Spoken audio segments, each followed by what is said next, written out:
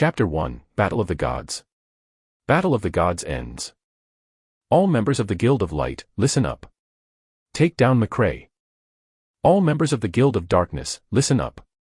Take down McRae. All members of the Seal Guild, listen up. Take down McRae. All members of the Sapphire Guild, listen up. Kill McRae. Black Shattered Valley. The rarely seen land was extremely lively at the moment. The areas within a few kilometers were occupied by various people from different places, among them countless powerful people who have gathered together.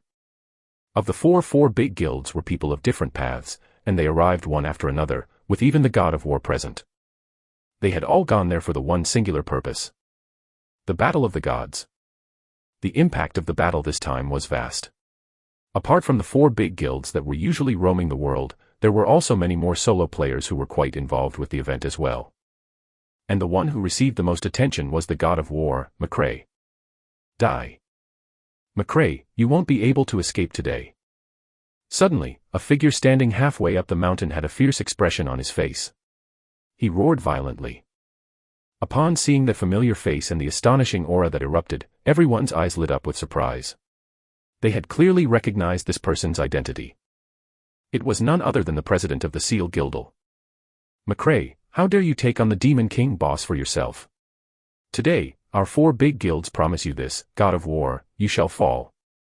At the very top of the Black Shattered Valley stood a firm figure. There was no change in emotion on his hard face, only that fierce gaze revealing the anger within his heart. Four big guilds. Looking at the numerous strong figures in front of him, McRae frowned. He did not expect the usually arrogant and independent four big guilds to actually join forces to deal with him. Although he was confident in his strength, he also felt extremely pressured facing the siege of this many strong opponents. But, as a god of war, it was impossible for him to admit defeat just like that. In the next moment, looking at the few figures in front of him, McRae's eyes had a profound look to him. He directly snorted and said, "Why the nonsense? Fight me if that's what you want." At the foot of the mountain, countless players were watching. The four big guilds are usually in constant conflicts. Why are they joining forces today? Yes. And they only joined forces to deal with one person. Why don't you guys take a look at who they're facing? McRae is the publicly acknowledged #1 battle power war god in the divine realm. Although the battle power of McRae the god of war is unparalleled, he has never joined any forces, right? Today, the four big guilds came prepared, bringing all the elite experts.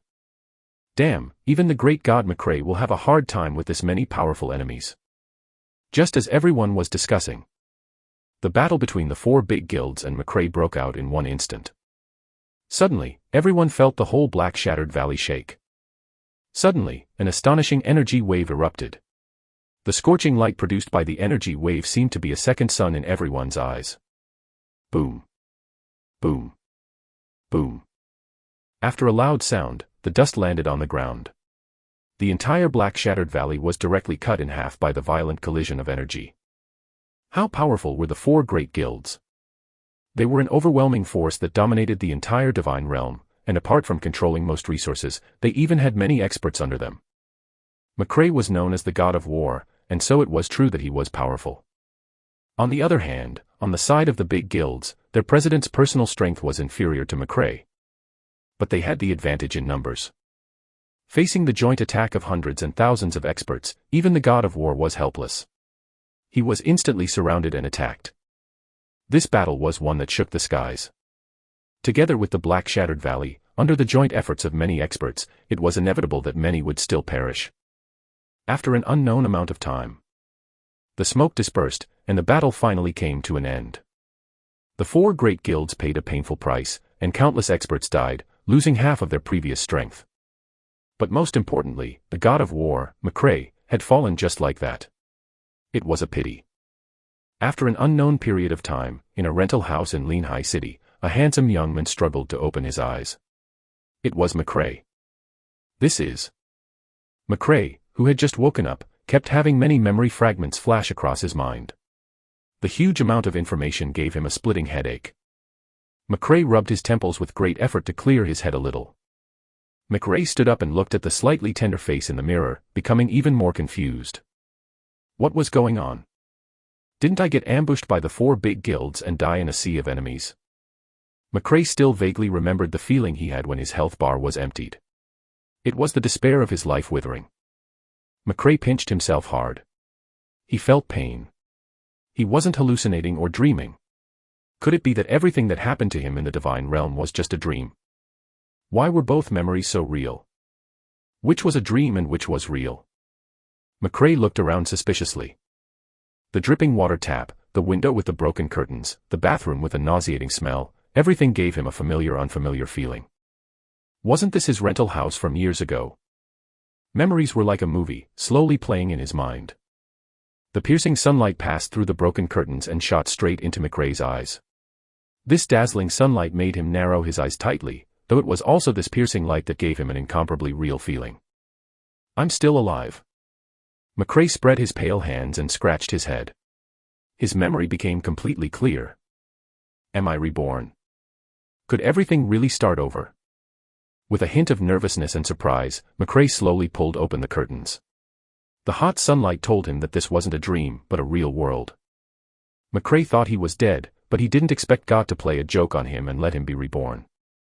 After accepting reality, McRae's eyes were no longer confused, but was instead replaced by an indescribable determination and indifference. After a simple wash, McRae changed his clothes and decided to go out to take a look. Just as he finished packing and was about to go out, his gaze suddenly landed on the announcement in front of the computer screen, and his eyes suddenly lit up. Announcement. The server, Divine Domain, is officially opened at 12 o'clock today. Welcome to the Global Player Trial. Chapter 2, Rebirth. First day of the opening of Divine Domain. Divine Domain. The server opens today. Even McRae, who had an unusually strong mind, couldn't help but clench his fists at this moment. It was only when his nails dug into his palms that the sharp pain allowed Myru to snap out of it. There were only 2 reasons why the man who was known as the God of War in his previous life was so shocked. Divine Domain. I've been reborn to the first day of the opening of the Divine Domain. McRae touched the stubble that had just appeared, and for a moment, thoughts surged in his mind. Other people might not know what the word Divine Domain meant in the next 10 years, but McRae, who was reborn, clearly knew the weight of these 2 words. Divine Domain. A phenomenal virtual reality online game that appeared out of nowhere in 2090. Thinking back, at the start of the server, the number of people online at the same time around the world had reached nearly 3 billion. Half a month after the game opened, almost everyone in the world was a Divine Domain player. A perfect world system, a perfect physical engine, perfect professional skills, and even a perfect AI NPC. All this made the game, the online milestone in the history of human games, completely connected with reality. And a year after the opening of Divine Domain, the ultra-high commercial return rate also made many investors in the world flock to it like ducks. They all entered the Divine Domain with large sums of money. The Divine Domain had become the second world of humans. But these weren't the most important things. In the 5th year of the opening of the Divine Domain, after all humans had registered to log into the Divine Domain server, an unknown force interfered. Reality and the world of the Divine Domain had become one. The original laws of the universe were replaced by the laws of Divine Domain. All humans became the game characters that they registered in Divine Domain, and it officially became the real world. History called this year, first year of Divine Domain. As for McRae, he was already an existence that stood at the top of all the players in the world when Divine Domain became reality. He was the strongest God of War, and was revered by all the players in the world. Because he refused to join any forces, he traveled alone and was regarded by many solo players as their idol. The memories of his previous life flashed past McRae's mind like an old photo album. In the end, it stopped at the moment when he was surrounded and killed by the 4 big guilds. 4 big guilds? McRae murmured softly, then clenched his fists, his eyes revealing a coldness that would chill anyone's heart. Then, McRae shook his head. His tightly furrowed brows relaxed, and was replaced by a slight smile and a trembling body. After McRae was reborn, he not only had memories of the schemes of the 4 big guilds in his mind, but even memories of the countless hidden missions, hidden bosses, and even many of the unique missions in his previous life. In his previous life, even an ordinary hidden mission would make countless players drool, let alone a hidden wild boss or a limited unique mission. These missions and bosses usually didn't just give simple attributes enhancements on the interface, but also special props, special skills, and even basic attribute points that could affect the growth of characters. There was a saying in the Divine Domain, hidden missions and rewards from bosses may not be the best, but the best rewards can only come from hidden missions and bosses. At this moment, in McRae's mind, there was already a rough outline. He was thinking of a series of training and strengthening plans from level 0 to max, as well as missions that he should take on, treasure chests that he should open, hidden NPCs that he should meet, and so on. Wouldn't it be a good thing to start from scratch? As that story about the man who lost his horse goes, good luck may come out of bad luck. The god of war in this lifetime would definitely be stronger and more terrifying than the god of war in his previous life. Divine Domain, I'm coming. Having made up his mind, McRae didn't think too much anymore and opened the Celestial Domains client directly. Looking at the extremely familiar loading animation, a trace of reminiscence appeared in McRae's eyes. Game initializing. Player information scan. Uploading data. After a crisp system prompt, the scene changed. System, welcome to the Divine Domain. Hello, respected adventurer, welcome to the Divine Domain. I'm your navigation sprite, Xiao AI. Next, I'll explain in detail the player classes. Divine Domain to you. Relying on its ethereal voice and sweet appearance, the navigation sprite had captured the hearts of countless nerds in his previous life, and was known as the #1 killer of nerds. At this moment, McRae didn't have the mood to listen to Xiao AI talk about these things that he was already familiar with. McRae stared at her game character, stunned. Chapter 3, Max Level Account for All Classes. Was he hallucinating? McRae couldn't help but rub his eyes. This is... The game character in front of McRae was the invincible god of war from his previous life. McRae still couldn't believe it. He opened the character's characteristic panel directly. Player, McRae. Class, Full-Time Mastery, Unique, Hidden. Level, 80, Maximum. The information of the character that came into view shocked McRae. This was the invincible god of war account that McRae had in his previous life. For a moment, all kinds of thoughts rushed into McRae's mind. Why did he get to keep the account of Divine Domain after his rebirth? And just like in his previous life, he was proficient in all professions and had maxed level. Looking at the game character in front of him who was already indistinguishable from him, McRae's right hand actually trembled slightly. On the first day of the server launch, it was directly maxed out. What did this mean? This meant that he no longer needed to bury himself in farming monsters day and night for the shocking amount of experience points, nor did he need to do some meaningless experience farming missions. There was only one thing he had to do. He just needed to find those special items, and with peace of mind. Just think about it, when players around the world were still bitterly killing monsters for their levels, he only needed to rely on the memories of his previous life.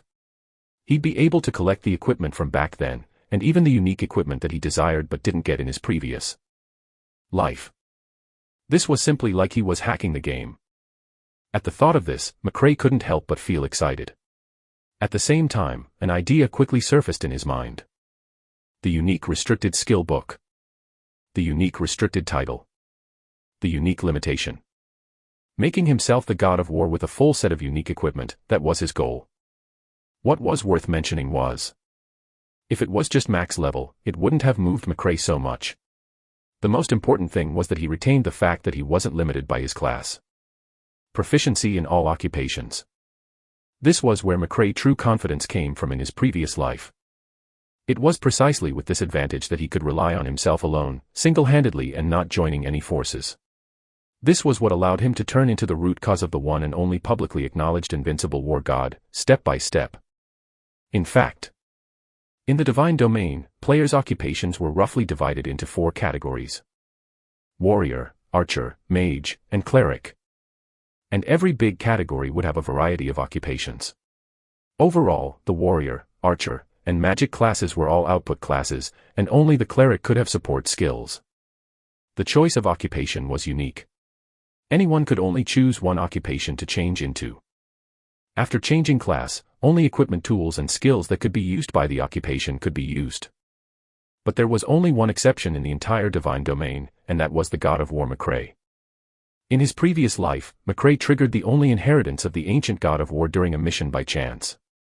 It could break through the restrictions of a single occupation and change occupations. By relying on the unique legacy of the ancient god of war, McRae broke Divine Domain's iron law that a player could only change occupations to another one. When he encountered a high-defense warrior, he directly used a magical occupation to counter it. When he met a magic element opponent, he could use the bandit skill of the warrior element to assassinate him. From this point of view, he could be said to be an invincible presence in one-on-one battles. After rebirth, McRae had already given up hope on restoring his proficiency in all occupations in his previous life, because the conditions for triggering that mission were simply abnormal.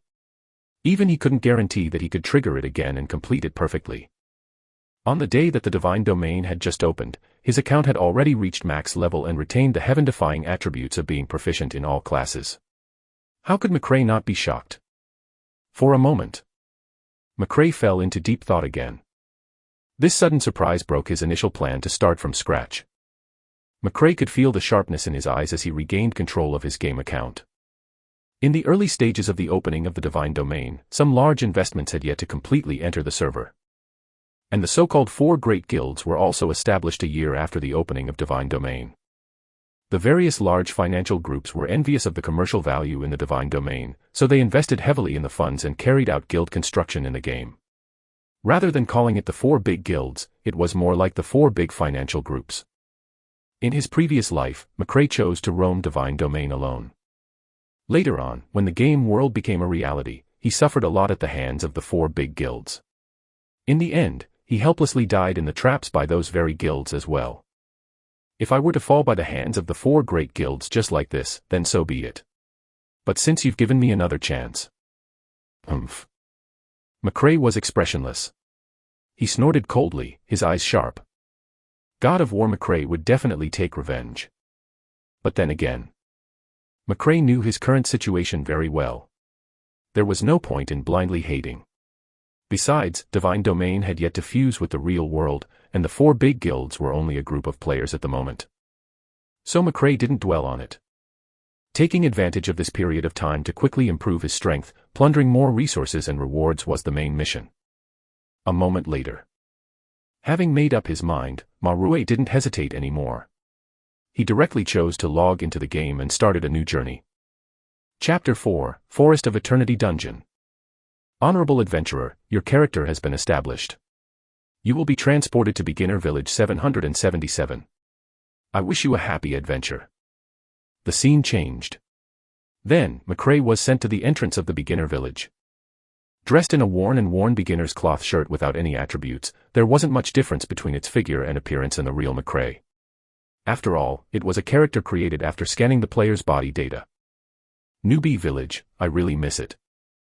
McRae looked at the simple village behind him and muttered. At this point, there were already a large number of newbie players at the starting point of the Newbie Village. Some wandered around to admire the scenery, some tried to talk to beautiful NPCs, some moved their hands and feet to familiarize themselves with the system, and some opened the chat channel to call for friends. All of their faces were filled with curiosity about the world of Divine Domain. Seeing this, McRae smiled slightly. Weren't they like himself back then? Divine Domain was the world's first simulation game of the surreal physical engine. It was said to be a game that could replicate the real world 100%. This game wasn't just about increasing one's battle power. Players could choose to become life or battle players according to their own wishes. For example, the famous treasure hunter in his previous life who didn't level up but only opened treasure chests. There was also the hot-tempered mining buddy from the Purgatory mine with a shovel in his hand, and the gourmet cook who had no choice but to steal Dragon Island's gourmet egg from Dragon Island to cook. There is nothing in the Divine Domain that you can't do, only things that you can't think of. Looking at these types, McRae, he shook his head. With strength, all these could be owned, but without strength, the life players would be enslaved by the battle players sooner or later. In the early stages of the game, every second was very precious.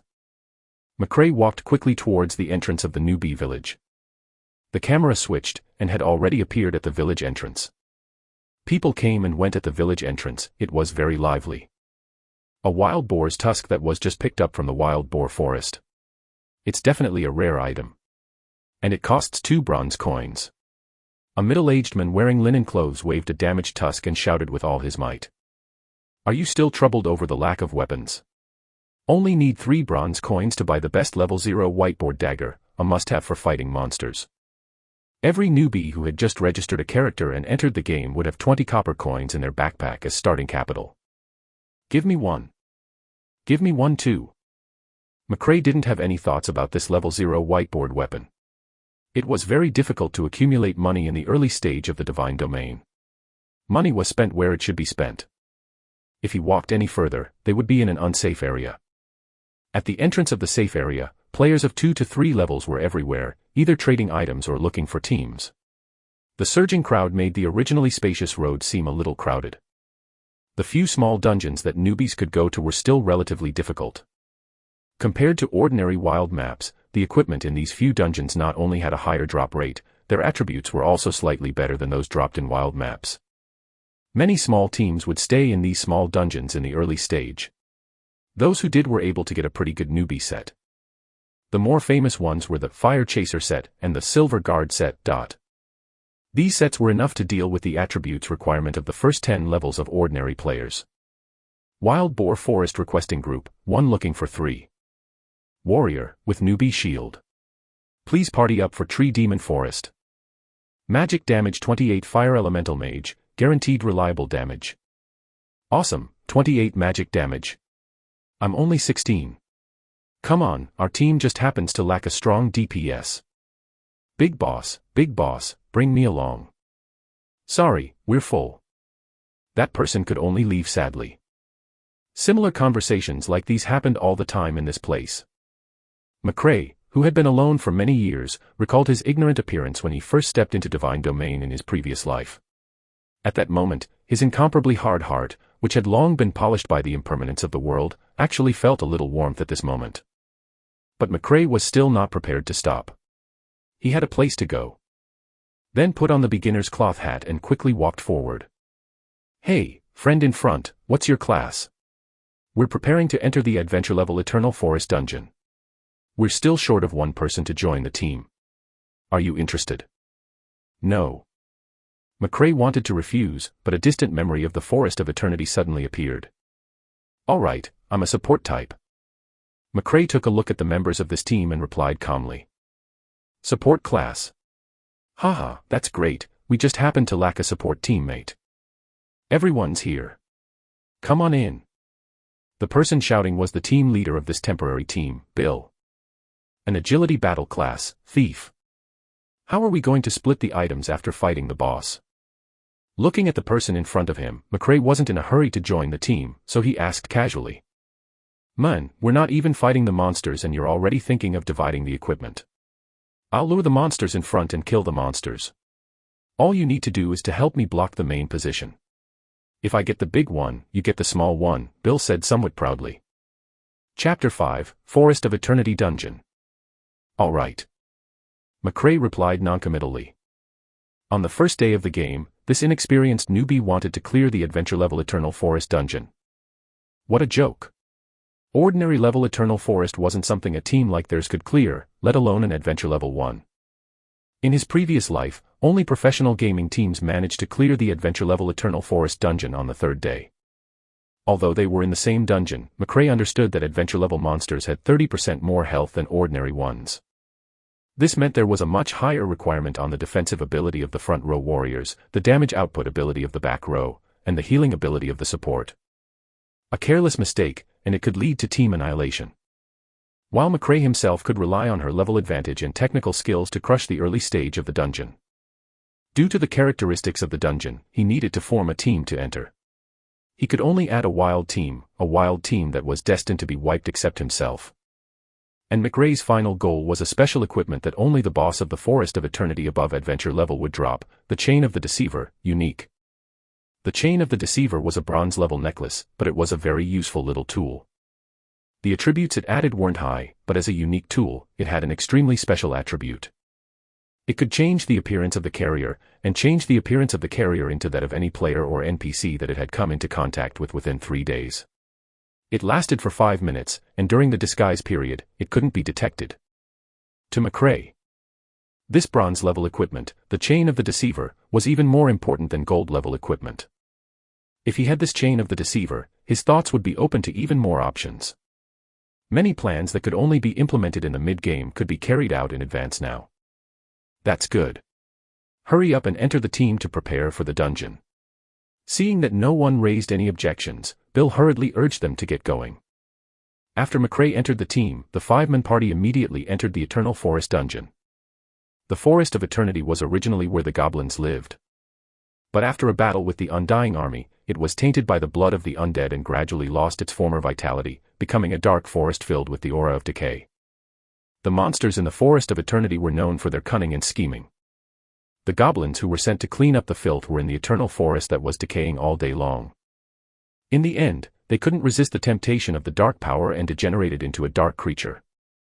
From the moment they entered the map of the Forest of Eternity, the light became dim. The air was filled with the smell of decay. A cold wind blew past. Apart from McRae, the team instinctively pulled back their necks. Captain, this map is too realistic. Why do I feel that it's a little scary? Simon, who was holding a beginner's short sword, said to Bill behind him with a stutter. His slightly trembling right hand made people wonder if he could still swing the novice short sword in his hand when he encountered monsters. Isn't it just a game? What's there to be afraid of? Bill, who was also a little scared, looked at the expressionless McRae who was looking around and said forcefully with disdain. McRae looked around, enjoying this rare moment of relaxation. He conveniently released the lowest level beginner skill of the light support class, Illumination.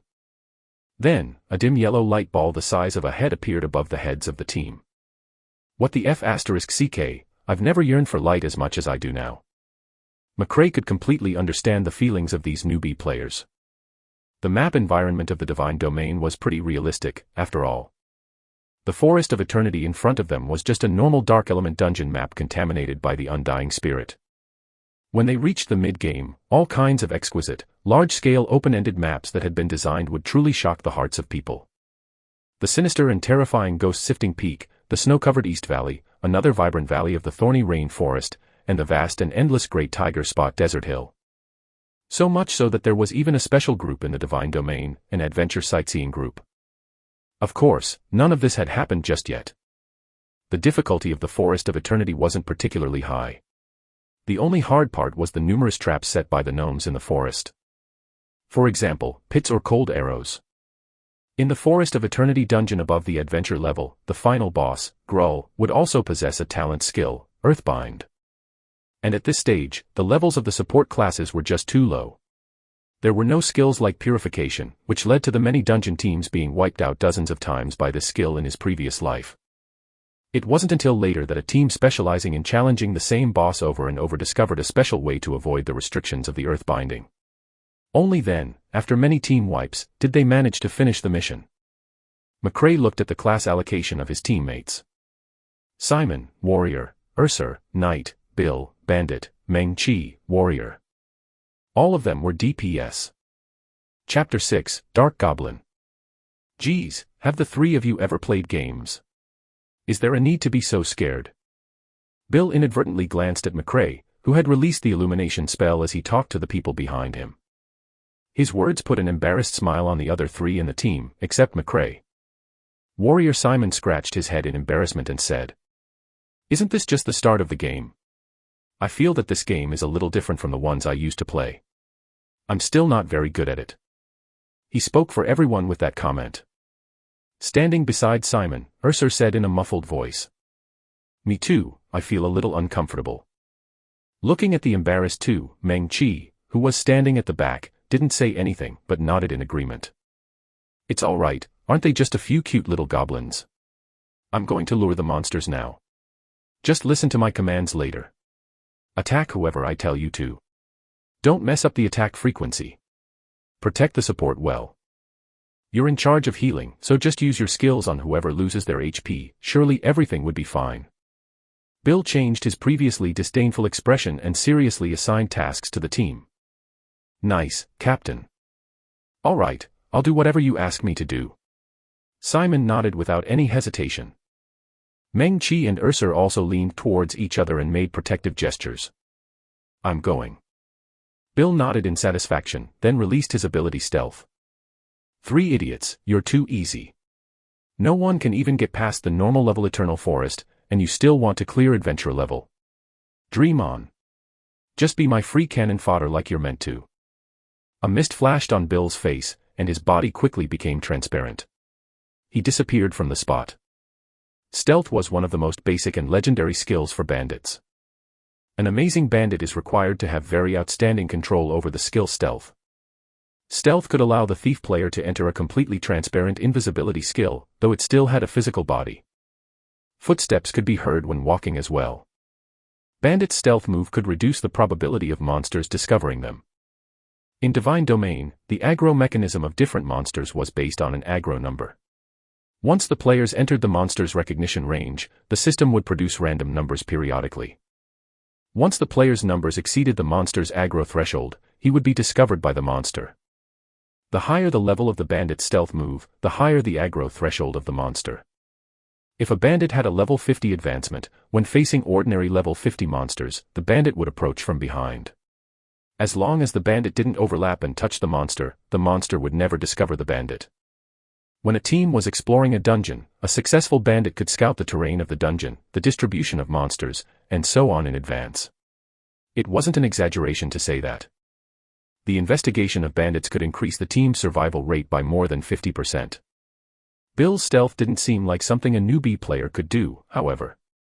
He even knew how to use shadows to enhance the effect of stealth. But in McRae's opinion, Bill's stealth was simply full of loopholes. He could barely be considered a newbie high-level player, and was on a completely different level from himself. In the dark forest, cold wind blew from time to time. A special feeling appeared in McRae's heart. We've been targeted. This was the sixth sense of danger that McRae had developed from traveling the world alone in his previous life. He sharply looked towards the shadows in the distance. It was a dark goblin. These cunning monsters that hid in the dark all day long could not be discovered at all without strong perception.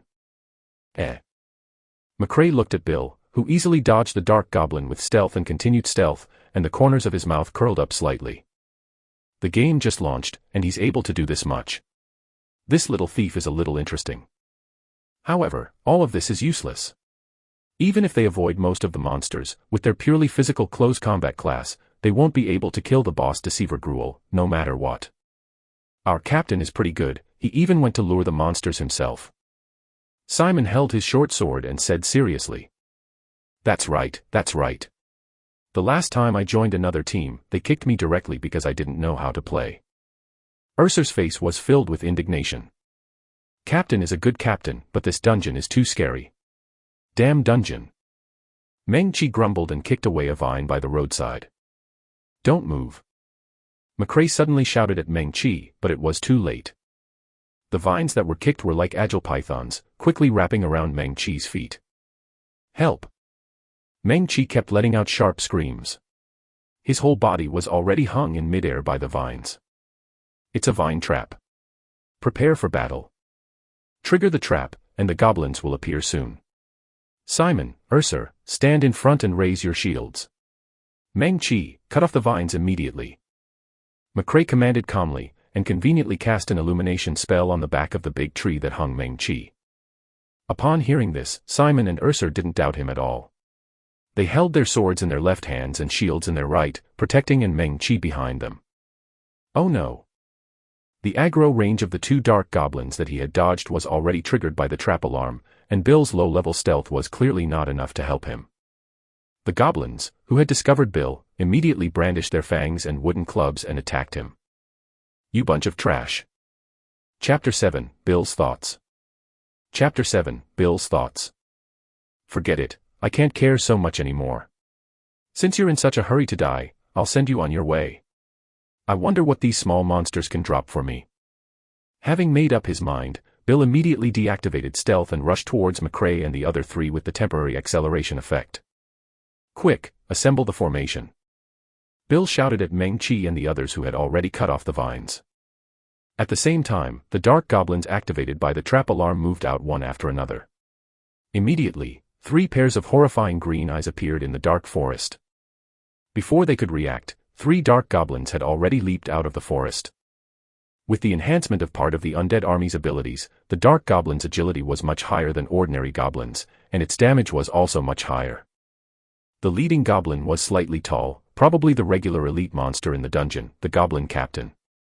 The Goblin Captain bent over and let out a horrifying roar at Simon, who was standing at the front. Its sharp claws opened, and with another leap, it directly used its hind claws to kick the shield-wielding Ursa down.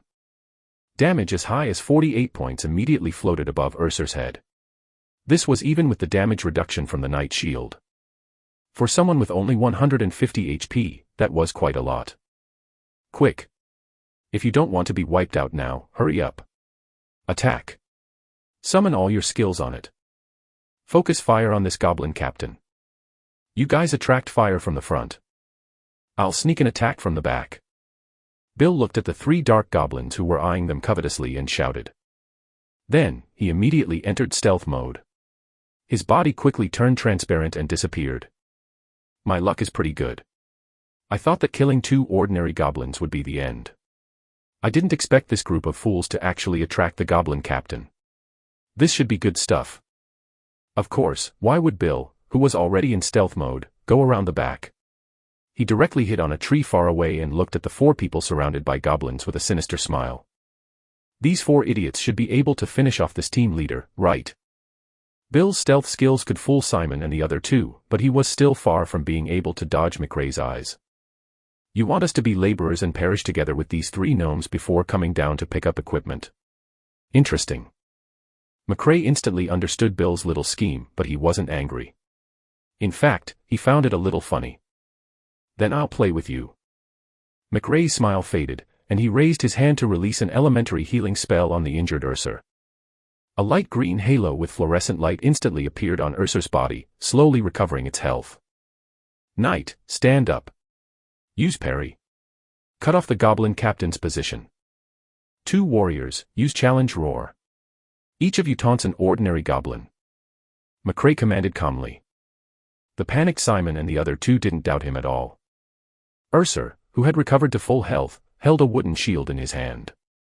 He got up from the ground and rushed towards the Goblin Captain. Bang! Ursa raised his shield high and used a parry skill to block the Goblin Captain's next claw attack. Seeing that the elite monster was blocked, Simon and Meng Chi were no longer nervous. They both drew their beginner sword from their waists. His face turned red. Roar! Roar! The amazing skill of an early-game warrior to pull monsters, challenge roar. A mocking red symbol immediately floated above the heads of the 2 goblins who were about to attack McRae. The 2 of them successfully pulled the goblins' aggro. Half of a knight's life is given by the shield. When parrying, the strength doesn't have to be fierce, but it has to be steady, synced with the monster's attack frequency. No matter what happens, don't lean forward. Keep your center of gravity at the back. Glanced at Ursa, who was about to face the Goblin Captain's attack again, and said calmly. This newbie warrior was pretty lucky just now. The timing of his parry was just right. Otherwise, this team leader's attack might have broken through his defense. When Ursa heard that, he immediately adjusted his defensive posture and stared intently at the Goblin Captain's front claws. Now! McRae shouted. Ursa immediately took half a step back with his right foot, raised his shield from left to right, and stepped forward. Bang! After a dull sound, the Goblin Captain's claw was stopped again. In actuality, apart from this Goblin Captain, the other 2 ordinary dark goblins were easy to deal with. Bill, who was hiding in the tree, couldn't believe it. Under the command of this priest, the few good-for-nothings who were temporarily put together and even kicked out of their old teams were actually able to withstand the siege of the 3 adventure-level monsters. He had personally experienced the terror of this dark Goblin Captain. The damage value was ridiculously high. A fragile job like Bandit would almost certainly die after 2 tries. Seeing that the 2 ordinary dark goblins had died under the consumption of the 4 of them, and that the remaining Goblin Captain was already holding on bitterly. How could Bill still hide? If he didn't act, how would he get his share of the equipment dropped later? Bill, who was hidden in the darkness, glanced at McRae, who was calmly commanding. Maintaining his stealth mode, he leaped down the tree, took out a sharp novice dagger from his pocket, and quickly touched the back of the Goblin Captain. You couldn't stand it anymore after all. After hearing Bill's footsteps, McRae laughed softly. Chapter 8, New Equipment. Black Iron Gauntlets. Brothers, hold on. I'm coming. Bill, who had sneaked behind the goblin captain, took the opportunity and shouted. He deactivated stealth and leaped up. With both hands holding the beginner's dagger with a green glow, it accurately cut the back of the goblin captain's neck, whose HP was already at rock bottom. Poochie. The moment the short dagger slashed across the goblin captain, a pungent black blood sprayed out from the back of the goblin captain's neck. The monster fell to the ground. Huff. Looking at the 3 monster corpses lying on the ground, Ursa, who was still in a defensive posture, breathed heavily. Plop. Because Simon and Meng Chi had expended too much energy, they directly slumped onto the ground. After a short rest, the 3 hurriedly ran towards the corpse, squatted down, and started to search the corpse. Bill, who was standing at the side, looked at the 3 people touching the corpses and said disdainfully. It's just a low-level elite dungeon monster, what's there to search for? At most, I'll drop a few bronze coins for you. Are you expecting it to drop equipment? Let's split the bronze coins evenly and leave. We're still far from the boss. Before Bill finished speaking, Simon, who was searching the corpse, shouted excitedly. Equipment is out. Damn. It's actually a black iron tool. Black steel grade wrist guard. Black iron equipment dropped on the first day of the server. Bill, who was originally leisurely polishing his short dagger, immediately put away his weapon and snatched the wrist guard from Simon's hand. Soldiers lost wrist guards. Category, handguard. Level, black iron. Attributes, defense +5. Introduction, a handguard accidentally lost by an ordinary soldier. The equipment in Divine Domain was divided into several levels, starting from the lowest level whiteboard equipment. Further up were black iron, bronze, silver, gold, platinum, epic, legendary, and mythical. Generally speaking, whiteboard equipment, black iron equipment, and bronze equipment would only have basic attributes enhancement. Very few silver-grade items will have special attributes bonuses. And apart from the basic attributes that far exceeded ordinary equipment, gold level and above equipment would definitely provide additional rare attributes. On the first day of the game, 70% of the players had no weapons in their hands. The remaining 30% of players with weapons were basically those with whiteboard equipment bought from the NPC shops for 2 bronze coins. Those basic attributes added were even more pitiful. And this black iron gauntlet, which was also a level 0 equipment, added a total of 5 points of defense attributes. If Bill were to equip this black iron gauntlet right now, his defense points would directly exceed that of the Meat Shield Knight, Ursa. The equipment drop rate in Divine Domain was extremely low in the early stage. The vast majority of the reason why McRae and the others were able to drop black iron grade equipment from an elite monster was because they were the first team to challenge the adventure level Forest of Eternity, and they had killed the elite monsters first. Elite monsters' first kill drop rate of ordinary equipment would be much higher. This was also the reason why so many unions were so determined to be the first clear the bosses at all costs. Simon and the other 2 stared blankly at the black iron gauntlet in Bill's hand. For a moment, he was speechless. It actually dropped equipment on the first day.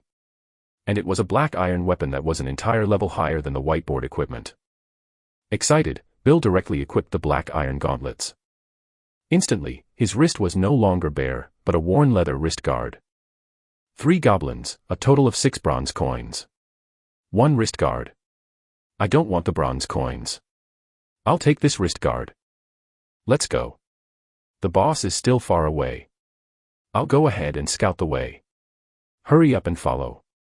After saying that, Bill directly entered stealth mode and disappeared on the spot. Ursa, who was standing at the front, looked at Bill who had disappeared. He swung his round shield a few times in the air and said resentfully, "Greedy bandit, this guard should belong to McRae." Simon and Meng Chi, who were standing beside McRae, also frowned, feeling that Bill was a bit detestable. Simon collected the 6 bronze coins. After gesturing to Ursa and Meng Chi, he walked in front of McRae and said, "McRae, take these 6 bronze coins. We aren't as greedy as that damn thief." McRae shook his head noncommittally and accepted the 6 bronze coins. To the 3 of them. The few words of advice from McRae just now was the most valuable gain they had in this dungeon. And in McRae's eyes, this guard was just an extremely ordinary piece of trash black iron equipment. Even the experience, bronze coins, and rewards from the Eternal Forest dungeon. None of this attracted McRae. McRae's only purpose in joining this dungeon team was that hidden reward, the Deceiver. Necklace. Bronze, unique. And this hidden reward could only be obtained by the first one to clear the adventure-level boss of the Eternal Forest dungeon, Gruel the Deceiver. Chapter 9, Gruel the Deceiver. After the battle, everyone apart from Bill all developed deep admiration for this mysterious and powerful healer player. Knight Urser, who was walking in front, asked, "Brother, the block you just taught me is so good.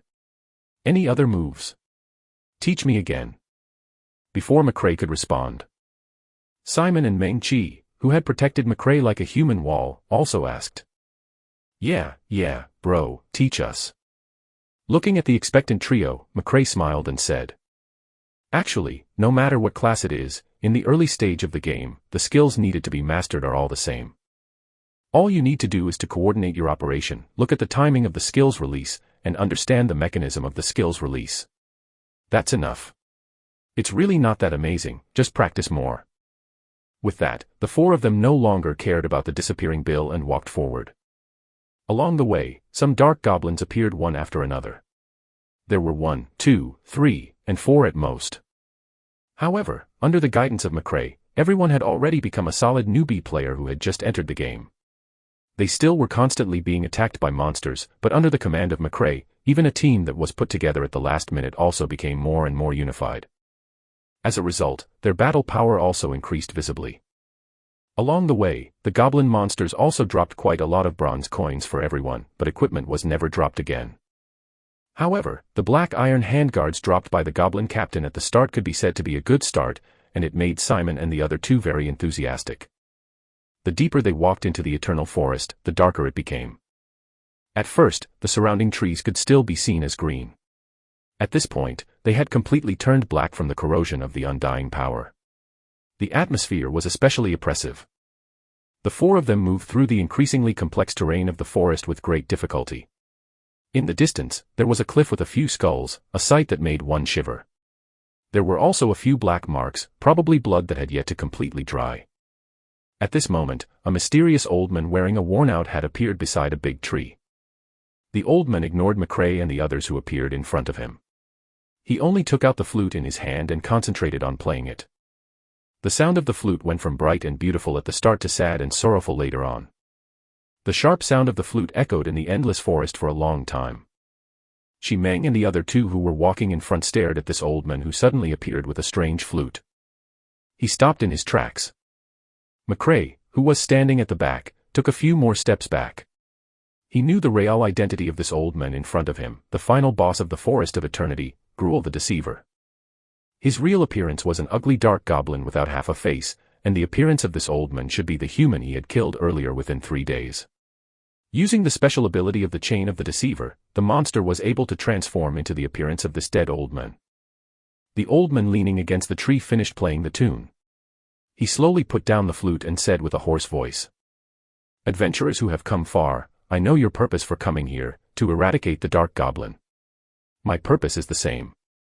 I was originally a guard captain of Greenland City, under orders to come here and kill these damn dark creatures, but the cunning dark goblin stole my weapon and hid in the darkness, making me lose my ability to fight them. Are you willing to lend me a suitable weapon?" With that said, the old man hit the big tree beside him with his withered arm angrily. As expected of the deceiver, Gruel. In his previous life, there were many naive players who didn't know the truth who had their equipment stolen by this cunning goblin. If he had given Gruel his equipment, Gruel would reveal his true form and humiliate these players who had been deceived by him in unbearable language. Moreover, when players fought with it, there would be a permanent debuff, a fool deceived by Gruel. Although there was no substantial weakening of attributes, it was extremely insulting. If the players didn't give Gruel any equipment, Gruel would directly transform into a boss in anger and fight the players.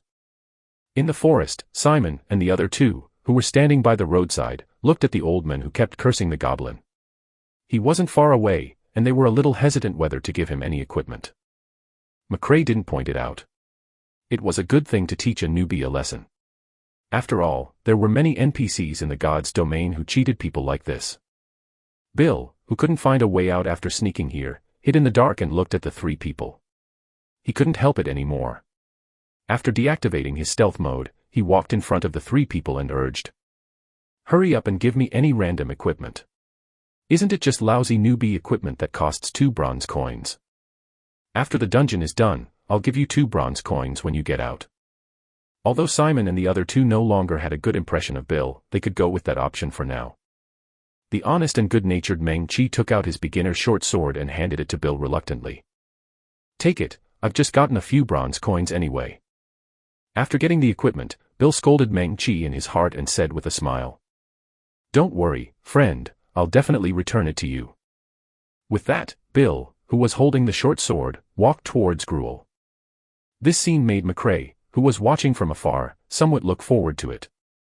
I wonder how Bill, the deceiver, would react after being cheated by a real deceiver. It'd be very interesting. Chapter 10, The Idiot Who Was Deceived by Gruel. In the forest, McRae stood behind a huge rock with his arms crossed and a playful smile on his face. Meanwhile, Simon and the other two, who were not far from Gruel, looked a little nervously at Bill, who was giving the short sword in his hand to the mysterious old man. Meng Chi, especially. That was his short sword. Bill walked along the path and quickly arrived in front of Gruel. He bent slightly and presented the short sword to Gruel with both hands. He said respectfully, Honorable guard, you are right. We are here to eliminate these detestable dark goblins. Take this short sword, and please help us eliminate these damn dark creatures. Behind Bill, Simon and the other two looked at Bill, whose expression was solemn and whose words were respectful. They didn't dare to believe that this was the petty person who only cared about profit. All of them were stunned. The old man picked up the short sword that Bill offered with both hands and carefully examined it. He put it away with great satisfaction and said happily, Your sword is pretty good, but you're too stupid. You don't deserve to have such a sharp sword. Another fool was fooled by Gruel. Gruel is very happy now, so he wants to kill you. In an instant, the kind old man in front of everyone twisted and turned into a terrifying dark goblin with only half a face left and the other half white bones. System, boss has been triggered, Deceiver Gruel. System, player Bill was added with debuff, idiot deceived by Gruel. When McRae heard the system prompt from behind the huge rock, he, who was usually serious, actually couldn't help but laugh. Even Meng Chi, who had lost his short sword, instantly burst into laughter after hearing this prompt. Ha ha ha, a fool deceived by a monster, as expected of you, Bill. Bill looked at the ugly monster in front of him and the debuff halo on his body. He cursed angrily, and then entered stealth mode. But Gruel was no longer an ordinary monster. This was the final boss of the adventurer-level forest, a boss-level monster. Its perception and aggro range were more than a level higher than ordinary monsters. Gruel's terrifying face forced out a smile uglier than crying. Stupid thief, don't think of running, die. In an instant, Gruel was like an arrow that left the bow. With the short sword in his hand, he charged straight at Bill, who had already disappeared. Bill, who was in stealth mode, felt like a pair of sharp eyes were staring at his back. Cold sweat broke out on his back. Oh no, my stealth has been broken. After locking onto Bill, Gruel waved the short sword in his hand and slashed accurately at Bill. A high damage number floated above Bill's head, 102. Damn it. Bill felt as if his whole back had been pierced, his health bar almost hit rock bottom in an instant. In an instant, he turned and jumped onto a big tree. The agility and jumping attributes of bandits exceeded other jobs. McRae, who was hiding behind the huge rock, looked at Bill who was fleeing with his empty blood and thought to himself. On the first day of the server, the basic attributes added by the Black Iron grade are still very impressive, right? Otherwise, this attack by Gruel should be able to insta-kill a fragile class like bandits. On the other side, because Gruel had lost his first aggro target, he turned to look at Simon and the other two who were closest to him. With a short sword in hand, Gruel, who had lost his target, shouted angrily. Damn humans! How dare you intrude into the territory of the Dark Goblin? Die! Gruel let out a sharp roar, waved his short sword angrily, and slashed at Ursur. Ursur was standing at the front, and while he was shocked by the ugly Gruel, he was no longer a pure rookie who had just entered the game. Ursur chanted madly in his heart. Calm down. Calm down. Find the right opportunity. Steady. Just as the short sword in Gruel's hand was about to land on Ursur's body, Ursur suddenly raised the wooden shield in his hand. Bang. After the piercing sound of a collision rang out, Ursa's shield was actually directly slashed into two by the goblin boss' short sword. Ursa hurriedly rolled to dodge, escaping Grull's next slash. When Simon, who was standing at the side, saw that User's situation was critical, he hurriedly raised his short sword and let out a challenge roar at Gruul. However, Gruul was unmoved at all and continued to chase after the fleeing Ursa. McRae, who was behind the boulder, shook his head. No, after the boss slash is parried, its hatred points won't be transferred by low-level taunt skills in the short term. In McRae's eyes, Ursa, who was desperately trying to move and escape, was definitely dead. At this moment, Bill, who had drunk a health potion and was full of health, leaped down from the tree and shouted. "Don't be afraid. Attack together. Brother Knight. Keep moving." The two warriors continued to take turns using challenge roar to attract aggro. "Steady. We must kill this boss." In Bill's eyes, Gruul was no longer a monster. Instead, he was a treasure chest emitting golden light, a body that held attractive equipment. With the relatively high dexterity of the bandit class, Bill moved quickly through the bushes, harassing the goblin boss that attacked Ursa from time to time. "Quickly heal the knight. Quickly heal." Bill hurriedly shouted at McRae, who had been hiding behind the huge rock.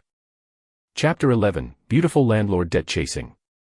McRae, who heard Bill's shout, was unmoved. His sharp eyes continued to observe the battlefield. The goblin boss attack frequency, attack method, movement speed. The other four members of the team moved and lost HP. In this short minute, everything that happened on the battlefield was recorded into S precisely calculated brain. A few seconds later, McRae came to a conclusion. 7 minutes, team annihilated. The boss would still have 2/3 of its health left. Suddenly, an urgent knock on the door interrupted McRae's thoughts. Bang. Bang bang. When he heard the commotion outside the door, McRae frowned slightly. However, he was already in front of the boss and had no time to care about the commotion outside the door. He didn't stop what he was doing. But the problem was, the person who was knocking on the door didn't seem like she'd stop until she saw McRae. Bang. Bang bang. The knocking on the door sounded again, and the rhythm became more hurried. At this moment, the increasingly hurried knocking on the door made McRae lose interest in watching the battle. He sighed helplessly and had to get up to see what was going on. A moment later, McRae opened the door and saw a young and beautiful girl standing outside. She stood with a dignified posture, her slightly curled long hair hanging on her shoulders, her skin fair and tender, and her figure slim. The slightly raised corners of her mouth revealed a confident and delicate air. In short, according to McRae's aesthetics, she was an out-and-out beauty. At this point, McRae couldn't help but size up the young girl in front of her. "You are." Thinking about the battle that was still ongoing, McRae didn't buy time, and directly asked first. Because in his memory, he had never come into contact with this girl in his previous life.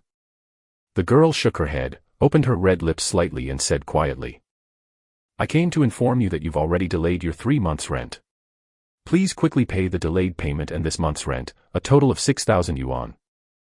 "So they were here to collect debts," replied indifferently. "Where's Uncle Lee who's collecting rent?" The woman frowned. "I'm the owner of this house, which means I'm your landlord. The Uncle Lee I hired previously to help me collect my rent is sick, so he went home to rest." Following the woman's sweet voice, McRae once again fell into thoughts about her previous life. In his previous life, before he came into contact with the game Divine Domain that changed his fate, he had been living a rather difficult life. And in his memory, this female landlord didn't appear.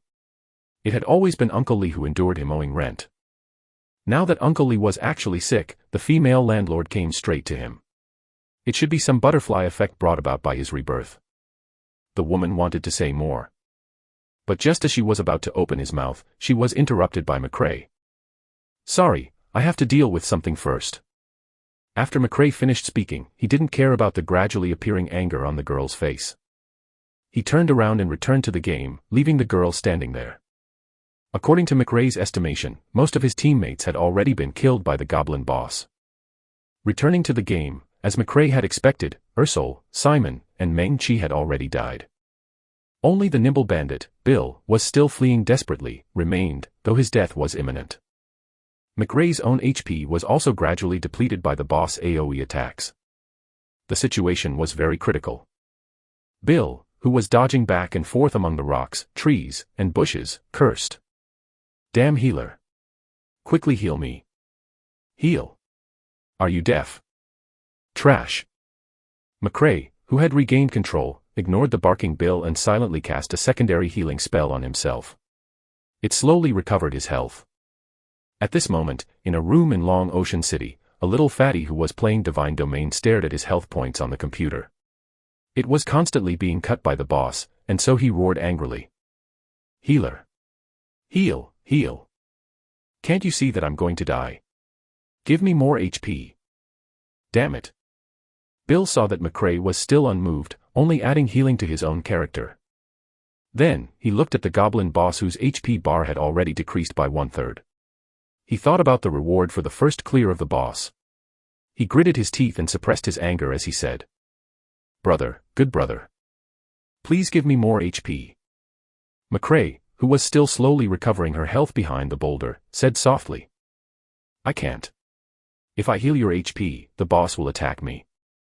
For a moment, Bill didn't know whether this healer was really stupid or fake, but for the sake of the clearing reward, he continued patiently.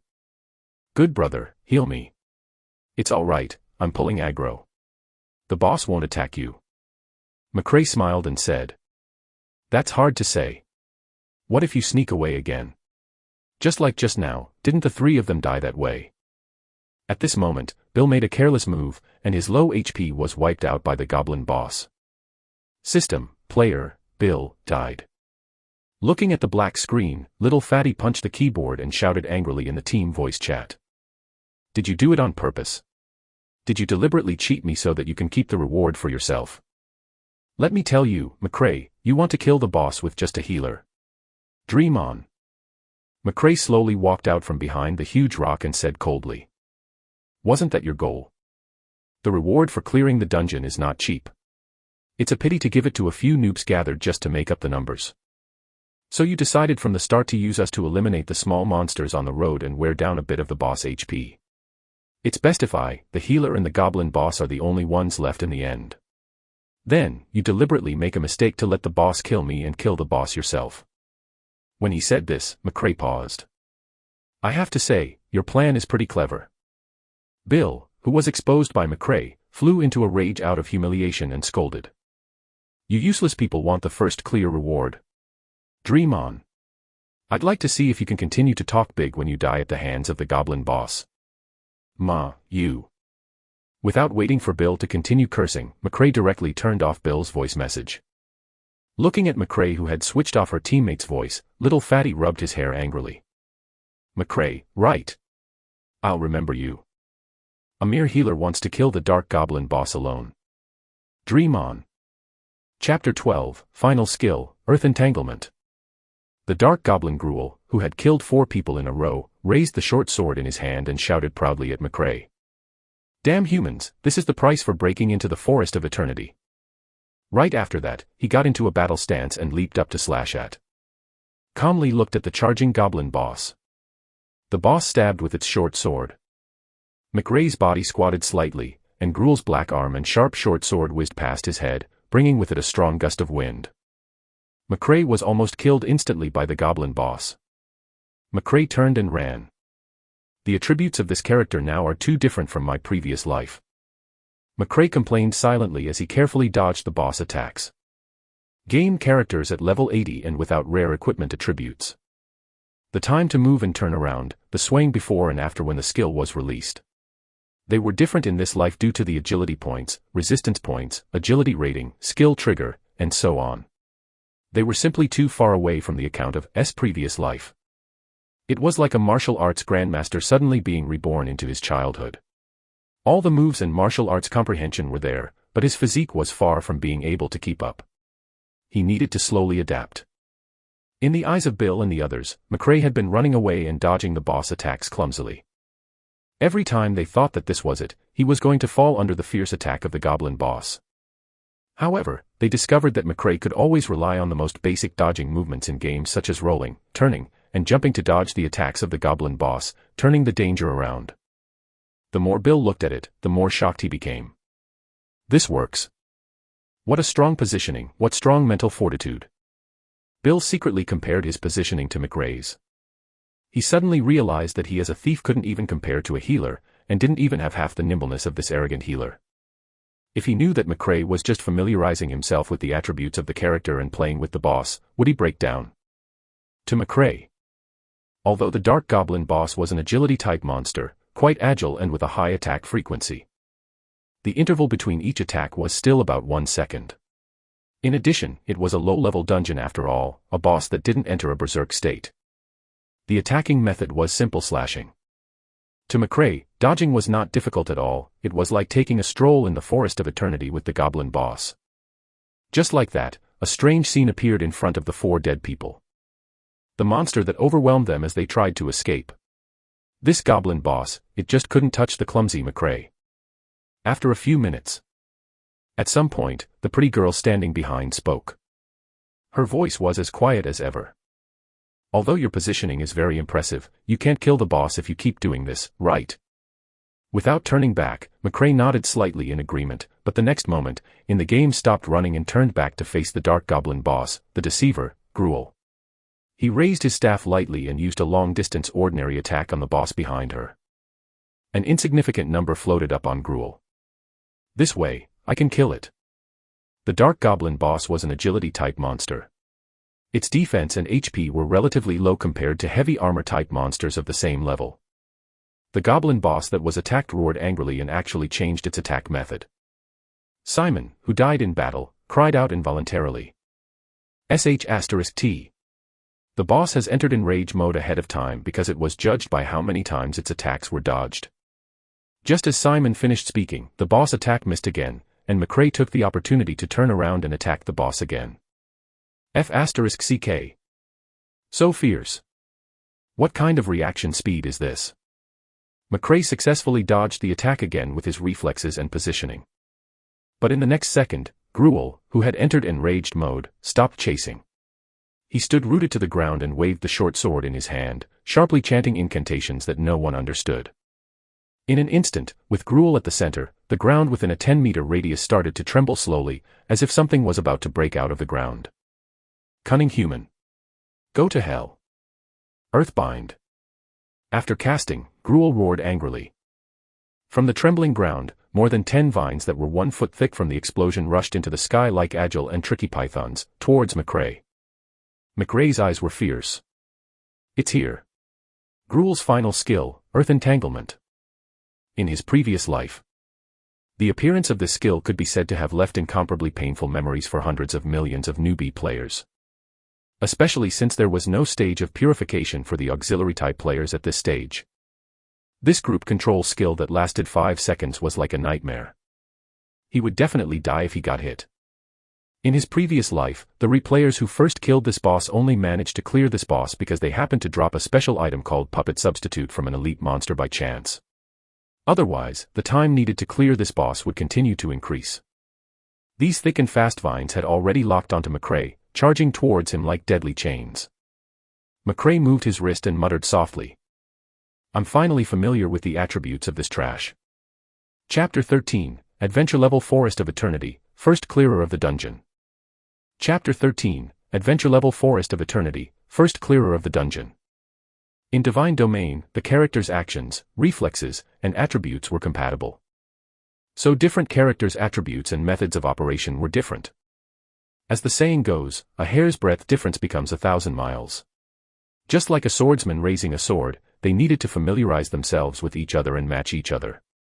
Only then could the sword in their hands be used to kill enemies. If they weren't familiar with each other, they might even hurt themselves. After McRae muttered, the beautiful landlord who was looking at him suddenly felt that the man in front of her was like an awakened lion. The woman shook her head and looked at McRae again. He was just a man who couldn't afford the rent. In the scene, McRae's vision was fixed on the vines that were shooting towards him. At that moment, McRae moved. He took a slight step back with his left foot and kicked the ground forcefully, conveniently adding a low-level blessing state to himself. Like a leopard full of explosive power, his body headed straight for the vines. When Bill saw this, he shook his head and said, I was still wondering how powerful he was. So he's just a fool. He actually took the initiative to attack the boss skill. How stupid. Didn't care what others thought, the vines had already reached him. Turn sideways. Roll. Jump. Under the low-level blessing's additional agility points, the 3 movements were as smooth as flowing water, completed in one go. McRae actually stepped directly on the vines summoned by the goblin boss. It wasn't over yet. McRae used his character's current maximum movement speed, advancing rapidly on the vines while maintaining his character's balance. He actually started running on the rapidly shooting vines. He bent down again. Leap. Jump.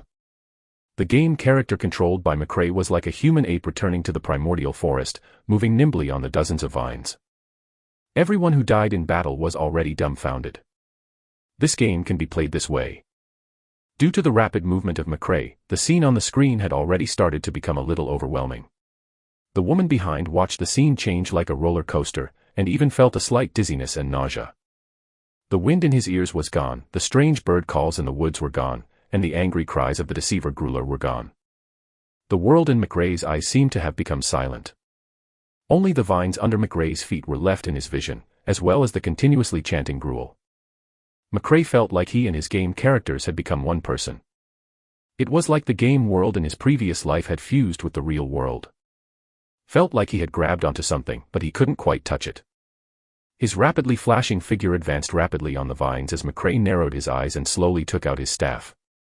In the next moment, a glint flashed in McRae's eyes as he shouted. Now. McRae, who was wearing a linen robe, leaped up at the end of the vines. The wooden wand in his hand stabbed straight at Gruel, who was still chanting the stalemate. Slash. A dull thud of a wooden pole piercing flesh sounded. Gruel, who was casting a spell, immediately fell back slowly. After landing, calmly pulled out the staff that had pierced through Gruel's head. System, Deceiver, Gruel, has been killed. The system's notification sounded in the team's chat channel, appearing somewhat surreal. The boss is dead. Killed in one strike. Did it succeed? Simon and company looked at McRae and said in a daze. In the next moment, this shock was instantly replaced by excited cheers. Awesome. He's a god. I love you, God. Impressive. Everyone cheered excitedly. They had cleared an adventure-level dungeon on the first day of the game, and the final boss had been instantly killed by a healing-type support. To them, this was an unimaginable miracle. McRae smiled when he heard the excited voices of his teammates. In his previous life, he had been as excited as them when he first cleared a dungeon with his team. At the same time, all the players in Divine Domain received a global notification from the system. Congratulations to players, Bill, Simon, Urser, and Meng Chi have completed the first clear of the adventure-level Forest of Eternity dungeon. Instantly, the world chat system in Divine Domain boiled. All rise. Salute this pro. First kill. First kill. First kill in the server. Impressive. First kill at the adventure level. I don't remember anyone clearing the normal level. Master, please guide me. Just as everyone was celebrating the first kill of the dungeon, McRae's face didn't show any emotion. Slowly collected the dungeon's reward and a small amount of copper coins and experience. Goblin Skull *8. Night Gem *8. Broken Bone Claw *8. McRae didn't care about these things. He slowly crouched down and groped for Deceiver Gruel's corpse. When he touched a metal necklace, a smile finally appeared at the corner of S mouth. Found it. Chapter 14, First Kill Reward. Chain of the Deceiver. McRae pushed aside the miscellaneous items and found an exquisite necklace that shimmered with blue light. He was delighted. This was it. This necklace was different from the black iron bracer from before. The entire necklace shimmered with a faint blue glow, making it look somewhat mysterious. He had obtained the Deceiver's Chain. Deceiver's Chain. Type, necklace. Rank, level 0. Quality, bronze. Properties, physical resistance +7, magic resistance +7, intelligence +8. It could change the appearance of the carrier, and change it into that of any player or NPC that it had come into contact with within 3 days. It lasted for 5 minutes, and during the disguise period, it couldn't be detected. Restriction, unique equipment. Looking at the necklace in his hand, a series of plans formed in his mind. The first step of the plan is a success. McRae directly equipped the deceiver's chain and his attributes increased slightly. Player, McRae. Occupation, all-class expert. Constitution, 10. Strength, 10. Intelligence, 19. Dexterity, 10. Spirit, 10. Physical resistance, 17. Magic resistance, 17. In the divine domain, strength determined one's attack value. Constitution determined health, the weight you could carry, etc. Dexterity determined a player's movement speed, character movement, or the cooldown of a skill, as well as evasion. Intelligence determined the damage of spells and the recovery speed of healing skills, meditation speed, casting speed, and so on. Spirit determines a player's resistance to certain buffs. Physical and magic resistance determined the degree to which players could reduce physical and magical damage they received. Different classes had different initial stats. Typically, it was between 5 to 10. For example, an ordinary knight's initial constitution was 7, and their dexterity was 5. The highest initial value for each attribute of an ordinary class was 7. Only some hidden classes would have an initial value above 7. The characteristic of McRae's all-profession mastery allowed him to have the highest initial value of 10 for all classes. In Divine Domain, when players leveled up, their stats wouldn't increase. The player's level only allowed the player to learn more advanced skills, wear more advanced equipment, receive more difficult missions, and develop many interesting gameplay strategies. Just as McRae was organizing the rewards for clearing the level, the system issued another global announcement. Congratulations to players, Bill, Simon, Urser, and Meng Chi have completed the first clear of the adventure level Forest of Eternity dungeon. Blood Ruby 2, Fine Silk 10, Dark Meteorite Metal 10, Gold Coin 5. System, player McRae has obtained the first kill in the Adventurer's Forest of Eternity dungeon. His performance is excellent and he has obtained the best first kill. He has obtained an additional reward. Blue-White Crystal, Unique, *1 Explosive Flame Stone *10 Meteorite Mineral *10 Diamond *10 Obsidian *10 Gold. Lubbock Sword, Silver, *1. In low difficulty dungeons like the Forest of Eternity, the equipment that dropped would quickly become outdated and worthless. Apart from the unique chain of the Deceiver, the system had rewarded him with limited materials that could only be obtained from the first clear of the dungeon. This was also one of the reasons why McRae was willing to grind this dungeon. These limited edition materials would never be out of date. The players still didn't understand the rarity of limited edition materials. In a few days, the value of the rare materials would increase countless times. The various guilds would also struggle to obtain the first kill record of a dungeon. Of course, none of this had happened just yet. At this moment, the World Channel and relevant forums in Divine Domain were in an uproar. The first clear of a dungeon actually has such a generous reward. Although I don't understand what these materials are for, this silver grade longsword is genuine. It's actually a silver grade. I've never even seen a black iron grade before. Black steel. Silver grade. Sorry, I don't even have any equipment. I heard that there are already people on the trading platform who want to buy this silver grade sword. They're offering 100,000. It's real money. 100,000. Holy *T. That's ridiculous. Bro, it's not exaggerated at all. This is the first silver grade weapon in the entire server. It's so infuriating. F***CK. At the same time, in a boar forest outside a novice village, a middle-aged man with a slightly weathered face looked at the global notice from the system. After some thought, he quickly gave orders to his subordinates. Immediately think of a way to contact this player named McRae and tell him that I've reserved the Lubbock sword in his hand. Also, form a few dungeon teams to snatch the first kill. The man wasn't the only one who had such thoughts. All the powerful powers around the world who wanted to showcase their abilities in the Divine Domain began taking action. They only had one goal, McRae's Lubbock sword. In the early stages of the game, a silver grade weapon had a huge increase in character attributes. If they had this Lubbock sword, they could quickly kill some monsters. They could even kill monsters above his level. The speed at which they accumulated resources and increased their strength would far exceed the other guilds, allowing them to win at the starting line. Furthermore, having the first silver grade equipment in the entire server would greatly enhance the guild's reputation. For various reasons. It made these bosses determined to obtain the Lubbock sword in McRae's hands. Chapter 15, Blue-White Crystal. As McRae looked at the materials in his backpack, his plan became clearer. He wanted to create his own weapon. A self-made weapon. Self-made weapons were a game content unique to the divine domain. Different from black iron, silver, and gold. These weapons had different levels. Homemade weapons do not belong to any of these classes. The strength of a self-made weapon could be any of the most ordinary white-level equipment to the highest-level mythical equipment. As for a truly top-grade self-made weapon, it could even exceed the strength of mythical equipment. However, the difficulty of making self-made equipment was unimaginable.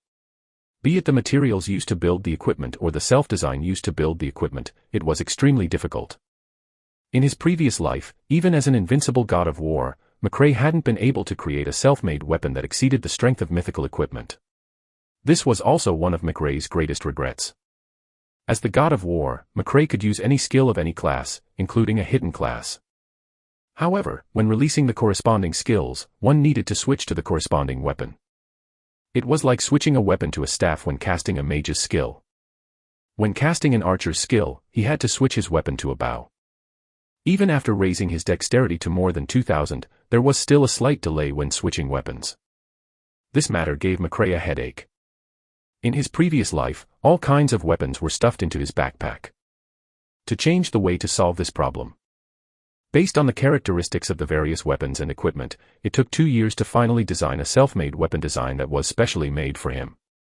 McRae named it Limitless. In McRae's heart, limitless equipment level had long exceeded the mythical stage. What is valued most? It was definitely not limitless additional basic damage value that far exceeded mythical equipment of the same level. Instead, it was a weapon special effect that had never been seen in the divine domain. Limitless could instantly transform into any of the weapon forms without any delay. This was the only artifact that matched the title of God of Combat in McRae's heart. Unfortunately, in his previous life, McRae had only designed Limitless design, but it had been a long time since the launch of the divine domain. Many of the only materials needed to forge and upgrade Limitless had already been looted by the various major guilds, making it an extravagant hope. The reason why McRae participated in the War of the Gods in his previous life was to find rare materials that could replace certain unique materials in the hands of the 4 major guilds. And the only unique material for the first dungeon kill, Blue-White Crystal, was the only material needed to create Limitless. McRae held the inconspicuous blue day crystal in his hand and whispered, "Limitless, in this life, I will definitely forge you." Mare quickly put away the other materials and some copper coins that the deceiver Gruel had dropped into his backpack and left the dungeon. After leaving the dungeon and returning to the city, McRae looked at his harvest in satisfaction. He placed the first clear dungeon reward for the MVP, as well as the only blue-white heaven crystal and silver-grade sword of Lubbock in his personal inventory. The rest of the miscellaneous materials were posted in the system's online trading mall. Goblin Skull *8, 5 copper coins each. Night Gem X8, 9 copper coins per piece. Broken Bone Claw *8, 3 copper coins per piece. Damaged Cloth. Lowest Stone *6, 4 copper coins per piece. A total of 174 copper coins. This was the allure of pioneering. Even if the system deducted 5% of the transaction fee, McRae could still obtain more than 160 copper coins. This was a huge sum of money on the first day the server was launched. After finishing the materials, McRae opened the system's friend request notification. Unsurprisingly, the huge number 99+ on McRae's friend request logo began to flash red. McRae rubbed his hands together and opened the friend request notification. McRae quickly scanned through the applicant's name and message. He blocked messages such as, "Master, bring me along." He had accepted some requests for transactions and friend requests from people he remembered from his previous life. In the mailbox it wrote, "If you wish to carry out the transaction, gather in front of the blacksmith shop in Rookie Village number 777 in half an hour. Those who have the strength will come. There will be no further delays." After McRae finished editing, he pressed the group message button. After settling the matter, McRae stretched his back happily, but a thought suddenly flashed through his mind. There are still debtors waiting. Only then did McRae recall. There was still a female landlord waiting for him at his door. McRae shifted his character to the front of the blacksmith. He slowly stood up and walked towards the door, but the beautiful landlord had already left. She only left a note at the door. I live opposite you. Please pay rent this morning. McRae held the note that was pressing for payment and stroked his stubbled chin. The handwriting is pretty. Chapter 16, Private Trade. Auction. Chapter 16, Private Trade. Auction. McRae closed the door and placed the note on the table. After drinking a mouthful of water, he sat back in front of the computer. Divine Domain was indeed a phenomenal game for everyone. Even though it was already past 11 p.m. in the real world, there was still an endless stream of players in the Rookies Village. There was also an endless stream of new players who created characters. The streets were filled with people, and the surging crowd made the spacious Rookie Square appear a little crowded. On the chat screen, some were trading equipment, some were looking for team players, and a few were sightseeing. Ding. Ding. Ding. McRae stood in front of the blacksmith and waited patiently. He knew that he wasn't the one who was anxious, but the future presidents of the large guilds. Not long after, the teleportation point in the Rookie Village began to light up. This surprised the nearby players. The distance between these different starter villages was very far. One needed to use a teleportation array to teleport. The teleportation price was 10 copper coins per person.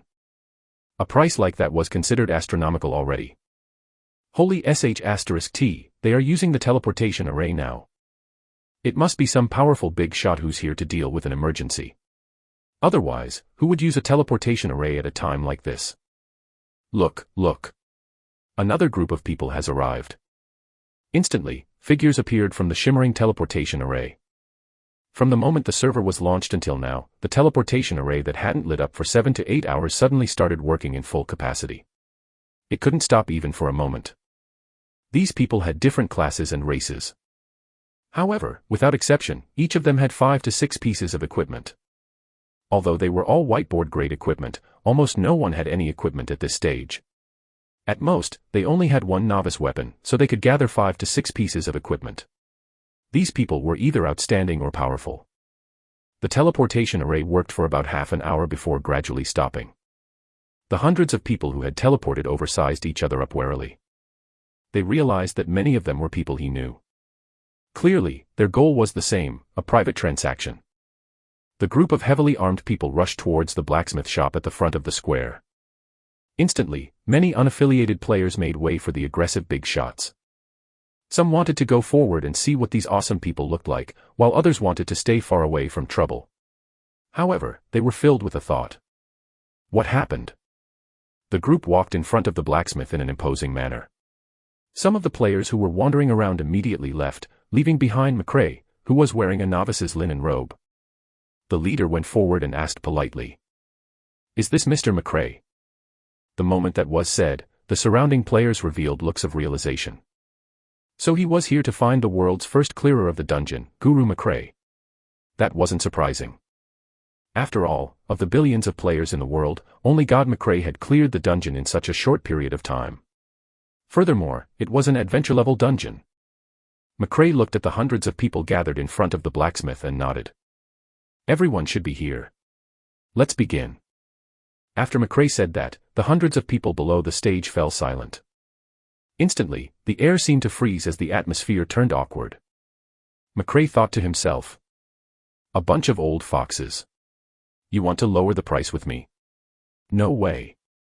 McRae looked up and said indifferently. From the looks of it, everyone doesn't have any requests. I won't waste your time. Return to where you came from. I'll hang this silver-grade Lubbock sword on the market's exchange. The highest bidder will get it. Although I'll lose some of the transaction fee, I can still afford it. When the word bid came out of McRae's mouth, the calm expressions on the faces of the hundreds of future presidents and representatives immediately vanished, replaced instead with an air of solemnity. They looked at each other. There was no doubt that the value of silver-grade equipment in the early stages would depreciate. It was only during the initial stages of the launch that silver-grade equipment would cause such a stir. Once most players reached around level 30 and could farm higher-level maps, the drop rate of silver-grade equipment would increase slightly. The value of silver-grade equipment would definitely drop. After reaching a higher level, the value would drop even lower. No one would even want it. According to McRae's memories, the value of silver-grade equipment had probably begun to drop half a year after the server was launched. However, this was the first day of the server launch. Ordinary players could wait for the silver grade to devalue, but these guilds couldn't. Judging from the system's first clear dungeon reward for McRae, they also needed to clear some dungeons. However, the requirement to obtain the first clear of a dungeon was sufficient strength. This silver-grade weapon could greatly increase a player's strength. From there, they could quickly obtain a team with strong combat strength and obtain gold coins, rare materials, and even high-quality equipment from the first clear. Furthermore, they'd be able to leave their guild's name on Divine Domain's first clear rankings. They wanted to showcase their guild's strength, expand their guild's influence, and better recruit new members. Chapter 17, Trading Lubbock Sword. Chapter 17, Trading Lubbock Sword. As McRae spoke, he opened the system's trading system, and pretended to trade the Lubbock sword. He looked coldly at the group of old foxes who were trying to lower the price. After McRae opened the trading system, the crowd immediately began to stir. After all, they had originally wanted to make a private deal with McRae. In that case, he could obtain the first silver grade in the entire server at the smallest price. Although these people were rich, money didn't grow on trees. Furthermore, businessmen with such strength sometimes didn't care about how much money they had. What they really cared about was the satisfaction brought by the excessive profits. However, this McRae didn't seem to be as easy to fool as they imagined. He wasn't a simple character. He had gathered all the people who had the ability to purchase the Lubbock sword. Many of the hundreds of people knew each other. How could they be so easily controlled by a game player? They all chose to keep silent, hoping to lower the price of the sword. But clearly, they had miscalculated. McRae didn't fall for it. You don't want to buy it? Good. There are plenty of people who do. However, once this was handed over to the system's exchange, it would be auctioned worldwide. Who knew what ridiculous price it would ultimately fetch? They had to stop it. Everyone stopped him. No. Everything is negotiable. Little brother, slow down a bit. Kid, name your price. Seeing that the old foxes had finally spoken, McRae chuckled and said, "All of you know the important value of a silver grade, much less a long sword. Your goal here isn't just this silver grade. There are many rare materials that you are in desperate need of, right?" At this moment, when the crowd below the stage saw the smiling McRae, they put away their contempt and nodded seriously. McRae said in satisfaction, "To be honest, apart from everyone present, there are quite a number of people who wish to buy the Lubbock sword and rare materials." There was another commotion below the stage. McRae paused and continued. "And to be frank, I've already sold a portion of the ingredients." This time, the people below the stage could no longer sit still. "How much is left?" Without waiting for McRae to finish, a mage standing at the back of the crowd with a black iron staff in hand asked with a sharp gaze. McRae knew this person. He was the president of a powerful guild in his previous life, Owen Augustine.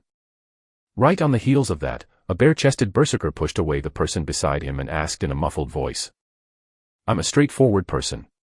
The money doesn't matter. Sell the remaining materials to me." McRae was quite pleased with the situation. "That's right. Don't care about money. Show me the grandeur of your organization." Everyone else leaned forward. Since McRae had already sold a portion, then, if they wanted to buy more from those who had already bought the materials, absolutely impossible. Those who are purchasing rare materials now, they were all future competitors. Their only hope was this healer in front of them. Therefore, how much was left was very important. Who he sold it to was even more important. At this moment, no one hid anything. They only had one thought. They had to buy the remaining rare materials. Some of the weaker guilds saw the expressions on the faces of these big shots. They no longer had any hopes of buying the Lubbock sword. They only hoped to leave some rare materials for them. They had originally wanted to take advantage of the situation, but had never expected so many rich guild leaders to come. McRae turned around and said, "There aren't many left. 5 explosive flame stones and 5 meteorite minerals." McRae raised the material in his hand and said indifferently, "However, I plan on selling them all at once." The crowd below the stage immediately exploded. There's only this bit of material left. F***CK. The fine silk is sold out. This was the effect McRae wanted. In the noisy crowd, only a few people remained calm. One of them was Owen Augustine. Owen Augustine raised his head and puffed out his chest. He stared at McRae with his eagle-like eyes and said straightforwardly, "These materials are too little. There's no need to fight over them. Sell them to me. I'll pay 5,000. Let's trade." When the crowd outside heard the number, they were completely shocked and at a loss for words. 10 game materials were worth 5,000 yuan. Was this the charm of divine domain? Without waiting for McRae's answer, the muscular man had already squeezed to the front of the crowd with his high-strength attribute and shouted, 5,000 for so many materials. I say, your Guild of Fire isn't that strong after all. The market for rare materials is priceless. You want to take all those for just 5,000? No way. After the muscular man said that, he looked at McRae. I'll give you 800 for one. A total of 8,000. 800 for one set of ingredients, that was 8,000.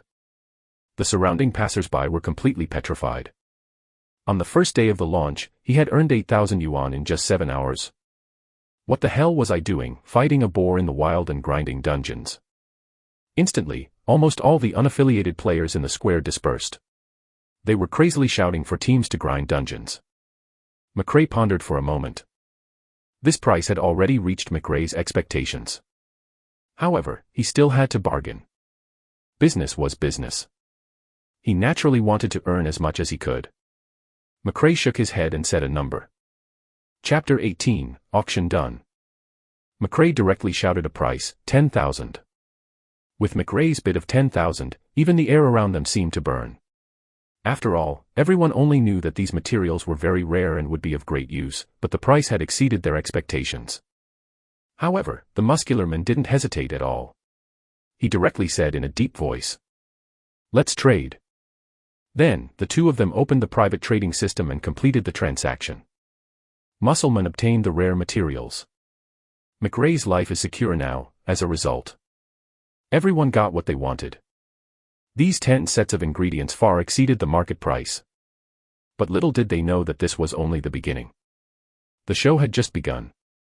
The audience pretended to be all nice and congratulated the muscular man.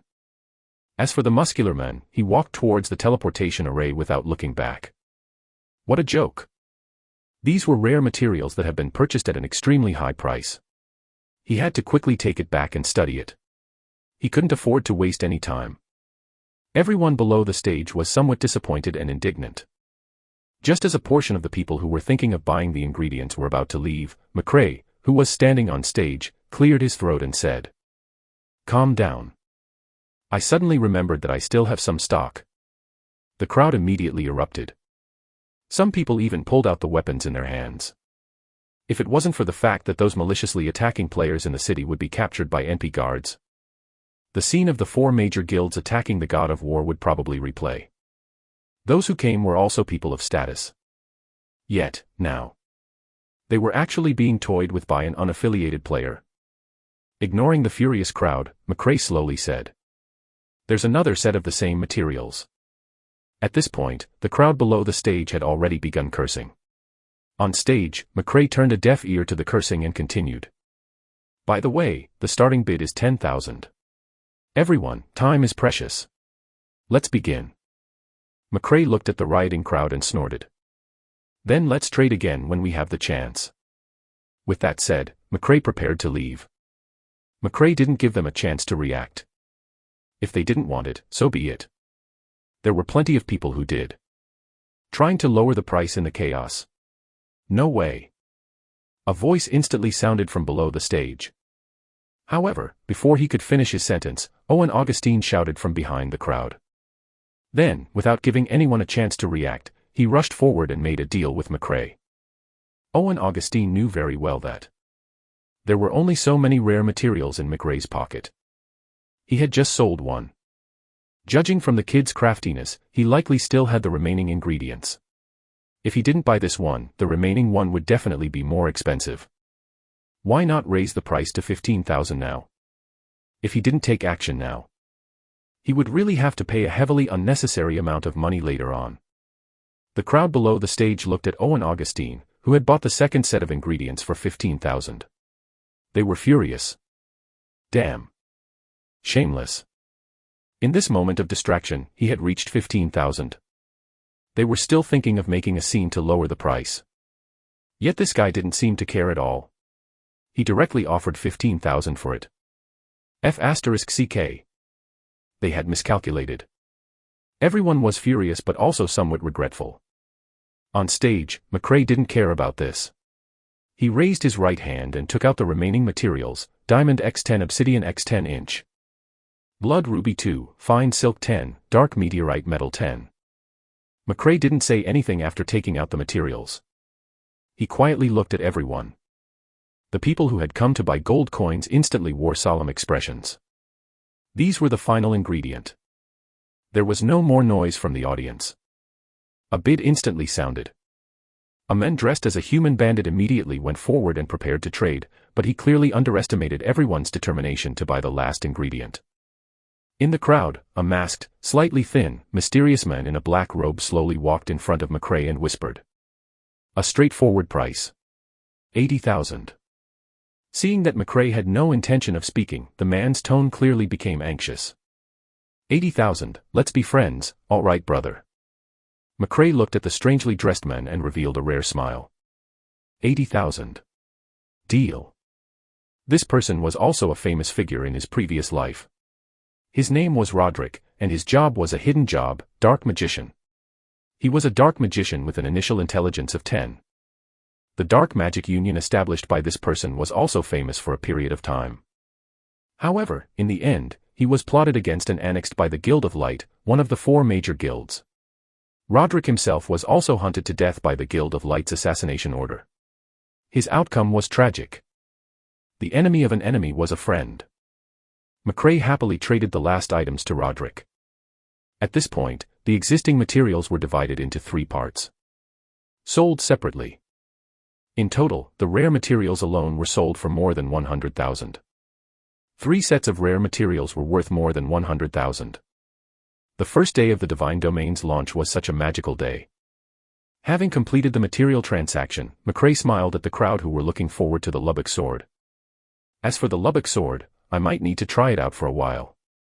Please contact me when I'm done. Goodbye. With that said, he immediately went offline and vanished from everyone's sight, leaving behind a dumbfounded and roaring crowd. But nothing worked. At this point, the storm of purchasing rare materials had ended. This transaction also had a huge impact on Divine Domain's players. After today, be it big or small guilds, or even unaffiliated players, they began a crazy journey of grinding dungeons. The number of dungeon wipe counts in God Domain, naturally, was also increasing exponentially. Chapter 19, Female Landlord Who Likes to Play Divine Domain.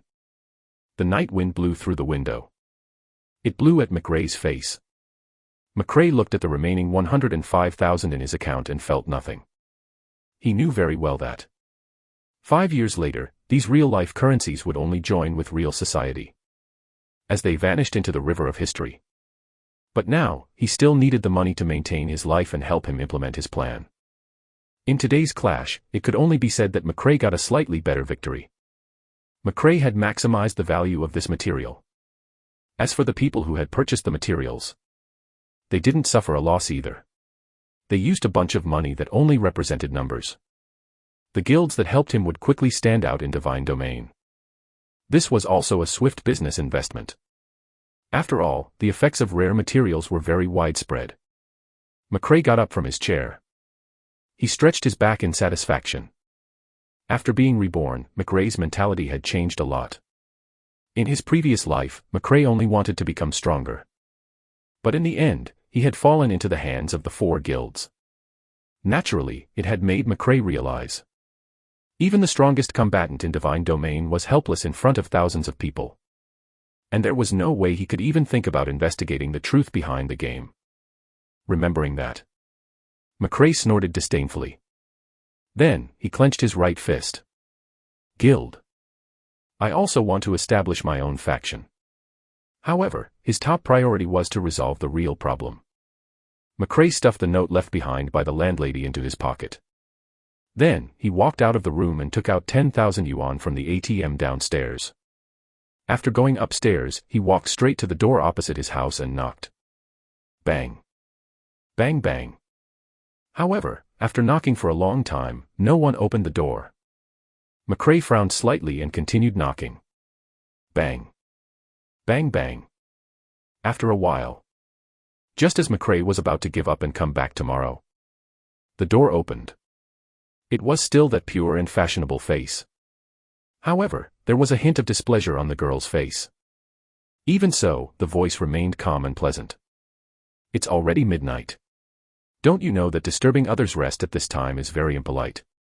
Ignoring the girl's complaints, McRae took out the note left behind by the girl and the envelope containing 6,000 yuan. He handed it to the girl and said lazily, "Your money. The 3-month debt and this month's rent are a total of 6,000 yuan. They can be renewed when the time comes."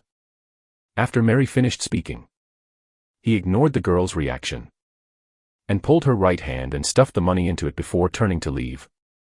The girl felt as though she had touched boiling water. She quickly pulled her hand away from McRae's and said angrily, "I'll repeat it again. It's very rude to disturb others at midnight. Please apologize." McRae looked at the angry pretty girl who was a head shorter than him. He said seriously, "Sorry." When the girl saw the serious McRae, she snorted coldly, accepting his apology. McRae looked at the girl who hadn't left. He touched his nose. He kindly reminded, "You're probably playing Divine Domain. From the sound of it, you should be fighting the Shadow Cat demon. If you don't return to operate it, you might die."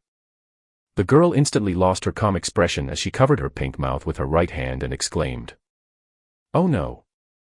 With that said, he ignored McRae and quickly ran into her room. McRae heaved a sigh of relief. In his previous life, he had been alone for nearly 8 years. He had become pretty bad at communicating with people at that point. To McRae, dealing with women was much harder than dealing with mythical bosses. Shweli, who had returned to her room, threw all the money on her bed. She quickly returned to the computer. But as expected, her mage character had died, and her teammates had also died. What's wrong with the mage? Does he know how to play? That's right. Why isn't he moving? We could have cleared this wave of monsters. Damn it. We were so close to killing this wave. Who knows, we might have dropped some equipment. Pay for our losses. Shweli patiently explained the reason for her hanging. But how could her teammates listen? Stop explaining. A noob is a noob. Don't find an excuse. So you really were AFK. What's more important than our battle? How do we play if you're an AFK mage? That's right. Shweli looked at the black and white screen of her death. Upon hearing his teammate's accusation, for a moment, she felt aggrieved and angry. Not feeling like replying, she logged out of the game. Then, she pushed the chair away angrily and stood up. Grabbing the envelope with the money that the annoying man handed over, she threw it on the ground angrily. Damn it. As if she felt that it wasn't enough to vent her anger, Shweli lifted her long skirt, raised her long legs, and stepped on the poor envelope. Humph. Damn it. Who told you to disturb my gaming? I even got scolded by your teammates. It's all your fault. After a few stomps, Shweli, who had calmed down, picked up the envelope that had become all tattered. Looking at the 6,000 yuan in her hand, Shweli had another question. This person had always owed rent. How did he suddenly become rich? Don't tell me he stole it. Chapter 20, Blacksmith Shop. Enhanced Weapons. The next morning, a crisp cry sounded in McRae's ears. A breeze blew across his face through the window. This long-awaited refreshing feeling made McRae instinctively move and open his eyes. McRae looked around. There was also a tap dripping with water, a window with torn curtains, and a bathroom that emitted a nauseating smell. The surroundings made McRae completely accept the fact that he had been reborn. After taking 2 bites of bread, McRae switched on the computer. He quickly logged into the game. The first kill and private auction yesterday had already spread throughout Divine Domain. McRae's name quickly spread among the players in Divine Domain, giving him many resounding nicknames. Master. Sly Merchant. Mystery Man. People fear fame, pigs fear getting fat. McRae, who didn't want to cause any trouble, hid his game ID and quickly walked to the blacksmith. He wanted to appraise the Lubbock sword in his backpack. Within Divine Domain. Silver grade and above equipment. If dropped from a monster, would be displayed as an unidentified state. At that moment, the equipment couldn't be used, nor could he see the specific attribute bonuses. One needed to hand it over to an NPC blacksmith in the main city for appraisal.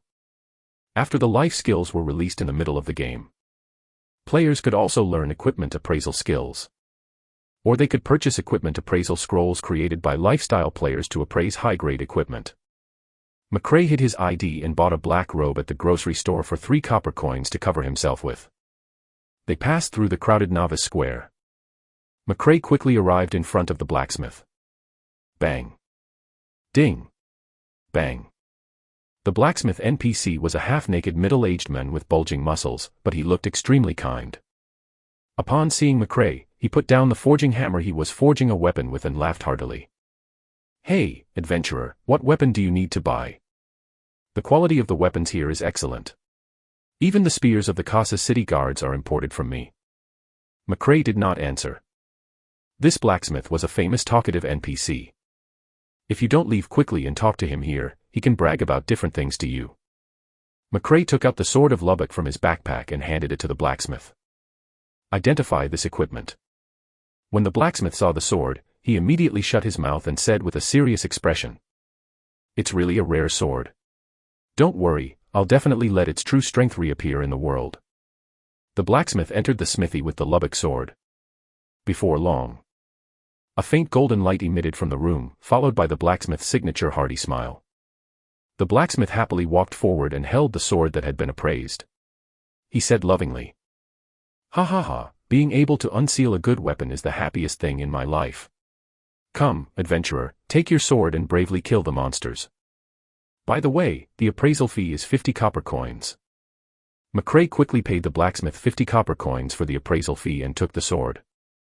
Now he could check its stats. McRae took out the Lubbock sword and checked. Lubbock sword. Type, long sword. Rank, level 5. Quality, silver. Attributes, strength plus 25, constitution plus 20. Special effect, attacks add light attribute damage. Description, the sword of a wandering swordsman named Lubbock. He has spent his entire life hunting dark creatures. McRae looked at the sword in his hand and raised his eyebrows. It was actually a weapon with an additional attribute attack. It was considered an excellent grade silver grade weapon. It augmented 2 basic stats, strength and constitution. It was very suitable for warriors, and the additional stats were almost comparable to a level 10 bronze weapon. As expected of the reward for being the best team member in the first clear of a global dungeon. Before creating Limitless, he would use it as a transitional sword. McRae equipped the Lubbock sword and his personal stats immediately increased. Player, McRae. Occupation, all-class expert. Constitution, 10. Strength, 10. Intelligence, 19.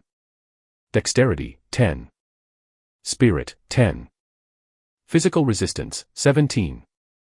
Magic resistance, 17. The equipment bar was no longer empty. Weapon, Lubbock sword, silver, accessory, deceiver chain, bronze unique. The silvery white Lubbock sword exuded a holy aura, though the chain of the deceiver around his neck had a strange color. McRae tried to wave the sword in his hand and was satisfied. Not bad. With an additional 25 strength, the controls feel a little steadier. Chapter 21, Self-Made Weapon. In the crowded newbie square, McRae immediately stood out in his black robe with a silver-white sword in his hand. This sword is so cool. Gosh, this weapon can even glow. My weapon is like a piece of scrap metal compared to his. It's so ugly. The number of people watching him increased. McRae shook her head helplessly, hiding the color effects of the equipment. Even so, the 2 pieces of exquisite equipment still showed their extraordinariness.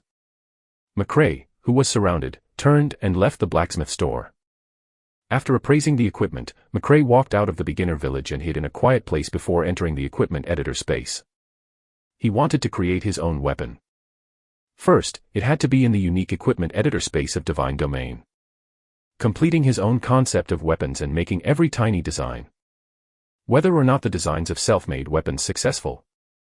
All depended on the player to complete the space editing of the self-made weapon and upload it to the precise central service terminal of Divine Domain to be judged. The system would use billions of grades of algorithms, from the basic structure of the weapon to the materials needed for each part. A comprehensive judgment on whether the self-made weapon was successful would grant the corresponding attributes of the self-made weapon. After everything was completed, the system would follow the player's successful idea in the space equipment editor, as well as providing the corresponding weapon design plan. The players only needed to prepare all the materials needed, as well as find equipment forgers who needed levels before the player could successfully forge and own their own self-made weapons. And Limitless, designed by McRae. It was even more special. Limitless wasn't a weapon that was completed in one go, it could even be upgraded.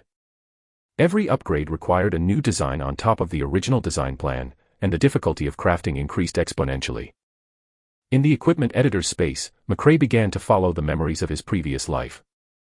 Bit by bit, he constructed the weapon that he did not have the materials to forge in his previous life, Limitless.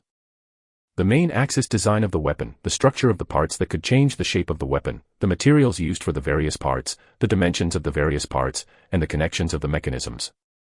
Slowly and patiently, McRae constructed the intricate design. Although Limitless' structure was extremely complicated.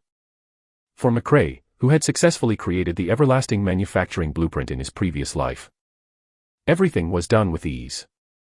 About an hour later, after putting the last piece together, McRae heaved a long sigh of relief. The model in front of McRae began to shine. McRae knew that this was the central computer of Divine Domain reviewing the rationality and specific attributes of the equipment. A moment later, a crisp system notification sounded in McRae's ears. System, congratulations to player McRae for successfully designing a self-made weapon.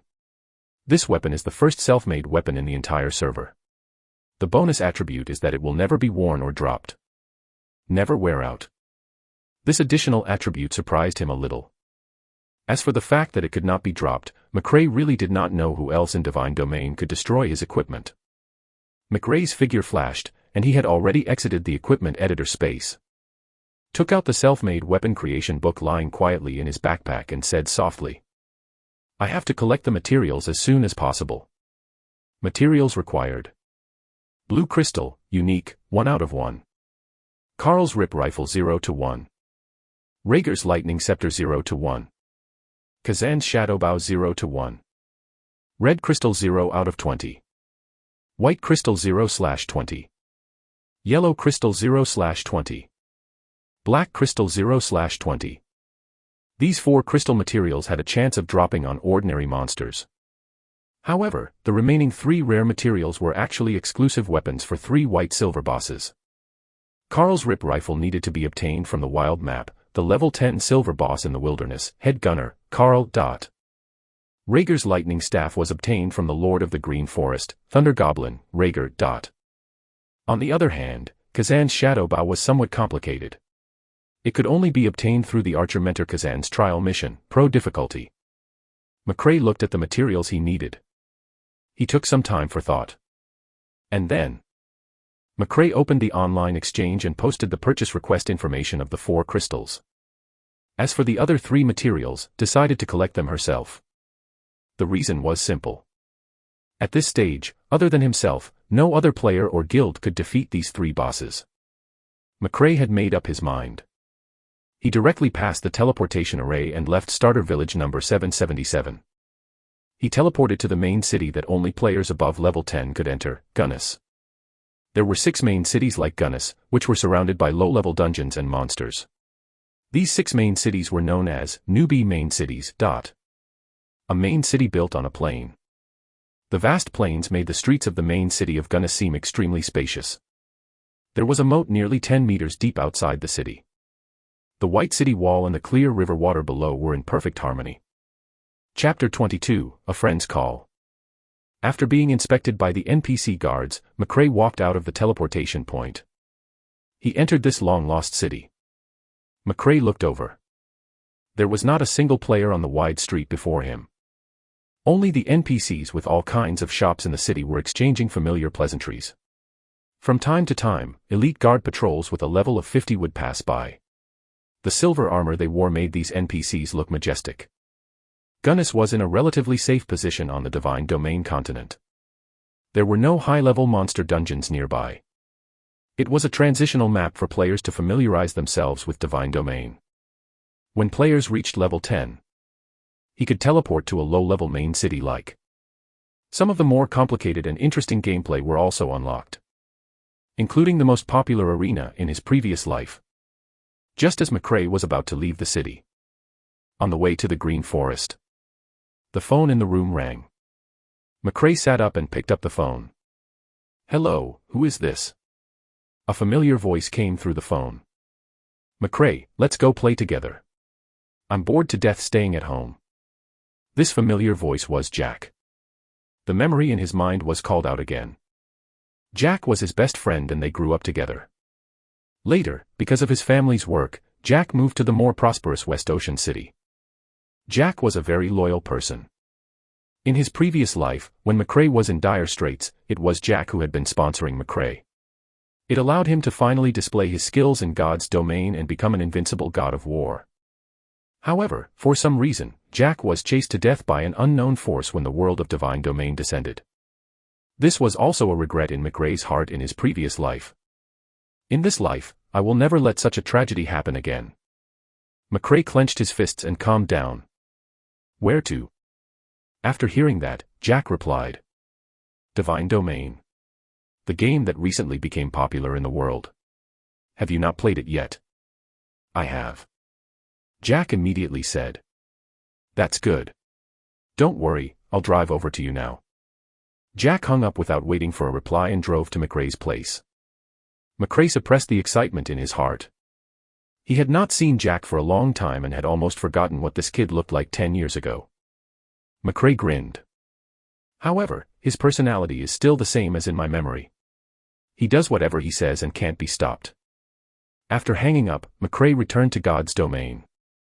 When McRae came out of the city of Gunnis, according to the vague memories of his previous life, McRae crossed the two monster-spawning maps at the outskirts of the Bell Orchid Grassland and Green Forest. After half an hour of running, McRae finally arrived at the entrance of the Forest of Green. In front of him was a lush forest. The air was fresh, and golden sunlight shone through the gaps in the forest. McRae was the only player here. After all, the highest level of the current players was only level 5. He was still trying his best to level up in the novice village. Without hesitation, McRae chose to enter the solo dungeon, Green Forest. The world loaded, and McRae had entered the instance dungeon. McRae glanced at the goblins wandering around in front of him and cast a profound insight. Goblin Warrior, Normal Monster. Level 10. HP 950. Attack Power 60. Defense 20. Skill, Throw. Goblin Archer, Normal Monster. Level 11. HP 850. Attack Power 50. Defense 15. Skill, Multiple Arrows. The damage of these goblins, to a level 0 defensive equipment holder like McRae, it was very high. Once he was surrounded, although it was not very troublesome, McRae could still kill these monsters with ease using the evasions he was good at. However, he did not want to waste too much time on these ordinary monsters. McRae observed the terrain and entered stealth. McRae wanted to bypass these ordinary goblins. After entering stealth, McRae's body immediately turned transparent. As he slowly advanced in the shadows, he calculated at the same time the maximum aggro distance between the goblins and himself. McRae bent over. He calmly and skillfully weaved through the goblins' arrow range. In about 5 minutes, with his advanced skills and amazing distance control, he successfully passed through the patrol range of 5 goblins. McRae removed his stealth. He focused his attention on the cave in front of him. The Lord Thunder Goblin, Rhaegar, was in this cave. McRae walked into the cave. The light in the cave was very weak and damp, and a strong smell of decay assaulted his nose. The difficulty of this dungeon was considered relatively difficult among the low-level solo dungeons. There were more than 10 ordinary goblins in the map where the boss was. Some players with insufficient equipment attributes and no control skills would be instantly killed by Rhaegar and the large number of monsters. Chapter 23, Lord Thunder Goblin, Rhaegar. Once again, McRae entered stealth mode and walked deeper into the cave. As time passed, McRae, who was slowly moving forward, saw the interior of the cave. In the cave, most of the tree demons were still in place, in an unactivated state. After a while, 1 or 2 goblin warriors would walk back and forth. Each goblin was only 5 yards away and extremely close. The goblin archers at the back looked around sharply. And in the deepest part of the cave, a white goblin was dozing off on a simple throne. McRae was half squatting on a huge rock. He was motionless, as if he had been petrified. It was as if time had stopped for McRae. However, McRae's sharp eyes were constantly calculating the time and distance between each goblin's patrol turns. A moment later, McRae took out the novice crossbow he bought from the blacksmith from his backpack. Holding the crossbow tightly, McRae's breathing became even weaker. McRae's eyes, the crosshair of the crossbow, and the 3 goblins in the distance formed a straight line. A breeze blew in the cave. McRae silently felt the wind speed. McRae directly raised the crossbow and pulled the trigger 3 times, but the hand holding the crossbow actually trembled a little. But after McRae shot the arrow, he did not even look to see if the arrows behind him had hit the target. He jumped off the boulder and ran out of the cave. His movements were clean and smooth. Whoosh! Whoosh! Whoosh! 3 arrows shot out. But if someone was there, they would definitely be able to see where the 3 arrows were flying in the air. It was not a straight line. Instead, they shot in 3 different directions. It was all because of the slight trembling of McRae's hand. McRae actually made a mistake. The first arrow streaked through the air and accurately hit the foot of a goblin archer at the back. The second arrow was nailed to a short tree beside the goblin archer on the right. The dull sound of 2 arrows piercing through an object immediately alerted the nearby goblins. Almost 10 goblins went deeper into the cave to look for intruders. The last arrow hit the goblin warrior at the front. The goblin warrior that was hit by the arrow immediately noticed McRae, who had jumped off the boulder to escape. The 2 other goblin warriors also noticed it. The furious goblin warrior waved the wooden club in his hand and chased after McRae with bared fangs and brandished claws. This was McRae's strategy.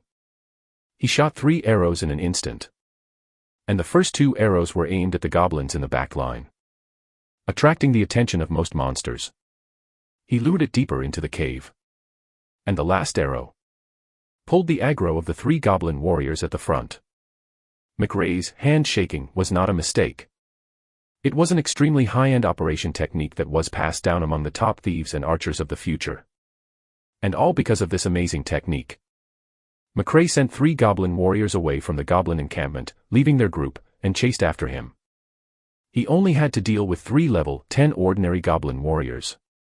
This was too easy for McRae. As he was running in front, he quickly replaced the crossbow in the equipment column. After equipping the Lubbock sword, he stopped. In a flash, McRae dodged the goblin warrior's wooden cones. He stabbed the goblin's neck with the Lubbock sword. He used precise openings to produce high damage from Lubbock sword. A level 10 goblin warrior was instantly killed by McRae. The 2 goblin warriors caught up. One swept with his arm, while the other picked up a stone from the ground and threw it. McRae first turned sideways to avoid the throw. With a violent charge, he quickly moved in front of the second goblin warrior. With a low shout, he used a warrior's stun strike. A stun symbol immediately appeared above the goblin's head. The third goblin warrior had caught up. Looking at the 2 goblin warriors who were leaning against each other, McRae already had a plan. McRae raised his sword with both hands, bent his body slightly, and then jumped into the air. A level 15 warrior skill, Collapsing Mountain, was unleashed. Boom. Boom. Boom. After 2 muffled sounds, dust rose from the ground. After the dust settled, McRae's figure became clearer. The only things left on the ground were the corpses of the 2 goblin warriors and the marks left by the collapsing mountain. McRae didn't stay for long. He switched his weapon to a beginner's crossbow and entered the cave again. After repeating the same trick a few times, only the Lord of Thunder Goblin, Rhaegar, was left in the cave. McRae deactivated stealth. He switched his weapon to the Lubbock sword. He entered the range of Rhaegar's aggro. Chapter 24, Silver Weapon, Rhaegar's Lightning Scepter. Sensing McRae's approach, Lord Rhaegar woke up from his slumber. He opened his tiny eyes. Lightning flashed across his cold eyes from time to time. Rhaegar slowly stood up. It also allowed McRae to see its full appearance. The Thunder Goblin was short and skinny. He was only about a third as tall as McRae. It had a broad face with a sharp nose, 2 terrifying fangs that were 2 feet long, and held a dark green staff in its hand. That was the fusion material that McRae needed. Silver-grade weapon, Rhaegar's Lightning Scepter. Threw a profound insight over, and Rhaegar's attributes immediately appeared. Rhaegar, Lord Grade Boss, Silver. Level, 15. HP, 5000. Attack power, 190.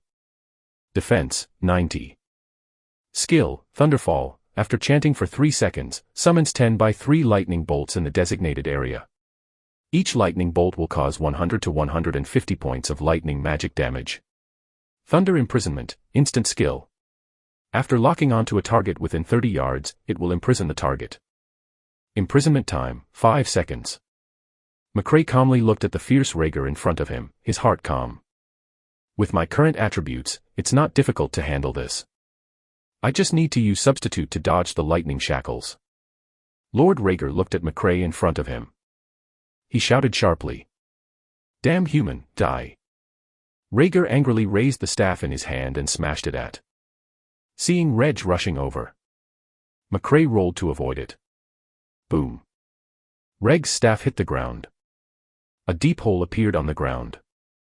While Reg was frozen, McRae took advantage of the situation. A heroic strike landed on Reg's body. A high damage number floated above Reg's head. McRae said with satisfaction. A level 10 silver-grade longsword. It's quite impressive to deal this much damage to such a boss. Rhaegar, who had suffered a great deal of damage, roared angrily. Thunder Imprisonment. The scepter in his hand emitted a purple glow. It directly locked McRae in place. When Reg saw the imprisoned McRae, he raised his scepter with both hands and smiled sinisterly. Die. Lightning Strike. A purple lightning chain wrapped around McRae's body, preventing him from moving. However, in the next second, McRae, who had just been imprisoned, had become a scarecrow. It was a mage's life-saving skill, Substitute Puppet. McRae charged forward. He quickly closed in on the chanting Rhaegar and used a stun to interrupt his chanting. Seeing that Reg had entered a state of dizziness, McRae quickly circled behind the goblin and used the warrior's sword Aura Slash. McRae had the bonus damage from a thief's back attack, along with the damage of the silver-grade weapon in his hand, and that was high enough. A few slashes, and Reg's HP had already dropped by half. Rhaegar, who was hit by the sword Aura Slash, instantly recovered from the stun. Another Thunder Imprisonment was about to be unleashed. However, McRae didn't give it another chance. The moment he raised his staff, he replaced the Lubbock sword in his hand with a new staff and shouted. Silence. A white light emerged from the tip of S staff and hit Rhaegar, who had just raised his staff. The white light instantly enveloped him. Its head displayed a large symbol of the silenced effect.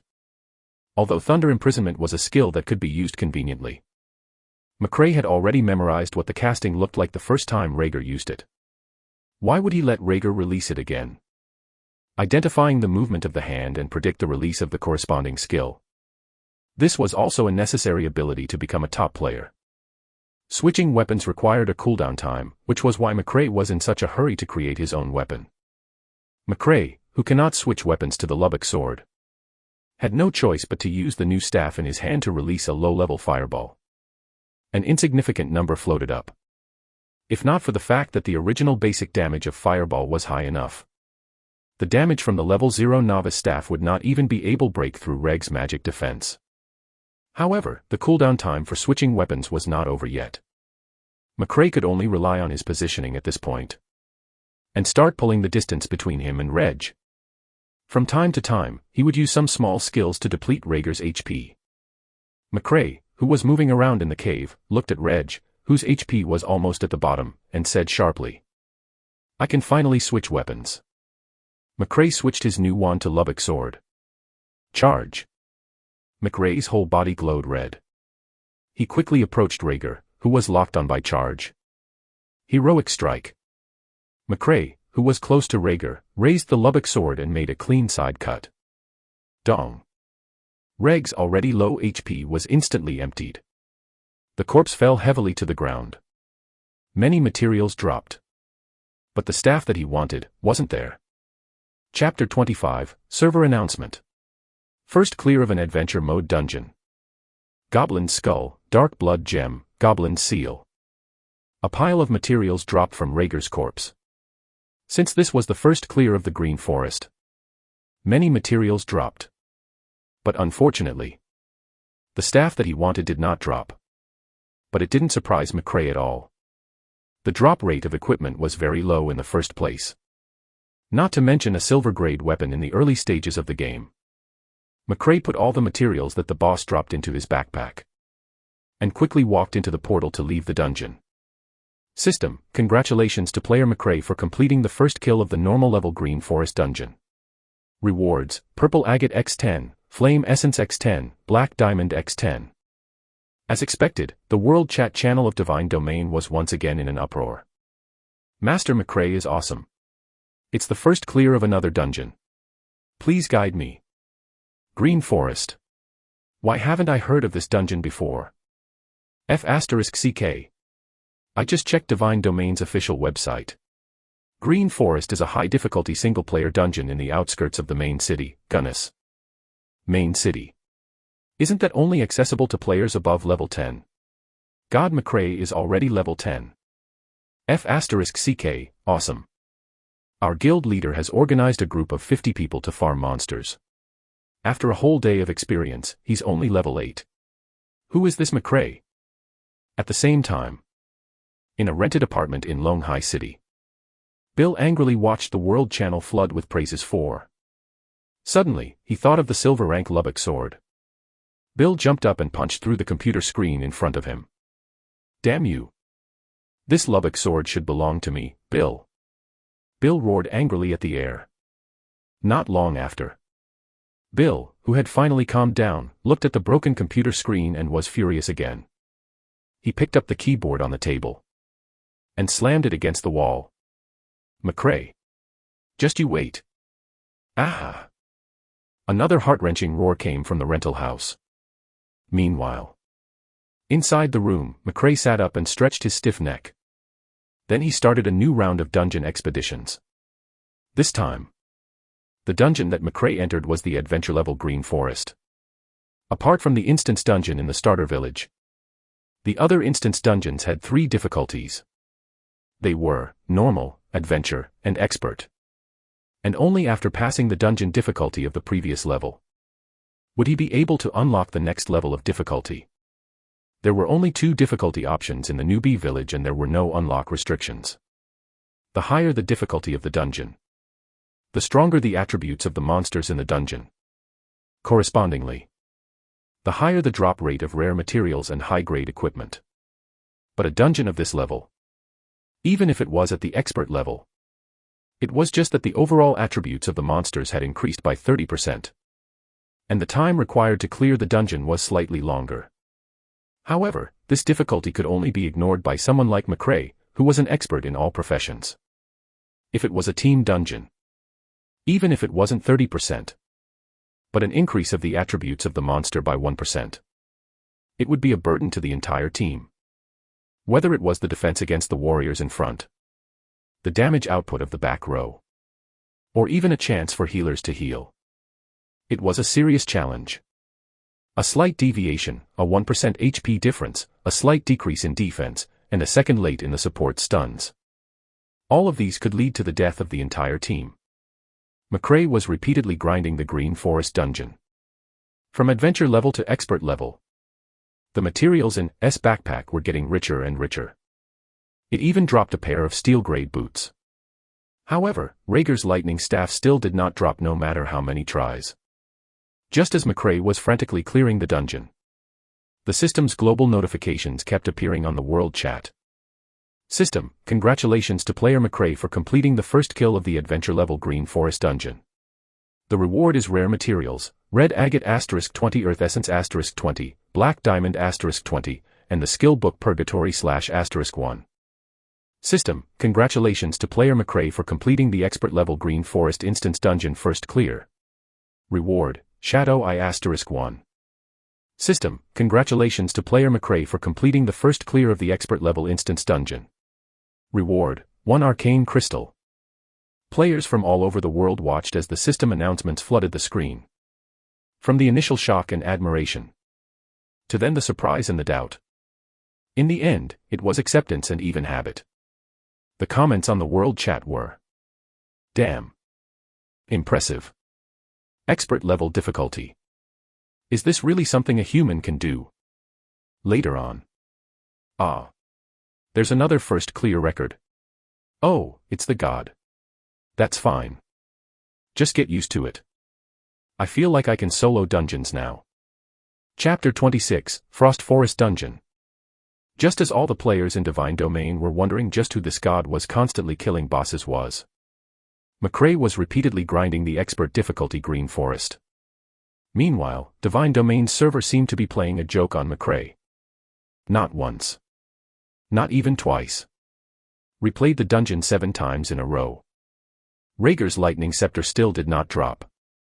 Just as McRae exited the dungeon to eat and prepare to continue, a friend notification from the system popped up. He opened it.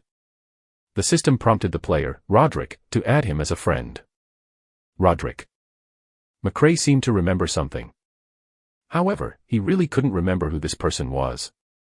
McRae, who was in a hurry to continue grinding the Forest of Green, clicked Ignore. But when McRae opened the friend request column, Roderick had actually sent him dozens of friend requests. In the end, McRae nodded.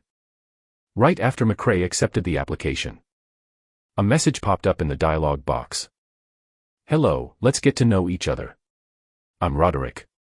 I bought rare materials from you before." After Roderick sent the message, he crossed his hands and patiently waited for the dungeon killer's reply. At this moment, McRae finally remembered who Roderick was. It was the guild master of the Dark Magic Guild in his previous life, Roderick. McRae answered simply, "Hello." After the previous private auction, Roderick had a rough understanding of S personality. This person must be a pure businessman. Thinking of this, Roderick decided to cut to the chase. After all, businessmen cherished their time. And so he sent the message quickly. "Brother, we want to do a dungeon here. The reward is generous. Are you interested?" McRae calmly typed out 2 words. "I'm not free." Now, all of McRae's goals are to make limitless. So being asked to clear a meaningless dungeon, it was impossible. Roderick looked at these 2 words. Even though he had been mentally prepared to be rejected, but he still couldn't accept it. He was the leader of a 100-man team. How could anyone talk to him like that? However, this was McRae, who had obtained 4 first clears in 2 days. And certainly he was worth it for him to put down his pride to rope him in. Although they couldn't form a guild yet. The moment players reached level 10, they could apply to create in any major city. Roderick was now level 9. He was about to reach level 10. And was planning to establish a union. A top-notch gaming expert like McRae was exactly what he needed. As the saying went, it was easy to get 1,000 troops, but hard to get a general. Such a talent was comparable to his current 100-man team. So Roderick made a decision. No matter how much McRae refused, he had to make friends with this guy first. Roderick himself, after the last private transaction, had already sent people everywhere to inform. To Roderick, this kind of super expert, even if he couldn't join the guild, it was still good to befriend. So Roderick decided to invite McRae to clear a dungeon together. Try to make friends. Wait until they became familiar with each other. And slowly get the relationship further. using even generous rewards to keep him. Remembering that, Roderick explained his intentions and asked sincerely, "Brother, when are you free? To be honest, our team is preparing to challenge the adventure-level Frost Forest dungeon.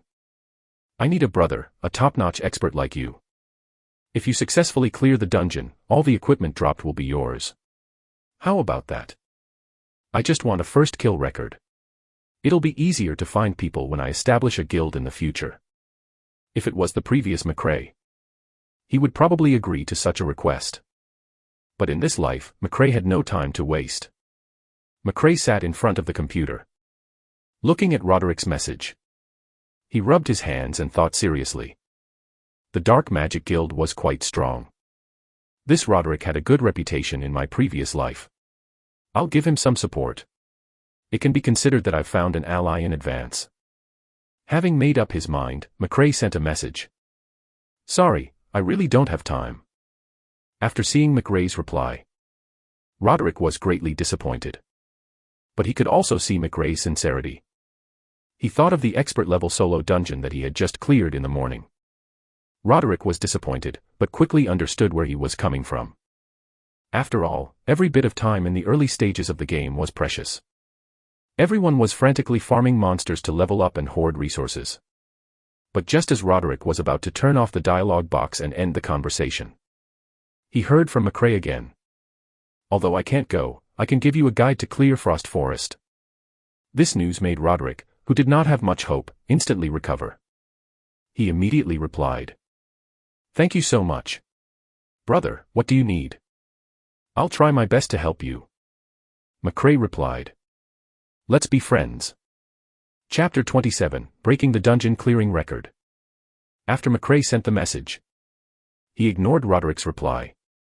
According to his memory, the best class lineup for clearing Frost Forest. Character attribute requirements. The effect of a monster's skill. The map traps that needed attention, all were sent to Roderick. Roderick looked at the nanny-level guide that McRae had sent him. His eyes were filled with vigor. There was no time to think about why McRae was so familiar with the dungeons. And so while expressing gratitude, he quickly studied the requirements of the guide and formed a team that specialized in clearing Frost Forest. At the same time, after taking a look at Roderick's thank you letter, McRae closed the dialogue box and said coldly, "Humph. For major guilds, I want to see how arrogant you can be in this life." McRae, who had done all this, switched his attention to tidying up his personal inventory. He sorted out what he might need and placed them in the warehouse.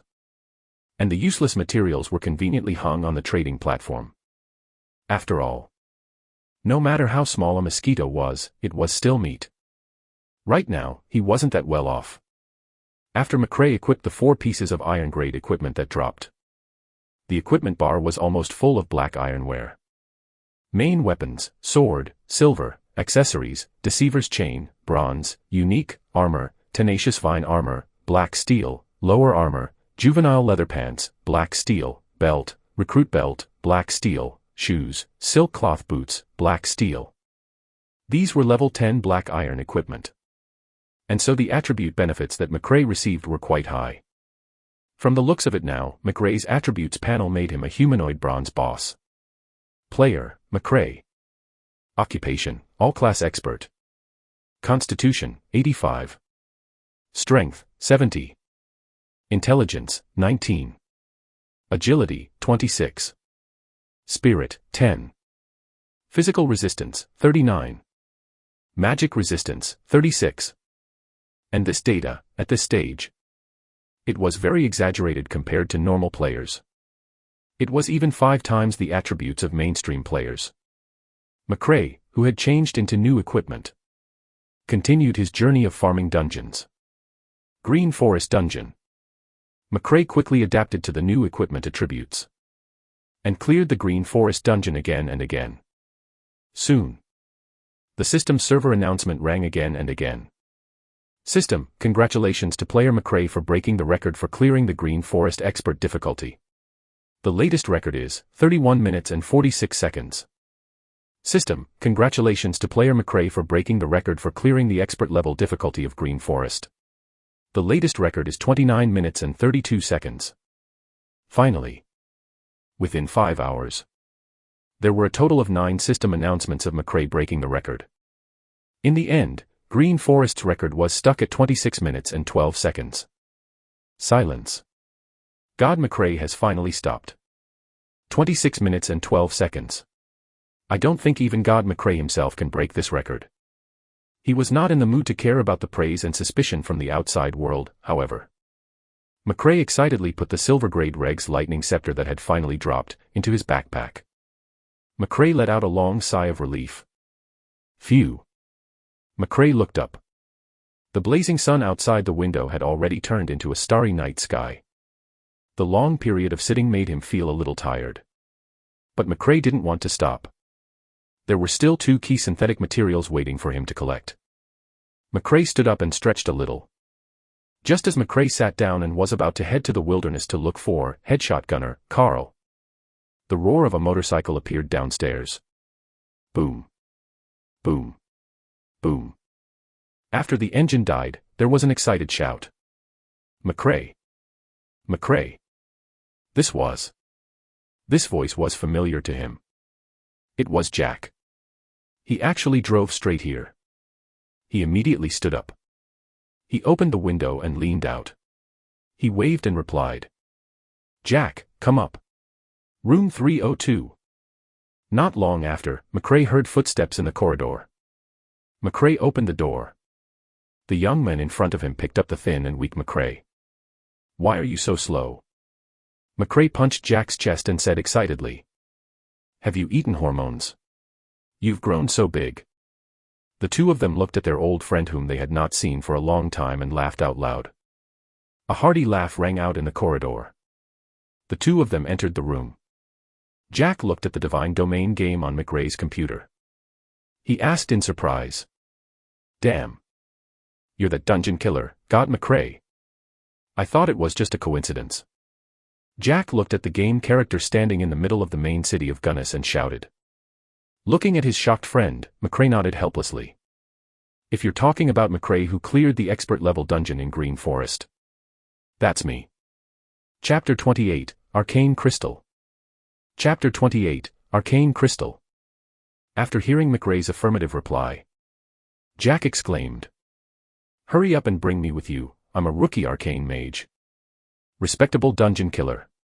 God McRae. Looking at his friend's exaggerated expression, McRae scolded jokingly.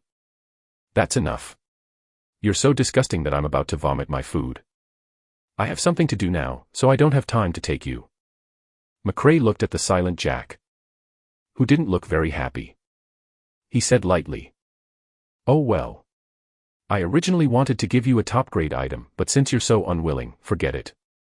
After saying that, McRae sighed and sat in front of the computer, pretending to be regretful. Hearing this, Jack immediately grabbed McRae who was sitting down. There was no resentment on his face. He said ingratiatingly. I knew you'd be loyal. What kind of item is that? Can it help me clear the dungeon? McRae opened his storage unit. He took out the arcane crystal and said. This is it. Looking at the puzzled Jack, McRae patiently explained. Don't look down on this arcane crystal. After using the arcane crystal, you will receive a permanent arcane halo buff. Jack looked at the sphere-like arcane crystal and asked. Arcane halo. McRae continued. This item is extremely rare. I didn't even get the first clear of the instance dungeon, but still I got such an amazing item. Arcane Crystal, it's a top-grade tool exclusive to you magic users. Arcane Crystal, after use, would give the summoner a permanent single-target halo buff. The effect of the arcane aura was huge. It could greatly increase the recovery speed of arcane mages, as well as reducing skill cooldown. The degree of reduction increased with the level of the arcane aura. An arcane mage with an arcane aura was equivalent to having a magic charging device. The arcane aura could be upgraded, too. So in the later stages of the game, top-notch arcane wizards would try their best to purchase the arcane crystal. All to upgrade the arcane aura. The effect of the level 3 arcane aura was already very obvious. When it reached level 5. Basically, this made you pretty invincible. However, the drop rate of arcane crystals was extremely rare. Usually, there was not even a single arcane crystal in the market. It was an awkward situation where there was a demand but no market. Arcane wizards with 5th-level arcane auras were extremely terrifying. In his previous life, McRae had fought with an arcane mage who had a 5th-level arcane aura. The two of them had a conflict because of something. At that time, McRae had underestimated the power of the 5th-level arcane aura. An arcane mage with a 5th-level arcane aura was like a magic machine gun. He cast all sorts of skills as if he didn't need any mana. The arcane wizard went all out, and actually prevented McRae from getting close to him. In the end, the other party's backup arrived, and McRae had to retreat temporarily. Even though McRae found an opportunity to kill him when he was alone afterwards. That crazy firepower. It left a deep impression on McRae. After Jack heard McRae's explanation, he opened his laptop and logged into the game. He urged impatiently. As expected of a good brother. Fast, give it to me. McRae looked at the anxious Jack. He had no choice but to use the teleportation circle to head to Novice Village number 567 where Jack was and traded the arcane crystal with him. Jack looked at the fully armed McRae. He said enviously, "What equipment are you wearing? They look pretty good. Especially this silver-white sword." McRae didn't hide it and shared it with Jack. "It's nothing. Other than the Lubbock sword, there's also the Deceiver's chain. The rest are just temporary trash." Jack looked at McRae's black iron armor. Then, he looked at the two whiteboard equipment that he had painstakingly obtained. A punch landed on McRae's shoulder. "You brat. Are you trying to piss me off?" Then, he used the arcane crystal. A translucent, faintly discernible hexagram array appeared under Jack's feet. It made Jack look like an expert. Jack looked at the beautiful array under his feet in surprise and said happily, "Haha, this mysterious water halo looks pretty good. It fits the temperament of an expert like me. But this light is too faint. If only it was a little brighter." McRae looked at his friend speechlessly and shook his head. "The brightness of this halo will increase as the level of the halo increases." Looking at Jack, who was already using his character to hook up with female players, McRae sighed helplessly. As expected, no matter how many times he was reborn, this guy is still the same. Chapter 29, Headshot Gunner, Carl. McRae looked at Jack, who was obsessed with showing off his halo, and shook his head. He entered the teleportation array and returned to Gunnis City. At this moment, on the square of the main city of Gunnis, there were already players who had reached level 10. McRae took a quick glance. There were about 50 to 60 people. This situation gave McRae a sense of urgency. Headshot Gunner, Carl, wasn't an instance dungeon boss. It was a wild boss in the wilderness. In Divine Domain, other than the bosses in the instance dungeon that could be refreshed upon entering the instance dungeon, there was a cooldown time for wild bosses. The lowest Black Iron tier boss had the shortest respawn time. Refreshing took 6 hours. Meanwhile, bronze bosses required 12 hours to respawn. The respawn time of a silver boss was even longer, a full 24 hours. As for gold, platinum, epic, and legendary bosses, their respawn time ranged from 3 days to a month. For the highest level mythical bosses, every monster was of unique class, meaning that they would not respawn after being killed by players. The target that McRae wanted to kill, Head Gunner Carl, was a silver grade boss. If it were killed in advance, McRae would have to wait another day, waiting for Carl to respawn again. For McRae, who didn't want to waste a second, it was unacceptable. McRae turned around and walked directly to the teleportation array that could teleport him to the wilderness. Just a second before McRae switched the map, he could faintly see the people in the plaza rushing towards the teleportation array. The scene changed. What appeared in front of him was a vast plain that stretched as far as the eye could see. Looking around, there were huge cracks on the ground. Apart from some hemp yellow, buckthorn bushes, and other heat-resistant plants scattered across the boundless Gobi Desert, there were very few other plants. A gust of wind blew, stirring up sand and sand, mixed with the roars of the monsters. McRae looked at the desolate plain, and the uneasiness in his heart became more and more obvious. When McRae entered the teleportation circle, he had already noticed that the players in the square had intentionally or unintentionally locked their gazes on him. McRae had great faith in his sixth sense of danger, as this sense of crisis had saved his life many times. Without hesitation, McRae switched the Lubbock sword to a new wand. After observing the rear, he found a suspicious place. McRae scoffed coldly. Devil's Eye.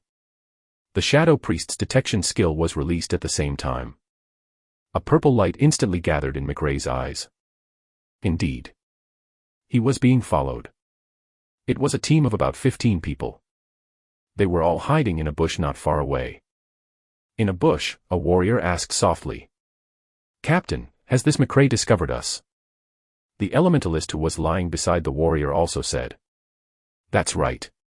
The purple light that came out of his eyes just now made me feel like our invisibility potion had been seen through."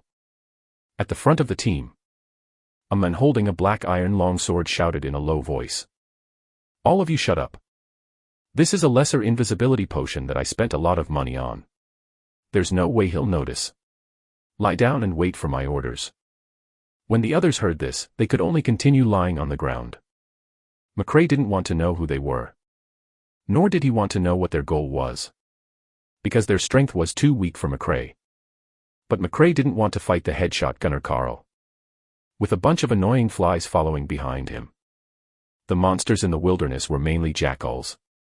Not far away, a gray figure was wandering in the bushes. It was a wild jackal. That pair of blood-red eyes sent chills down one's spine. Its bloody mouth was drooling, and on its back, bone spikes broke out of its skin as they glowed with a cold light. Wilderness Jackal, ordinary wild monster. Level, 12. HP, 1120. Attack power, 75. Defense, 40. Skill, Wolf Raid. Monsters with such attributes were too weak for McRae. However, the appearance of this wild jackal was just right. The people at the back must have used some special invisibility tools. But at this stage, low-level invisibility items could not help players hide the aggro system of the activated monsters. McRae calculated the distance between himself and them, and the distance between himself and the jackals in the wilderness. McRae, who had calculated everything, switched the new wand in his hand to the novice crossbow. Without hesitation, he fired an arrow at the jackal. The arrow pierced through the sky and it accurately hit the jackal's body. McRae's high-strength attribute caused 180 points of damage. The injured wild jackal raised its head and wailed before it launched the wolf raid. He charged at McRae at double speed. McRae looked at the wild jackals rushing over before half-heartedly looking behind him. The wild jackal was already in front of McRae, and McRae snorted at the empty back. A thought-provoking light flashed in his cold eyes, and he activated his skill. Greater Stealth. Greater Stealth was an upgraded version of stealth among thief skills. It could force players out of battle, clear the monster's aggro. In short, it was a thief's life-saving skill. But at this moment, McRae didn't use it to save his life. At this moment, the players behind McRae had been brought into the aggro range of the activated wild wolves. The injured wild jackal did not care about the sudden disappearance of the person just now. It only wanted to tear apart all the creatures it could sense. Chapter 30, Lord-Level Boss. The jackals in the wilderness sensed the people who had drunk the lesser invisibility potion. It raised its huge head, then let out a unique howl, and triggered the signal for the jackals in the wilderness to summon the pack. The corners of McRae's lips curled up. He left the scene without looking back. Have fun with these animals. On the desolate plains, the steam made people feel like they were in a steamer. From time to time, the howls of wild jackals could be heard. McRae effortlessly got rid of the tracking team behind him, and had no trouble quickly traversing the wilderness. After about 10 minutes, McRae looked into the distance. A dilapidated cabin appeared at the end of his vision. This was the spawn point of the headshot gunner Carl. McRae immediately slowed down, entered stealth, and moved forward cautiously. Headshot gunner Carl wore a wild red leather armor, and there was no expression on his gray face. This was the characteristic of undead creatures. He raised the grayish-brown rifle in his hands, all the while using his chaotic eyes to observe his surroundings through the crosshairs. It was as if he was patrolling his territory. Carl, Lord-Level Boss, Silver Tier. Level, 15. HP, 5000. Attack power, 250. Defense, 85. Skill, Shoot at random, Headshot Gunner Carl uses a flintlock to fire 6 powerful bullets at the surrounding enemies. Cripple Strike, passive. When the Headshot Gunner Carl hits a target, he will weaken the armor of the target. Each hit will weaken 5 points, stacking up to 10 times. McRae was slightly shocked. As expected of a wild boss. Attack power is as high as 250 points. In addition to Carl's passive skill, Broken Strike, if I got hit a few times, I'd have almost zero physical resistance. Just have to be careful. McRae no longer hesitated. He held the novice dagger that he had changed earlier in his hand, and used the stealth skill to slowly move toward Carl's back. Bosses on the silver level and above had very strong senses. However, it was useless against the high-level McRae. Although the levels in Divine Domain did not enhance the player's attributes, there was a level difference. The monsters at this stage basically couldn't sense McRae in stealth mode. McRae was moving forward slowly, and as he took use of his superior stealth skills and level advantage. McRae surprisingly moved until he was only 10 yards away from the boss. At such a close distance, the patterns on the leather armor of the Headshot Gunner Carl could be seen clearly. In front of the computer, McRae looked at the pale Carl. He slowly exhaled and moved his shoulders. It's been too long since I moved my fingers. Let's warm up. McRae's warm-ups were done quickly, and his narrowed eyes became a little more energetic. On the screen, the character's weapon had changed from a novice dagger to a silver-white Lubbock sword. McRae's figure was also fully revealed from his stealth state. The Headshot Gunner Carl also discovered the intruder at the first moment. He immediately turned around and gave a bloodthirsty smile to the expressionless McRae. McRae drew the Lubbock sword and said softly, "Let's begin." Before the Headshot Gunman Carl could raise the grayish-brown rifle in his hand, McRae's hands were already moving. McRae crouched slightly. His left and right hands grabbed the hilt of his sword. Upwards. The warrior's basic flying skill was unleashed, and the Lubbock sword in McRae's hand instantly shone with a golden light. He drew a beautiful semicircle in the air with his sword. Carl, who was sent flying, immediately floated in the air. McRae slowly said, "Stay up there for a while longer." Before the Headshot Gunner Carl landed, the long sword in McRae's hand slashed through the air twice. He instantly attacked with 2 demonic flurries, and Carl, who was about to land, was sent flying again. After Carl fell nearly 10 yards, McRae quickly took half a step back. He held the sword in his right hand and cleanly drew a cross at the falling Carl. The sharp slash left a strikingly bloody cross mark in the air. Cross slash. Carl, who was about to land, was instantly sent flying into the air by the skill. The angry headshot shooter pulled the trigger of his long rifle and fired randomly into the air. But it was all in vain. McRae's combo seemed endless, and he could always release the most suitable floating skill at the most appropriate time. At this moment, Jack was stunned by McRae's actions. In Jack's eyes, McRae's long fingers were typing rapidly on the keyboard. Up and down. Fast hits here and there. As if his hands were like 2 butterflies dancing nimbly in the air. The hands were perfect, and the sound was also very pleasant, with no sense of disorder at all.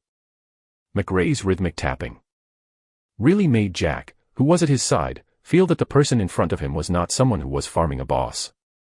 It was a world-class pianist playing a world-famous song. Although Jack was not a top player, and while he didn't understand what McRae's insane hand speed meant, he did have one feeling. This guy looked so awesome. Chapter 31, Enraged. Volley. Jack was shocked. He looked at the screen that had been continuously hit by various skills. The monster couldn't fall at all, and Jack turned and looked at the spiritless men in front of him again. His good friend even looked a little sleepy, and for a moment, he wasn't sure who was the monster between McRae and this boss. As he looked at how McRae worked the keyboard, the boss was sent flying as McRae played with it again and again.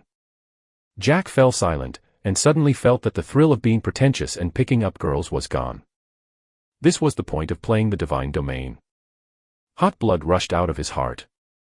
F***CK. Screw the women. I want to become an expert too. Jack then kicked out a female priest player he had just hooked up with the arcane halo. Then, he charged valiantly and energetically towards the monster spawning ground outside the beginner village. For a moment, there was only the sound of 2 people typing on the keyboard. McRae controlled his character and accurately released various flying skills at Carl. His eyes were usually focused on the combo number in the upper right corner of the screen and Carl's remaining health. Combo attack X 109. Combo attack 178. Combo attack X 199. When the combo count reached 199, McRae jumped back and slashed away from the headshot gunner Carl. He used the crossbow in his hand to make up for the last attack. The number on the upper right corner immediately changed into a striking number. Combo attack 200. The highest possible number of a combo in the Divine Domain. In Divine Domain, be it players or monsters, there was a mechanism known as landing invincibility. The target that was sent flying would have its body's hardness increased based on the number of times it was hit, and if he were to be kept in a floating condition the whole time. Then, so long as the health had been dropped to 25%, the time it had in the air would speed up. The speed with which the target fell to the ground would also be 140% more than usual, with a maximum limit of 150%. During this time, the target would ignore all abilities with effects that would launch it into the air, except for specific skills that could forcefully keep it up there. On top of that, if the damage accumulated was more than 50% of its HP, the system would give the target 0.5 seconds of invincibility as it hit the ground. This period where it got up was dubbed by players as landing invincibility. Carl finally landed. Suddenly, a layer of blood-colored light appeared all over his body. He suddenly let out a shrill cry. Headshot gunner Carl, enraged. When the HP of boss monsters reached below 10%, there was a high chance that he would go berserk. A boss in a berserk state would have the frequency of skills being released would increase significantly. Some bosses even had their own powerful enrage skills, and many players would be taken away by the boss enrage when they were caught off guard. The headshot gunner Carl slowly stood up. She crossed her arms in front of her chest. His left hand held the gun in his right hand. It was Carl's exclusive skill, volley. Random firing. The rifle in Carl's hand seemed to have lost its limit of bullets. He continuously sprayed angry bullets at McRae. In an instant, nearly 20 fiery red pellets shot straight towards McRae, and he sat up straight in his chair. His hand speed instantly soared. One could even see the afterimages of the fingers that appeared rapidly. Block. On the screen, McRae immediately raised his Lubbock sword with both hands in front of him. He was like a ghost with 6 arms as he blocked the incoming bullets. Bang. Bang. Bang. Bang bang bang. After the ear-piercing sound of metal clashing, McRae had blocked all 17 bullets. He was completely unharmed. Perfect block. A swordsman's guard skill. It was a god-grade defensive skill for swordsmen. Block could block more than just some close combat skills. For example, a warrior's uppercut and a knight's intimidation. In theory, it could also block long-range attack, of even archers, gunners, and even mages. All of these could be blocked by a swordsman's guard skill. But, everything must be built on a couple of premises. Was the timing of the block accurate? Was the position of the block accurate? Does block damage exceed the upper limit? The system would follow the completion rate of the block. Then, it would form a reduction in the damage caused by blocking players. The judgment of a perfect block was even harsher. Players not only needed perfect frontal defense, it also needed to be within 0.01 seconds of the error time of about to receive damage. Unleashing block skill during that window of time. Only then would it be judged as a perfect block. If it was judged as a perfect block, the players would not be harmed. The blocking skill was simply insane. However, even in his previous life, there were only a handful of swordsmen who could steadily use perfect block. But for McRae, who was proficient in all professions, the perfect block had practically become a muscle memory in his bones. Chapter 32, Carl's Ripping Rifle. Carl, who had been shooting wildly, slightly bent down. His hands were on his knees. This was the weakest period after the boss went berserk. McRae turned into 3 shadows and charged towards Carl. It was the swordsman's triple chain slash. After 3 flashes, McRae had approached Carl. He raised his sword. And he chanted. Purgatory Slaughter. Under McRae's skill guidance, a strange purple-red light enveloped the sword. McRae continued to guide the skill book. The purplish-red glow was getting stronger and stronger. After channeling the skill, McRae growled. Slash. McRae raised his sword and swept. A purple-red sword about 20 feet wide. Carrying the mournful wails of ghosts, he charged towards Carl. The headshot gunman Carl finally let out his most desperate scream. Aya. Then, he slowly collapsed onto the cracked ground. System, congratulations to player McRae for completing the first clear of the wild boss headshot gunman Carl, silver. Reward, Sage Stala's robe, silver grade, Gunna City respect plus 100, luck plus 5. This time, the reward made McRae happy. These 100 points of respect are just right. Respect points. Players could obtain respect points from the towns by accepting some main city missions from various main cities. When the respect in a player's town reached a certain level, the NPC's affinity with the main city would increase accordingly. If the town's respect was high enough, there would be many convenient places for the player. For example, when respect points reached 500, there would be discounts when purchasing items from NPCs. The higher the respect, the higher the benefits that the NPCs would give. The highest price could be reduced by half. Of course, these were not the most important things. The greatest use of respect is that it was more convenient to accept missions from NPCs. He could even receive some hidden missions. On the contrary, if respect was not enough, some NPCs with higher status would not even talk to you. McRae quickly searched around the headshot gunman Carl's body. A long rifle with a grayish-brown glow was lying quietly on the ground. McRae was delighted as he picked it up. Carl's ripping rifle. Category, weapon. Quality, silver. Attribute, unidentified. Special effect, unidentified. Introduction, the weapon of the gunner Carl in the wilderness plains. God knows how many heads he used this rifle to blow up. McRae looked at the rifle in her hand and said calmly, "All that's left is the shadow bow." Meanwhile, the discussion on the Divine Domain's public chat was once again ignited by McRae's first kill. Who is this McRae? We are still fighting wild boars in the beginner village. The god is already killing a silver boss. We are both humans, but why is the difference so huge? Bill turned on the new screen he had just bought. He immediately logged in. He had just logged into his character, when Bill saw that the surrounding players were discussing the name that he hated so much, McRae. At this moment, everyone was praising McRae. In Bill's eyes, it was as if they were mocking him mercilessly. Bill could bear it no longer. He shouted on the public chat. "Despicable scoundrel. Return my equipment." Bill felt that shouting was not enough. On the official forum of the Divine Domain, he started accusing McRae of all sorts of evil deeds. The title was Despicable McRae. Not healing his teammates and taking all the rewards. He looked at the rapidly increasing number of views. Bill finally got his revenge. Back to McRae in Gunna City. He put his equipment and materials into the warehouse. He had to find the archer mentor, Kazan, to accept the expert-level mission. This was the last fusion weapon needed to create Infinity. Just as McRae was about to head to the archer mentor Kazan, the system's global announcement sounded. System, congratulations to players Roderick, Relief, Joanberg, Foster Claudel, Bilhers, for the first clear of the adventure-level Frost Forest dungeon. Reward, Blood Ruby *2, Essence Silk *10, Dark Meteor *10, Gold Coins *5. McRae grinned. It seems that the strength of this Dark Spirit Guild isn't bad. They actually cleared it so quickly. Adventurer-level Frost Forest dungeon wasn't too difficult. However, the requirement for teamwork was very strict. This was a reason why the teams that had been temporarily put together would often be wiped out in Frost Forest. Not long after, McRae's email rang. McRae opened the mail. Indeed, it was a thank you email from Roderick. "Thanks, buddy." Below was an additional email. McRae opened it and sighed.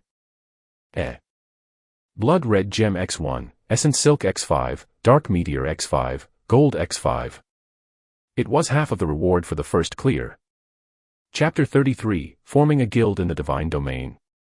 McRae collected all the materials. Then, he smiled and closed the chat box. When Jack saw the interaction, however, he asked a series of questions. "Who is this Roderick? Why did you get half of the materials for the first clear? These materials are worth a lot of money in the market. Many missions require these materials.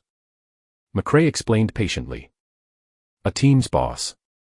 He previously asked me to help him clear this Frost Forest dungeon. I'm not free, but this person should be an ally in the future, so I wrote him a Frost Forest guide. McRae looked at Jack, who was once again in shock. He suddenly thought of something. He laughed heartily. Jack, do you want to play with the entire team? Jack was stunned when he heard McRae's words. Team. Where can we find them? Besides, what do we need a team for? McRae ignored the curious Jack. He continued. Not only do we want to recruit teams, we also want to establish a guild. Establish the first guild in the entire divine domain. Jack looked at McRae in disbelief. He asked carefully. McRae, you're not kidding, are you? What will we be doing with a guild? McRae said without thinking. Hegemony over the world. Jack was even more confused. Don't tell me you're having a fever that's muddled your brain. You have such impressive skills. You just have to clear dungeons every day, drop equipment, earn some money, and pick up girls. Isn't that good? McRae looked at Jack, who looked serious. He laughed but did not answer. Jack was in no mood to continue asking McRae why he had to build a guild. After all, he was already attracted by McRae's dazzling personal warehouse. F***CK. Thunder Goblin's Medal. This purple agate is worth 1 gold coin in the trading center. You actually have so much. Sage Stallow's robe, silver grade. McRae looked at Jack, who was like a money grubber. He said half-jokingly. If you build a guild in the future, I'll let you manage the guild warehouse. McRae prepared to go back to the game. But just as he was about to turn around, Jack held him back. He said excitedly. Are you serious? McRae looked at Jack, whose eyes glowed with a strange light. It was only then that he remembered that his best friend loved to act cool and flirt with girls. There was also another hobby, collecting. McRae smiled. Why would I lie? Jack stood straight up. He said solemnly. Leave it to me. The construction of the guild's warehouse was very important. The guild had 2 recruitment points. One was the strength of a high-end player in the guild, and it could also be said to be the reputation of the guild. Like Roderick. All he wanted was the dungeon's first clear record. It was to showcase the strength of their guild. The second was the benefits of the guild's storage. There were plenty of quest materials and high-quality equipment in the guild's storage. These were all reasons to attract players to join the guild. After McRae and Jack had eaten, he re-entered the divine domain. It was morning in the game, and the early morning sunlight shone on Gunna City. The sky above the main city was blue, and he could see that the number of players in the square increased. McRae took a deep breath. He instantly felt much more energetic. McRae first spent 2 silver coins in the blacksmith shop. He repaired his equipment. Then, he strode towards the target mission. Archer Mentor, Kazan. When McRae reached the archery palace, some gamers were trying to communicate with Kazan, a common practice for most players. Talking to the NPCs in the new map, trying to receive the missions. After all, the experience rewards given by quests were much more generous than the experience reward given by normal monsters. McRae looked at the men in red leather armor. Kazan, who wore a black cloak and had a cold face. McRae actually sympathized with these unlucky players. Kazan. He was an infamous NPC. Without a certain amount of respect points in Gunna City, Kazan wouldn't even speak. If the players annoyed her, she would even teach them a lesson. As expected, Kazan could no longer tolerate the harassment of these players. She pulled the crystal longbow on her back. Kazan was a legendary level 120 NPC. Even if she did not really attack the players, the unlucky ones in front of him were immediately frightened by the exaggerated aura. Kazan watched as the players sped away. She snorted. The new adventurers are getting more and more impolite. When I get the time I must go to the Adventurers Guild to see how that old man recruited people. McRae smiled and stepped forward. He spoke. Greetings, Divine Bow, Lord Kazan. McRae also relied on his 100 points of respect in Gunna City. Only then did he dare to talk to this angry-looking woman. Indeed. When she spotted McRae, her tightly furrowed brows eased a little as she said, "Seems like not all adventurers are that crude." McRae continued, "No one would be rude to Her Excellency Kazan, who is unparalleled in archery." Kazan's icy face, it finally eased a little. She slowly said, "Interesting adventurer." McRae quickly struck while the iron was hot. "Your Excellency Kazan, I'm also an archer. I've come to disturb you so that you can test me." Kazan looked at McRae. "All right, archery skills are honed through repeated trials. I happen to have some simple missions here." McRae stepped forward and interrupted. "Esteemed Kazan, I want to accept your expert-level test." Kazan heard his words. And immediately, her face turned cold again. "One step at a time if you want to become stronger. Young man, reaching beyond your grasp can cost you your life." If not for the respect he had in Gunna City, Kazan would drive him away now. McRae had to start with the most basic test tasks. But McRae had 100 points of respect. Kazan might have sounded hostile, but it was still possible for him to receive the mission. McRae continued. "Esteemed Kazan, if I didn't experience life and death, how could I become a great archer like you?" Currying favor was obviously very useful, regardless of whether it was towards humans or NPCs. Kazan's face remained cold. However, she still issued a mission to McRae. "Then I'll give you an expert-level test and let you know how much you overestimate yourself. System, quest, an archer mentor's test, expert-level difficulty. Eliminate orc territory. Do you accept?" McRae was delighted. He finally got the mission. He quickly chose to confirm without hesitation. "Accept." Chapter 34, McRae's Plan. However, at this moment, although McRae had accepted the mission, he was not in a hurry to complete it. In fact, he had his own considerations. Firstly, with his current equipment attributes, completing this mission would be difficult. Secondly, there was no time limit for the mission. There was no hurry. In the room, McRae slowly rose from his stool and flexed his wrists. From time to time he heard Jack shout, "Kill! Cleric, heal me quickly!" Compared to the carefree way he played before, Jack was now fully devoted to fighting. McRae looked a little heavy.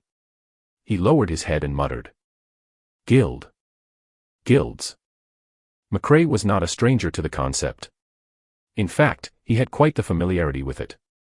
In his previous life, countless powerful guilds wanted to invite McRae to join them.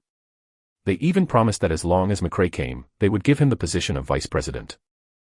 After all, with the addition of McRae, the #1 combatant in the God's domain, the strength of the entire guild would advance by a huge step. What was even more ridiculous was that, when the 4 big guilds had yet to become strong, there was even a rumor in the God's domain that those who obtained McRae would conquer Divine Domain. As the god of war, McRae's appeal in the Divine Domain was unparalleled. A large number of supporters had been waiting for McRae to establish a guild himself.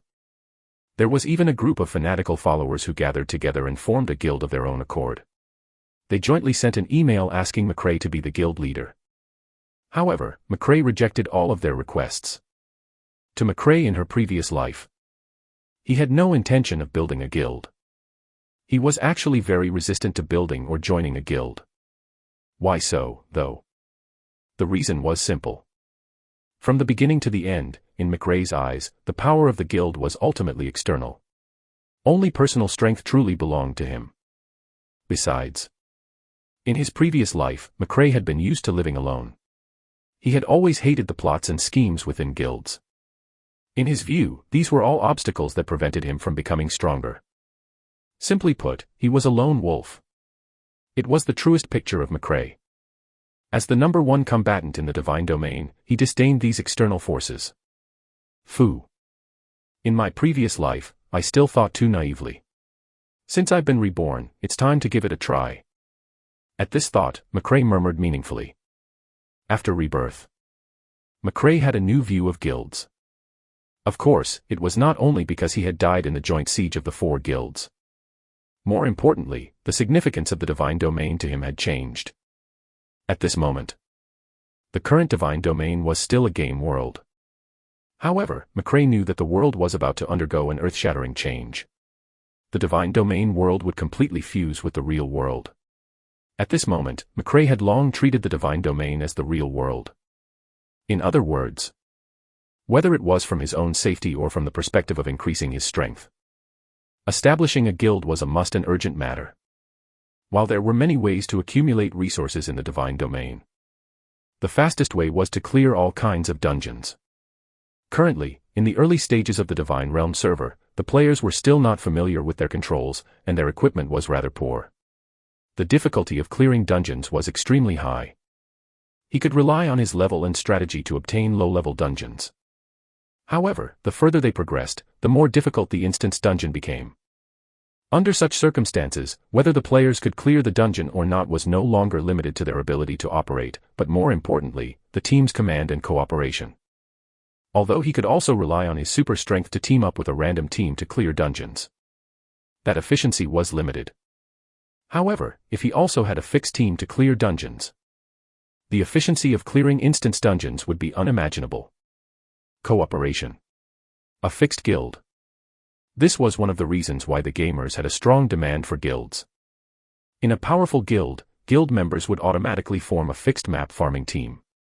In the long run, the teamwork of each team would become better and better, and the efficiency of clearing the dungeon would increase. For ordinary rookies, joining a guild was the best choice. When he joined the guild, there would be experienced players guiding him on how to clear the dungeon. With an expert leading a rookie, the rookie's strength would also rapidly grow. In his previous life, the 4 big guilds used large amounts of funds to recruit high-end players first, and then let the old players continuously bring out new players.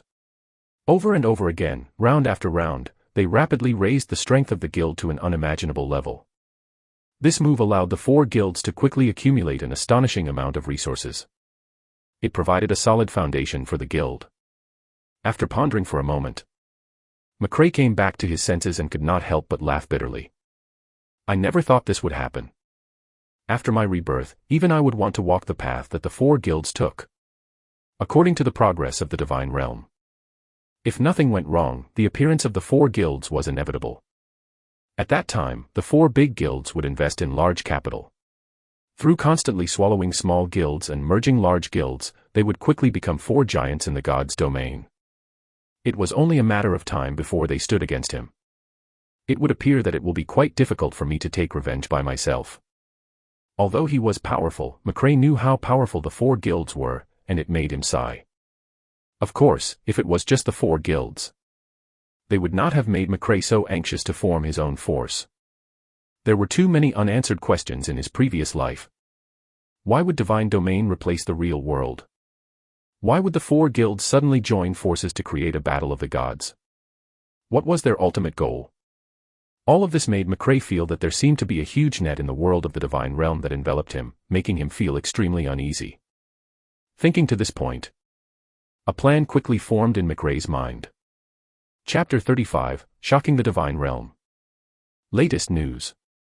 God McRae is building a guild. Shocking. Instance Dungeon Killer McRae has announced the establishment of a guild. Bonus news. Mysterious expert has finally appeared. Shocking benefits. Almighty McRae's exclusive reveal. The next day. Following McRae's personal announcement on the World Channel, all the players of the God's Domain were excited. McRae's post on the official forum was instantly pushed to the top of the trending page by the crazy players. Actually, McRae's message was very simple. The content was very simple. I'm going to start a guild. If you're interested, you can pay attention. Yet. This simple sentence caused all the posts on the forum to explode. In the game world, the gamers in the Divine Domain, except for those who were fighting monsters, stopped in their tracks. After confirming McRae's announcement, they started communicating with the gamers excitedly. F***CK. Did you see that? God McRae is setting up a guild. Really? Don't lie to me. Of course it's true. Why would I lie to you? I'm a fan of God McRae. As expected of God McRae. If the guild is established today, it should be the first guild in the server. That's for sure. The #1 guild. It sounds domineering. Hey, don't get too excited. To be honest, I don't think it's easy to get into God McRae's guild. Don't say such depressing things. I'm so charming. What if God McRae takes a fancy to me? A moment later. Almost all the Divine Domain players around the world were discussing McRae's announcement. The development of the situation was far beyond everyone's imagination. Even McRae himself did not expect that he would actually have such an exaggerated rallying power in the Divine Realm right now. It was only the third day since the server opened. But all these developments were actually very normal. McRae had shocked the players too much. On the first day of the game, while everyone was still adapting to the new game, McRae had already cleared the adventure-level Eternal Forest dungeon. Not only that. McRae had also obtained the best system evaluation and a generous system reward. McRae's name appeared in the gamers' sites for the first time. It was only natural. Many people did not believe that McRae had obtained the first clear of this dungeon with his own strength. Some people even thought that McRae must have used some special tool or some trick to obtain the first clear of the dungeon by luck. With the addition of Bill, this little man whose rationality had been burned away by jealousy. There had begun many comments on the forum that slandered McRae. Despicable priest. He didn't heal his teammates so that he could keep the reward. I've never seen such a shameless priest. How dirty can a priest's heart be? These comments attracted many players. These players were very jealous of the system reward that McRae had received. Why would they care to examine the truth? The people who were fooled supported Bill brainlessly, believing that McRae was a liar who harmed his teammates. The attention on these posts had even reached the top. But a lie was a lie after all. McRae didn't even reply to a single word on the forum. In the eyes of McRae, who was reborn, these things did not affect him at all. He even thought that it was funny. But lies were ultimately lies. McRae didn't respond on the forum. After all, when he obtained the first clear of the solo dungeon Green Forest, all the rumors were blown away. Bill had also become a street rat that everyone hated. However, McRae still didn't stop walking. The first clear of the normal level Green Forest dungeon. First clear of the adventurer level Green Forest dungeon. Expert difficulty Green Forest dungeon's first clear.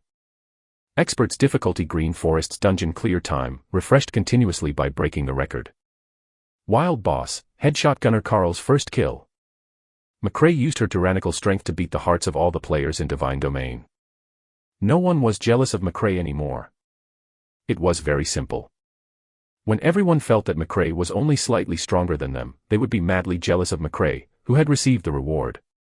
However, when everyone realized that their abilities were worlds apart from McRae's, their jealousy had already turned into envy. Even worship. It was the respect that the players had for the strong. At this moment, in a room in Linhai City, a beautiful woman in cute pink pajamas rubbed her sleepy eyes and slowly sat up on the bed. The half-asleep girl opened her pink mouth and yawned lazily. I'm so tired. I won't stay up late to play games anymore. This woman was the landlady living opposite McRae, Alice. Alice smoothed her messy golden hair and kicked the pillow in front of her to the other side. She resentfully complained, "Humph. It's all that annoying tenant's fault. I was killed once and lost so much experience, and I even got scolded by my teammates." Alice pouted and muttered as she logged into the Divine Realm. Ah. Instantly. A scream that was comparable to a falsetto resounded throughout the entire apartment. The shrill screams even made some helpful people call for help. In the room, Alice, who had finally calmed down a little, stared intently at the top news in the player announcement. McRae, I'm going to start a guild. Those interested can pay attention. Chapter 36, McRae Guild Chat Group. In the Divine Realm, news of God McRae forming a guild continued to spread. The popularity of the incident did not decrease at all. Instead, it became more and more intense as the players went online. Back to McRae. At this moment, McRae was sitting on the balcony. He was the person who had stirred up the entire Divine Realm. At this moment, it was as if he did not care at all. He was leisurely drinking hot drinks and looking at the chattering birds outside the window. He felt very uncomfortable. On the side, Jack was completely focused on the post that McRae had sent on the official forum of the Divine Domain. Jack stared unblinkingly at the number on the screen, completely shocked. But Jack knew that there were far more players who were really paying attention to this. Because the number of replies to this post was still increasing exponentially. When the gamers who were working, resting, or busy with other matters came online and found out about the incident, this data could suddenly become an even more astounding astronomical figure. Oh my God. McRae. You've created a miracle. Looking at the new explosive reply, Jack could no longer hold it in. He jumped up in excitement. Excited, he continued shouting without looking back. McRae. McRae. When he couldn't hear McRae's response, Jack reluctantly looked away from the screen. When Jack turned around, McRae was enjoying the scenery and drinking hot drinks. This scene instantly gave Jack a surreal magical feeling.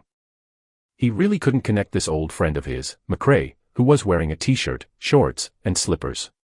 He had known him for 10 years, and he was the god who had made the entire divine realm go crazy.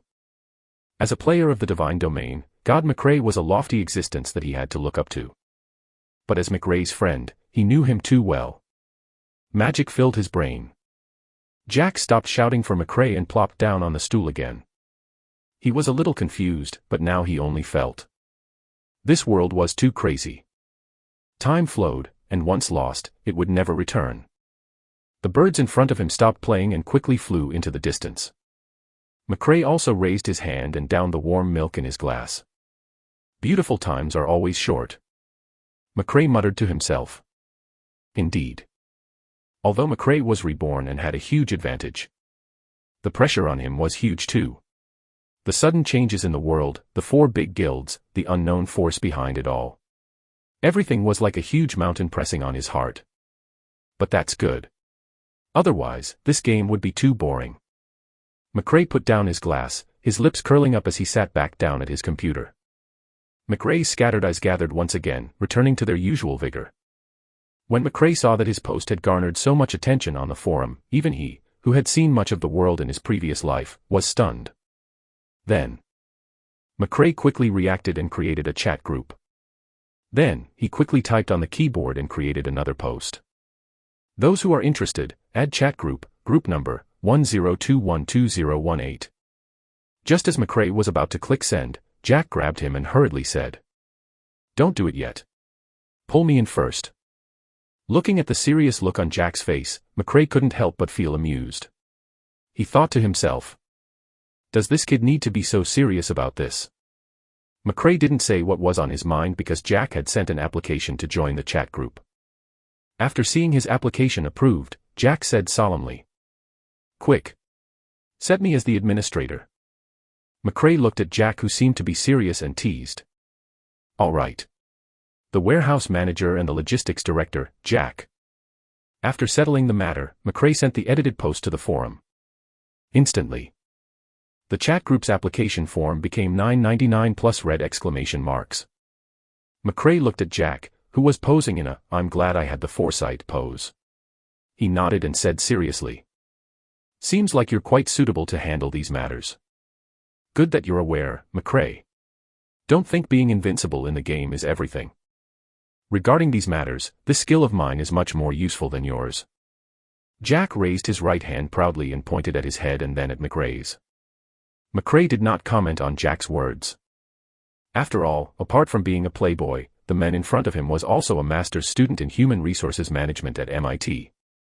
Moments later, McRae said calmly, "Jack, is divine domain fun?" Jack was confused. What did McRae want? Then he replied, "Of course, it's clearly fun."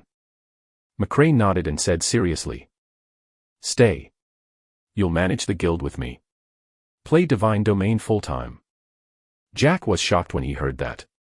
He immediately stood up and said, "No way, McRae. Are you kidding me? Be a full-time gamer."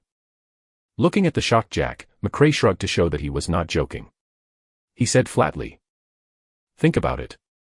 But Jack didn't reply. He sat quietly on his stool, thinking hard. McRae also expressed his understanding. He turned around and began to quickly review the applicants that wanted to join the group chat. Chapter 37, Completely in the Wrong Boat. Jack had a bright future as a master's student in human resource management at the Massachusetts Institute of Technology. Not to mention that Jack's dad was the chairman of a listed company to begin with. This sort of family background and ability was no longer winning at the starting line. He was already standing at the end of the line that most people would never be able to reach in their entire lives. To put it bluntly, Jack's father was urging Jack to go back and inherit the family fortune every day. In the room, Jack looked at McRae, who was busy reviewing the list. From his initial shock, he began to think seriously about what McRae had said. The Divine Realm was indeed very fun, but it was obviously irrational to be a full-time player just for fun. But now, the influence of the Divine Realm in real life could no longer be viewed as a simple game. 3 billion gamers had shown the financial giants new potential markets. Jack, who had been influenced by that world since he was young, was naturally acutely aware of the gods' domain market value that had already emerged. Now, his good friend was a famous figure that everyone knew in the Divine Realm. If the guild was successfully established, perhaps he could really create a new financial legend. Jack looked at McRae in front of him and frowned. He thought to himself, but the risk is too great. As far as Jack knew, 2 or 3 of the financial giants on Wall Street had already started to invest in assets in the divine domain. With McRae's strength alone, would he be able to survive the currency wars of these financial giants? Jack, who knew how cruel capital markets were, was very worried about this problem. Numerous real-life problems left Jack deep in thought. It wasn't until his fingernails were deeply embedded in his palm that the sharp, stinging sensation woke Jack, who was concentrating so hard on his thoughts. Jack randomly wiped his palms and said hatefully, F***CK. Then, Jack began to review the list of people. Seeing Jack start to help, McRae said with a half-smile, Yo, so you've made the decision to join me. Jack scolded jokingly without looking up. You are a fool who only knows how to operate and play games, and you actually want to build a guild. I'm afraid that without my help, those old foxes will make you die very miserably. McRae did not deny this. After all, he knew nothing about guild management. Without waiting for McRae to speak, Jack, who was busy reviewing, continued to lampoon. I wonder, how do you have the guts to dare form a guild? The Divine Realm is different from previous games. In the real world, there are too many capital teams that want to profit in the Divine Realm. Building a guild is their first step. You're so strong, yet unprepared to build a guild. You will definitely be targeted by these people. A man fears getting fame, a pig fears getting fat. Don't you know that the hunter will shoot the bird that sticks out? I'm not exaggerating. Maybe someone is already preparing to assassinate you. Jack didn't care if McRae was listening. He continued muttering. Even if we don't consider these conspiracy theories in the real world and establish a new guild, everyone is a newbie. Many basic things are unclear, be it the management of the warehouse or the daily expenses and order of the guild. Wait. Have you considered these practical questions? McRae nodded and said calmly. I have you, don't I? Petrified, instantly petrified. Jack didn't know if he should be touched by his friend's unconditional trust, or if he should just slap this god McRae who wanted to do nothing. McRae scratched his head and continued. Right. How much do you earn per month in your company? Although talking about money hurt relationships, he had to mention it. As a playboy, Jack naturally had the capital to be won. Although he often took leave now, as the young boss, his salary was naturally enough. But Jack hadn't expected Mayer to ask that question. Still, McRae was actually considering the problem of reality. This gave Jack, who was worried about the guild's future, some comfort. McRae's decision to form a guild seemed serious and prepared. But before Jack could answer and praise McRae, McRae said lightly, I don't know exactly the details. Anyway, I don't have much money right now, so you can just do it for free for now. We'll talk about it when the guild makes money. Buffed. Jack felt like he was about to vomit blood from this guy. Why did I agree to this idiot? Furthermore, even though he had made such a huge decision to form a guild with him, it turned out he was actually a volunteer. But, as a friend of McRae's for many years, Jack still believed in his promise. Although Jack was often speechless at McRae's crazy guts, there was a strange charm about this man that made people trust him unconditionally. Looking at Jack, whose face was all serious and buried in thought, McRae stood up, reached out his hand and gently patted Jack's shoulder. He spoke with a heavy tone. "Don't be polite with me. I just gave you the position of the head of the logistics department, didn't I? I believe that you will be able to complete the mission well." Jack was having trouble answering. At the start, he only felt that his good friend was actually a great god that everyone in the divine realm respected. They wanted to have fun together, but the development of the matter was clearly out of the scope of entertainment. Was he really about to just not care about his family's company, and directly become a full-time gamer with McRae, his bad friend? He was even working for free to build a guild. McRae patted Jack again and said earnestly, "Don't be afraid that you won't do well. I trust you 100%. Jack, who had received too much information and was about to lose his ability to think, shivered and subconsciously replied, "I'm fine. Don't worry, I'll definitely complete the mission." After saying that, Jack felt his vision go dark. "It's over. I've been brainwashed. I'm completely on this guy's pirate ship now." Chapter 38, Shocking Popularity. Jack continued to approve the applicants. Soon, more and more players joined McRae's chat group. Finally. Where's God McRae? Level 7 warrior reporting. Applying to join the guild. Gosh, level 7 so quickly. I'm only level 5. Will God McRae want me? Where's God McRae? I want to take a picture with her. I have my own team of 10 and I ask God McRae to take me in. I'm willing to smoke, drink, and burn my hair for you. The gamers who joined the chat group couldn't contain their excitement and quickly sent messages to the chat group. Countless messages flashed through the chat group chat. A single message wouldn't even stop for a second before it was covered by a new one. Jack stared intently at the computer and quickly scanned the endless list of applicants. He quickly filtered out the applications that weren't there to join the guild, but to join in the fun and even cause trouble. Bill was among them. McRae. You shameless scoundrel. Return my reward. Of course, such an application would only be rejected by Jack, who had already browsed through countless applications. At the same time. On the other hand, the landowner, Alice, who lived across from him, was sitting upright in front of her computer, her hands clasped together. She kept muttering. Pass, pass. You must pass my application. If Alice's friends saw this scene, they would definitely be shocked.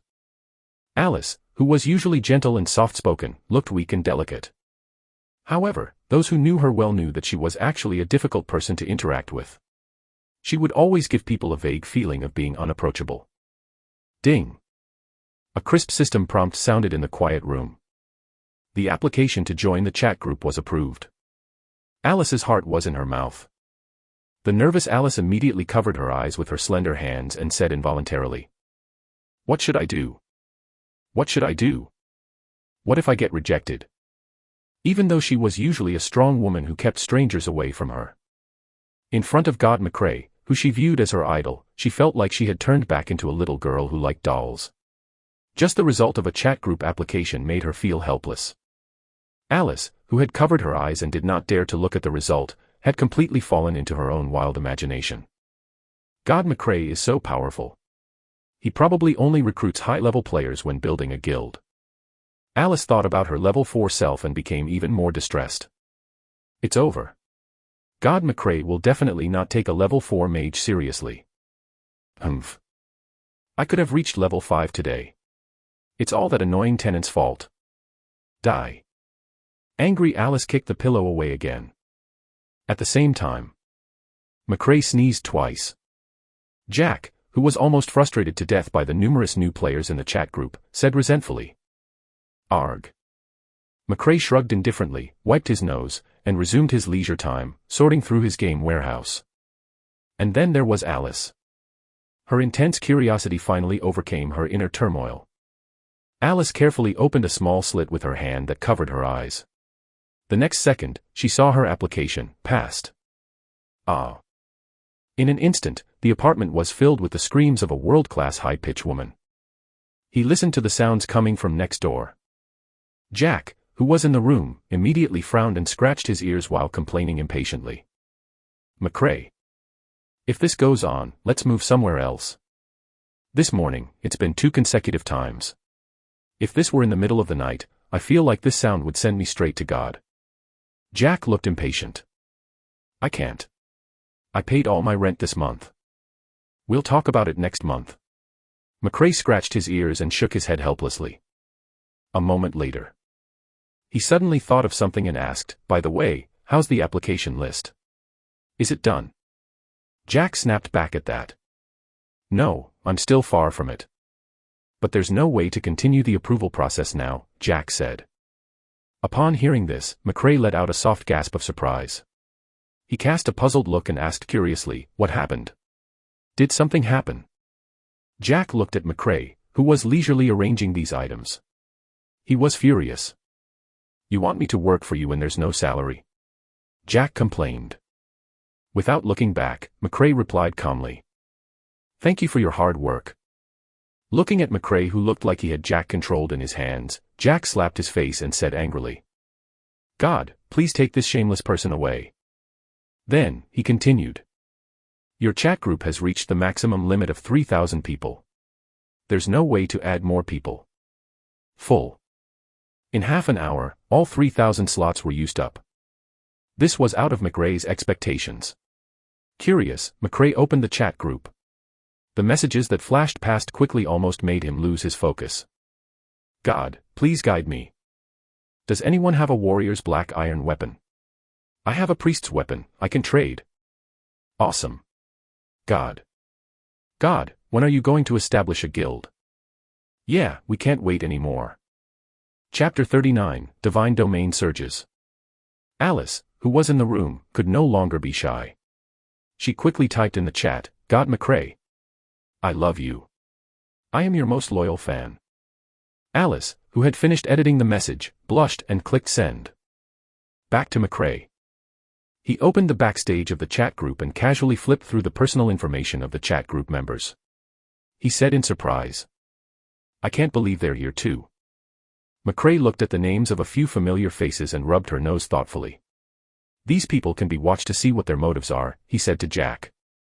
Jack instantly straightened his back and replied seriously with a serious expression, okay, I understand. Then, he recorded their names into a document called, Suspicious People. Jack looked at the group of people who were getting more and more excited. He looked at McRae and asked in confusion, yeah, when exactly are you planning to build a guild?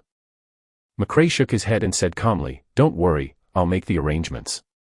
After saying that, McRae made an announcement at the backstage of the chat group. 3 p.m., gonna be in Gunna City teleportation portal. Gather. After McRae posted this message, the chat group, which was already very active, became excited again. However, McRae ignored the chat group and turned off his computer. This made Jack, who was at the side, confused. He asked curiously, why did you ask them to gather? Moreover, only players above level 10 can go to the dungeon. Also, you need 2 silver coins to teleport to Gunna City. The game coins are so valuable now, are you going to reimburse them? Why did you turn off the computer? McRae shook his head, yawned, and said lazily. Go fight monsters. What? But I'm sleepy. I'm going to sleep. After answering the question, McRae couldn't care less about Jack's roar behind him. He lay down on the bed, covered his head with the blanket, and fell into a deep sleep. At 12 noon. In a spacious conference room in Nanming City. A handsome middle-aged man was tapping the wooden conference table rhythmically with his right hand. After taking a look at the time, he switched on the video call beside him. Whoosh. Whoosh. Whoosh. A few virtual lights were projected in front of the man. Not long after, a few more people joined the video conference. The man put down the cigar in his hand and said in a hoarse voice, since everyone is here, let's begin. However, no one spoke. The atmosphere was heavy. The man sneered and cursed in his heart. Useless trash, when I finish off this McRae, none of you will escape. The man pretended to be angry and said, then let me be direct. I feel that the division of power that we had previously made needs to be re-established. All of us should give out a bit of our space to this McRae who came out of nowhere. If you can accept it, then our fire group's Guild of Fire can also accept it. Once the men said that, the people in the virtual images could no longer sit still and immediately replied. On the screen in front of the men, the boss of the Red Mountain Group, Swag, said, "George, you don't have to agitate us. We have already planned out ownership of the map resources around the dungeons. This McRae is not worthy." Swag slammed his conference table angrily. Bang. A dull sound echoed in the quiet meeting room. The leaders of the other forces agreed. "That's right. We can't let McRae steal our territory. He's just a brat. If he doesn't know the rules, we'll teach it to him." George thought scornfully to himself, a bunch of brainless nouveau riches. However, he wouldn't say what he was thinking. He quickly said, "Everyone should understand the situation, so I won't say anything else. This McRae is gathering at Gunna City at 3 in the afternoon. Tell me, how many people did you send into his chat group?" "Our fire group has 2 people above level 10. Everyone saw that George was the first to speak. He confessed to the spies that he had planted. Swag said in a muffled voice, "There are quite a few people I put in the chat group, but none of them are above level 10. The person beside him smiled sinisterly and said, "What a waste. Our Lin High group has 1. Swag immediately stood up and said angrily, "Reagan, don't go overboard." Swag wanted to say something else, but in the next moment, his projection disconnected. George played with the remote control in his hand and said coldly, "Those who didn't sneak in any level 10 or above spies into the McRae chat group, leave the meeting. Don't let me make you leave." Whoosh. Whoosh. Whoosh. The figure snorted at George, disconnected, and exited the video conference. George nodded with satisfaction and said, "Continue." The meeting continued, and the remaining 2 corporations reported the number of people they had planted above level 10. There were a total of 6 players out of the 4 companies. Currently, there were only 10 players above level 10 in McRae's chat group, including these 6. This situation caused George and the others to reveal satisfied smiles. George thought for a moment and said slowly, "In that case, let's see how McRae deals with this. As far as I know, to establish a guild, you need to hand over a silver-grade item to the main city's Guild Alliance NPC. And the sword in his hand is the only silver-grade item in the entire Divine Realm." Reagan of Lin High Group stroked his mustache and said thoughtfully, "President Chiao, what exactly do you intend?" George picked up his cigar and took a big puff. He made a throat-slitting gesture with his right hand and said coldly, "Snatch it." Chapter 40, Spies from Other Forces. 2:50 p.m. sharp. In front of the teleportation formation in Gonga City, 10 high-end players above level 10 stood with their hands behind their backs, looking around from time to time as if they were looking for something. In the room, Jack looked at the teleportation circle through the perspective of McRae's character. There were 10 level 10 high-level players in a neat row. He was extremely excited. For a moment, he didn't even think about the issue of his salary being delayed.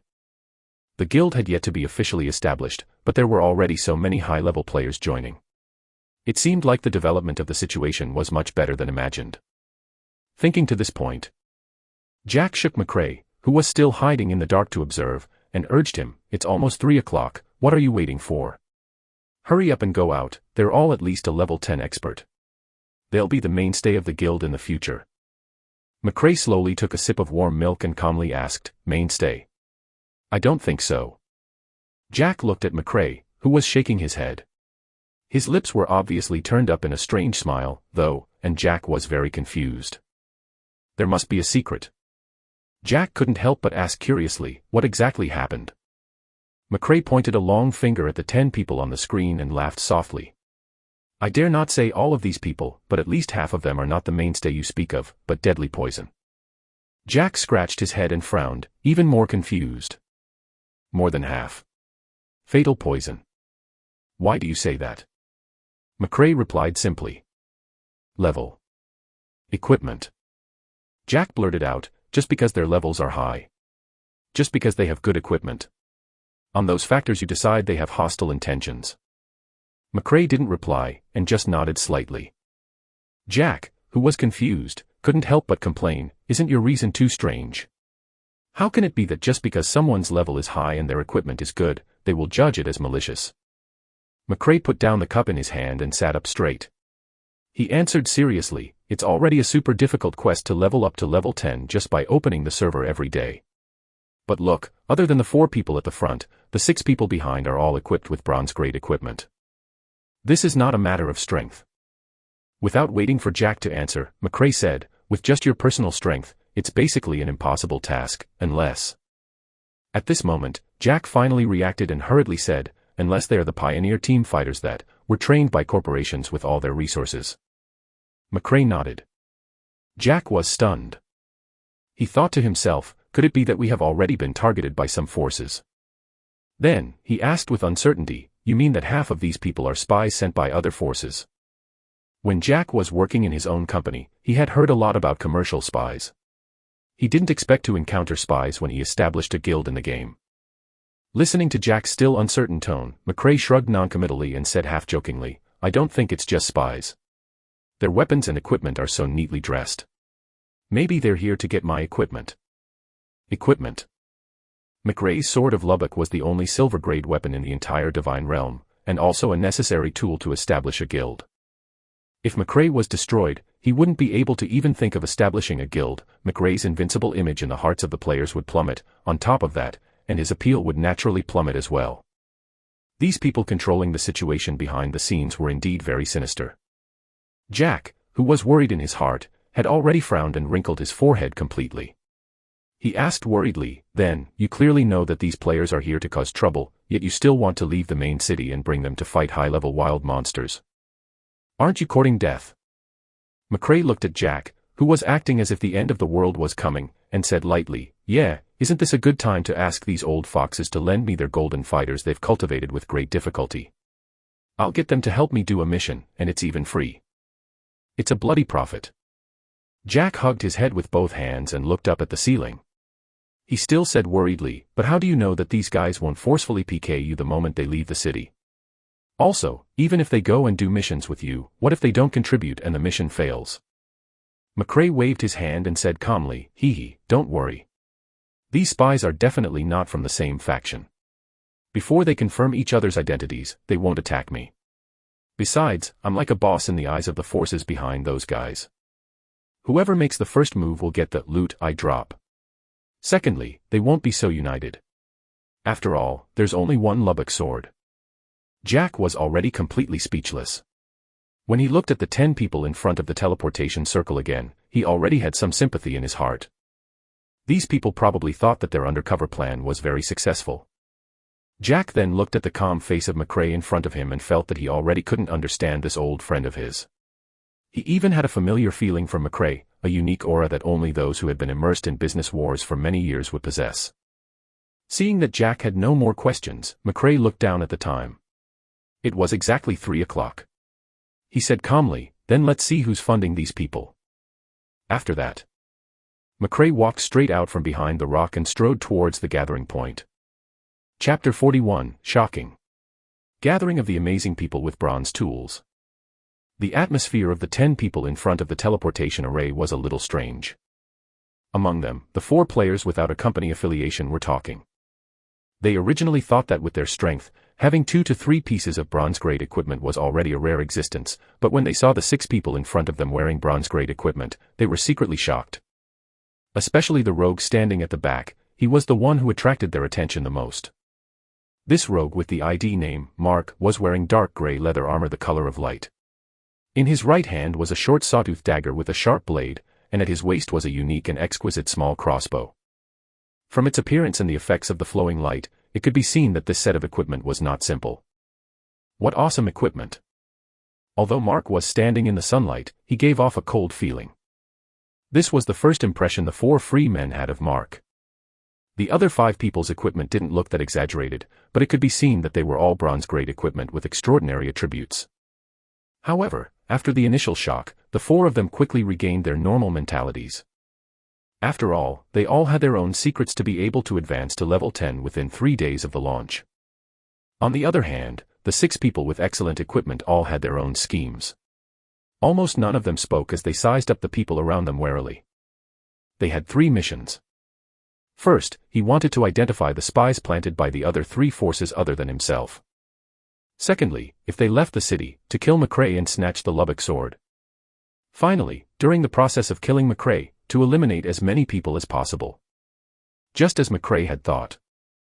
Although the Fire Group, Lin Hai Group, Tian Run Group, and Baida Group had all said they had characters sent to be spies as well, they didn't reveal their IDs to each other. After all, the trust between them was as fragile as a piece of paper. When McRae appeared in front of the 10 people, they had already been waiting for nearly 20 minutes. The equipment that Mark was wearing could be said to be gorgeous. The equipment of the other 9 people was also quite extraordinary. It was difficult for such 10 people to not attract attention after staying for nearly 20 minutes at the teleportation point. A passing player who had just reached level 10 looked at this group of 10 and was secretly shocked. Then, he opened the camera function of Divine Domain and started a live stream on the official forum. The title of the live stream was Shocking. Gathering of all the awesome people in bronze equipment. The astonishing force of Gunna City. As soon as the live stream began, many curious players began to watch. The audience in the live stream increased. Many newbie players looked at the well-equipped and high-level person and were very curious. They asked about the origins of the 10 people. F***CK, awesome. That priest actually has an entire blessing set. I feel like even his minor healing spell can directly maximize my HP. It's not just him. Look at that arcane mage. The staff in his hand can only be dropped by adventure-level Dark Forest. A bunch of people with bad taste. Did you see that rogue? That's the real big shot. The hunter's dagger in his hand is a solo kill. Only a level 10 bronze boss, bloodthirsty goblin, can drop that. From the looks of it, they seem to be waiting for someone. Are they planning to clear some expert-level dungeons? It wasn't just the live stream of the player. Even the gamers of Gunna City were attracted by the extraordinary aura of the 10 people. They discussed softly from afar. Upon hearing the discussion, the 10 people felt somewhat smug. They subconsciously straightened their backs. They were either invincible unaffiliated players or the elites of the pioneer teams selected by the various large financial groups. More or less, they had the pride of the strong. Mark, who had been silent all this while, stood at the back. His eyes swept across the people walking on the street, and a glint flashed in his eyes. He discovered McRae walking towards them. Although he had never seen McRae before, he was sure that this person was McRae. Mark said lightly to everyone, "He's here." The 10 people's gazes instantly gathered on McRae alone. Unlike the pure curiosity of the 4 unaffiliated players, they were more confused. They didn't understand why the boss behind them would care so much about an unaffiliated player. Wasn't it just luck that allowed him to obtain the silver grade reward from the system? Which one of them wasn't an elite that had been selected carefully? With their strength, it was only a matter of time before a silver grade dropped. Regarding this, they didn't care much about the title of God McRae. They were even unconvinced. Facing the gaze of the 10 elite teams in front of him, McRae seemed very calm as he walked straight towards them. McRae looked at the arrogant faces in front of him and smiled calmly. He had a new idea. Then, McRae closed the hidden ID option in the settings and took off the black robe used to hide his appearance. McRae, this godlike ID, immediately appeared in front of everyone and the audience in the live stream. Instantly, the air became hot. The audience in the live stream also collectively climaxed at this moment. F***CK. It's God McRae. I knew it. Other than God McRae, who else can make so many awesome people wait patiently? Too cool, too cool. When God McRae appeared, I felt that the aura of those experts had been suppressed. Chapter 42, 4 Great Guilds. The Mastermind.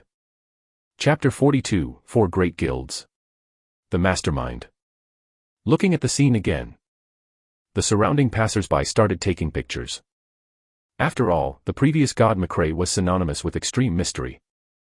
The descriptions of McRae in the outside world were all about the mysterious man in a long black robe with a hidden ID. He never expected to actually get to see God McRae's real face today. Actually, McRae had previously hidden his identity to prevent some forces from targeting him too early. He needed time to quietly develop and strengthen himself. However, this wretched development style had always made him very unhappy and very out of sorts. Until today, when he saw these 10 sharp elite players in front of him, a hot blood that had always flowed in McRae's heart seemed to be ignited. Even if I'm in the light, the enemy is in the dark. So what? He would deal with whatever came his way. Even if I die again, I will die on the path of battle. 4 Big Guilds. the mastermind. Come on. Use whatever moves you have. In the dictionary of the god of war, McRae, there has never been the word hide. McRae calmly walked towards the 10 people step by step. With each step, his aura seemed to increase. When he arrived in front of the 10 people, everyone felt that the person standing in front of them was not a priest player, but a huge mountain that was difficult to cross. The air became hot again. Looking at the imposing McRae in front of them, everyone put away the contempt in their hearts. Although he had yet to see McRae's true strength, one could see how powerful he was from his bearing. This was also a unique feeling they had as experts. Mark, who was standing at the back, walked straight in front of everyone, revealing his pale face. He said in a low voice, "Hello. You're very strong." McRae replied calmly, "Yeah." In McRae's eyes, this rogue with excellent equipment was the one with the highest chance of becoming a top-notch expert among this group of people. However, his strength was still far from it now. The other 9 people stepped forward and greeted McRae. McRae nodded in acknowledgement. After a clash of auras, McRae directly said the purpose of the gathering. Head for the mission map, Orc territory. Looking at the confused crowd, McRae shared the map information of the Orc territory. Then, the details of the Orc territory appeared on everyone's screen. Moments later, everyone who finished reading the message exploded. It's actually a special mission map. I've never encountered one before. Are you dreaming? The gathering place of level 15 elite monsters, and the Orc Lord is even a level 20 elite boss. How is this possible? McRae, who had expected this, said calmly, "Why, it's just a test. If you don't go, you can directly leave my chat group." Everyone began to think. The 4 unaffiliated players were especially conflicted. Their original goal was purely to see what was so special about this god McRae who had obtained the first clear of so many dungeons by himself. If it was reliable, there was no harm in joining the guild. After all, the efficiency of leveling up alone, grinding dungeons, and collecting materials was too low. If they formed a temporary team, not only were ordinary players too weak, they would only be a burden to them. Furthermore, they needed to get a share of the equipment materials that dropped. In comparison, it was better for them to level up on their own. Therefore, when McRae, the dungeon killer, wanted to establish a guild, they chose to join without hesitation. After all, it was easy to take advantage of the situation under the big tree. However, at this moment, this insane level mission made them mutter in their hearts. Such a high difficulty mission map, if they died once, their losses would be too great. On the other hand, the 6 spies from the 4 financial groups turned around one after another. As they pretended to think, they opened their private communications and reported the current situation to the bosses behind the scenes. Moments later, they received a reply. The content was probably the same. Enter the mission map and save their strength so that the monster could kill McRae and snatch the Lubbock sword. In the end, one of the 4 unaffiliated players chose to withdraw. Everyone present also understood very well. After all, once a game character died, the system's punishment would be very serious. Not only would he lose a lot of experience, but he would also drop a piece of his equipment. To an unaffiliated person who had painstakingly reached level 10 and had gathered all his equipment, this was an unacceptable outcome. McRae looked at the quiet crowd and said calmly, "Anyone else want to quit? It's not too late to leave now. Once we enter the mission map, we won't have any regrets." The 9 of them shook their heads. Looking at the crowd with different expressions, McRae already had a 70 to 80% guess as to who the spy was. He then said, "In that case, let me be frank." At this point, McRae's tone suddenly changed. His previous calmness was gone, and his eyes became fierce. He said solemnly, "In that case, after entering the dungeon, everyone must strictly listen to my commands. Any questions?" McRae's words immediately caused a commotion. They all complained in their hearts, "This person is so arrogant. Does he really think he's the #1 person in the divine realm?" As if he didn't see the commotion, McRae calmly looked at the rogue in front of him, Mark. McRae could clearly sense that 2 people were somewhat obedient to this rogue. Therefore, he only needed to deal with this thorn Mark. The others wouldn't be able to cause much of a stir. When Mark felt McRae's gaze, he muttered to himself for a moment before casting a stern look at the 2 people behind him. One was a warrior named Jerry, and the other was a priest named Mary. The 2 of them instantly stopped talking. Seeing this, McRae already had his own deduction. Chapter 43, Team Member, different class. The Orc Territory. There were two reasons why this mission map was so difficult for players at this stage. Firstly, there were too many monsters in there. This was the main reason why McRae gave up on solo farming. Secondly, the attributes of the monsters far exceeded the equipment attributes of the players at this stage. However, with the 9 elite players in front of him, the difficulty of completing the mission decreased significantly. McRae divided the people who were no longer discussing into several separate teams according to their occupations and his own deductions. The 6 spies happened to be messed up and mixed into different forces. Among them, McRae had specially divided the rogue Mark into a group with him. After dividing the team, McRae continued, "Everyone, report your data. Let's start with the warrior over there." Although McRae knew that these people couldn't really help him pass the mission, knowing their attributes made it easier to calculate how long they could delay the monsters. Jerry, warrior, Constitution 72, Strength 86, Double Resistance 30, a rough-looking young man said. This was one of the 2 people led by Mark. His strength was as high as 86, making everyone gasp. This was within McRae's expectations. After all, an entire set of bronze equipment was not something black iron equipment could compare with. Mary, priest of the Holy Word, Intelligence 32, Spirit 28, said the robed Mary softly. According to McRae's deduction, this should be another underling of Mark. It was actually a hidden class, the Holy Word priest. Holy Word priests weren't like ordinary priests who specialized in support skills. Holy Word priests had many damage output skills. In his previous life, there was even a Holy Word mage who specialized in damage. With the support of mythical equipment with high intelligence, the damage could even be higher than some mage classes. Jace, Knight, Constitution 80, Strength 70, Double Resistance 40. Muse, Warlock, Intelligence 28, Spirit 30. Mark, Gale Rogue, Strength 52, Agility 34, Spirit 30. Mark was the last to speak. 34. What high dexterity! Rogues were divided into 2 categories, a battle rogue, and an agility rogue. In McRae's eyes, the agility rogue was the real rogue. The skill of an agility rogue leaned more towards hiding in a corner. A set of explosive skills directly took the enemy away.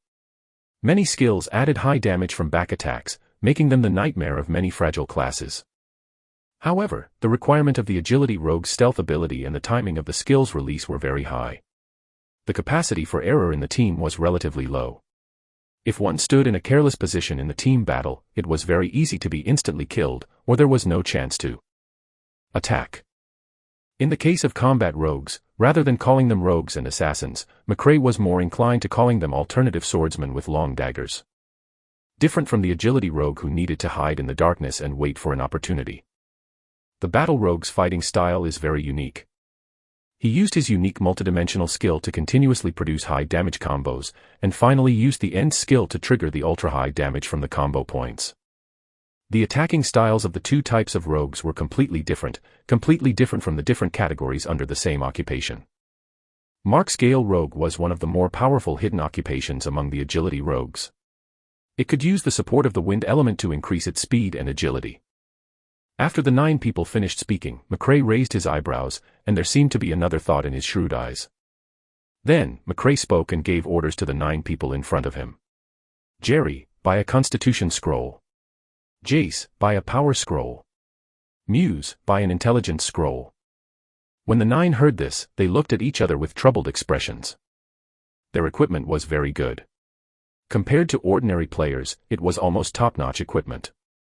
However, the assets of each of the 3 unaffiliated players would definitely not exceed 5 silver coins. The spies sent by the 6 other forces, needless to say, all the assets on them belonged to the guild. They themselves were basically a penniless pauper. Furthermore, physical enhancement scrolls, strength scrolls, intelligence scrolls, and so on, were expensive. These consumables that could temporarily add additional attributes were basically about 50 copper coins. The cost was too high. The bad-tempered Jerry directly muttered, buying so many scrolls, if it were me commanding, I could also do a good job with this much equipment. After hearing that, McRae didn't say anything else and kicked Jerry out of the team. He directly said sharply, I've already said this before. Now, you must completely obey my orders. If you have comments, sorry, but I, McRae, don't actually need you to pass this mission. When the team members heard McRae's words, their expressions turned serious. They looked at McRae in front of them with different expressions. Clearing such a crazy mission map alone. Although this seemed like a fantasy in their eyes, the dungeon killer in front of them didn't seem to be joking with them. A thought instantly surfaced in the minds of the 9 people. Could it be that this person really has something that we can't compare to? Seeing the strange looks in everyone's eyes, McRae spread his hands and said casually, I know that some of you aren't convinced by me, but if you want to farm maps with me and join my guild, obeying orders must be the first rule. After that, McRae looked at Jerry, who had been kicked out of the team, and sent an application to rejoin. He slowly turned around and stared at Jerry, and said in an unquestionable tone, I don't want to hear anyone questioning my orders again. Jerry looked at the cold face of McRae and then at Mark, who was winking at him. His temper immediately disappeared. He hung his head and whispered reluctantly, got it. McRae didn't care. He looked at the time and directly said, 10 minutes, I'll give you 10 minutes to buy the scrolls. Everyone will gather here in 10 minutes. Chapter 44, Special Map, Orc Territory. In the room. Jack scratched his head in confusion and asked, most of these people are spies sent by other forces. Why did you ask them to buy so many scrolls? Will it be easier to kill you later? Besides, why are they listening to you? In Jack's opinion, these people were already future enemies. Wasn't McRae courting death now? McRae moved his wrist slightly and smiled. It's all right. There's no way to PK in the mission map. If they want to attack me, they'll have to wait until I finish the mission. When McRae said this, he paused and couldn't help but smile knowingly. The next moment. He didn't hesitate and continued, besides, these rich people have sent their trump cards to me personally. If I don't make good use of them, I'll be letting down their good intentions. But then again, McRae wasn't too worried about this. Because to him, those old foxes hiding in the dark and scheming were just SOSO. This time, they would definitely suffer a double loss. At this point, McRae stopped explaining. He crossed his arms around his neck and lay leisurely, ignoring Jack, who was quite curious at the moment. Actually, McRae's plan was very simple. Kazan's test, the condition for completing this mission, was originally not that complicated. Killing 50 orc elites or directly killing the orc leader boss would be considered completed. McRae originally wanted to use this opportunity to let these 9 players be human meat shields to attract the aggro of the small monsters near the Lord, so that he could solo with the Orc Lord. However, after knowing the specific attributes of these players, McRae had a new idea. He wanted to use these players to clear out the orc territory. After all, this was a map filled with elite monsters. High risks and high rewards coexisted. If he cleared the entire map, the gains would be incomparable to those in other ordinary dungeons. But none of this was McRae's ultimate goal. McRae wanted to use his super strength to completely conquer these arrogant experts during the grinding process. Subdue these elites. This was McRae's ultimate goal. 10 minutes later, the team members finished buying the scrolls and returned. McRae counted the number of people. All 9 were here. McRae nodded and didn't say anything else. He opened his mission system, chose Kazan's test, and clicked into the mission. Damn orc, they broke through the defense line of the troops from God knows where and actually went deep into the vicinity of Gunna City. In just a few days, hundreds of innocent Gunnis residents have been cruelly killed by these damn orc. Brave adventurers, clear these damn orcs. The honor of Gunna City is with you. System, we are about to enter a special map, Orc Territory, Expert Difficulty. Are you sure? Yes. Without hesitation, McRae clicked Confirm. After McRae clicked Confirm, a white light flashed and enveloped everyone in the team. When the 10 of them opened their eyes again, they discovered that they had been transported to a dense forest. The trees in the forest were tall and lush. From time to time, the whimper of an unknown beast could be heard, adding a strange aura. System, you have entered a special map. Orc Territory, Difficulty, Expert Level. When the system's notification sounded, everyone focused. Although the 6 spies were prepared to cause trouble, there were level 15 elite monsters everywhere. It was an expert-level mission map. One careless move would lead to their death. Before McRae was killed, they had to operate seriously to maintain the safety of their health. Under McRae's careful command, the team of 10 slowly moved deeper into the forest. Warrior and Knight, these 2 front row classes were at the front, and the mage classes were at the back. Just in case, McRae especially emphasized that everyone couldn't be more than 5 yards apart. McRae looked at Mark, who was walking in front, and said lightly, "Use stealth, go ahead and scout the way." Mark, who heard McRae's command, didn't refute. He calmly replied and immediately entered stealth. McRae looked at Mark's stealthy movements and nodded slightly. Not bad, knowing to use the map's shadows to enhance his invisibility. However, his movement technique was still a little crude, but in the early stages of the game, having such awareness and movement technique was already considered a first-rate high-end player. Apart from Mark, who was scouting the way in front, McRae and the others slowly advanced forward. From time to time, small flying insects emerged from the wet and hot rain forest and flew in front of everyone. A feeling of frustration slowly appeared in the hearts of the 9 people. Although he didn't touch the monster, McRae had a strange uneasy feeling. He silently activated the demon eye skill, and his demonic purple eyes carefully observed the forest not far away. Roar! At this moment, a monster with the upper body of a human and the lower body of a horse roared and suddenly appeared from the forest. It had a disdainful expression and said disdainfully, "Ignorant human. Another delicacy has arrived." McRae, who had discovered the orc in advance, took a step back and commanded calmly, "It's the orc. Jerry, attack from the right. You 2 knights, form a human wall. Mage, fire charge, repel the orc. Mary, use the holy curse to reduce the monster's resistance." These orders were extremely simple. Even if the spies wanted to deliberately prevent water, they couldn't forcefully make a mistake at this moment. After all, they still had to wait for an opportunity. They couldn't expose it yet. Chapter 45, Bronze Grade Longsword, Cruel Sword. Everyone moved quickly according to McRae's intelligent commands. With a long sword in hand, Jerry rushed over from the right and used a heroic strike. The sharp sword left a clear wound on the orc's body. Then, red damage values kept floating on the orc's body. Bleeding. This was the special effect of the bronze longsword, Cruel Sword in Jerry's hand. There was a 15% chance that when attacking the target, it would add bleeding damage to the target. Jerry looked at his impressive damage and his suppressed dissatisfaction was finally released. Jess and the other 2 knights also listened to the command and firmly blocked the position where the orc charged, protecting the magic classes behind them safely. Amidst the terrifying attacks from the melee classes and the damage output classes at the back, this level 15 elite monster died with hatred in its heart. With a tragic cry, it fell heavily to the ground and died. Everyone looked at the elite monster that was instantly killed by the concentrated fire. They all looked at Mary, who was standing at the back with a staff in her hand. There was a hint of provocation, as if she was saying, "Look, even without you, we can still kill the monster easily." McRae looked at the teammates whose confidence was about to explode. His eyes gradually became fierce, and he suppressed his anger and scolded angrily. "Idiot. I thought I had recruited a group of experts. I didn't expect them to be a bunch of idiots who only rely on the attributes of their equipment and have no awareness of how to operate it." Everyone was immediately furious. Without Mark present, Jerry directly erupted. "Call us idiots? On what basis? With that mouth of yours?" Everyone stood behind Jerry silently, but the anger in their eyes had already expressed their intentions. The 9 players, including the 5 spies planted by the other forces, all had their pride as experts. Now, the 8 of them had relied on nearly perfect teamwork to instantly kill a level 15 elite monster, and they were actually called fools by others. They needed an explanation.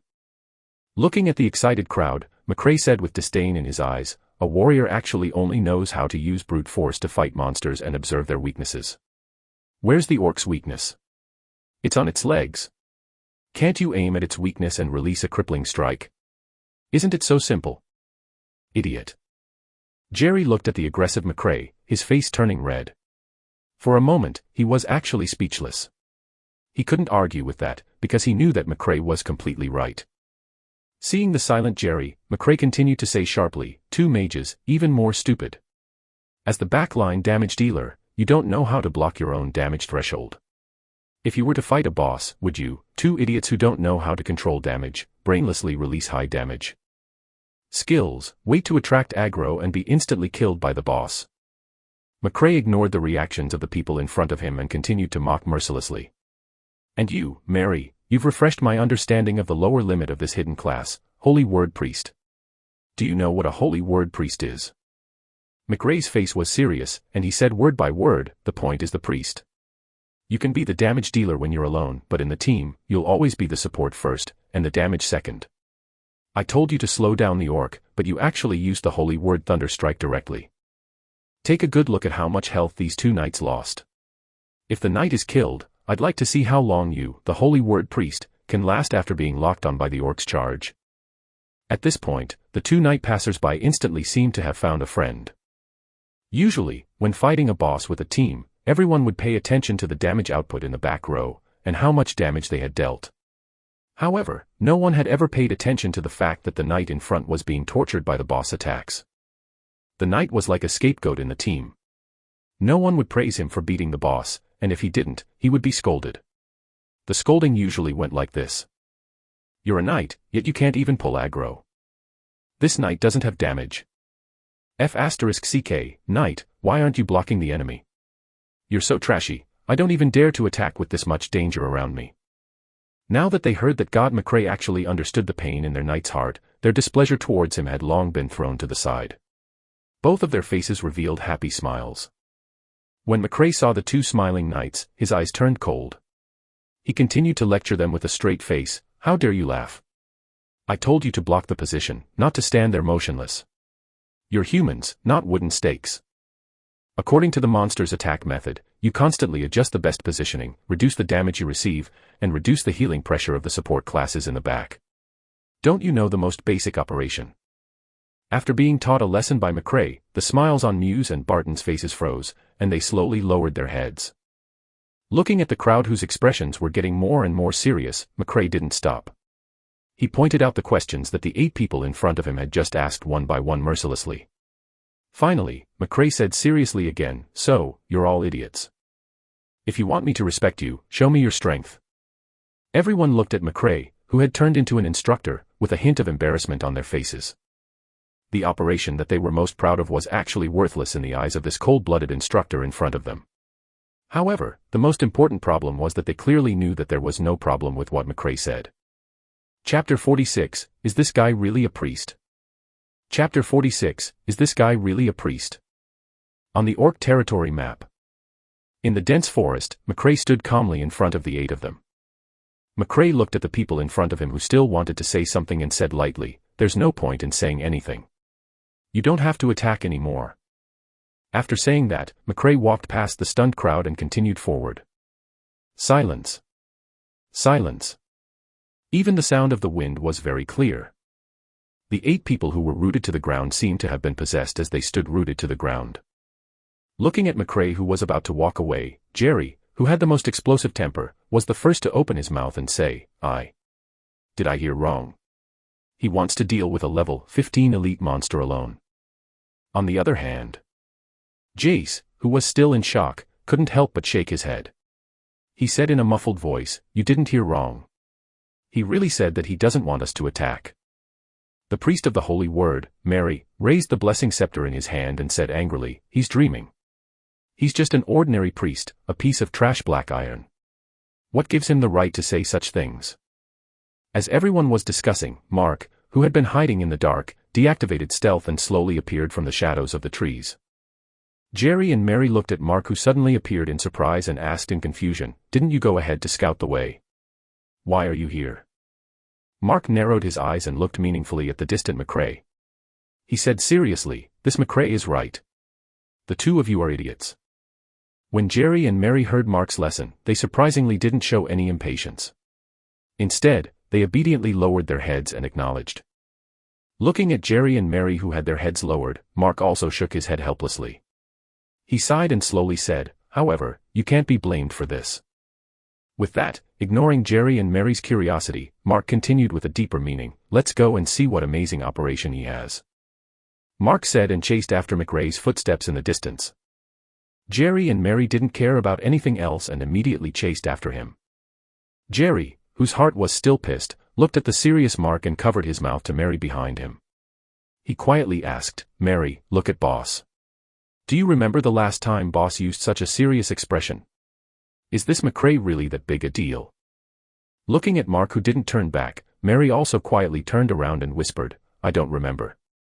It's been so long. I think it's a dream for that McRae to want to rely on such trash equipment to challenge a level 15 elite himself. But from boss's reaction, I believe it again. Unknown to him, Jerry spat at the roadside and snorted coldly. He stopped talking. Mark listened to the whispers of the two people behind and couldn't help but sigh in his heart. When the difference in strength was too great, even the difference couldn't be seen. Mark had always thought that his invisibility was the best in the entire server. But just now, when he dodged everyone's perception and quietly circled behind everyone, McRae's emotionless eyes were focused on him. Although it was only for a few seconds, Mark's sixth sense clearly told him that he had discovered himself. Also, just now, at the moment the orcs appeared, McRae commanded everyone's position. The people present might not understand how exquisite McRae's command of their position was. However, Mark, who was standing on the tree and looking down, really felt how terrifying McRae's precise control of distance was. In that short moment, he had calculated everyone's position, occupational characteristics, and the position of the monster to such an extent. Mark felt that the more he thought about it, the more shocked he became. Of course, he couldn't be bothered to explain this to his two lackeys. Only when their strength reached a certain level would they truly feel how terrifying this ability was. Mark walked quickly and stared intently at McRae in front of him. He was deeply shocked.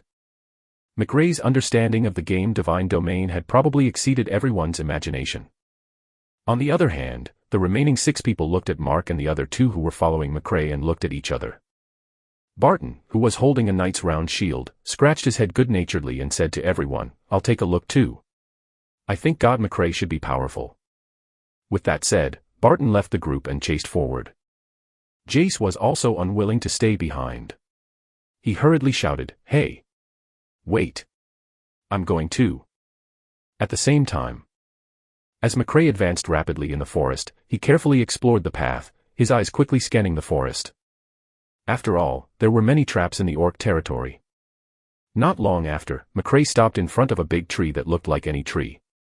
McRae slowly squatted down and pulled hard on a hemp rope that was hidden among the deliberately piled weeds. Then, he quickly retreated.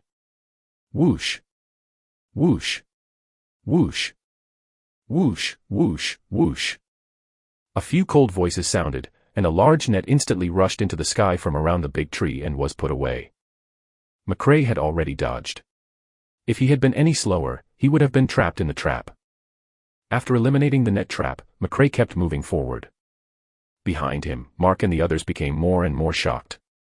McRae's swift figure kept moving through the forest, and the traps hidden in the depths were quickly discovered by him. Along the way, they actually didn't discover the trap that McRae had missed. At this moment, the 9 of them only had one question. Was this guy really a priest? Chapter 47, Skill, Holy Words Curse. Eliminating traps was a basic lesson for every rogue, be it a battle rogue or an agility rogue. This was determined by the characteristics of the rogue class, the passive skill of the rogue, trap perception. It allowed them to naturally see things other people could not. Therefore, rogues were a must-have class for every team. Looking at McRae, who was proficient in investigating traps, he unconsciously compared his boss, Mark, to him. Only then did he realize how shocking this was. Mary actually felt that McRae, the priest, was better at detecting traps than her boss, Mark. In fact, he was much better. After Mary realized this in shock, he couldn't help but look back at Jerry, who was also in shock. He subconsciously asked, "Jerry, look." Without waiting for Mary to finish, Jerry immediately pretended to be indifferent and said, "Isn't it just a trap? He's just a priest, he should just heal and do his job instead of messing with traps, seriously." When Mark heard this, he turned around and said emotionlessly, "Shut up and look." After being glanced at by Mark, who had a gloomy face, both of them immediately shut their mouths. Over the years, they knew their boss's temper very well. If they said anything else now, they would probably be beaten up when they got off the game. In the forest, the 9 people behind McRae didn't say a word. Although eliminating traps was only a basic skill. However, as a priest, it was absolutely shocking that McRae could actually have such a terrifying consciousness. But McRae's personal performance had just begun. In the dark forest, McRae and the others met with a patrolling orc elite. Orc elite, elite monster. Level, 15. HP, 2000. Attack power, 350. Defense, 200. Skill, charge, the orc elite will immediately have double movement speed, regeneration, and higher damage. The orc's exaggerated attributes panel appeared in front of everyone. The 9 people behind McRae looked at the exaggerated attributes of the orcs, and all of them revealed difficult expressions. They thought to themselves, as expected of a level 15 elite monster. Not only was its attack power as high as 350 points, its HP was even higher than some level 10 bronze bosses. Everyone silently looked at their attributes and skills. After pondering for a moment, they came to a conclusion: they would definitely not be able to defeat this level 15 elite orc with exaggerated attributes. Its attributes were almost twice that of an ordinary level 15 monster. Even if it was a level 15 bronze boss, it probably only had about 1000 more HP than this orc elite. With their strength, soloing a level 10 bronze boss was their limit. However, even if they used a temporary attribute scroll, this orc elite was not someone they dared to fight alone. Jerry, who was standing in front, put away his long sword, put his hands behind his back, and leaned on the tree beside him. He said hatefully, "The human god has spoken and let us rest. Then let's admire the operation of the god and see if this orc elite will listen to the command of the god." Although Mark was a little unhappy with Jerry's words, he didn't say anything to stop him. However, he quietly took out an emerald green potion and smeared it on his serrated dagger without a trace. After that, Mark coughed slightly. Jerry and Mary, who were standing behind him, instantly understood what Mark meant. They were all too familiar with this signal. Their boss was about to attack. The others behind him also silently moved away from McRae. Barton and Jace, who were standing at the back of the crowd, looked at each other and nodded. Then, they walked away from McRae, but they held their night round shields tightly in their hands. If McRae was really in danger, they would rush out at the first moment to help him block the monster. In their hearts, although McRae's mouth was a little vicious, he was actually a very interesting person. They could be friends. Just as everyone was thinking and preparing to see how McRae would complete the boast he had said, the next moment, a scene that refreshed their understanding appeared.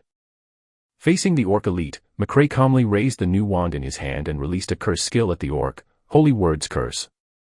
Just as Mary was about to shout, "How can he also know holy language curses?"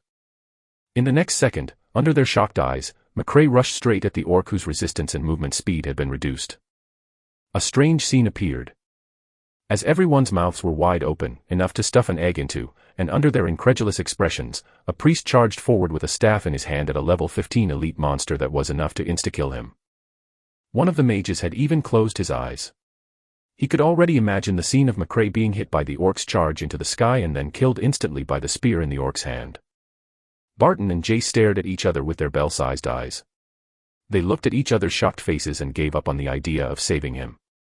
It was definitely too late at this distance.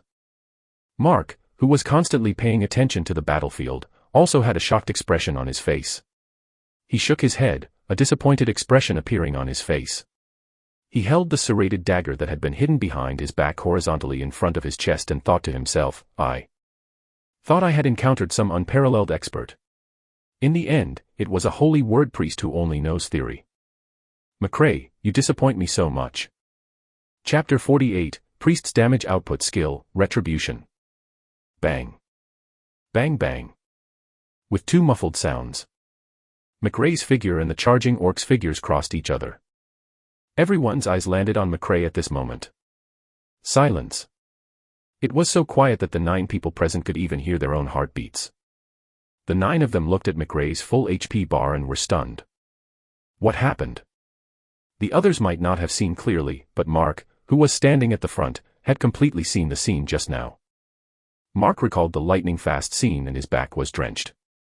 0.5 seconds. No. 0.1 second. 0.1 seconds before the orc was about to attack him, McRae simply turned half a body. He even used the staff in his hand to release a priest's damage output skill, Retribution. Then, in the eyes of everyone, McRae was playing with the orc whose movement speed had been reduced. That's right, he was playing. The fierce orc were like trained tigers in a circus. They kept charging in front of McRae, but they couldn't touch him even once. Mark's mind replayed the shocking scene of McRae dodging and attacking back. From that hit, he seemed to have a deeper understanding of the real operation of Divine Domain. However, McRae was in no mood to care about the reaction of the crowd. What he was using now was a unique god-level movement technique that even the top assassins in his previous life wanted to learn from him: shadowless steps. Everyone could only see the orcs charging randomly in the field, but they couldn't imagine that McRae couldn't be seen at all from the orcs' perspective. The orcs were only charging randomly with the aggro range automatically locked by the system. Low-value damage jumped out from the orc's body continuously. This was caused by McRae's ordinary attack or basic skill, Retribution, against the orc with his staff while dodging. The orc frantically searched for a target that could cause him harm, but it turned around and couldn't see any target at all. If this orc was a player, he might have vomited from the fast-switching perspective at this moment. Everyone could see the craziness of the orcs in the field, but what surprised them was that every time McRae was about to be exposed in the orc's vision, he could use a ghostly movement technique to hide in the orc's blind spots again. 1 minute. 2 minutes. 3 minutes. A full 6 minutes. At this stage, the extremely exaggerated powerful orc actually didn't cause any damage to McRae. Dong. With a heavy thud, the orc's life ended. With a cry, he was hit by McRae's ultra-low attack with the beginner scepter, and his health bar was emptied. He fell to the ground. Everyone looked at the orc who had collapsed on the ground, and deep down, they even felt some sympathy. Torture. A terrifying torture. In their eyes, McRae, who was holding the beginner scepter, was no longer a priest who supported healing. Instead, he was a demon who held an unopened dull knife and slowly tortured his opponent to death. This skill had exceeded their understanding. McRae was like an excellent dancer, a death dancer dancing on the tip of a blade. This was no longer skill. This was art. Silence. After seeing McRae's incredible movement technique, everyone was stunned, their eyes filled with disbelief. As for Mark, he slowly put down the poisoned dagger in his hand, his heart filled with shock. Impressive. Amazing.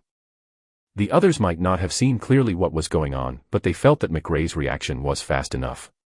However, he, who was standing at the front, saw everything clearly. What was truly terrifying was not McRae's abnormal reflexes, but his extreme control over his attack distance and perspective. The shocked Mark might have seen McRae's operation clearly, but Mark didn't understand how McRae did it. This made him murmur softly, "Is such an operation something a human can do?" At this moment, McRae's not-so-tall figure left an indelible mark in Mark's heart. Mark looked at McRae, who was gradually walking towards them. His originally firm eyes began to flicker. On Mark's side, the equally shocked Mary cried out involuntarily, "Priests can do this." Jerry, who had already raised the sword in his hand, wanted to ask Boss Mark what to do now, but he took a look at Mark, who was still in shock, and quietly put away his weapon. He sensibly shut his mouth. McRae's god-level operation had more than just this effect on everyone's hearts. Ron, who had been sent by Lin Hai Group, looked distressed and helpless. He already regretted boasting in front of his boss. He had thought that even if he didn't know who the other forces had planted, it would be easy for him to sneak an attack and kill McRae with just himself. He was even thinking about the rewards he could obtain after completing the mission. However, all these fantasies were shattered by McRae with the insignificant beginner scepter in his hand. Kill McRae. What a joke. Even if the 6 of them worked together and attacked together, McRae could still retreat with that strange and agile movement technique. Not to mention that they each had their own schemes.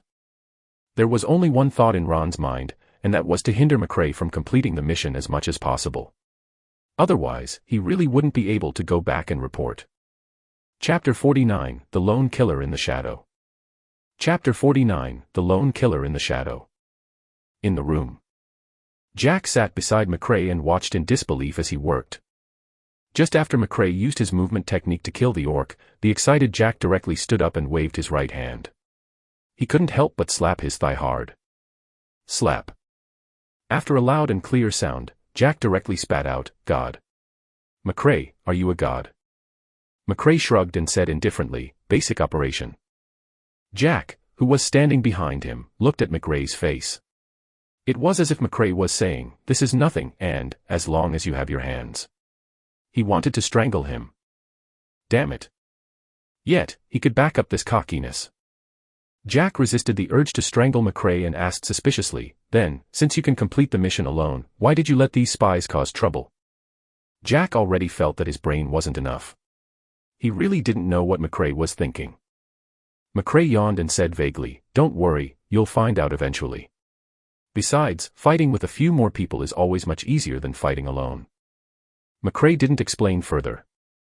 His ultimate goal was to completely conquer Mark, the Gale Rogue, on the technical level. Mark. In his previous life, this name was also a famous ID. It was an ID that would make all fragile players frown upon hearing it. If McRae was an invincible god of war who was invincible and unkillable, and could fight 100 alone, then Mark was a lonely killer in the shadows. Mark actually didn't belong to any organization. He and his two underlings, Mary and Jerry, were professional players with the nature of a studio. To put it bluntly, they lived in the game as bounty hunters. This time, he had simply accepted the reward mission from the fire group's boss, George. McRae knew this very well. In fact, when McRae first saw Mark's name on the list of applicants, he had already started planning in his heart how to subdue this killer in the shadows. In the game, McRae slowly walked in front of everyone, patted the dust on his body, and stabbed the scepter in his hand into the ground. He looked at everyone with a meaningful gaze, especially Ron, Charles, and Blair. Then, he slowly said, "The game Divine Domain is not as simple as you think. You are still far from it." Unfortunately, no one knew what McRae really meant. They all thought that he was mocking them. But even so, no one retorted. After all, the orcs who had just been killed were still lying in the forest. Everyone was silent. Apart from Mark and the other two, the three spies were already impatient to quickly and deliberately die after the final boss appeared. They even had the feeling that McRae already knew they were spies. This was too torturous. They were already starting to miss the good old times they had with their teams, clearing dungeons. McRae looked at the three whose expressions became more and more unnatural. The corners of his mouth curled up slightly, and he directly said calmly, "Continue." Soon, the group of 10 advanced rapidly under McRae's precise command. When they encountered another orc, McRae stood leisurely at the back of the team and seriously commanded the few spies who were trying to just tag along. "Ron, take 3 steps to the left and block them. Charles, stand on Jerry's right and maintain the distance of 2 bodies. You know how to look at your positioning, right? Blair, move back 10 yards. Prepare the fireball and release it after charging it for 3 seconds." McRae was very patient as he issued orders one after another. As for Mark and the other 2, he chose to observe. Ron and the other 2 didn't know whether to laugh or cry. This McRae had probably figured out that they were spies. Otherwise, why would he treat them as new noobs to teach? However, this way, they really couldn't hold back. In McRae's eyes, their purpose was to block the space and create a condition for damage output for the remaining people.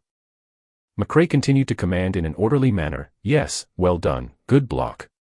Is your fireball constipated? Didn't I say 3 seconds, why hasn't it been released for 5 seconds? The 3 of them were really tormented by McRae. Under such a patronizing command, going easy had become an extravagant hope. They could only try their best to delay their positioning and release their skills, hoping to cause damage to their teammates. However, these were all useless. Once any of them deliberately made a mistake, McRae would hold the broken wooden pole and knock it directly on his body, and then curse fiercely. Idiot. Although there was no friendly fire in the dungeon, as a skilled expert, no one could tolerate this treatment. Ron and the other 2 were completely silent. In their minds, they had even completely given up on the idea of killing McRae. At the same time, in their hearts, the difficulty of killing McRae had already reached the SSS level. It was even impossible to complete. They only wanted to get out of this dungeon as soon as possible. Even if they didn't complete the mission, being taught a lesson by the boss was still better than being treated like an idiot by McRae. Chapter 50, Kazan's Trial, Expert Difficulty. In just an hour, the attitude of the 9 people towards McRae had changed from initial doubt, provocation, anger, and now shock and admiration. It wasn't just because McRae had killed the orc with amazing no injuries. There was also another reason that they couldn't explain clearly. This was the charm that McRae, as a god of war, had honed through countless battles in his previous life. It was also because of this charm that McRae, who had almost always been alone in his previous life, had a large number of followers. In this way, in a strange and tacit atmosphere, everyone killed most of the elite orcs in the orc territory in 3 hours. The moment the 50th orc was killed by the 10-man team, Knight Jace, who was walking at the front of the team, was enveloped by a holy white light. A moment later, Jace's health and mana recovered to full. Jace patted Barton excitedly and said proudly, "Haha, I leveled up again. Level 14. Envious. I've caught up to you." Barton looked at Jace, who had already leveled up 2 levels. He immediately looked up and said in a muffled voice, level 14. Sorry, I'm only 10% away from level 15. Hearing Barton's words, Jace was angry. He immediately pushed him away and went to show off to Muse. In Divine Domain, the experience points needed to level up would increase with the level. The difficulty of obtaining experience was actually very high, but in these few short hours, everyone increased by 1 to 2 levels. This was the benefit of killing monsters above their level. The experience obtained from killing elite monsters that exceeded his level would receive a percentage bonus. McRae had also received the system's notification. System, Kazan's test, expert level difficulty, has been completed. Evaluation, A+. Elite orc kills, 50/50. The number of orc leaders killed, 0/1. Looking at the completed mission, McRae couldn't help but feel excited. After all, as long as he chose to leave the dungeon, he could return to Gunna City, find the archer mentor Kazan, and receive the mission reward. It was used to synthesize limitless last equipment, Kazan's shadow bow. But McRae had no intention of leaving the map. He had things to do. Having made up his mind, McRae shouted at the people who were about to continue forward, "Stop." Everyone immediately stopped and looked at McRae in confusion. Barton, who was already in admiration of McRae, directly said, "Boss, what's the matter?" McRae nodded and changed his previously lazy tone. His eyes were sharp as he said coldly, "We're about to enter the boss. I'll be frank. If anyone dares to have any thoughts, don't blame me for being impolite." At these words, Ron, Charles, and Blair's already unnatural faces became even more distressed. On the other hand, Mark acted as if he didn't hear anything and concentrated on playing with the serrated dagger in his hand. Jerry and Mary didn't care. Their boss would be the one to make the decisions and commands, not them. They didn't feel any pressure. After a moment, everyone either sincerely or faked a reply, "All right." After hearing everyone's answer, McRae glanced coldly at Ron, Charles, and Blair, who had strange expressions on their faces, and said lightly, "Enter the map." Everyone walked along the thorny path in front of them and continued forward. Not long after, a small pavilion with a strange appearance appeared in front of everyone. A strong putrid smell assaulted their noses. Everyone cautiously walked up the steps. In the next second, a tragic scene appeared in everyone's vision. On a weed pile not far away, human-shaped corpses that had been beheaded were placed in a mess. The strong putrid smell that he had just smelled came from the nearly 100 rotting corpses in front of him. Just as everyone was finding it hard to accept and was about to complain, an evil voice came from behind the pavilion. It was the final boss, the orc leader. "Seems like fresh ingredients have come knocking on our door again, guards. Capture them for me. Have fresh food tonight. Guards." The orc leader, who was nearly twice as tall as the average orc elite, was covered in heavy iron armor. He held a huge spear in his hand and roared impatiently. Beast leader, Silver Boss. Level, 20. HP, 12,000. Attack power, 50. Defense, 90. Skill, charge, the orc elite will immediately have double movement speed, regeneration, and damage. Eat, every once in a while, the orc leader will eat a corpse and recover 1,000 health points. Second stage sweep, the orc leader brandishes the spear in its hand and performs 2 powerful sweeps on the target, crippling the target when hit and reducing movement speed by 30%. Summon, the injured orc leader will summon the nearby orc elites. The number that can be summoned is 0/50. McRae frowned. The attributes of this boss were a little too strong. It was almost 20% higher than ordinary silver bosses of the same level. Fortunately, they had already wiped out all the orc elites. Otherwise, this orc leader with the gathering skill was really not easy to deal with. The orc leader called out a few times, but received no response. He waved the spear in his hand and said angrily, "Damn it, a bunch of good-for-nothing trash." Then, he slowly walked in front of everyone and pointed his spear at the corpses piled up beside him. He said with a sinister smile, "You're about to become like them. Fear me, so that your meat can become a little tighter." Chapter 51, Cursed Doll.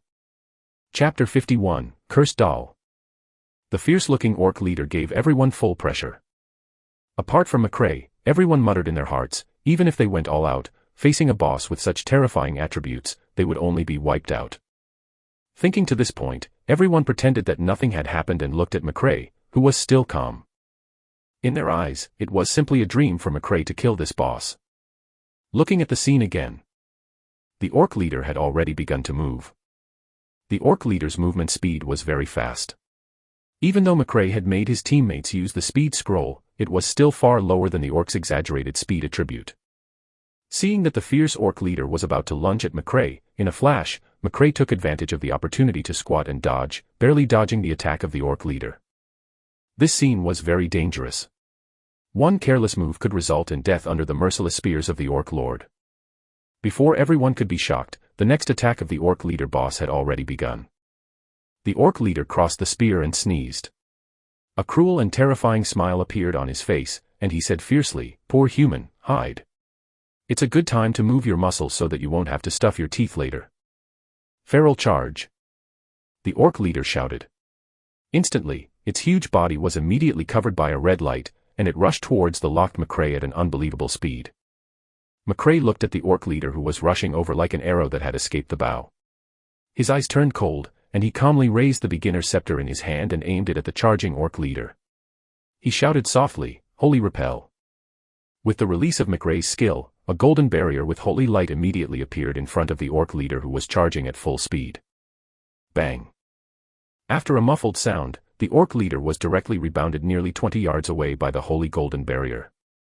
On the other hand, staring intently at McRae, Mary, who was also a priest of the holy word, muttered silently, "Humph, even the holy repel was used up. Let's see what you're going to do now." Holy repel was also known as the second life of the holy word priest. It could ignore all the super armor effects of the target and force it back. Unless it was an emergency, the priest wouldn't easily release this skill because the cooldown time of this skill was too long. After hearing Mary's complaints, Mark said solemnly, "Put away your ridiculous competitive heart. This McRae is much stronger than what we imagined or even saw." After hearing that, Mary replied noncommittally, "It's the same class. Although I don't know his strange footwork, the skills are always the same, right? Holy Repel has been released. I don't believe he can still dodge the next attack." Just as Mary finished speaking disdainfully, Jerry exclaimed, "F***CK. Why is the boss rushing over?" Hearing Jerry's shocked and angry roar, Muse immediately looked up ahead. When he saw the scene in front of him, he instantly scolded, "Despicable. Gagagagaga." An ugly baby that kept making noise appeared in front of everyone. Muse's face darkened and he blurted out, "Oh no. It's the cursed doll. Quickly disperse." Other people might not know what skill it was, but as a warlock, Muse knew very well that this cursed doll was used by warlocks to gather monsters and divert their aggro. When everyone heard that, they immediately dispersed. But it was too late. The orc leader that was sent flying happened to enter the mocking range of the cursed doll. McRae's aggro was immediately transferred to the cursed doll. The cursed doll pulled a long face and continued to make unpleasant sounds. Gagaga. On the head of the orc leader, a symbol of anger had appeared. It was a symbol of mockery. How could the orc leader, who was mocked, care about McRae? He directly smiled sinisterly and quickly rushed towards the cursed doll. He waved the spear in his hand and was about to slash at the cursed doll. Blair, who was closest to the cursed doll, looked at the orc leader who was about to stick to his face and instantly turned pale. He staggered half a step back and subconsciously waved the staff in his hand. A small fireball had already flown towards the orc leader. The moment the fireball hit the orc leader, Muse roared in despair, "Stop. Idiot." But it was too late. Bang. The fireball accurately hit the orc leader, and an insignificant number floated above its head. McRae, who was already hiding far away, smiled when he saw this scene. He muttered lightly, "It's finally my turn to watch the show." If a monster mocked by the cursed doll was attacked by a player, it would immediately transfer its aggro to the player who attacked it. This was McRae's goal. When McRae released the Holy Expel, he had calculated the distance between the orc leader and the crowd. He secretly released the warlock's cursed doll skill. He forcefully pulled the people who were deliberately watching the show and holding back in the battle. The official setting for this orc leader boss was 20 level 25 players with excellent equipment to kill. Even if McRae could use shadowless steps, a bug-level footwork, it would be very difficult. Because his current speed attribute was too low compared to this orc leader. This was a game-setting problem. There was no other way. If McRae insisted on maintaining the flawless shadowless steps in this situation, it would consume a lot of his stamina. He had no choice but to fight head-on. However, since someone was offering him combat power, McRae naturally didn't refuse. Looking at the chaotic scene, the corners of McRae's mouth couldn't help but curve up again. He smiled to himself and said, "This is called having someone send pillows when you're sleepy." Chapter 52, Ignore Virtue. Chapter 52, Ignore Virtue. On the narrow mountainside. The fierce orc leader chased the angry crowd and slashed everywhere. The scene was very chaotic. Everyone had already understood the use of the cursed doll from Mew's explanation. So, amidst the rumbling iron hooves of the orc leader, there were occasional screams and curses from everyone. Despicable McRae. You actually launched a sneak attack. You don't have honor. Damn you, McRae. When I get out, I'll fight you to the death. Although everyone was cursing, their footsteps did not slow down at all. Behind them was an orc leader with a spear who was shouting about killing them. McRae, who was hiding behind a big tree in the distance, felt an inexplicable sense of comfort when he saw the sorry state of everyone. He wished he could take some more melon seeds and eat them while watching. McRae said leisurely, "Hey, Mark, run faster. Isn't your agility attribute quite high? Why are you running so slowly?" Mark, who was busy dodging the attacks of the orc leader, almost vomited blood when he heard McRae's words. After being furious, Mark narrowed his eyes and continued to run quickly. He hatefully looked at McRae, who was hiding in the distance. For a moment, his heart was a little conflicted. Maybe this person knew from the start that we were all spies. This person was not simple. McRae didn't care how pathetic everyone was at this moment. He continued to leisurely name them one by one. "Hey, that mage, right, I'm talking about you. Can your shadow curse be more accurate? Are you releasing fireworks? Hey, how do you play as a warlock? Don't you know how to release the shadow curse? Warrior, quickly replenish your position. Io, can't you just use heroic strike to block the boss charge? Forget it. Stop playing this game. Lie on the ground and die." In the room, Jack stared at McRae in shock. As he leisurely and relaxedly switched on the team voice chat and teased his teammates without restraint, he even took 2 sips of milk from time to time. This scene made Jack a little confused. He couldn't help but ask, "How did you do that? Aren't you afraid that they'll directly die?" This scene was too strange. A bunch of spies who wanted to go easy were fighting the boss with all their might at this moment, and the main character, McRae, was actually watching a show and teasing them while drinking milk. Jack really wanted to pry open McRae's head and see what schemes were contained inside. McRae took a big sip of milk and switched off the team voice message. He said slowly, "I'm not afraid. I also expected them to fall into my trap." McRae replied vaguely and switched on the team voice chat again, continuing to greet his cute teammates affectionately. "I say, aren't you guys pretty good? No one has died yet. Alright, there's no need to unload the game. Continue playing." McRae looked at the people who were running around and attacking the boss behind them from time to time, his eyes filled with coldness. What a joke. These small forces wanted to scheme against McRae. Although McRae didn't like conspiracy fights in his previous life, he had seen similar things. Having been targeted by the 4 big guilds for a long time, he was already familiar with such low-level schemes. From the moment these forces began to send spies, they were destined to fail. These spies originally wanted to deliberately go easy on McRae's mission and use the boss to kill him. It was a beautiful thought, but McRae was not a blockhead. This boss was not raised by anyone. In terms of aggro control, this group of people was far from being comparable to McRae. This move of aggro transfer achieved 3 goals.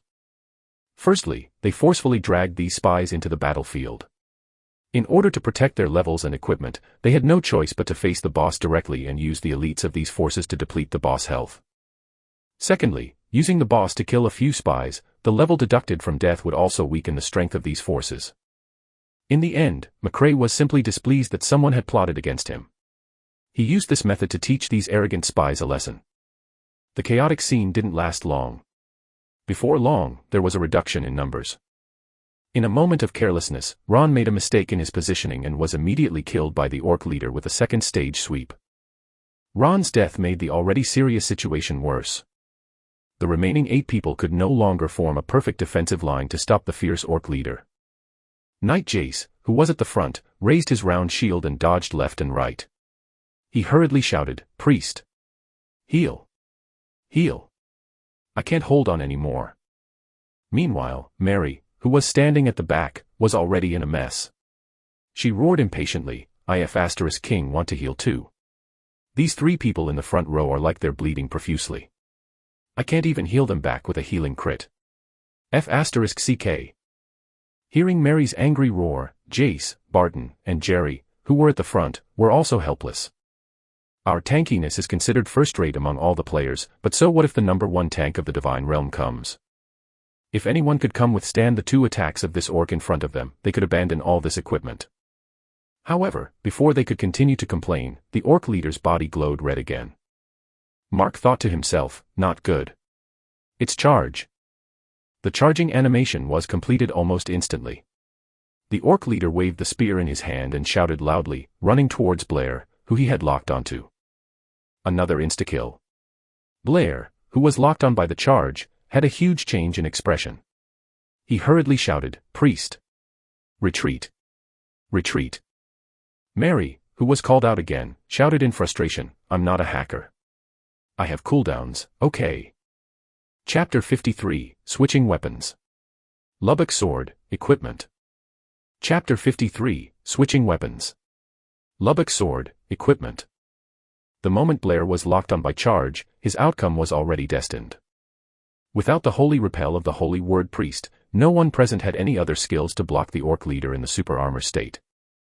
Blair even gave up on running. He raised his staff and roared angrily, "No." Then, he was knocked into the air by the unusually fierce orc.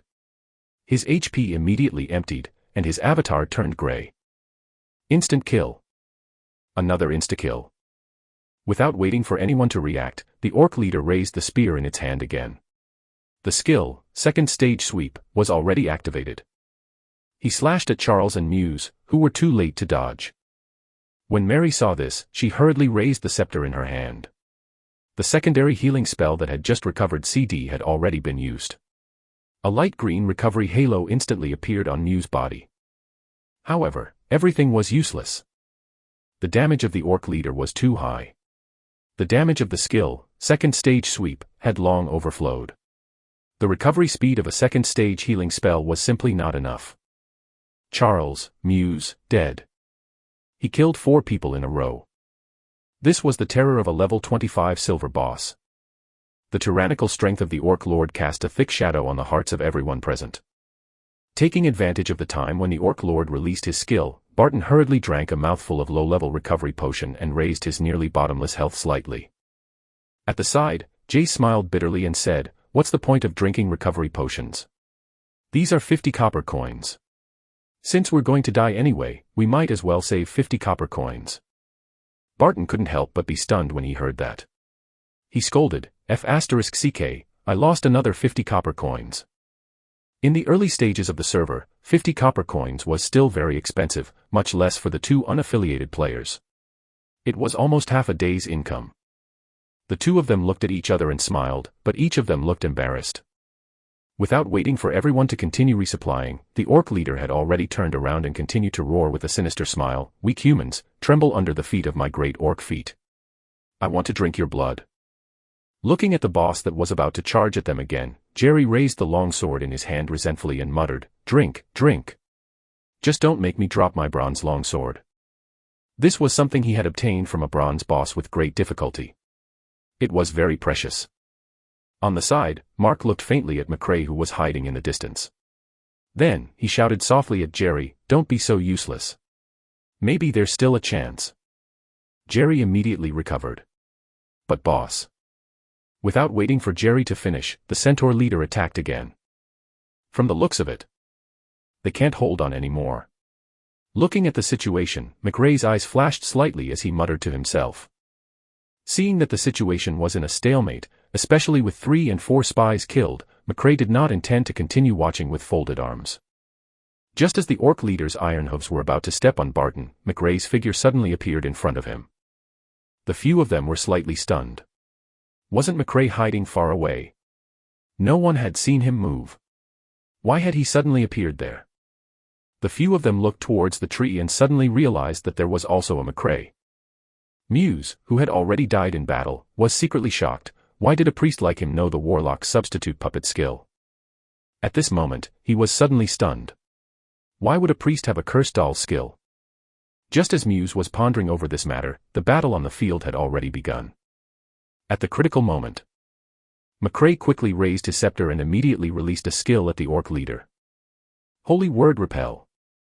The huge body of the orc leader was immediately sent flying into the air. Then, McRae half-squatted and said calmly to Barton behind him, "Stay away." The next second, before Barton could react, McRae had already rushed towards the orc. This familiar scene made Mark's pupils suddenly contract. Could it be? Was McRae going to recreate that strange footwork again? It was impossible. The speed of this boss was much faster than that half-orc elf. He had no time to dodge the monster's vision. Just as Mark was filled with doubt, the two figures in the field were rapidly approaching. In an instant, the distance between the two was less than 10 yards. McRae was almost about to touch the spear in the orc leader's hand. At this moment, McRae's head leaned down a little. His whole body shrank and continued to approach the orc leader. Jerry stood up and exclaimed, "What is he doing?" Mark's face was full of questions. According to his previous experience, McRae needed to maintain a certain distance from the target when using that magical footwork. 10 yards was already dangerous enough. Why did he advance instead of retreating? What was he trying to do? This was the question in everyone's hearts. Just as he was about to close in on the orc leader, McRae raised the beginner's scepter in his hand and released a holy curse on the orc leader. As a priest, when he saw McRae's strange move, he laughed so hard that he fell to the ground. He shouted. A priest rushed to the front just to release a debuff buff for the monster. "Ha ha ha ha, I can't take it anymore. I'm going to die from laughter." Ignoring Mary, even the players who were not priests were speechless at this stupid move. Had McRae given up on his own accord? However, the next scene stunned all the players present. They were all in disbelief. Switch weapons. Lubbock sword, equipment. With a light snort, the beginner's scepter in his hand disappeared. Whoosh! In the next moment, a long sword glowing with silvery white light appeared in McRae's hand. Chapter 54, Why can his priest use a sword? Chapter 54, Why can his priest use a sword? At the scene, McRae was wearing a black robe, and his hand was holding a sharp sword. His whole body had almost stuck to the huge body of the orc leader. Behind the two of them, everyone was stunned. Mary, who was also a priest, cried out in surprise, "Why can his priest use a sword?" Mark's blue eyes were filled with surprise and excitement. He muttered, "A priest who can use a sword. Interesting. I wonder what magical hidden occupation it is." As for Barton, who was saved by McRae, he was even more shocked. He looked at the sword in McRae's hand in a daze and didn't know what to say for a moment. Musey, who was already dead, was no longer surprised, but completely shocked. It was fine if a priest knew a warlock skill, although it was a little strange. However, priests and warlocks belong to the mage class. McRae might have had a special way to learn the cursed doll skill. But how did this priest explain taking out a sword? Battle cleric. Was there such a character class? This was too exaggerated. Apart from being shocked, everyone hurriedly switched on the recording function. They wanted to record the scene. A priest using a sword. Could it be that there was a bug in Divine Domain? Then he looked at McRae. After switching to the Lubbock sword, McRae's aura instantly became sharp. He no longer had his usual lazy appearance, as if he was a sharp sword. Sword occupations were the first ones that McRae had mastered in his previous life. They were also his favorite and best. Just as everyone was still in shock, the orc leaders and McRae, who were almost together, attacked. Cripple strike. McRae snorted coldly, dragged the silver-white Lubbock sword in his hand, and stabbed at the orc leader's weak point at a strange and tricky angle, the leg joint. Whoosh! The sound of a sword piercing the air sounded. Just as the orc leader's attack was about to hit McRae, the sword in McRae's hand stabbed the ferocious orc leader. A shocking scene happened. Unlike what they imagined, McRae was not instantly killed by the huge orc leader. Instead, after being stabbed, the rapidly advancing orc leader directly stopped. It stopped for nearly a full second. How was that possible? This thought appeared in the hearts of the players. Then, a system prompt message appeared in the chat box of the team. System, player McRae uses the skill Cripple Strike on the orc leader. Completion rate is 100%. It will cause the orc leader to be stunned for a second and cause cripple. Cripple effect lasts for 3 minutes. Everyone who saw the system message was stunned again. Stunned for a second. 3 minutes of crippling effect. Was this really an attack special effect caused by a crippling strike? They had never seen it before. Mark turned back to look at Jerry and asked in disbelief, a warrior's cripple strike has such an effect?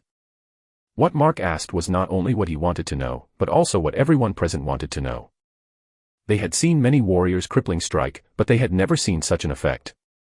How did McRae do it? At this moment, Jerry's mind was filled with thoughts.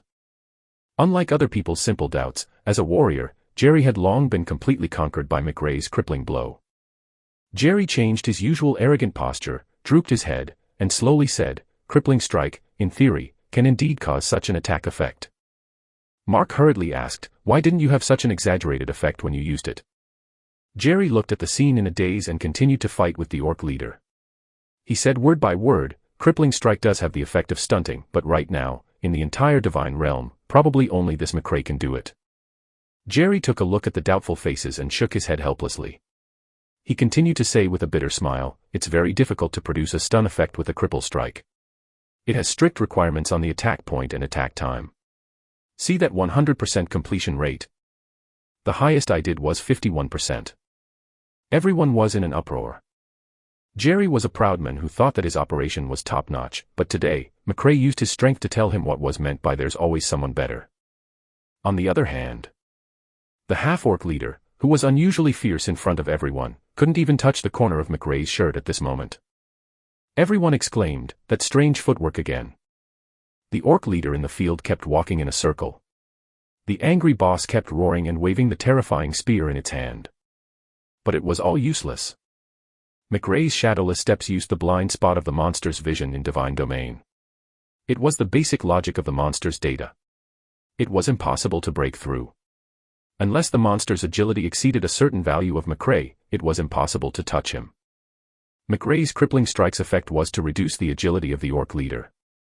Just as everyone thought that this boss would be tortured to death by McRae like an orc elite. McRae, who was constantly dodging the orc leader, suddenly said, be careful. Everyone was confused. What? McRae stopped dodging. He quickly raised the Lubbock sword and used an uppercut to send the orc's huge body flying 5 yards in the air. The floating orc leader suddenly began to glow with a layer of blood-red light, and suddenly roared into the sky. Everyone had seen such a description on the official website. Everyone exclaimed, F***CK. Enraged. Chapter 55, Boss Enraged. When its health points dropped to 10%, the boss health bar would turn red. A boss with red health would go berserk. This was the characteristic of a boss-level monster in Divine Domain. However, the HP of the orc leader in front of him was clearly still 40%. It had yet to enter a red HP state, so how could it enter a berserk state? As a group of elite players, they clearly knew what the boss enraged state meant, especially this level 25 silver boss. Once the orcs entered a berserk state, they had no choice but to escape. As Mark retreated, he used another speed scroll on himself. Then, he slowly said, if I remember correctly, low health isn't the only condition to go berserk. Everyone's expressions changed. That's right, they had indeed seen in the official database that apart from the low health state, boss's creatures also had other ways to trigger the boss enrage. Enraged meant increasing the boss attributes and even skills. It could increase the difficulty of killing the boss, and the complexity of the boss would increase. Jace hurriedly opened the official database and entered the conditions for the orc leader to go berserk. When Jace saw the answer, he blurted out, consecutively dodged at 50. Everyone immediately understood why the orcs without red blood would suddenly go berserk. But it was too late to notice this. From the moment the orcs began to glow with blood light and roar, it was already too late. Rumble. Boom. Boom. Following a series of loud sounds, everyone felt the entire ground begin to shake violently. On the originally flat ground, old tombstones and sarcophagi began to appear out of nowhere, as if they were carrying out a mysterious recovery ritual. McRae knew that this was the berserk skill of the orc leader, which summoned the elite souls of the orcs. The number of players summoned was based on the number of players within the range of the orc leader's aggro. Apart from the 4 people who died in battle, there were a total of 6 players on the field. In other words, the orc leader would summon 6 orc elite souls. At the scene, the orc leader, whose whole body was glowing with blood, continued to roar loudly. With his roar, 6 orc elite souls emerged from under the tombstones and stone coffins. A total of 6. McRae switched the Lubbock sword in his hand to a new staff and shouted at the panicked crowd, "Retreat! Maintain the formation. Cover the back." The undead army summoned by the orc leader would not inherit the hatred of the orc leader. All players within their aggro range would be attacked. The elite orc undead summoned did not have the high attributes of ordinary orcs, but their levels were high, and like the leader of the orcs, they were level 25. Under the level suppression, the damage to everyone was no lower than normal orc elites. Everyone's expression became very serious. In addition, the 4 spies had been killed by the orc leader. The rest of the people listened to McRae's command and quickly formed a defensive formation and began to retreat.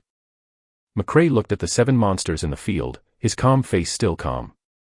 There was a time limit for the elite orc souls summoned. 20 minutes. As long as they could survive these 20 minutes, the souls of the orc elite would automatically dissipate. Killing the orc leader was naturally nothing difficult. Thinking to this point, McRae no longer hesitated. Immediately, surrounded by 7 orcs, he threw a cursed doll. Gagagagaga. The ugly baby immediately let out a strange cry, but at that moment, everyone felt that there was no other pleasant voice. Under the taunt of the cursed doll, the 7 orcs gathered at the center of the field. Now. Lava cage.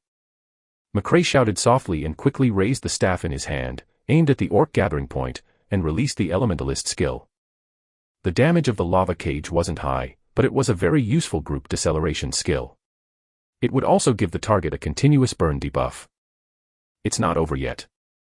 After releasing the lava cage, McRae muttered, picked up his staff, and continued casting. Bite of Frost. Goblin Trap. Corpse Swamp. Wild Bind. Holy Prison. Everyone present looked at McRae, who was constantly releasing control skills. From the initial surprise, to doubt, and finally to shock, they had already become numb. They silently admired McRae's skillful fireworks performance. 20 minutes wasn't short, but in everyone's eyes, it was indeed a short time. In these 20 minutes, apart from drinking a few magic recovery potions, McRae had been continuously releasing restrictive skills the rest of the time. They were even group skills, and not a single skill was repeated. In their hearts, McRae's identity had changed many times. From the initial harmless priest to the priest who could release warlock skills later on. After they accepted that McRae was a priest and a warlock, the Lubbock sword in his hand broke their imagination again. This was a battle priest who could use a sword in close combat. But now, McRae had gone from a ridiculous battle priest to an invincible magic god who knew all magic skills. They gradually understood why McRae could become a dungeon killer and why he could crush an expert-level solo dungeon. Because McRae was not alone. He was an entire team by himself.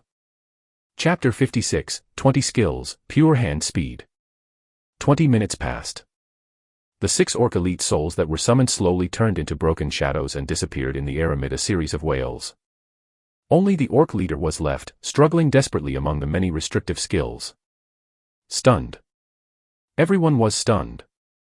For an entire 20 minutes, there was no repeat skill. Was this something a player could do? This was simply invincible. This is game bug. F***ck, this must be a game bug. Otherwise, how could players have so many class skills? And did you notice?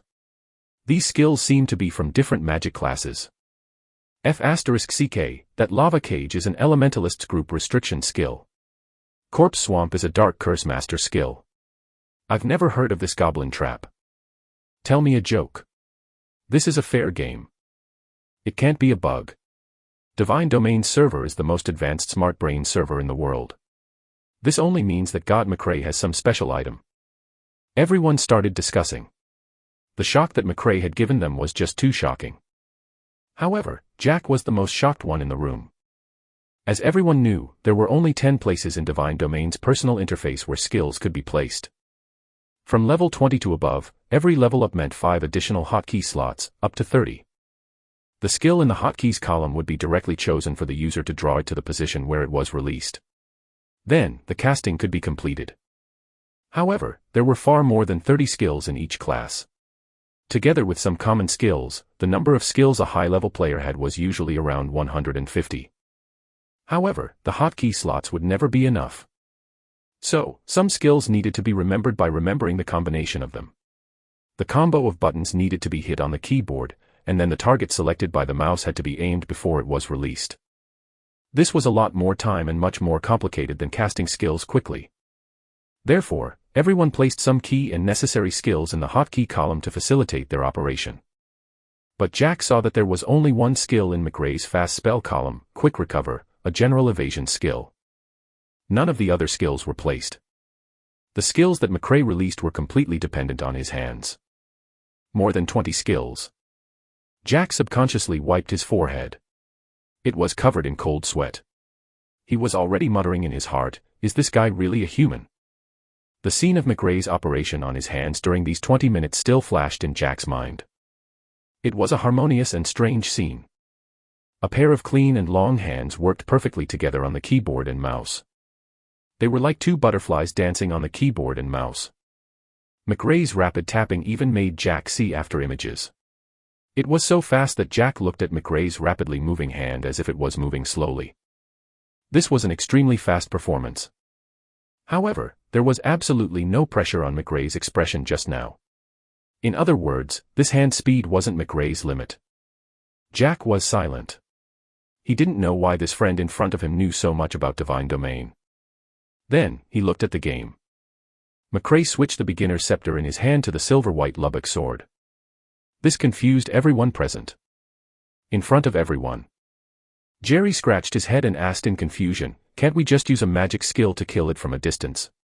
Why go through the trouble of rushing up to melee?" On the other hand, Mary echoed, "That's right.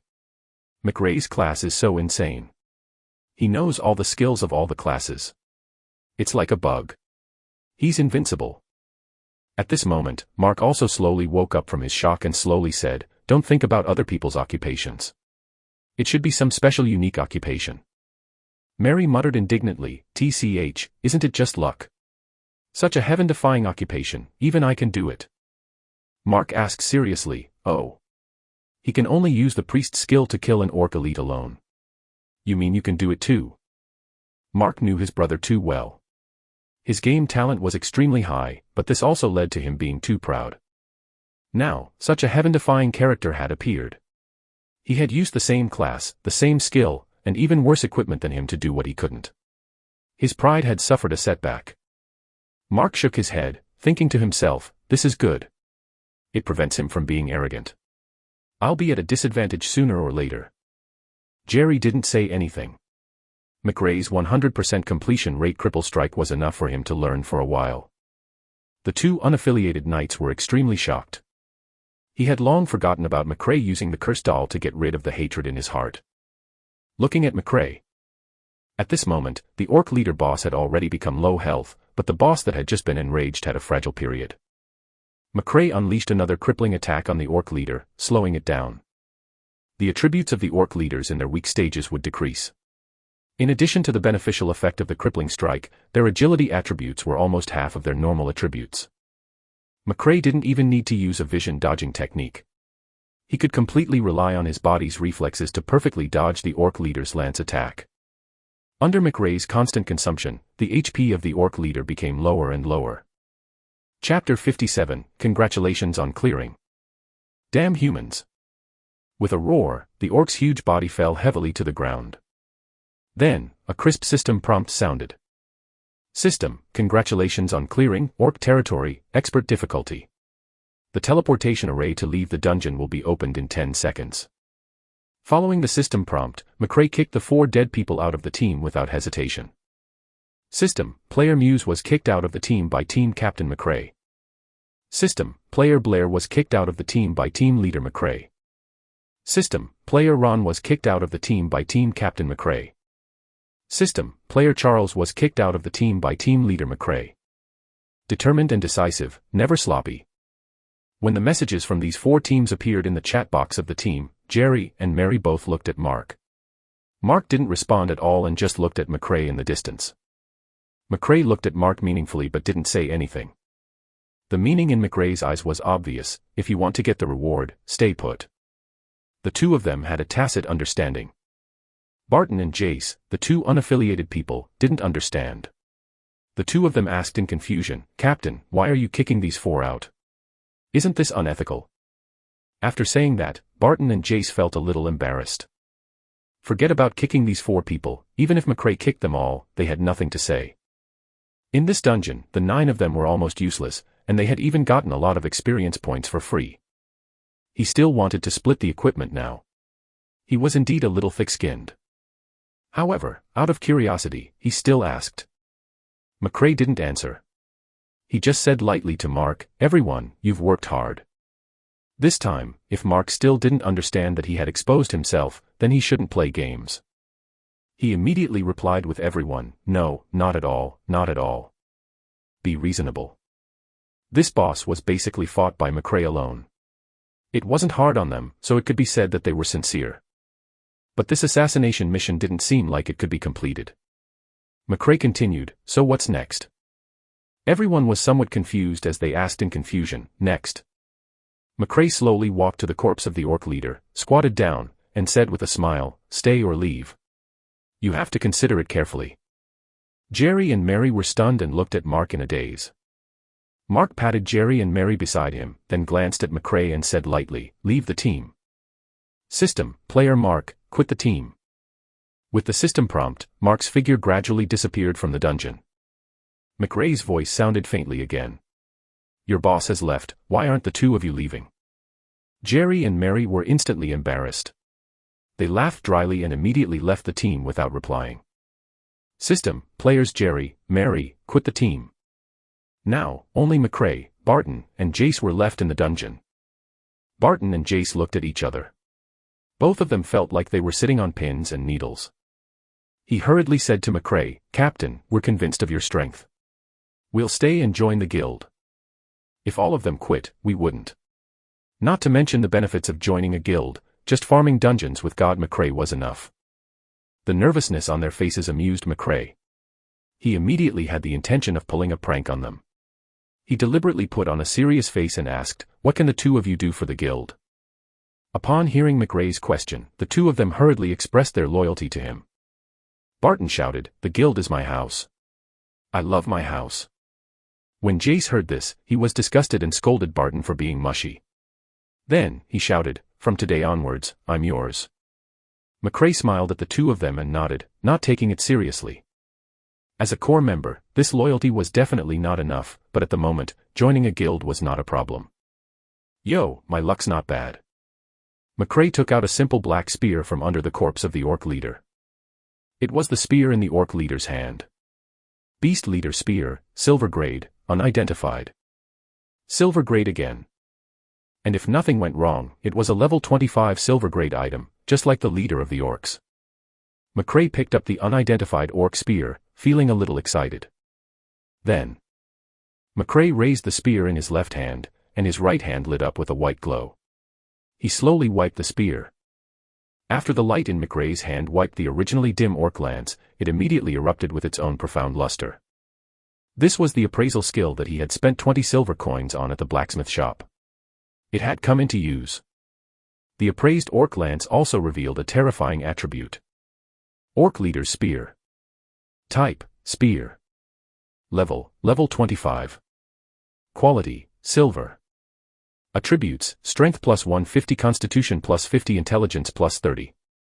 Special effect, when attacking a target, there is a 15% chance of causing serious damage.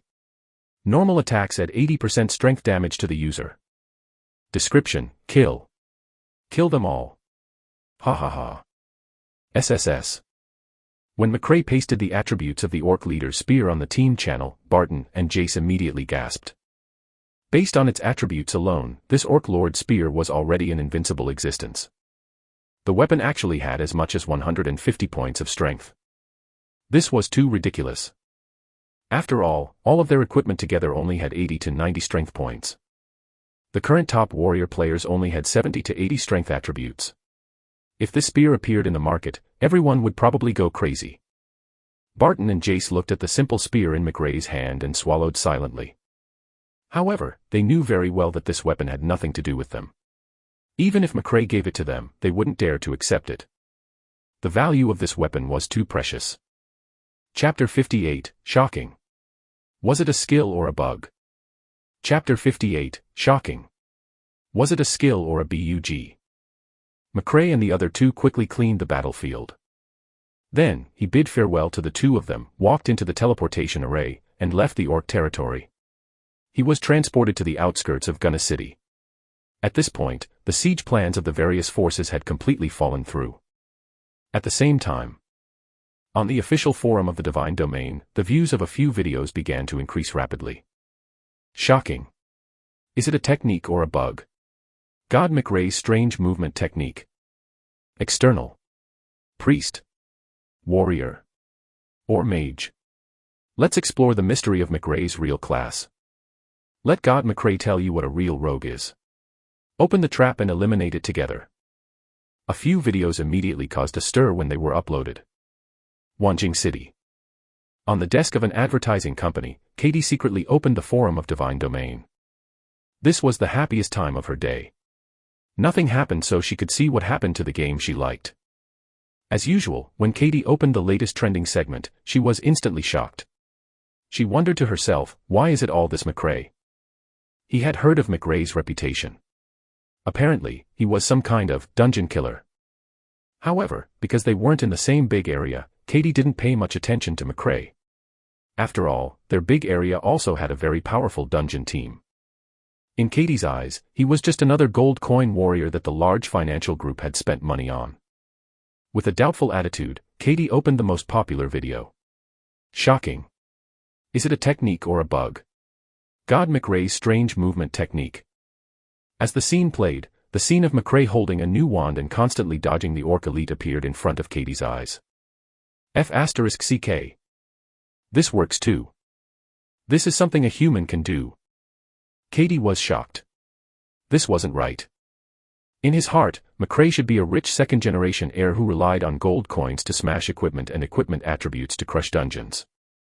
However, anyone who had played Divine Domain before could tell that the weapon in McRae's hand was only a level 0 novice scepter. This thing could also be used to kill elite monsters. And it was even a level 15 elite monster. In the scene, McRae was walking leisurely. Facing a level 15 orc elite, it was as easy as walking a dog. For the first time, Katie began to wonder if she and McRae were playing a different game. After this video was played, Katie quickly opened the next video. When Katie saw McRae constantly releasing skills of different classes, her mind was filled with shock. She didn't understand what McRae's class was. He had seen hidden occupations before, but there wasn't such a crazy hidden occupation, right? At the same time, there were many others like Katie. His elegant movement technique was like a magic machine gun casting spells, the switching of different weapons, and the precise elimination of traps. The word invincible slowly appeared in the hearts of the gamers. The moment the video was posted, McRae's recruitment post was pushed up again. Instantly, players sent applications to join the chat group. Of course, some were happy, while others were troubled. Fire group. George was the only one in the large conference room. George took out his satellite phone and quickly dialed a number. Do. After a short pause, the call connected. George asked in a low voice, "Is the mission completed?" There was a pause on the other end of the phone, and then a clear voice sounded. Fail. George frowned and snorted. I need an explanation. This time, the other party didn't stop and replied directly, there's no reason. The mission failed. I'll return the deposit. Goodbye. George suddenly pressed the cigar in his hand on the table and said angrily, trash. However, what answered him was the busy tone of the phone being hung up. Beep, beep, beep. George angrily threw the phone aside. After a moment, he pressed a button on the table and a walkie-talkie appeared. George said angrily into the walkie-talkie, "Prepare for action." In a basement in Longhai City, 3 young people were sitting in front of the computer, eating instant noodles. It was Mark, Jerry, and Mary. Jerry picked up the bowl and took a sip of the soup. He looked at Mark and whispered, "Boss, this George is our big boss. Are we sure we don't want to continue working with him?" Mary chimed in. "That's right, boss. Let's continue working with him." Mark buried his head in his bowl of instant noodles and replied indifferently, "Why don't the 2 of you be the boss?" The moment that was said, Jerry and Mary immediately put down the instant noodles in their hands and hurriedly waved at Mary. "Boss, are you kidding? We didn't mean that." The 2 of them laughed awkwardly. They had no intention of being the boss. To them, Mark was their only boss. Jerry picked up the instant noodles again and asked carefully, "Boss, what are we going to do next? Are we going to farm gold coins again?" To him and Mary, it didn't matter if they continued to work with George, but they had to have other sources of income. How could Mark not know what these 2 were thinking? He quietly finished the last mouthful of instant noodles, put down the bowl, and said, "I'm preparing to join the guild, McRae's guild." With that, regardless of the shocked Jerry and Mary, they turned around and entered the game, sending McRae a friend request. Chapter 59, Kazan's Shadow Bow. In Gunna City, the number of players gradually increased. People came and went on the wide street, making it seem less empty. McRae was wearing a signature black robe and walking straight to the archer mentor Kazan. The mission status in the mission column had been updated. System, the test of Kazan, expert difficulty, has been completed. Evaluation, S+. Elite Orc kills, 50/50. Number of Orc leaders killed, 1/1. It's actually an S+ score. I wonder what special reward it will be. After taking a look at the mission completion situation, McRae asked curiously. Then, McRae quickly walked in front of the archery hall and found Mentor Kazan. McRae quickly submitted the mission. Kazan, who was like an iceberg for 10,000 years, actually had a slightly shocked expression on his face. He said in surprise, "Seems like I've underestimated you." The NPCs in the Divine Domain were very intelligent. Sometimes, when the players used different words and tones for the same missions, the NPCs would make different decisions or rewards. McRae naturally knew this very well. McRae smiled and replied calmly, "You're joking. It was just luck." Kazan stood up straight and nodded silently at McRae in approval. He continued, "Luck is also a form of strength. Modest adventurer, I thank you on behalf of the dead people of Gunna City." With that, Kazan actually bent slightly and made a standard archery gesture at McRae. After all, Kazan's status was higher than that of ordinary barons.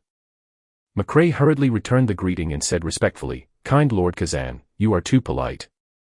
After finishing her gesture, the coldness on Kazan's face decreased greatly.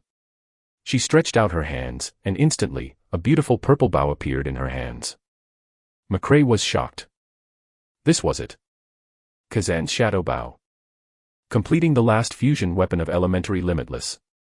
Kazan's hand slowly brushed across the purple longbow, as if she was touching her child. Her eyes were filled with reminiscence. She slowly said, "This bow is called the Shadow Bow. It accompanied me through those unforgettable years as a trainee archer." With that, Kazan solemnly handed the longbow to McRae and said slowly, "Now, she's yours. Don't let her light be blinded." McRae caught the longbow Kazan handed over with both hands and replied respectfully, "Honorable Kazan, thank you for your reward. I will definitely let her regain her former glory." Kazan nodded in satisfaction and continued, "I still have a pair of boots that I've collected for a long time. I'll give them to you as well. I hope you can become an excellent archer soon." McRae was delighted. "It's here." As expected, there was an additional mission reward for the S+ score. What kind of reward would that be? Kazan turned around and took out a pair of exquisite silver-white boots from a golden box behind him. He handed them to McRae. After replying politely, McRae began to check the attributes of the boots. Wind-chasing boots. Type, boots. Level 25. Quality, gold. Attributes: Physical Resistance plus 30, Magic Resistance plus 30, Agility plus 120. Special Effect: Chasing the Wind. After release, it can increase movement speed by 20% and reduce weight by 30%. Duration: 2 minutes, CD time, 10 minutes. Introduction: Wind. Take me away, a boot left behind by a young man who likes to chase the wind. It was actually a gold grade. Apart from a full 30 points of magic resistance enhancement, there was also a 120 points of movement speed enhancement. It was the #1 equipment in the divine domain. Even the value of the orc leader's spear was far inferior to this wind-chasing boots. Gold grade. Before this bronze grade weapon became widespread, the attributes of gold grade weapons were like late-stage god grade weapons. They were invincible. McRae quickly put the wind-chasing boots into his backpack, thanked the archer mentor Kazan, and said goodbye, then turned and left the archer hall. He took a look at the time. It was already 9 in the evening. McRae couldn't wait to synthesize Limitless anymore. It was the first divine weapon that belonged to him. McRae took out the everlasting manufacturing blueprint from his backpack. Blue-white crystal, unique, 1/1. Karl's Rip Rifle 1/1. Rhaegar's Scepter 1/1. Kazan's Shadow Bow 1/1. Red Crystal 20/20. White Crystal 20/20. Yellow Crystal 20/20. Black Crystal 20/20. All gathered. McRae clenched his fists. In his previous life, he had missed Limitless because he lacked the unique material, the blue-white heaven crystal. Although McRae had later collected divine weapons of various types, Limitless had always been a knot in his heart. After all, switching weapons had a cooldown time. He instinctively released skills of different classes as he pleased. It made McRae feel like he had a treasure mountain, but he could only spend a little each time. In many cases, McRae only needed to switch weapons and use the skills of a certain class to easily resolve the crisis. However, it was precisely because of the cooldown time for switching weapons that he had to use relatively dangerous positioning and methods to avoid the skills. Only McRae knew the pain and troubles involved. But now, everything was in the past. Limitless, this amazing design weapon was about to be created by him. McRae suppressed his excitement and took out the items he needed from his personal warehouse one by one and placed them in Limitless manufacturing book. System: Would you like to spend 2 gold coins to synthesize a self-made weapon, Limitless? Yes. Without hesitation, McRae clicked confirm. He had waited for this moment for too long. The moment McRae clicked confirm, all the fusion materials and weapon creation books flashed with a dazzling light, making it difficult to see clearly. A moment later, the dazzling light gradually dissipated. A long sword was lying quietly on the manufacturing platform. Chapter 60, Limitless, Sword Form. Did it succeed? McRae took a deep breath and gently picked up the exquisite bronze sword from the ground. The attributes of the bronze sword were immediately displayed in front of McRae. Limitless, Sword Form. Type: Long Sword. Level: Level 5. Quality: Self-made. Attributes: Strength plus 50, Constitution plus 40. Special Effect: Infinite Change. Weapons without CD can be switched to other forms. Current forms: sword, gun, bow. Never wear out. This weapon doesn't need repair, its durability is unlimited. Evolution: It can continuously devour new weapons and equipment to upgrade its attributes. It cannot be dropped. It cannot be traded. Introduction: McRae's self-made weapon. SSS. Even the experienced McRae couldn't help but gasp when he saw the attributes of Limitless, Sword Form. A level 5 longsword actually added 50 points of strength. 40 points of constitution. In comparison, the Lubbock sword that was also a longsword had lower attributes. This was the charm of a top-grade self-made weapon. According to McRae's calculations, the current Limitless, according to attributes of the same level, could already compare to legendary-level equipment. Although compared to some higher-grade weapons, Dark Gold, Epic, Legendary, and highest-grade mythical equipment, there were fewer additional special skills and attribute attacks. These weren't a problem. Evolution. This was the second characteristic that McRae desired so much. Apart from changing forms, evolution was Limitless' greatest characteristic. Although Limitless didn't have any special skills now, McRae could collect high-grade weapons with top-grade special effects and let Limitless devour and evolve. Although there was a certain chance of failure, This ability was already heaven-defying. McRae couldn't help but stroke the long sword in his hand and muttered, with Limitless, maybe I can be considered a true god of war. McRae raised Limitless in his hand and slashed at the air. Whoosh! A dull sound of air being torn apart could be heard. McRae casually twirled a few sword flowers to familiarize himself with Limitless feeling. Perfect. This was McRae's evaluation of Limitless. Looking at Limitless in his hand, his eyes turned fierce and he shouted softly, change form. Limitless, gun. Whoosh. With a soft sound, the long sword in McRae's hand was immediately enveloped by light. In the next moment, a similarly bronze flintlock weapon appeared in his hand. Limitless, gun form. Type, gun. Level 5. Quality, self-made. Attributes, strength plus 42, intelligence plus 40. Shooting speed, fast. Special effect, infinite change, weapons without CD can be switched to other forms. Current forms, sword, gun, bow. Never wear out, this weapon doesn't need repair, its durability is unlimited. Evolution, it can continuously devour new weapons and equipment to upgrade its attributes. It cannot be dropped. It cannot be traded. Introduction, McRae's self-made weapon. A brand new characteristic panel appeared in front of McRae. Nice gun. McRae exclaimed. Apart from the lack of special skills, it was simply a perfect weapon. McRae didn't have time to use it, and directly shouted again, change form. Limitless, bow. The flintlock in his hand immediately disappeared and turned into a ball of light. In the next moment, a bronze longbow immediately appeared in McRae's hand. McRae clicked on the attributes of the bow. Limitless, bow form. Type, bow. Level 5. Quality, self-made. Attributes, strength plus 46, intelligence plus 38. Shooting speed, fast. Special effect, infinite change, weapons without CD can be switched to other forms. Current forms, sword, gun, bow. Never wear out, this weapon doesn't need repair, its durability is unlimited.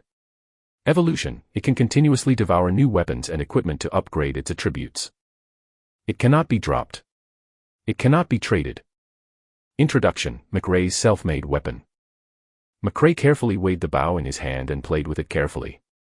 He thought to himself, maybe I should give it a try. At this moment, McRae's phone rang. System, friend Barton, requesting a call. After McRae clicked allow, Barton's anxious voice sounded. Captain. It's me. Barton. McRae frowned. Barton sounded anxious. I know. What happened? Barton said gloomily, Jace and I are stuck in Hunter Spirit Hill. Barton and Jace had just exited the dungeon and were about to go to Hunter Spirit Hill to farm experience again, but they didn't expect to be surrounded by a group of people. However, their ultimate goal wasn't them at all, but McRae. So he hurriedly sent a message to McRae to remind him. McRae replied, who's blocking you? Barton immediately replied, they said that they were from the fire group. There were more than 20 of them, and Jace had already been killed. I took the opportunity to escape, but I should be caught soon. Their goal isn't us, but you. Captain, you shouldn't leave Gunna City now. They're waiting for you. McRae had heard of the fire group in his previous life. It was a second-rate guild, the financial group behind the Fire Guild. Its strength was considered relatively strong among the second-rate guilds. It probably hadn't established itself as a proper guild yet. McRae pondered for a moment and looked at Limitless in his hand. He replied calmly, hide well. Hang in there for a while longer. I'll be there in a while. With that, McRae hung up. Under the moonlight, McRae's eyes were cold, and the corners of his mouth curled up slightly. He muttered, I was just worried. I didn't have a suitable place to test Limitless power, so someone came knocking on my door. Having made up his mind, McRae immediately walked towards the teleportation array that led to Hunter Spirit Hill. The battle broke out at any moment. Chapter 61, 1 against 20. Chapter 61, 1 against 20. The entrance to Hunter Spirit Hill was a narrow canyon. The crossroad was only as wide as 3 to 4 people, with cliffs on both sides. The 4 IDs with the prefix fire in front of them were surrounding the narrow entrance. 2 level 8 mages, a level 9 warrior, and a level 7 priest. From the looks of it, his level could be considered second tier. But without exception, their IDs were all red. This was the rule of red names in the Divine Domain. If a player took the initiative to attack a player from the same faction, their ID would be red no matter where they were. If a player was killed under the red name state, they would lose even more experience and money, and equipment would definitely drop after death. The more people maliciously attacked and killed players, the more obvious the redness of the ID would be, and the more severe the punishment would be. In his previous life, many big guilds plotted to turn their enemies into a red name state before killing them. The players who were plotted against would basically drop many levels and equipment. As the god of war in his previous life, McRae had naturally been plotted against before. However, those players who thought they were hunters died at McRae's hands in the end. During that battle, McRae couldn't remember how many people he had killed, except that his name had turned black.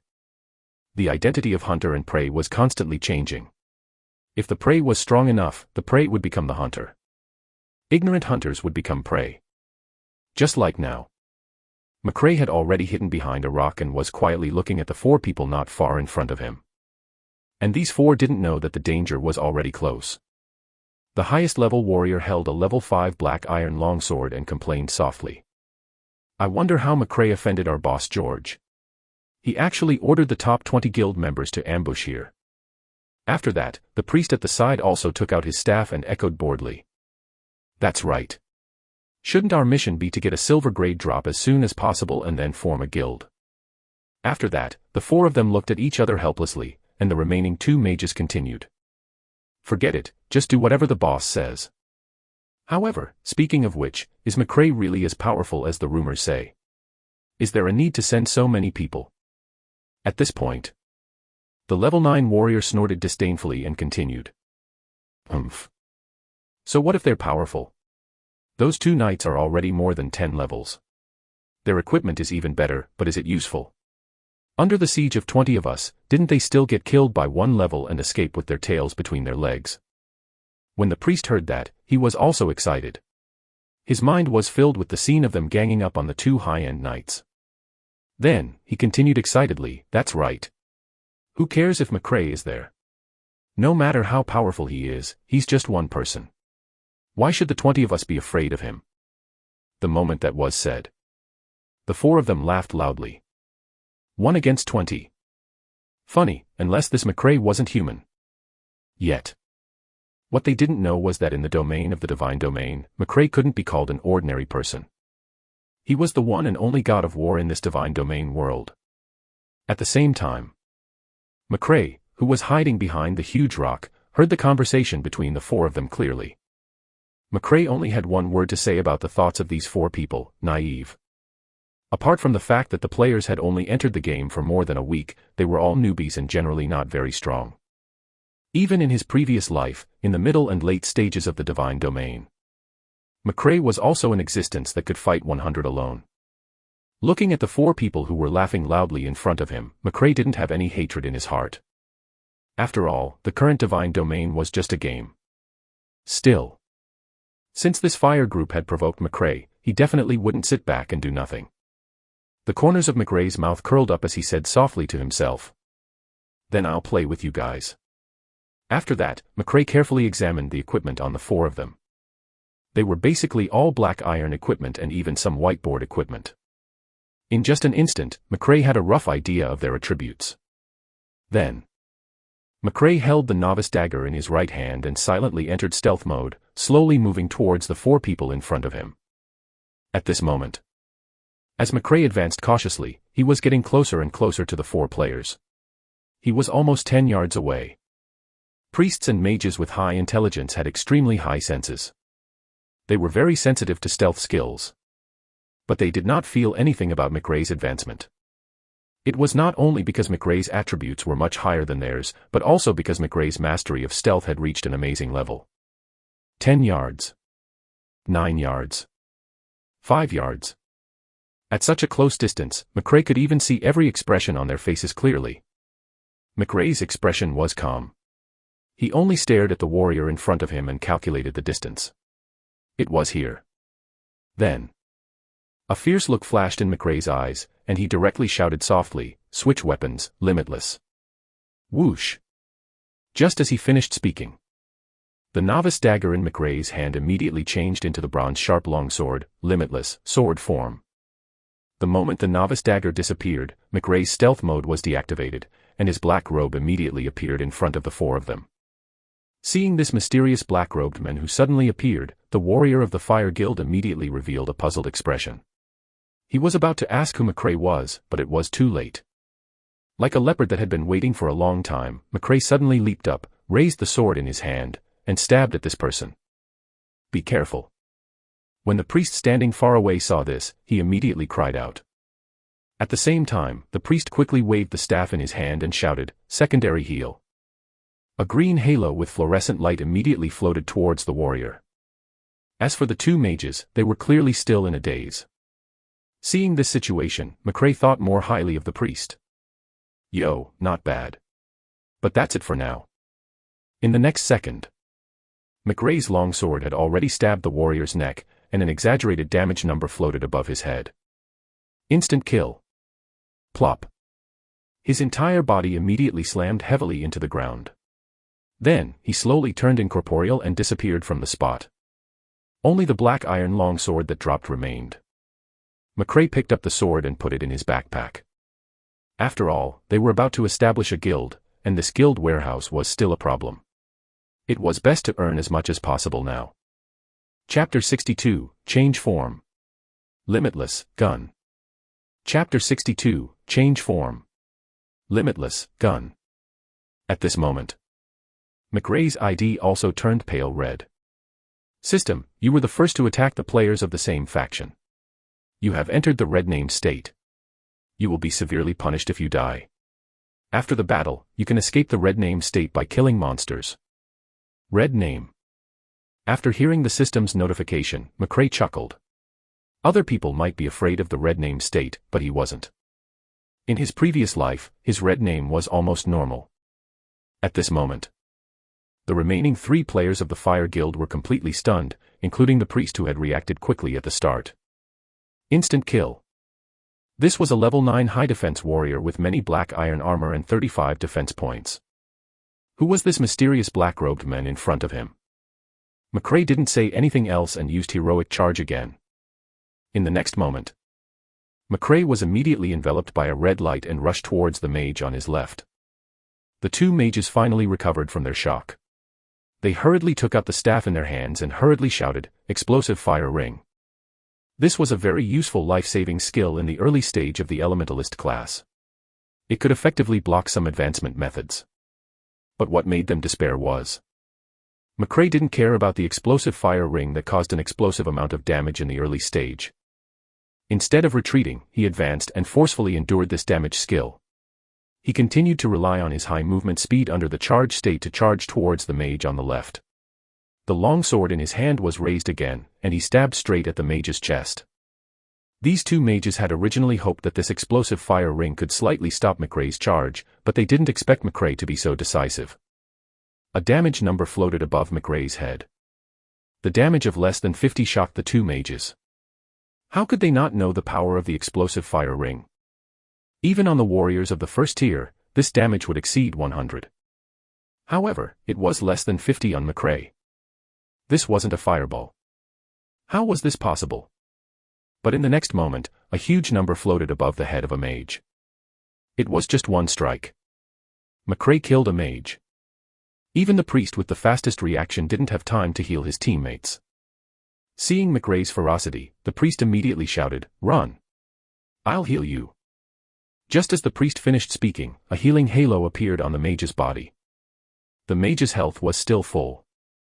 However, if he didn't use it in advance, this mage would also be slashed to death with a sword.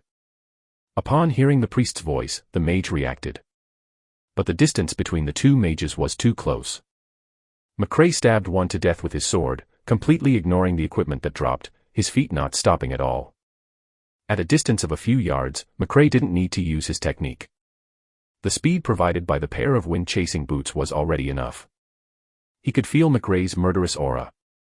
The mage immediately retreated. However, mages were slow to begin with. How could he escape? A huge damage appeared on the mage's head. The mage immediately died. When the mage was stabbed to death by McRae previously, the damage was only 672. Not that McRae hadn't done enough damage. It was because that mage only had so much health. The reason why this mage's damage was 980. It was all because of the priest's halo effect. Seeing the huge damage, the priest in the distance immediately ran. He did not hesitate at all. Yes. His healing halo did have the effect of increasing his health to the maximum. But was that useful? In front of absolute strength, this was completely useless. Running was the only thing he should do now.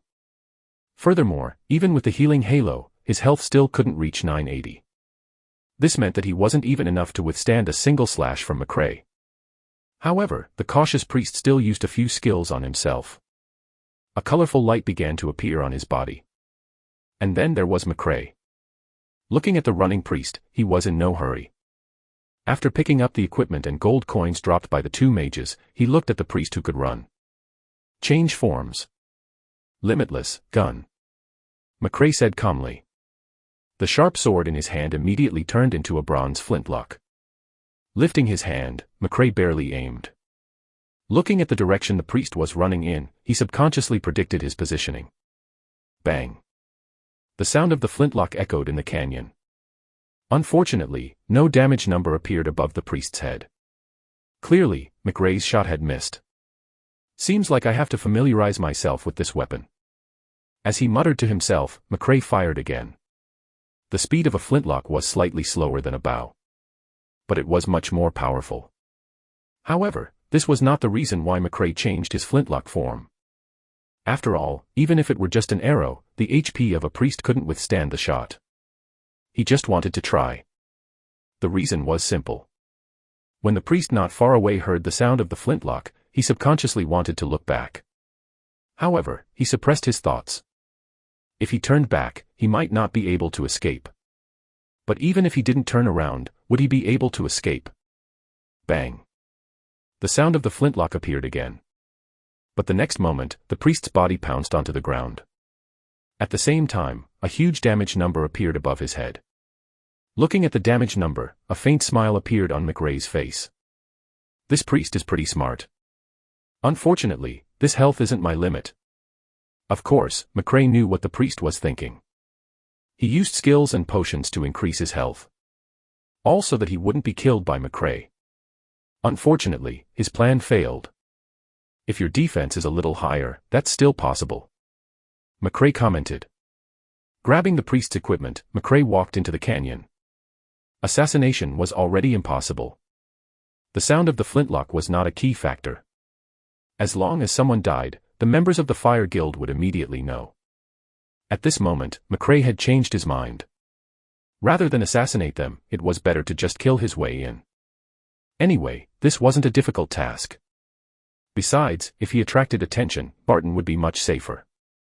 As they were killed, they immediately reported the situation. And at this moment, on the other side, in the chat within the Fire Guild, the four of them immediately sent a signal.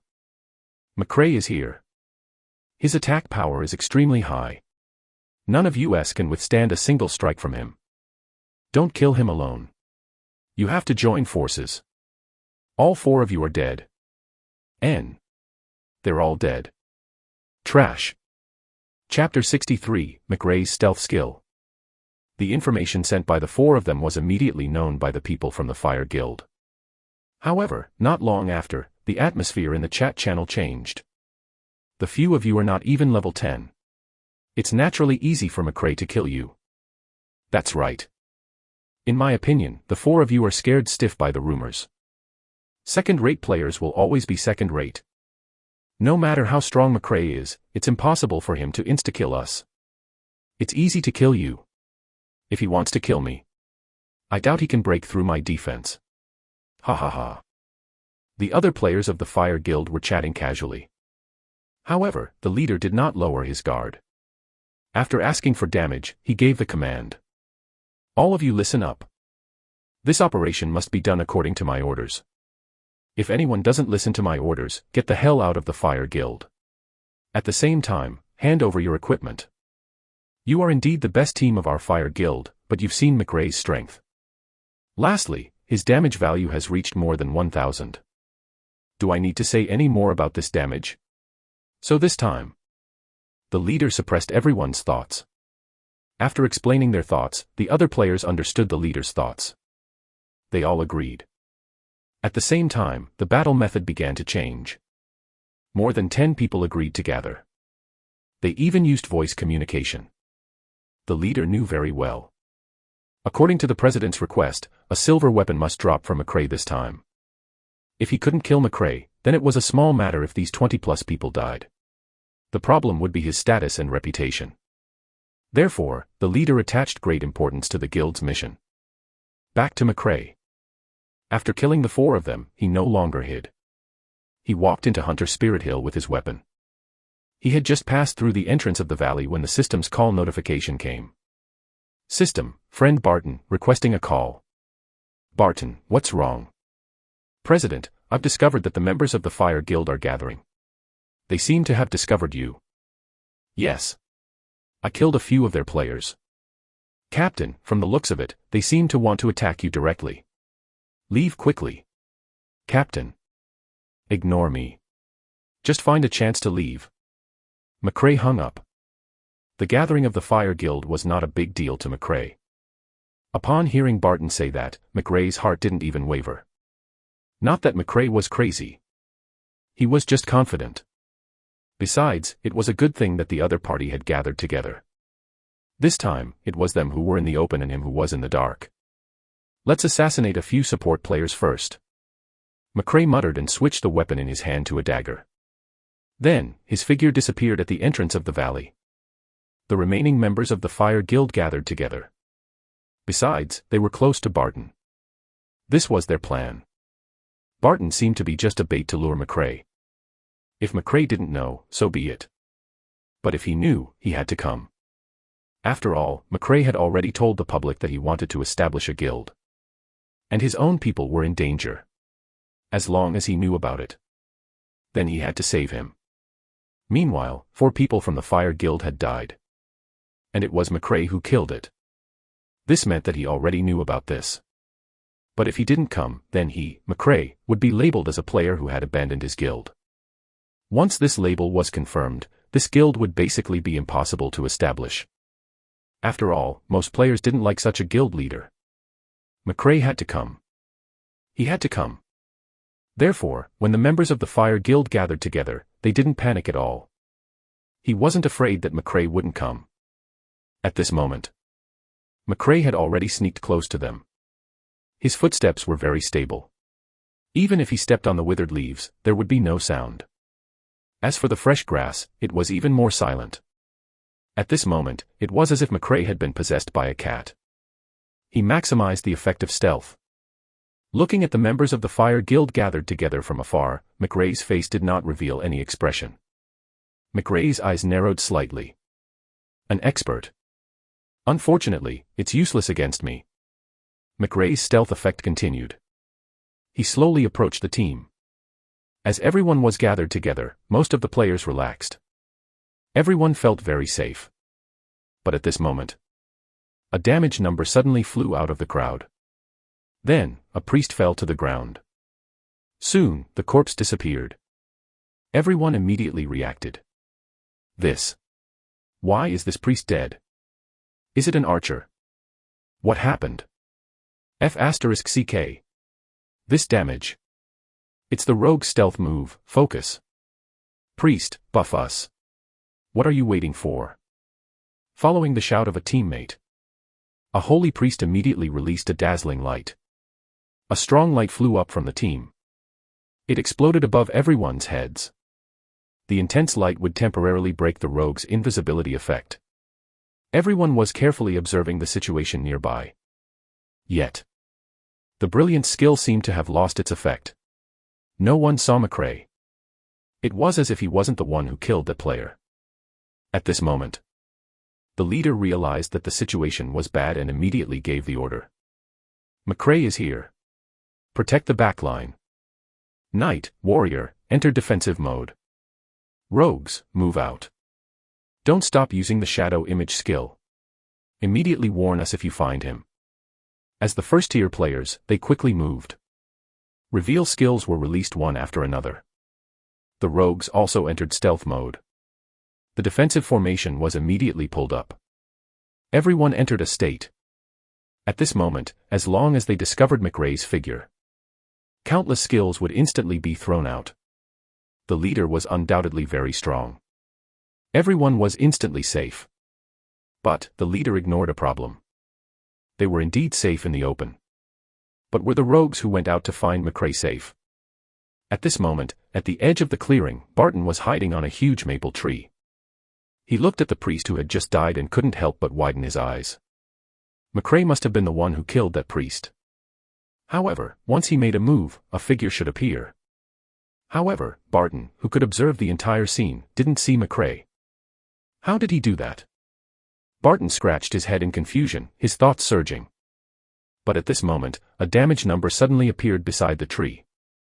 Chapter 64, McRae's Stealth Skill. This red number appeared beside Barton.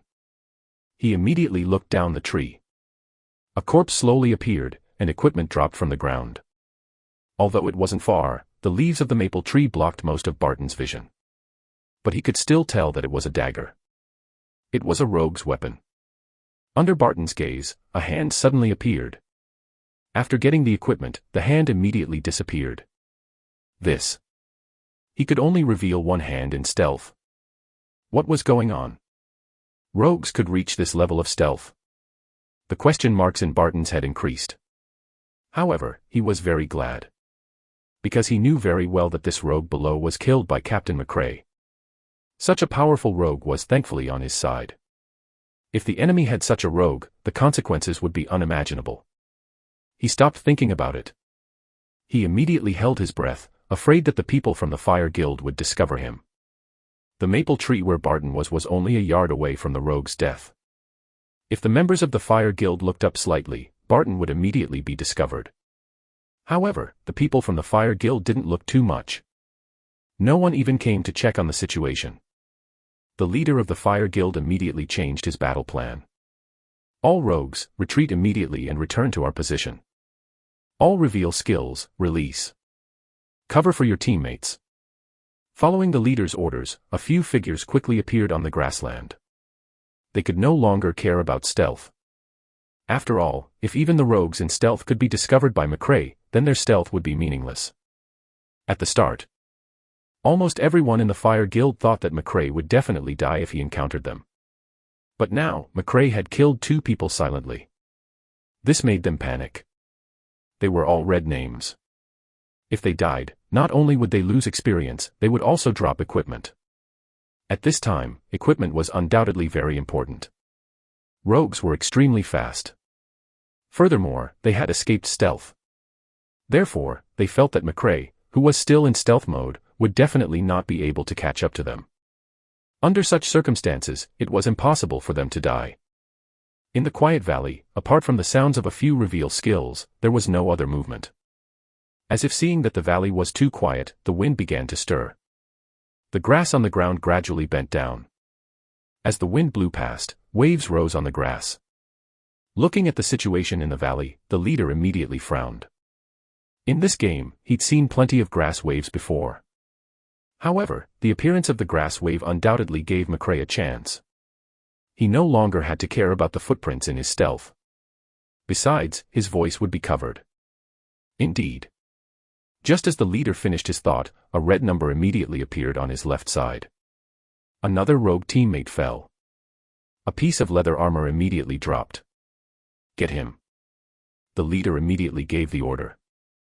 Actually, without his order, the mages had already released their skills.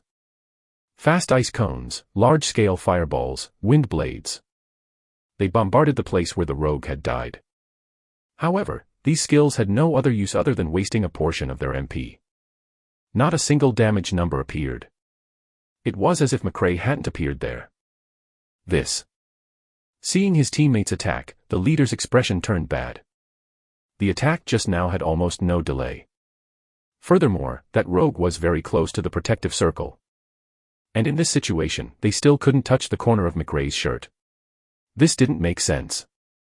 But at this moment, everyone was still paying attention to the situation over there when a priest in the circle suddenly died. A bright red number suddenly appeared above their heads. F***CK. What's going on? Why is Sama dead? Quick, look around. Is McRae already beside us? The priest died without warning. It felt like he had encountered a curse and suddenly died. Only after the priest fell to the ground did a few people react. This time, everyone's nerves were pulled. Even the calm leader looked around frantically. It seemed like he wanted to find McRae's traces. But how could they find any traces of McRae? The wind at this moment was McRae's backer.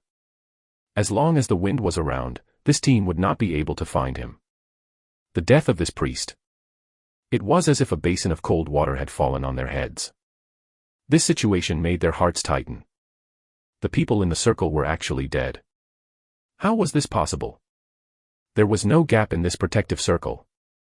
Almost all the players were leaning against each other. How did McRae get in? Everyone couldn't understand. The leader looked at the situation and scratched his head hard. Even though his scalp was almost scratched out, he still couldn't figure it out. All warriors, activate taunt as soon as you sense any traces. The shadow image skill cannot be stopped. Everyone focus on your corresponding direction. The leader gave the order again. McRae attacked again and again. It made everyone panic. Most importantly, no one had found McRae. This was very terrifying. They were like lambs waiting to be slaughtered, with no room for resistance. At this moment, the role of the team leader appeared. If he didn't say anything, the other players would definitely be frightened by McRae's ferocity. Once they panicked, this team would lose their effect. And with the leader, they could once again condense combat strength. These people were all above level 10. Their talent was naturally higher than ordinary people. Otherwise, the Fire Guild wouldn't have focused on nurturing them. As if they were too afraid, a murderous aura condensed in their midst. At most, I'll die. What's there to be afraid of? If I drop my level, I'll just practice again. You're not qualified to scare me. I can even kill a big boss that's more than 10 meters long. Why would I be afraid of a player like you? If you're so good, you better don't let me discover you. The voices of the players became louder and louder. At this moment, they seemed to have overcome their fear. As long as they discovered McRae, they would definitely risk their lives. At this moment, at the edge of the clearing, a smile appeared on McRae's face when he heard the roar of the Fire Guild. He knew that he had achieved his goal. Chapter 65, Iron Bucket Formation. Chapter 65, Iron Bucket Formation. He had defeated more than 10 people alone. McRae used to do this kind of thing often. However, at that time, it was because his attributes and equipment were higher than ordinary players. So he could stand in an invincible position. And now, McRae was very experienced. However, his equipment level was not high. If the skills of more than 10 people were all aimed at his face, his defense and HP would not be able to hold on. So he adopted a mental strategy. McRae had used this strategy many times in the past. He was very knowledgeable about this. The roars of the players from the Fire Guild. He had almost gotten sick of hearing such words in the past. And hearing these words again, a familiar feeling flowed out. At this moment, he could already sense fear from the emotions of these players. They were just holding on. However, this fear was not enough. After all, the ones he had killed previously were all fragile. The fear of those warriors and knights was in vain. They still had the thought that their defense was very strong. McRae knew that very well. It was already a little difficult to break through this iron bucket array. He had to think of a way to attract their attention. As he carefully observed this group of people, McRae's brain worked rapidly. After observing for a while, he felt that something was wrong. 15 people. After counting the number of people in the Fire Guild, McRae realized that something was wrong. He had only killed 3 people. 2 rogues and 1 priest. And in this iron bucket array, there should be 16 people. There was still a rogue who hadn't returned. Where could this rogue be? McRae, who was in stealth mode, began to carefully observe his surroundings. McRae knew the strength of the Fire Guild very well in his previous life. At that time, the 4 guilds had already occupied the mainstream. Fire Guild was one of them. However, the server had just opened. The capital of the Fire Guild would naturally attract a large number of players. No matter what, at this point in time, Fire Guild was the ceiling of this game. Those who could enter their sites naturally had a certain level of strength. As the leader of this team, Hux's ability was obvious. McRae's strength did shock him. However, he did not panic. The rogue who did not return was deliberately left outside. This kind of thought of hiding something was usually not thought of by ordinary people when their team was attacked. And Hux still used this plan. At this moment, on the surface, Hux was placating the other teammates to stimulate their fighting spirit. At the same time, he was communicating with the rogue outside. Have you discovered McRae? Not yet, but I just discovered an abnormal grass shadow about 20 yards from your right hand. Hide well. Don't expose yourself. Understood. Whether or not you can get this silver grade, you're the key. As soon as he sent this message, Hux received an urgent message from the rogue. Captain, your front. Looking at the rogue's message, Hux didn't hesitate at all and immediately released a thunder whirl. The light blue lightning looked very beautiful. However, the attack power of this skill wasn't low. Furthermore, this skill could be instantly cast. In the early stages, this skill was considered a divine skill for elementalists. All the grass that had been swept up along the way had turned into charcoal. If he were to be struck by this lightning, not only would McRae receive a large amount of attacks. At the same time, his stealth would be broken. Seeing Hux's attack, the 2 warriors in front of him immediately activated Taunt in the air. The 2 mages also threw out an area of effect skill. Unfortunately, all their skills missed. There was nothing on the grass except charcoal. Hux wasn't discouraged when he didn't see the damage. He knew McRae's strength very well. After all, there was a delay in the rogue's typing. Unless it was discovered by him himself, it was very common for the attack to miss. Stay alert. As Hux spoke, his eyes were fixed on the empty space in front of him. The sound of the wind constantly affected their hearing. As if this game were all helping McRae. Hux had just finished speaking. A red number flew up from the short slope in the distance. Another one-hit kill. Hux had previously said to pay attention to their surroundings. However, because their teammate had died, they could all see it. These people from the Fire Guild subconsciously looked in the direction of the damage. For a moment, none of the mages used their skills.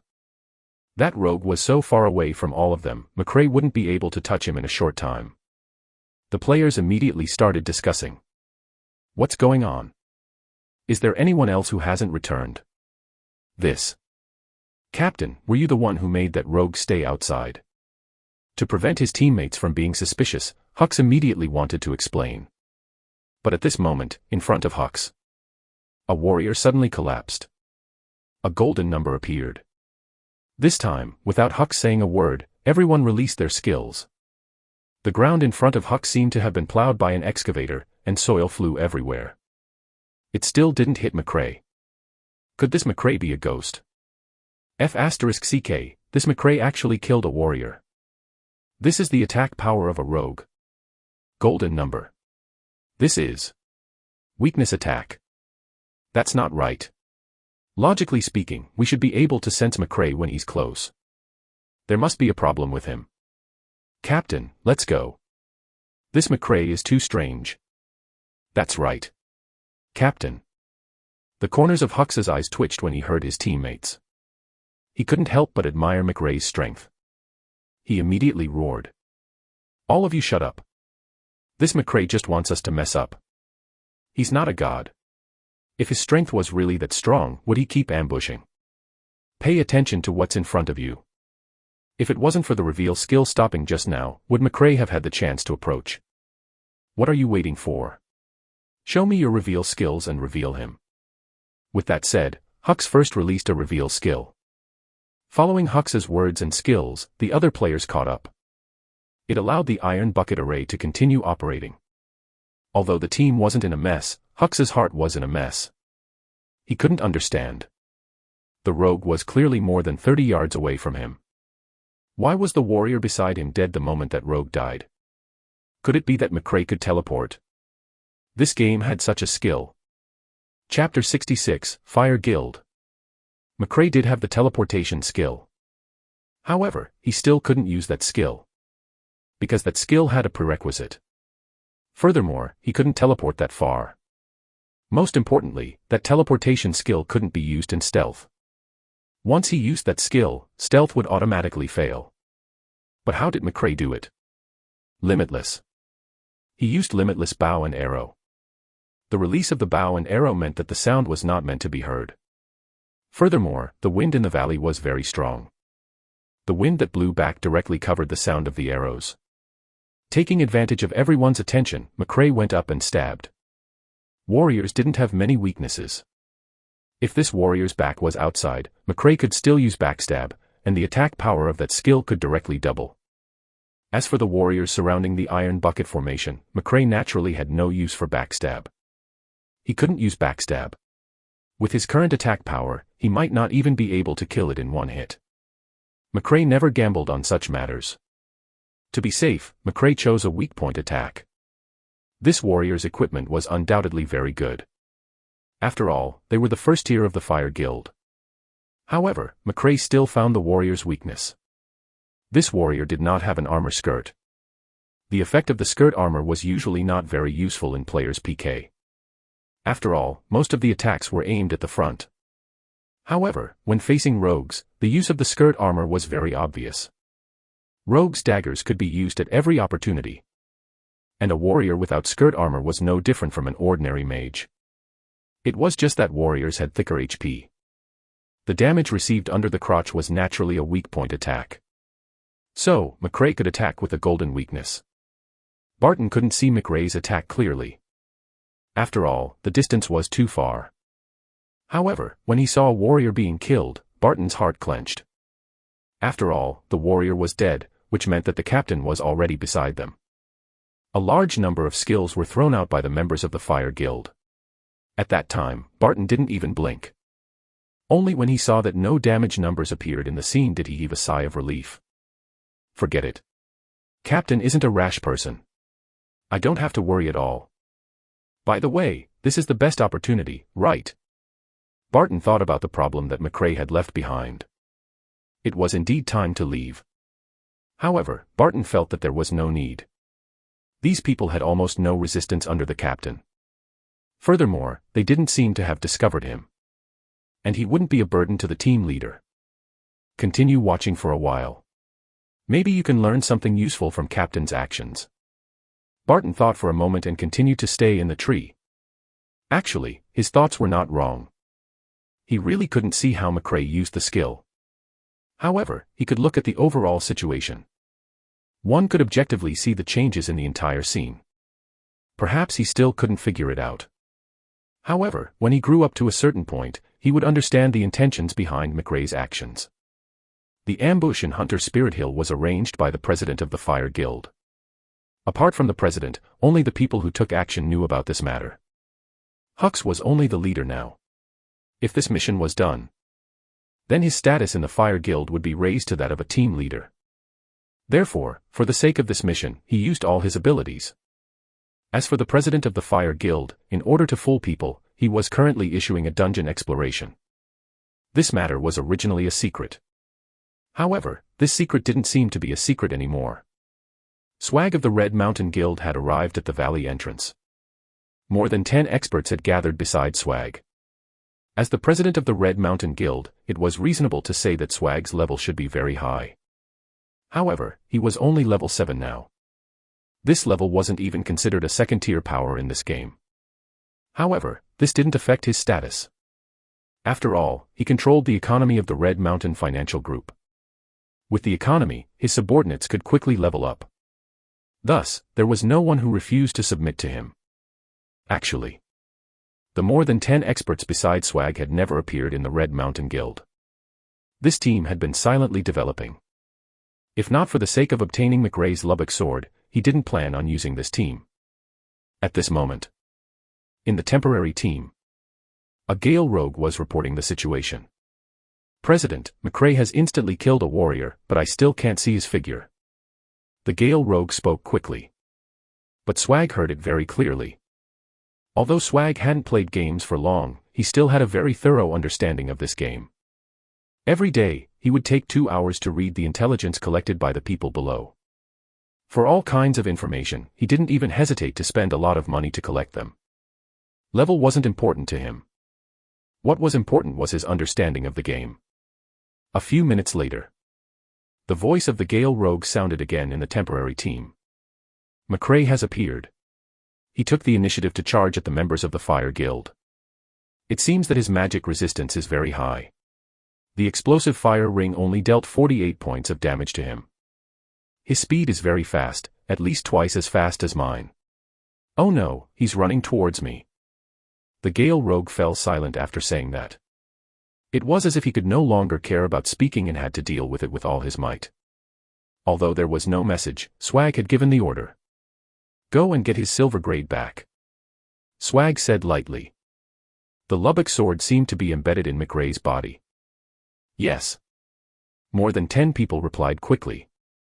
Not long after, the 10+ people disappeared at the entrance of the valley. Silver grade was undoubtedly very important. With the silver grade, Swag could be the first to establish a guild. He knew very well why McRae had obtained the silver grade but hadn't established a guild. Because McRae didn't have enough manpower. If he wanted to establish a guild, he needed at least 10 people. Those without 10 people weren't even qualified to form a guild. This kind of thing usually didn't happen. But McRae was different. What he wanted was elites. Therefore, he delayed the establishment of a guild. This undoubtedly gave Swag a chance. Fire Guild. You never expected me to know your plan, right? With that, Swag walked into the valley. He planned to record the entire show. Then, let everyone see that the expert player in your eyes, McRae, was only SOSO. Chapter 67, Hux's Plan. Facing the attacks of more than 10 people, McRae was like a small boat in the sea. If he made a slight mistake, his health would immediately hit rock bottom. However, such a situation would not happen to him. Everyone's skills were within his calculations. Making full use of his speed and attack power, McRae kept wandering among the players. At this moment, seeing that his group of people couldn't hurt McRae, Hux's brain worked quickly. He continuously released his skills. At the same time, Hux began typing in the team chat. You knights, slowly gather together. Pay attention not to be discovered by him. Don't release the warrior's taunt for the time being. Do it when you hit him. Put the halo of war to the knights. When I give the order to charge, all the knights will charge together. When Hux typed, everyone understood what he meant. Unlike fighting monsters, McRae wouldn't attack just because a player had a high damage output. They could only use hard control against him. The knight's charge was undoubtedly a very good starting skill. Although McRae was very fast. But, when the few knights charged together, he would definitely be stunned. Perhaps the stun time was very short. But once the warrior's taunt was in place, the problem would be simple. The crowd's control skills could keep up. Not everyone could handle a team of more than 10 people. At least in the early stages of this game, even McRae would be defeated on the spot when he was attacked by this set of skills. McRae couldn't see the exchange within the Fire Guild. However, McRae was gradually getting warm. He felt the pressure. The skills of more than 10 people kept flying past him. Every time, he barely dodged. When an area of effect skill was unavoidable, he could always find the most suitable position. At this moment, for McRae, it was as if he was dancing on a needle. Although he had seen such things many times in the past. However, later on, with the attributes and equipment abilities, McRae gradually stopped caring about those control skills. But the current him did not possess that ability. Therefore, he had to rely on his own strength to resolve this. Remember the skills released by everyone and mark them. Everyone's skill CD was what McRae relied on at this moment. He was like a butterfly flying in the fire. Am I reaching my limit? Sensing his operation, McRae muttered. At this moment, McRae didn't give up. Instead, the operation became even more extreme. It had been a long time since he had experienced such a smell. The rapid memory and calculation made McRae's brain burn. After the game fused with the world, operating the game had become human instinct. And now, he was still using the keyboard. The reflexes that he had forgotten could only be completely released in extreme situations. He needed that extreme situation. Even if he died, he would not hesitate. Limitless, sword. McRae let out a low cry as Limitless changed forms in his hands. He was getting more and more excited as he flew among the many players. His heart was beating rapidly. The adrenaline kept pumping. His hands moved quickly on the keyboard. The two fingers on the mouse seemed to have stopped moving. No. It was only because his two fingers were moving back and forth between the edges of pressing and not pressing. The high-level slight switch gave him room to play. So, the two fingers looked like they hadn't moved at all. There are still two priests.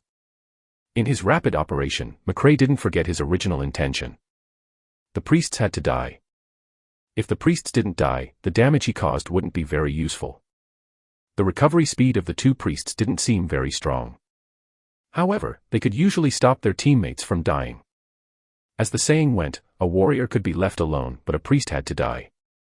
When dealing with a team, the priest would definitely be the first to die. Furthermore, the team's commander was usually this type of support. Because they had to see the overall situation. Their status was very important. The situation on the battlefield was changing rapidly. Although Hux had a good idea. But how could McRae not see it? However, he didn't stop the knights from moving. He didn't seem to have discovered Hux's plan. A minute later, the few knights were about to gather. At this moment, the corners of McRae's mouth moved slightly. A priest lost his guardian.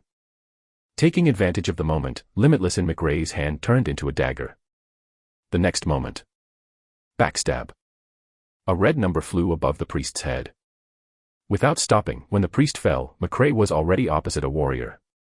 It was as if he hadn't killed that priest at all. Not far away. Barton felt his blood boil as he watched from the tree. He wished he could immediately join the battle. McRae fought more than 10 players alone. Barton had only dared to think about this in his dreams before. He did not expect to be able to witness such a thing with his own eyes. Looking at McRae flying among the players, Barton's eyes were almost fixed on him. Seeing the danger, he clenched his fists and wanted nothing more than to rush forward and beat the few mages who were hiding in the middle to death. Seeing that a few players had fallen for McRae's scheme, he was extremely happy and hurriedly applauded. At this moment, Barton's heart was completely attracted to McRae. He forgot to observe their surroundings. At this moment, there were already 3 people under the tree where he was. These 3 were not just anyone. It was Mark and his teammates. The strength of Mark and the other 2 had obtained McRae's approval. As a Gale rogue, Mark's observation skills were undoubtedly very strong. He had discovered Barton in the tree very early. They had come to greet Barton. But at this moment, the situation on the battlefield attracted the 3 of them. It made them have no time to care about Barton's thoughts. Although McRae's operation looked like he was a warrior, Mark saw some abilities that he could use. As a Gale rogue, Mark pursued speed, concealment, and critical hits. Although it was called a rogue, the damage output of the Gale rogues was definitely very high. In a team that fought a dungeon, the damage output of the Gale rogues could usually reach the output of various mages. Close combat was very dangerous. Danger also brought about very high benefits. If a rogue's damage output could reach the top 3 of a dungeon, then this rogue was already a figure that everyone was fighting to have. Before this, Mark's ability had reached this stage. This was what made him very proud. Furthermore, not only was his damage output high, he could also dodge most of the boss damage. In the eyes of the priests, such rogues were very good teammates. Priest Mary was subdued by him because of Mark's ability. However, at this moment, Mark saw his limit. In McRae's operation, he saw his own shortcomings. Chapter 68, Mark's appearance. Chapter 68, Mark's appearance. It can even be done this way. Looking at McRae's operation, Mark's eyes lit up. Although Mark had already seen McRae's strength. However, at that time, he only understood the difference. And he wasn't sure where the problem was. At this moment, he vaguely felt this feeling. This intensified his desire to join the McRae Guild. Only by joining McRae's guild could he touch his limit. Barton was a knight. Knights were very useful when fighting in dungeons. However, the current players didn't know how to PK with other players in Divine Domain. At this moment, McRae didn't use the Knight skill. However, Barton could see that the Knights had used the wrong skills. Every time McRae dodged the Knight skill, it proved that the timing of the Knight skill was wrong. Furthermore, this wasn't just a matter of the timing of the Knight skill being released. The direction, predictions, skill continuation, and so on were all key. Barton vaguely felt this point, but he couldn't think of a solution. Just as he was thinking with his head lowered, he saw the three people on the ground. It was Mark and the others. Originally, Barton had only sent Mark a message. He didn't expect Mark to come at all. But now Mark had appeared. When they were in the dungeon, Barton had already seen that Mark and the other two were actually very strong. Although McRae made it sound worthless, that was within his high standards. Amongst the ordinary players, Mark and the others' abilities were definitely the best. When he saw Mark and the others, he immediately climbed down the maple tree. The three of them had clearly heard his voice. However, they ignored Barton. He was still looking at McRae's situation on the battlefield. They were still looking at McRae's situation on the battlefield. He seemed to be analyzing the whole time. Mark. You. Barton spoke at the inappropriate time. Warrior Jerry waved his hand to signal for Barton to stop talking. Looking at their condition, Barton didn't say anything. The situation on the battlefield changed rapidly. After McRae killed another mage, he suddenly sped up. In a moment, he was gone. Clearly, he had entered stealth again. He watched as McRae disappeared. Under Mark's signal, the four of them quietly touched the back of a relatively large maple tree. At this moment, Mark didn't say anything. Instead, he pulled Barton into the regional chat group. The situation isn't too good now. Mark sent a message. This was obviously for Barton to see. Looking at the words Mark sent out, Barton turned and looked at Mark, his eyes filled with question marks. Still. Just as Mark was about to send the next sentence, the four of them were pulled into his chat group by McRae. He looked at the chat group that suddenly appeared. Mark froze. It was only when he saw McRae in the chat group that he heaved a sigh of relief. Thankfully, no one else had discovered him. Right on the heels of that, a message appeared in the chat group. Hide. The people of the Red Mountain Guild are here. McRae had sent this message. This simple sentence undoubtedly revealed a lot of information. Looking at the appearance of the chat group, Mark's first thought was how McRae had discovered them. Although it wasn't far and they weren't on the tree. However, the place where Mark and the others were just now was behind a large bush. Besides, McRae was still constantly fighting the members of the Fire Guild. They can still discover us under such circumstances. Are you even human? Mark couldn't figure it out. A dozen people against one. A skill was released every 2 seconds, and a normal attack every second. In a battle like this where he danced on the tip of a blade, he could actually spare some attention to observe other places. Was he a monster or a freak? Regardless, McRae was definitely not normal. Another problem. Although he saw people from other forces, he could only tell that they were experts. How did McRae tell that it was someone from the Red Mountain Guild? Were there marks on their brains? Or did McRae actually have a very powerful intelligence network? There were even more things that Mark couldn't figure out. Previously, Mark only thought that McRae was an expert. And now, he realized that he had only seen the tip of the iceberg. How many more secrets did McRae have? Mark's curiosity was completely aroused by McRae. The terrain in the canyon was usually complicated and varied. It was the same in Hunting Spirit Hill. In this valley, there were usually no monsters. Once they entered the interior of Hunter Spirit Hill, the number of monsters would slowly increase. In such a wild battle, reasonable use of the terrain and monsters was undoubtedly the benchmark of an excellent PK player. If it was only the members of the Fire Guild, McRae naturally did not need to use monsters. And with the addition of the Red Mountain Guild, he had to use it. However, the initial deduction was that the people of Red Mountain Guild and the people of the Fire Guild were not together. After all, when he was fighting the Fire Guild, the people of the Red Mountain Guild were watching the show. It seemed like they wanted to reap the benefits. McRae, who had entered stealth mode, caused great pressure on the Fire Guild. At this moment, Hux frowned. McRae disappeared. He was confused. Had the Knight's formation been discovered? Otherwise, why would McRae suddenly leave? Or were we too strong just now? Hux shook his head and moved the thought away. Soon, he thought of two possibilities. 1. McRae was done with his potions. Changing the skills of various classes continuously, McRae's consumption was naturally huge. Without the MP, he couldn't use his skills anymore. So he had to leave. Second, McRae had discovered his intentions. He didn't want to fight his team openly anymore. However, the first possibility was quickly rejected by Hux. McRae was a very smart player, and his abilities were very fierce. And he knew very well what danger he would encounter here. In that case, the consumption he brought was obviously enough. So there could only be one possibility. Just as Hux was about to conclude, he saw a damage value not far away. This value was obviously done by McRae. After all, at this stage, only he could cause such damage. There's someone over there. Hux frowned. The next moment, he gave an order to a rogue. Not long after, there was one less person from the Fire Guild. Soon, the rogue sent a message. Another team appeared in the valley. From the information of this team, they didn't seem to belong to any guild. This team of experts seemed to have appeared out of nowhere. Chapter 69, Windthorn Boar Boss. The people from the Fire Guild were not the only ones who saw the damage values. Mark and the others saw it at the same time.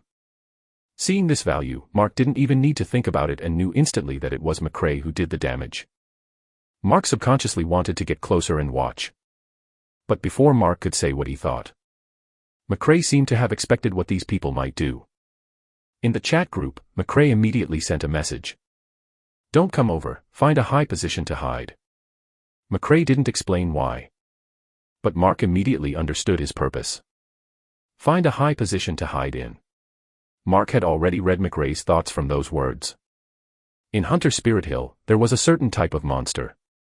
Windthorn Boar. As long as they passed through this canyon, the monster would be easy to see. This Windthorn Boar was not an ordinary monster, but a mission monster.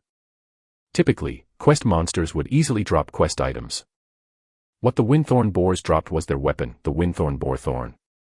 Mark and the others had done this mission before. Because the rewards were very rich, the three of them had passed this mission more than 10 times. However, at the start, even though Mark was very strong, they were still wiped out once. Because monsters like the Windthorn Boar were too sensitive in terms of the aggro mechanic. As long as they showed their heads slightly, the dozen or so Windthorn Boars would start charging forward like locusts. They weren't given a chance to escape. The three of them had to test it a few times before they discovered a way to attract a Windthorn Boar alone. This method was actually very simple. Just use a piece of beef with honey to attract a Windthorn Boar. Killing them one by one was not difficult at all. Mark and the other two could do it very easily. What they were most afraid of was an entire group of Windthorn Boars. Once the number of these things reached more than 20, even if Mark and the others were already more than level 10, they would still die. It was obvious how fierce this monster was. There was an important thing in the message that McRae sent. He wanted them to find a high position to hide in. Actually, it was because of this that Mark guessed McRae's thoughts. That was because they had previously hid in a tree to avoid a group of Windthorn Boars. Monsters like Windthorn Boars had a common characteristic with livestock pigs. He couldn't raise his neck. There was a saying that pigs couldn't see the sky. This wasn't a joke. As long as the height was reached, they really couldn't see above them. Let's go. Up the tree. Mark waved and immediately started climbing the tree. Seeing Mark's actions, the priest and warrior didn't hesitate and immediately started climbing the tree. And Barton stared, not understanding what Mark meant at all. However, seeing their actions, he also followed them up the tree. Anyway, their skills were unquestionable. He would definitely be able to do it with them. And then there was McRae. After killing a mage of the Red Mountain Guild, McRae immediately raised his shield. He didn't give them a chance. McRae could tell from their equipment. These people were much stronger than those from the Fire Guild. After sending Mark a message, he immediately ran into the canyon. After losing track of McRae, the people of the Red Mountain Guild immediately began to disperse. However, they weren't very scattered. Clearly, they were planning to bait McRae's next attack and get him together. Unfortunately, their plan was destined to fail. At this moment, Swag, who was at the entrance of the valley, had also received the message. Yeah. There's no problem with this plan, but you have to pay attention to the people from the Fire Guild. Although those people aren't that strong, that Huck still has some ability. It's not a bad thing to think more. Swag listened to the leader's report and gave his opinion. Analyzing the situation had always been Swag's advantage. After some thought, Swag decided to go in and take a look. At most, he would be killed by McRae once. His level was low anyway, so it didn't matter if he killed him. With this thought in mind, Swag walked into the valley calmly. At this moment, McRae had crossed the canyon. Looking at the familiar terrain, the corners of McRae's mouth subconsciously revealed a smile. In the past, he had harmed many people here. He had thought that this place was no longer going to be used again. Yet, it just so happened to be of use now. Perfect, let's kill both guilds. After muttering, McRae immediately rushed to a high position. Limitless, gun. In McRae's hand, Limitless instantly turned into a bronze flintlock. Luring monsters was a technical ability. This was publicly acknowledged by the players. How many monsters to pull, how to pull, which direction to start fighting from. There was a lot of science involved. However, that was only for those with a goal. It was too easy to attract aggro. However, if he wanted to trap the people of the Fire Guild and the Red Mountain Guild, it was naturally impossible using just mere dozens of Windthorn boars. It was best to find a Windthorn boar boss. As long as there was a boss, these people would definitely not be able to escape. In order to find the boss of the Windthorn boars, McRae directly climbed up the tree. On the big trees, he kept wandering. Although the Windthorn boars on the ground were already very dense. But because these monsters couldn't look up, McRae wouldn't be discovered. Even though he knew about this disability of the Windthorn boar, McRae didn't let his guard down. After all, Divine Domain was very real. When these monsters were standing, they couldn't see the top. However, these Windthorn boars still sit down. That's right. The Windthorn boar could sit down. Like a dog. As long as the Windthorn boar sat down, it would be able to see him from this angle. At the same time, if the boar was sleeping sideways, the angle of its eyes would allow it to look up. And once they discovered the target, the Windthorn boar's spikes would attack. Even McRae would have a hard time avoiding those thorns. Hard work paid off. After wandering on the tree for a period of time, McRae finally saw a Windthorn boar boss that looked very delicious. Without hesitation, he fired. Bang. The sound of the flintlock echoed in the forest. A -103 number flew above the head of the Windthorn boar. Without hesitation, McRae immediately ran. Even though his speed was already very fast, he was still hit by several Windthorn boars. His HP decreased by more than 400. In the valley, the Fire Guild and the Red Mountain Guild were still looking for McRae. What they didn't know was that a black flood was pouring into the valley. In front of the black torrent, their target, McRae, was running happily. Chapter 70, Full in Mass. Chapter 70, Full in Mass. Leading the Windthorn boar boss, McRae's speed was raised to the limit. After all, this was a boss. Its speed was, of course, not something ordinary small monsters could compare to. Furthermore, the speed of the Windthorn boar was not slow to begin with. Even if it was the fast Night Barton, he might already be dead. Originally, McRae's plan was to lure one Windthorn boar boss along with dozens of Windthorn boars. This number was almost enough to kill all the members of the Fire Guild and the Red Mountain Guild. However, to McRae's surprise, there were quite a number of Windthorn boars this time. There were already more than 100. This number of Windthorn boars had almost guaranteed the death of the two guilds.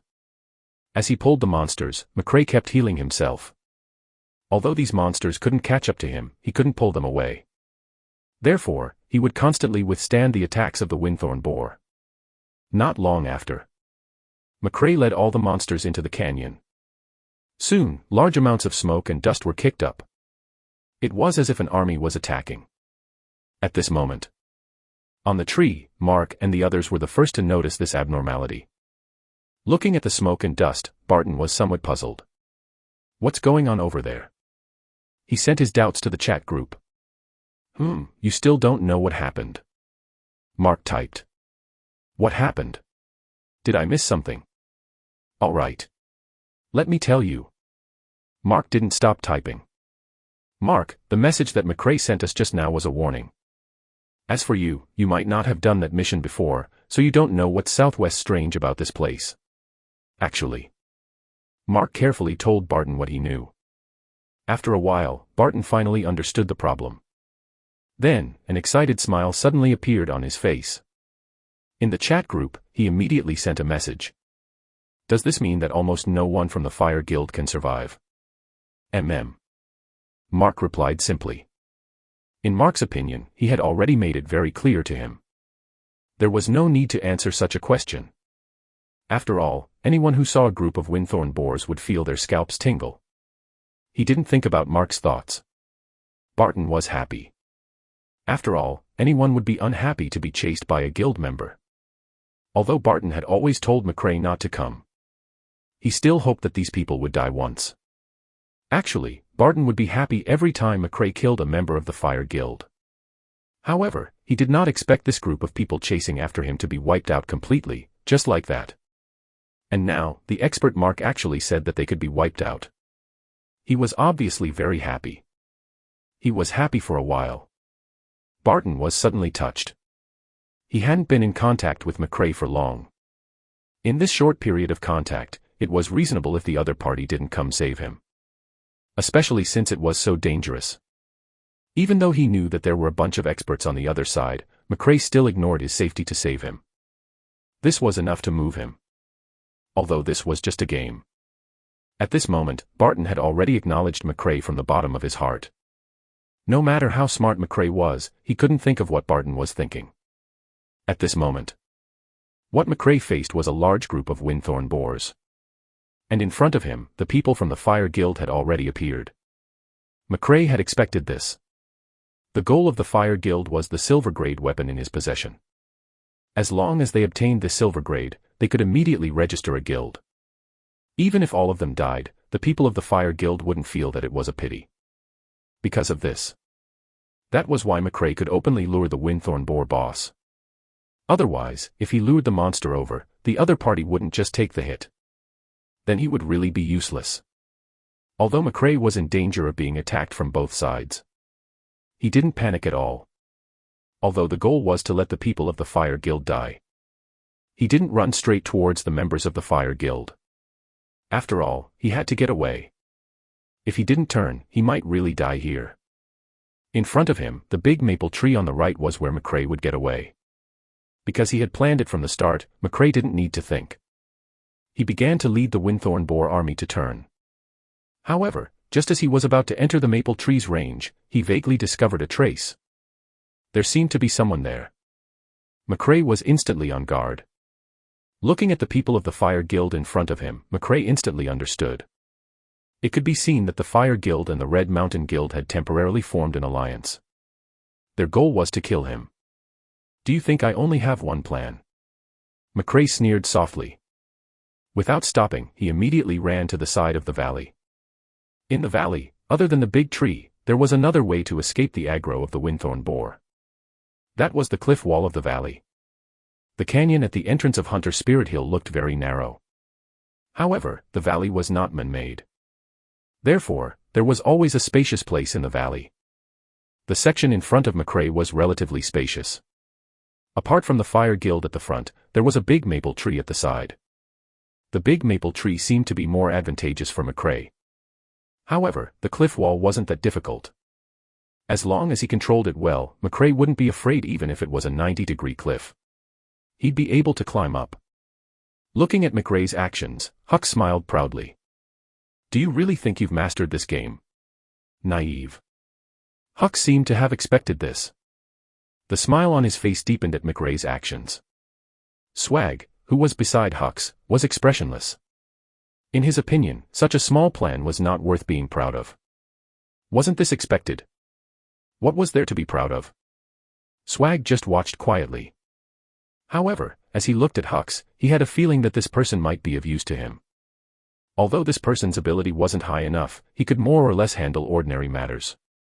If they were talking about divine domain, with Hux's ability, being a team leader was still not an issue. Squinting, Swag asked Hux, "Hux, how much is your monthly salary?" Hux didn't answer Swag's question immediately. Actually, he didn't have a salary in the Fire Guild. Besides, the game had only been open for a few days, so there was no mention of this. "After this mission is completed, my salary will increase to about 10,000. Hux said very seriously. He knew very well that as the president of the Red Mountain Guild, Swag would not ask such a question for no reason. Although he didn't plan on abandoning the Fire Guild, knowing more wasn't a bad thing. Swag immediately smiled when he heard Hux's answer. "A monthly salary of 50,000. The commission is separate. How about coming to my place?" Swag threw a huge bomb.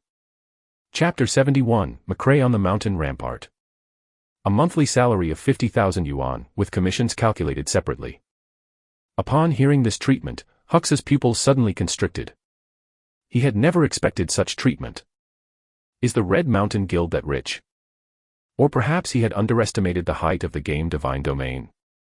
He couldn't understand the crux of the problem. But still, Hux did not answer immediately. He had been through a few games in the past and was no longer a hot-tempered and brainless young man. Talking about things to a dead end usually didn't result in the best treatment. "Let me think about it." Suppressing his emotions, Hux said very calmly. But just as Hux finished speaking, he suddenly heard a few team members.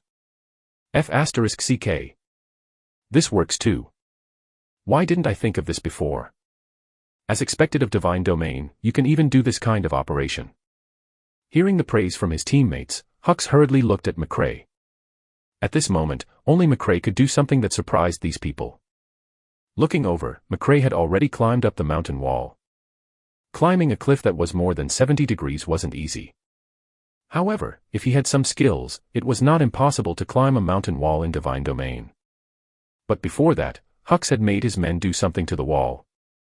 Otherwise, he wouldn't have been so smug previously. A cliff that had been splashed with oil was impossible for ordinary people to climb. Furthermore, the angle of the cliff was very steep. Even though McRae was strong, they didn't think he could go up. But what they didn't expect was for McRae to really go up. And it was very fast. It didn't seem to be slower than on the ground. At this moment, McRae was climbing the mountain wall like a long-armed ape. Even though there was oil on the mountain wall, this did not affect his movements at all. When Hux first looked over, his mind was filled with questions. However, after taking a closer look, he understood where the problem was. McRae on the mountain wall. He was actually holding two daggers in his hand. The dagger was like a tree branch. It was very nimble in his hands. Furthermore, he used inertia. He had been swaying left and right on the mountain wall. With each swing, the dagger in McRae's hand changed places. His rhythm was very stable. With a swing, he reached a height of more than 10 meters on the mountain wall. Besides, McRae, who was getting used to the rhythm, was moving faster and faster. Even the Windthorn boar boss on the ground would have a hard time attacking him. Not long after, McRae's figure vanished from the mountain wall. The cliff that was dozens of meters tall seemed to be a ladder. It was very easy to use in his hands. He saw McRae disappear. Hux came to his senses. His eyes were filled with disbelief. He should have been furious about McRae disappearing. However, he couldn't get angry at this moment. After all, McRae had shown him more possibilities of Divine Domain. At this moment, Hux was slightly impressed by McRae. Impressive. Hux gave him a thumbs up. Swag's face changed a little. However, no specific expression appeared. It seemed like McRae's disappearance didn't affect him much. It looked like he was thinking deeper. As a manager of a financial group, Swag's vision was clearly larger. Being the first to establish a guild was naturally what he wanted. If he didn't achieve this goal, there wouldn't be a problem. They still couldn't see the benefits in Divine Domain, so the financial group didn't put any importance on it. However, this was supposed to be an event within expectations, and now it had been subverted. This made Swag a little uncomfortable. Mark and the others were relatively far from where McRae had left. However, because his position was higher, he could vaguely see McRae leave. Although they couldn't see the performance of the two guilds, they had already imagined the expressions on their faces. At the same time, they were very curious as to how McRae had quickly climbed up the steep mountain wall. Could it be that apart from knowing many skills, he had also mastered something else? Why do I feel that McRae's actions are unscientific? Warrior Jerry let out his doubts. Science. You want to talk about science in Divine Domain? The priest immediately interrupted. Is it very strange for this to happen to Captain? At this moment, Barton's words ended the conversation. Mark clearly wanted to say his guess, but he was blocked. That's right. Was it strange for this to happen to McRae? Indeed, it was not surprising. However, I also want such a skill. Was there a coach somewhere? Did he know this skill? I want to learn it. Actually, everyone present hoped to have such a skill. Even Swag, who didn't care much about levels, wanted to obtain this skill. After all, Divine Domain was not a traditional online game. In this game, players had very high freedom. As long as your brain was good. There was nothing he couldn't use. He could forge his own weapon. He could invent potions himself. He could create his own skills. It was no problem to outwit the bosses using traps. As long as he could do it, he would do it. As long as you do well, even if you're just a lifestyle player, you can live very comfortably in this game. From a rough look, McRae's rock climbing skill didn't seem to be of much use. However, in a place with terrain and monsters, this skill was completely a divine skill. Fighting monsters above his level was completely a feasible thing. Leveling up quickly was no longer a dream. Divine Domain was simply a second world. After seeing McRae disappear into the mountain wall, Hux and Swag planned on leaving. Before this, the two of them had only worked together for a short period of time. They knew very well that they really might not be able to capture McRae with their own strength. And he might even kill a few players. Now McRae was gone, and so was their target. If you think it through in the future, you can contact me. Swag said lightly to Hux. All right. Hux agreed and wanted to gather his teammates to leave. To Hux. Since McRae had left, it meant that the player he had chased previously had most likely slipped away during the battle. He never would have thought that Barton was still in the valley. Furthermore, it wasn't far from where he had just been hiding. It was less than 10 yards away. Crucially, neither Hux nor Swag had figured out what McRae was thinking. It was because they didn't know. So, there was a big problem. After a Windthorn boar discovered a player from the Fire Guild, its aggro was immediately pulled up. The Windthorn boar boss and the Windthorn boars, which had been quiet for a while, once again rioted. Their aggro seemed to increase because of McRae's disappearance. So when they saw the players, their mood became especially fierce. One by one, the Windthorn boars began to advance. Boar spikes were fired. Chapter 72, A Way to Pull Aggro. The aggro of wild monsters actually had a range. When the monsters were out of range, it was as if they couldn't see the players.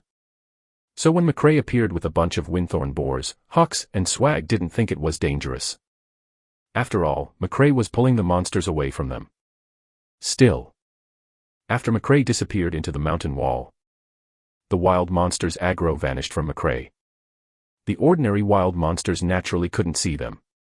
As for the big boss at the front, because it was too far away, it wouldn't attract aggro. Yes, among ordinary Windthorn boars and big bosses, there were also elite monsters. Neither of them had expected this. The aggro range of elite monsters was much farther than ordinary monsters. Thus, they had been discovered. The roar of a Windthorn boar immediately attracted a reaction from the group. It was like the howl of a wild wolf, and the range instantly increased. At the same time, after losing McRae's aggro, the big boss wouldn't return immediately. A big boss like this would at least have some brains. Under such circumstances, the big boss would usually wait for a while. And now that a new enemy had appeared, the big boss immediately led his underlings to attack. He seemed to be even more furious because of McRae's disappearance. So he sped up. It was as if he wanted to eliminate all the enemies that appeared. This situation looked like an accident. However, this was all within McRae's control. Even if it wasn't McRae who designed it. If the people from the Fire Guild and Red Mountain Guild died, this debt still had to be placed on McRae's head. Captain, run! President, run! A few voices appeared among the players. One was to remind Hux. One was to remind Swag. Actually, when these two voices appeared, the two of them had already started running. Although they were relatively far from the Windthorn Boar. But one was a low-level account and the other was an elementalist. Speed was not their forte. They were not a match for the Windthorn Boars. Their speed was at the bottom of the pack. There were also players who wanted to pull them back as they ran. But would pulling them make them faster?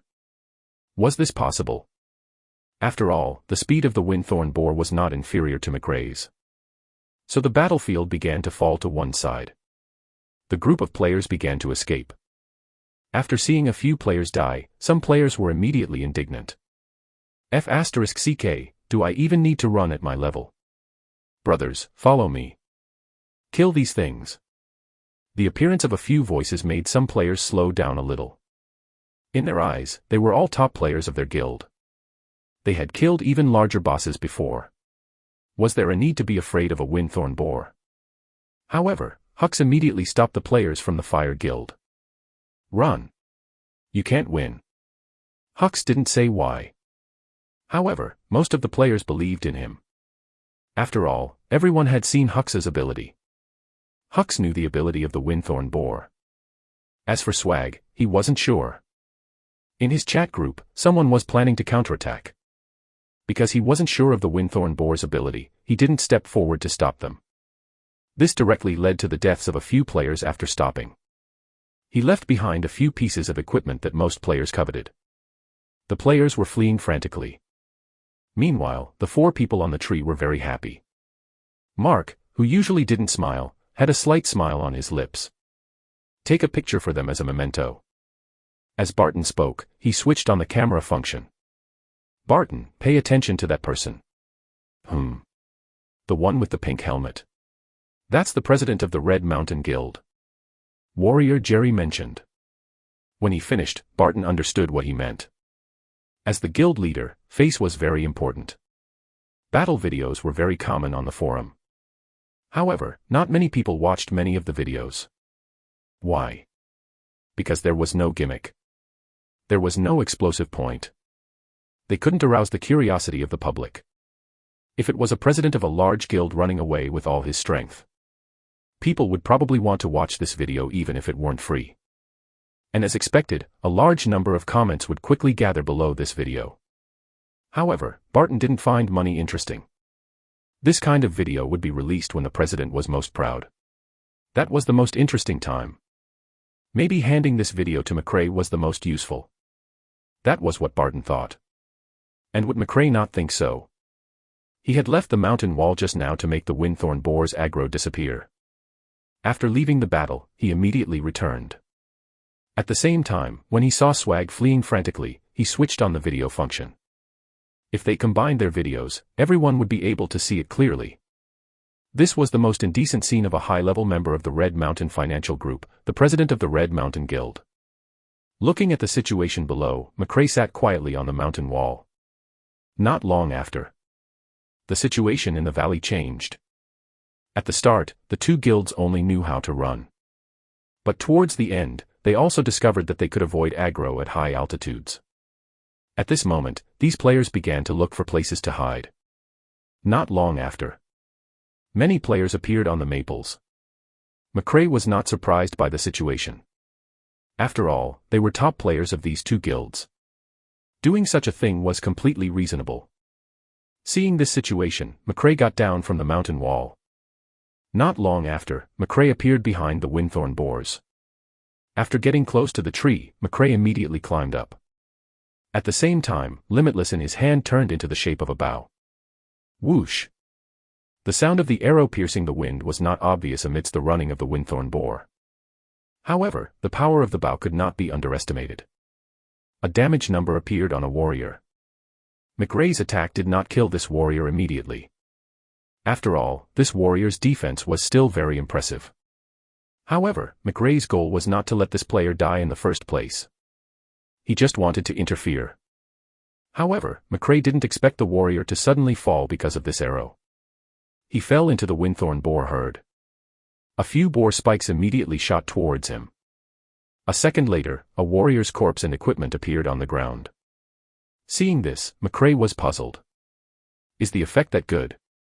Muttering, McRae pulled on his bow. Whoosh! Another arrow broke through the air. Chapter 73, Tree. Chapter 73, Tree.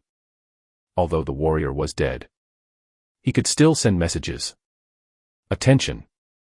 McRae is back. He just shot an arrow at me. Upon seeing this message, Hux immediately sent a message to his chat group. Pay attention, McRae has returned to the valley and has just used a bow and arrow. Observe your surroundings. Leaning against the tree, Hux sent the message carefully. If you find McRae's location, tell me immediately. Hux had just posted this sentence. A mage's message appeared in the chat group. He doesn't want to kill us, he just wants us to let go. This mage's information immediately made Hux pay attention. There was a price to pay for killing each other. The more people killed, the harder it was to recover. In the early stages of the game, McRae needed to keep doing missions. In order to enter the city, he couldn't kill too many people. Besides, McRae had to enter a city to form a guild. If he killed too many, he couldn't quickly enter the city, so he would be in even more danger. Thinking this through, Hux immediately gave the order. Even if you die, it has to be under McRae. Let his red name shine. He issued an order in his chat group and then sent this message to Swag. Swag naturally understood his thoughts. In this situation, it was naturally very difficult to kill McRae. However, if he could slow down McRae's progress of establishing a guild, wouldn't the chance be huge? Then, the two teams began to search for McRae's traces on the tree. Unfortunately, McRae was different from them. McRae's operation allowed him to move between the various trees. The other players could only move up and down. This was a big problem. They were like live targets. They were shot by McRae here and there. Because their controls couldn't keep up, they didn't even have a chance to counterattack. Of course, there were also smart players who stuck themselves between the tree branches. This way, they wouldn't fall and could fight back. However, they didn't expect that when McRae encountered such a player, he would jump over and start stabbing upwards with his spear. It was an easy kill from that position. Furthermore, it had the effect of launching them off the tree. It was impossible, at that point, to not go down. In the valley, almost everyone went up the tree. So, the windthorn boar on the ground lost its aggro target again. If this situation continued for too long, the windthorn boar would return to their territory. McRae would naturally not let such a situation happen. From time to time, he would shoot an arrow at the windthorn boars below. They could continue patrolling obediently.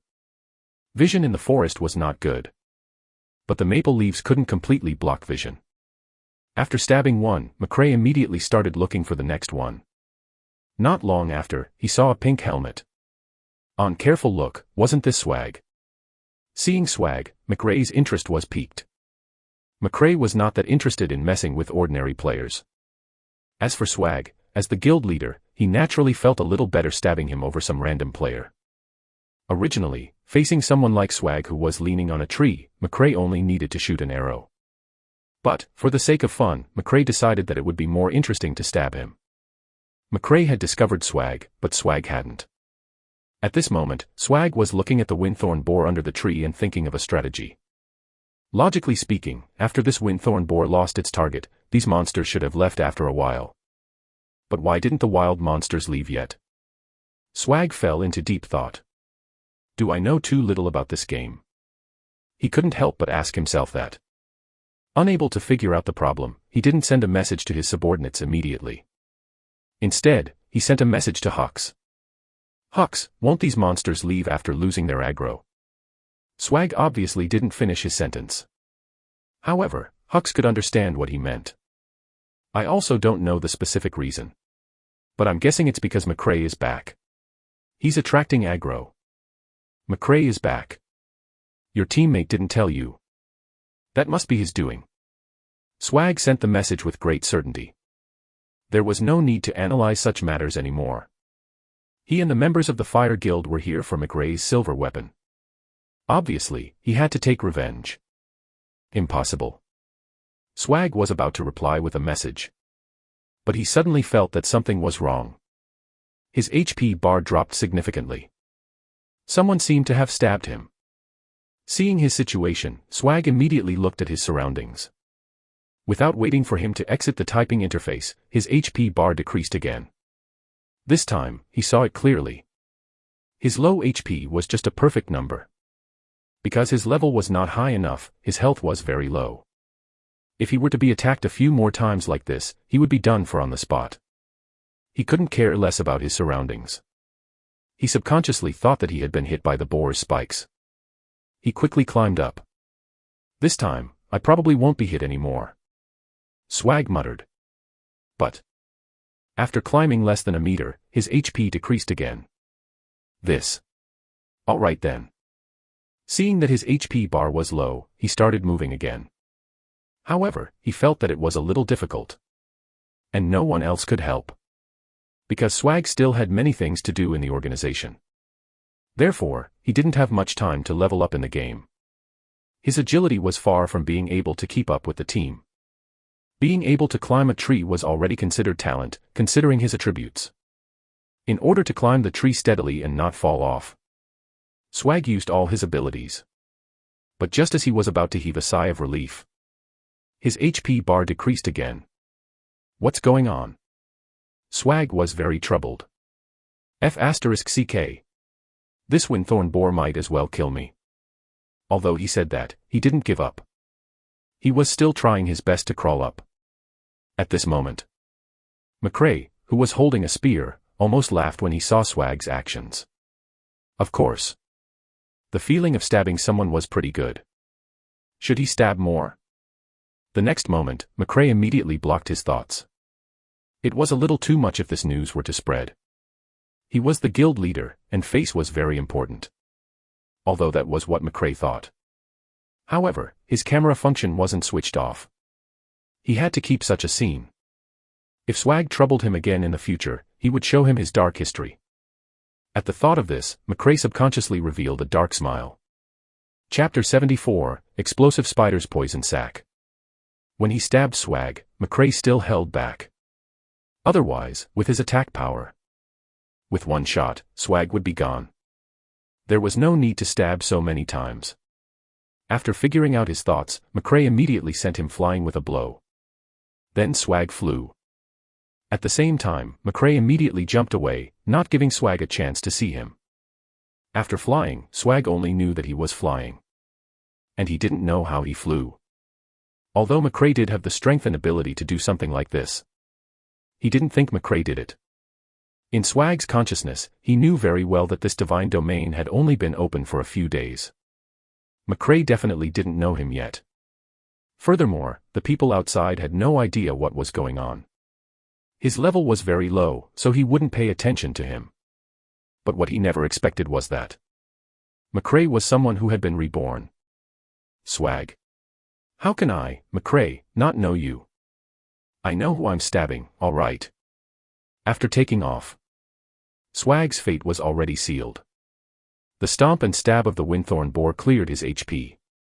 10 minutes later, there were no more windpiercer boars in the valley. Only the hoofprints on the ground indicated that they had been there before. At this moment, Barton was collecting equipment excitedly. Although the grades of some equipment were not good, he was still very happy. After all, every piece of equipment meant the expansion of the guild warehouse. At this moment, Barton had already treated himself as McRae's worker. Therefore, he subconsciously thought that these equipment belonged to the guild warehouse. When his contribution points reached, he could obtain the equipment he liked in the guild's warehouse. After picking up a few pieces of equipment on the ground, Barton saw McRae. Captain, no, President, I've picked up all the equipment. I'll give it to you now. Without waiting for McRae to speak, Barton said. No need. Keep it for now. Later, add our guild's logistics director. You can hand it to him. McRae said casually. It was as if these equipment were not important at all. All right. After Barton finished speaking, Mark took the initiative to walk over with his two brothers. At this moment, Mark no longer hesitated. He faced McRae and naturally greeted, President. McRae wasn't surprised to hear Mark's voice. Have you thought it through? Yes. All right.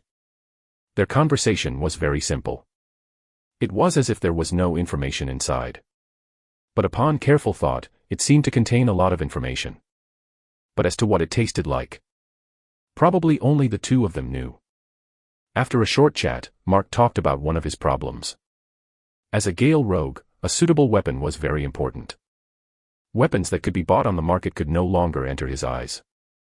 What he needed was the kind with very abnormal attributes, the kind that was difficult to buy with money. Even if such a weapon appeared in an auction, his net worth would not be able to buy it. However, Mark was pretty lucky to have obtained a blueprint. He had an idea of where the other materials were. But he had no idea where one of the components was. The poison sacs of the explosive spider.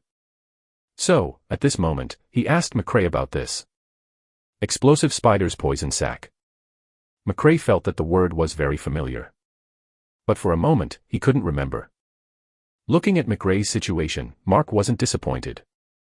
Although McRae was indeed very powerful, he didn't necessarily know everything. He had originally asked with the intention of giving it a try. But at this moment, McRae's eyes lit up, and he seemed to be excited. Seeing McRae's expression, Mark looked at him expectantly. Mark's two minions were also waiting for McRae's answer. Then, McRae frowned again, as if he was troubled by something. They waited for more than a minute. A faint smile appeared on McRae's face. Explosive spider's poison sac, this is not something only you need, I also need it very much. McRae didn't hide it. Not many people needed this. So at first, McRae only thought it was familiar, but didn't remember. The key word poison sac circled in his mind for a while before he finally remembered something related. Goblin's alchemy potion. This item had once been sold for 80 gold coins a bottle on the market. And it was priceless. Most players knew about this item, but they didn't know where it came from. Furthermore, this potion was developed by the players themselves. There were no NPCs. So the price was extremely high. However, with the appearance of a new good item in the future, the Goblin's alchemy potion slowly exited the stage. Only then did the information about this item appear on a post. The main ingredient of this potion was the poison sac of the explosive spider. Without this thing, this Goblin's alchemy potion couldn't be made at all. Due to the name, most people didn't expect this alchemy potion called Goblin at all. The key was in the poison sac. Besides, once someone knew, they wouldn't expose the recipe anyway. After all, the people who knew the recipe could all earn money with it, so why spoil it for the others? Wouldn't it be fine if everyone just quietly made money together? Because of that post. Not only did McRae know the use of this poison sac, but he also knew the secret formula of this potion. The price was only 1 gold coin. The post also provided clear information on the materials. And the location of the explosive spider was in a place that many people had overlooked. On the 5th floor of the prison under the City of Light.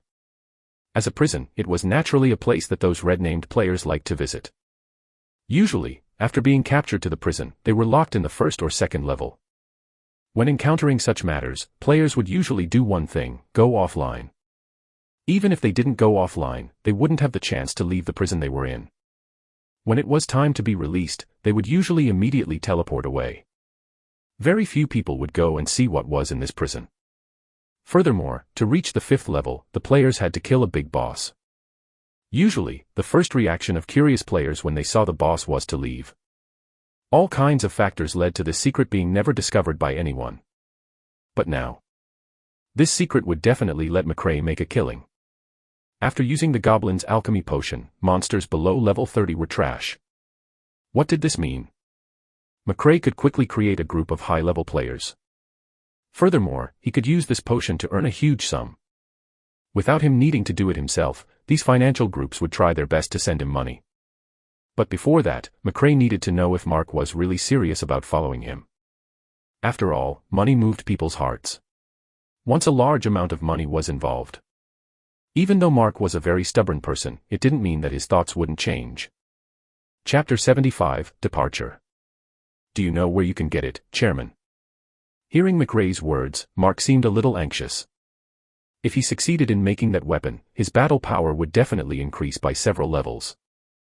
He could go to places that he had never dared to go. He could even fight some bosses that he didn't dare to fight in the past. Besides, when facing McRae, he wouldn't seem so weak in comparison. A good weapon could really allow a player to make a qualitative leap in the early stages of Divine Domain. Of course I do, McRae said calmly. Still, it wasn't time to tell Mark that address. Although human nature could be tested, this wasn't the time for that. McRae thought that he could only tell him after he was 100% sure. Then, Mark didn't finish his sentence. He had a vague feeling that this thing might be relatively important, so it was pointless to ask. I'll give it to you in 2 days. Fix the rest of your things first. McRae gave Mark a definite time. On the 5th level of the underground prison in City of Light, there was no time for them to go today. Besides, before he went there, McRae had to prepare something. Otherwise, even if he went, he would probably never return. In Divine Domain, some monsters could be defeated with technology. And some monsters required specific things. For example, on the 5th floor of the underground prison in the City of Light, the monsters there needed enchantment potions. Without the enchantment potion, it was useless to go there. Attacks without attributes could not hit ethereal enemies. Besides, there didn't seem to be any players who had made enchantment potions in the market yet. And the potion produced by NPCs didn't meet McRae's requirements. McRae had to facilitate this matter himself. After chatting with the others and handing Jack's information to Barton, McRae returned to the main city. At this moment, in the temporary gathering point of the Fire Guild, Hux was currently undergoing the baptism of the Fire Guild. What did you tell me back then? The president didn't sound very serious, and Hux didn't say anything. He knew that if this mission was handled badly, this would be the only outcome. I let you bring the top players of our guild, and I even updated your equipment. But you gave me such an outcome. If I had known, I shouldn't have trusted you back then. The president said this in front of everyone. He ignored Hux's emotions. His tone was indeed not serious. However, berating Hux in front of so many people made him lose all face. Furthermore, there was a lot of competition in the Fire Guild. At this moment, there were already a few players who were mocking him on purpose. Furthermore, they didn't chat privately. Instead, they spoke directly. Heh. This Hux, he's bad at handling matters, but he sure knows how to brag. Sigh. He's losing so much face. How embarrassing for our guild. I heard. All the people he brought are dead, and everyone's levels have dropped. At this moment, there are still a few locked in prison. Hearing the discussion of the others, Hux's face turned red and white. However, he still endured it silently. After all, he hadn't thought things through thoroughly. There was nothing wrong with being talked about. However, the president didn't say anything when he heard that. It still made him feel a little uncomfortable. However, thinking that he had chased after the president, he ignored this matter. After all, if the president wanted to promote someone he trusted, he had to take the risk. It was never easy to promote someone after he'd failed. Hux knew what the president had to do. But the next order from the guild leader instantly chilled Hux's heart. This time, you did a bad job, causing all the players you brought to drop levels and equipment. The guild meeting has decided to return all equipment to the guild warehouse and let you farm for half a month's worth of gold coins to make up for the guild's losses. The president's tone was still light. It seemed like he was just announcing the guild's decision. Upon hearing the president's decision, even the players who were competing with Hux were shocked. Why would the guild make such a decision? Wasn't this pushing an expert outside? After all, the Divine Realm had only been open for a few days. And in these few days, Hux had already reached level 16. There was certainly a reason for this speed. However, the others who leveled up together weren't this fast at all. Besides, Hux wasn't only good at gaming, he also had a talent for commanding. What were the people in the guild thinking? Abandoning such a rare talent. The thing was, it was McRae that Hux met. Now, everyone in the Fire Guild knew McRae's ability. Such an expert couldn't be killed just like that. It was not impossible to understand even if they were wiped out once. Even Hux's opponents couldn't understand. He naturally couldn't understand it. He reached level 16 in 4 days. This was a display of his abilities. Now, the guild wanted him to take off his equipment. There was nothing to say. However, you asked me to earn half a month's worth of gold coins. Isn't this a waste of my golden age for getting stronger? During the time that Divine Domain opened, everyone knew that the early stages were the most important. If he came in later on, he could only eat dust behind others. At this moment, Hux's mind was in a constant turmoil. A moment later, Hux calmed down. He looked at the president's face and said with a faint smile, "President, are you serious?" Actually, Hux had been waiting for the president's response. If the president sent him a private message, he would accept it no matter what. However, the president didn't do so. It seemed like this was the final decision. And he was still giving the president a chance to ask this question. He hoped that the president would give him a private message, even if it was an unreasonable reason. Unfortunately, the president didn't. He only replied indifferently, "Do as I say." "All right." Hux answered immediately. There was a cold smile in his eyes. At the same time, he began to take off his equipment. He threw them on the ground one by one. Seeing Hux's actions, the president was furious. "I told you to hand over the equipment to the warehouse, not take it off here," the guild leader roared. Facing the guild leader's words, Hux stopped responding. His equipment was still thrown to the ground. He seemed to be venting his anger. At this moment, everyone could tell that Hux was planning to leave. Couldn't the president tell? No, he could tell. This was the effect he wanted. He had brought many people into this game, which meant that he had to be a little selfish sometimes. However, for the development of the guild, he had to kill one to set an example for the 100. However, he had overestimated Hux's determination to follow him. He had also underestimated how hurtful his tone was. A moment later, Hux's equipment was lost. As for gold coins, he really had no money on him. There were no more potions. There were too many limitations that the Fire Guild put on the members. Apart from his level, he didn't have any personal items. Kill him. Chapter 76, Swag's Direction.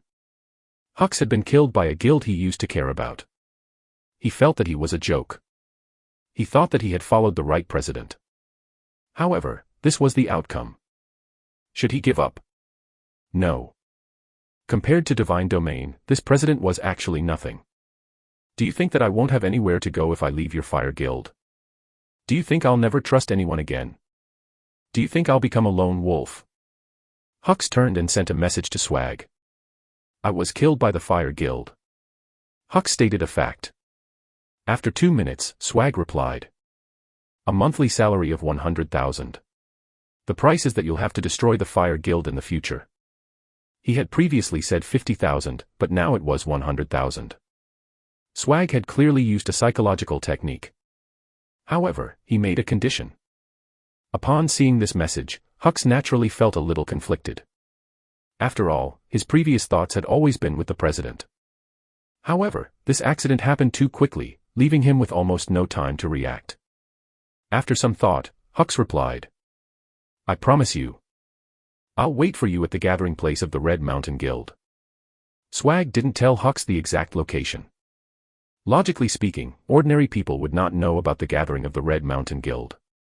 However, since Swag felt that Hux was capable, he naturally didn't say much. He naturally had a way to find them. 10 minutes later, Swag saw Hux in the gathering place of the Red Mountain Guild. At this moment, Hux did not have a single piece of equipment on him. There was only the cloth robe given by the system. He looked like a newbie. Although Hux looked horrible, Swag didn't care about it. The surrounding players were confused when they saw Hux. However, they did not express any insights.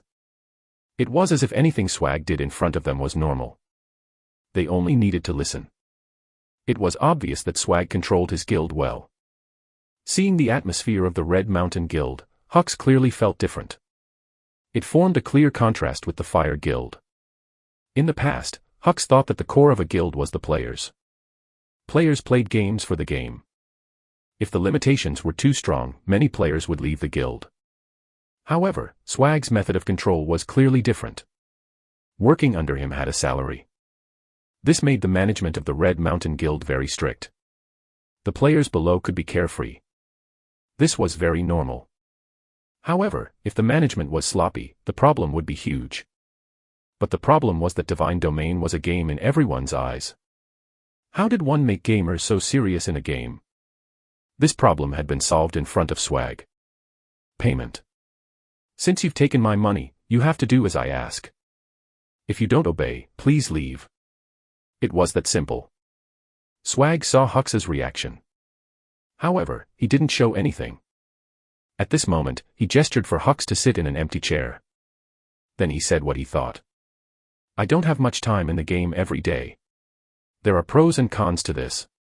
Do you think I should put down the matters regarding the financial group and try my best to manage our guild? Without any warning, Swag pulled the problem to a very high level. Besides, this question seemed simple.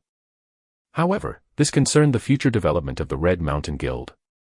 Once Swag stopped managing the financial group, where would the funds of the Red Mountain Guild come from?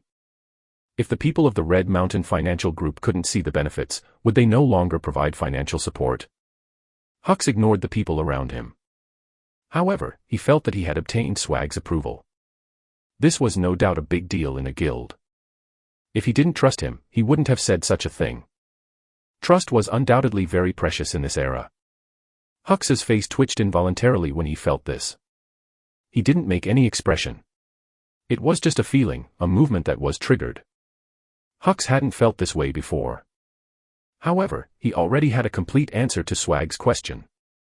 President Swag, according to the current situation, the future of Divine Domain is very promising. According to the findings of everyone now, we've only discovered less than 1% of the things in this world. Furthermore, according to what I know, there are already many financial groups in the world who are planning to enter Divine Domain. The future influence of Divine Domain is undoubtedly very great. If I can't do my best now. Besides, I discovered that you're actually very talented, President. If you were to train harder, you'd definitely. Hux spoke for several minutes. He kept explaining his views. He knew that Swag's question seemed to be addressing everyone. However, it gave him a chance to perform. If he couldn't grasp this opportunity, then it would take time for him to establish prestige in the Red Mountain Guild in the future. The meeting of the Red Mountain Guild didn't last long. Actually, there was already an answer in Swag's heart. Hux only had to say what he thought. So the meeting quickly ended. Hux had a place in the Red Mountain Guild. After returning to the city, McRae's hands left the keyboard. The battle in the canyon looked like it was easy for McRae to orchestrate. Only McRae knew that he had always been walking on the edge and pushing his limits. He had broken through this limit in his previous life. However, after rebirth, this limit needed to be broken through again. Because he didn't break through the limit, McRae still expended a lot of energy. At this moment, he needed to replenish some nutrition and water. He glanced at Jack. At this moment, Jack was trying hard to level up. Looking at his condition, McRae didn't disturb him. Going to the living room, McRae looked at the fridge. Water was running out. Without hesitation, McRae planned on restocking. He exited and closed the door. McRae heard a woman's voice. This cry carried a painful smell. Besides, he could tell that this was Alice, the landlady. Did she encounter a problem? McRae was confused. In the next moment, he thought of all the bad things about this female landlord.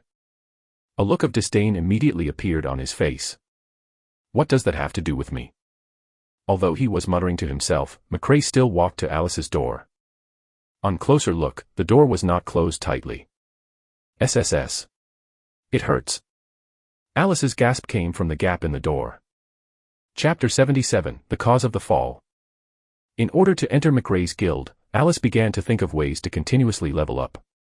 To quickly obtain large amounts of experience points, she even spent money to find a team. However, because of her proficiency, she was often unable to deal effective damage. In order not to be scolded by her teammates, she concentrated on playing the game with all her willpower. Divine Domain seemed like a game of hand movements. It seemed like it wasn't much exercise at first glance. But once she began to play with all her attention, even with the air conditioner on, Alice's back began to sweat. As a girl, she naturally couldn't ignore such a sticky feeling. Just as Alice went to take a shower, her phone rang. There was no doubt that it was that team. To answer the call, she sped up. At this moment, a problem appeared. When bathing, there was naturally a large amount of water stains on the ground. Her bathroom slippers stepped on the ground, creating a vacuum between her slippers and the ground. In this state, ordinary grown men needed to use a lot of strength to pull open the slippers. Not to mention a weak girl like Alice. So, because of the slippers that had sucked itself to the ground, she started to fall. Due to her unstable center of gravity, she fell to the ground instantly. Her right foot was still rooted to the ground because of the slippers. With that, her ankle was instantly sprained. However, because of her center of gravity, she had also ruined the shoe as she sprained her ankle. Alice fell heavily to the ground and instantly felt the pain in her elbow. At the same time, the ankle of her right foot sent a painful message to her nerves. Ah! After letting out a scream, she immediately felt the pain in her body. SSS. It hurts. Her voice reached McRae's ears through the door. Although McRae didn't think much of the landlord's attitude, Alice's appearance was still very suitable for McRae. And Alice's shoulder-length hair rubbed McRae's heart. Although many men had different preferences, there were quite a number of men who liked to have shoulder-length curly hair. For a lot of cases, whether or not a person looked good would start with their hair. If it was the shoulder-length curly hair that he liked, this girl's looks would automatically increase by 10 points. And Alice happened to match this point. Furthermore, Alice's figure was also very good. So, when he heard Alice shout in pain, McRae pulled open her door. After taking a few steps, McRae saw the open bathroom door. Alice's tragic figure appeared in front of McRae. At this moment, Alice was lying weakly in front of the toilet door. She was currently wailing without stopping. The slippers on her right foot were still there. She looked pitiful and funny. As he couldn't see that she was too injured, Alice's condition seemed even more funny to McRae. He held it in and laughed out loud. Puffed. Ha ha. At the sound of McRae's voice, Alice looked up.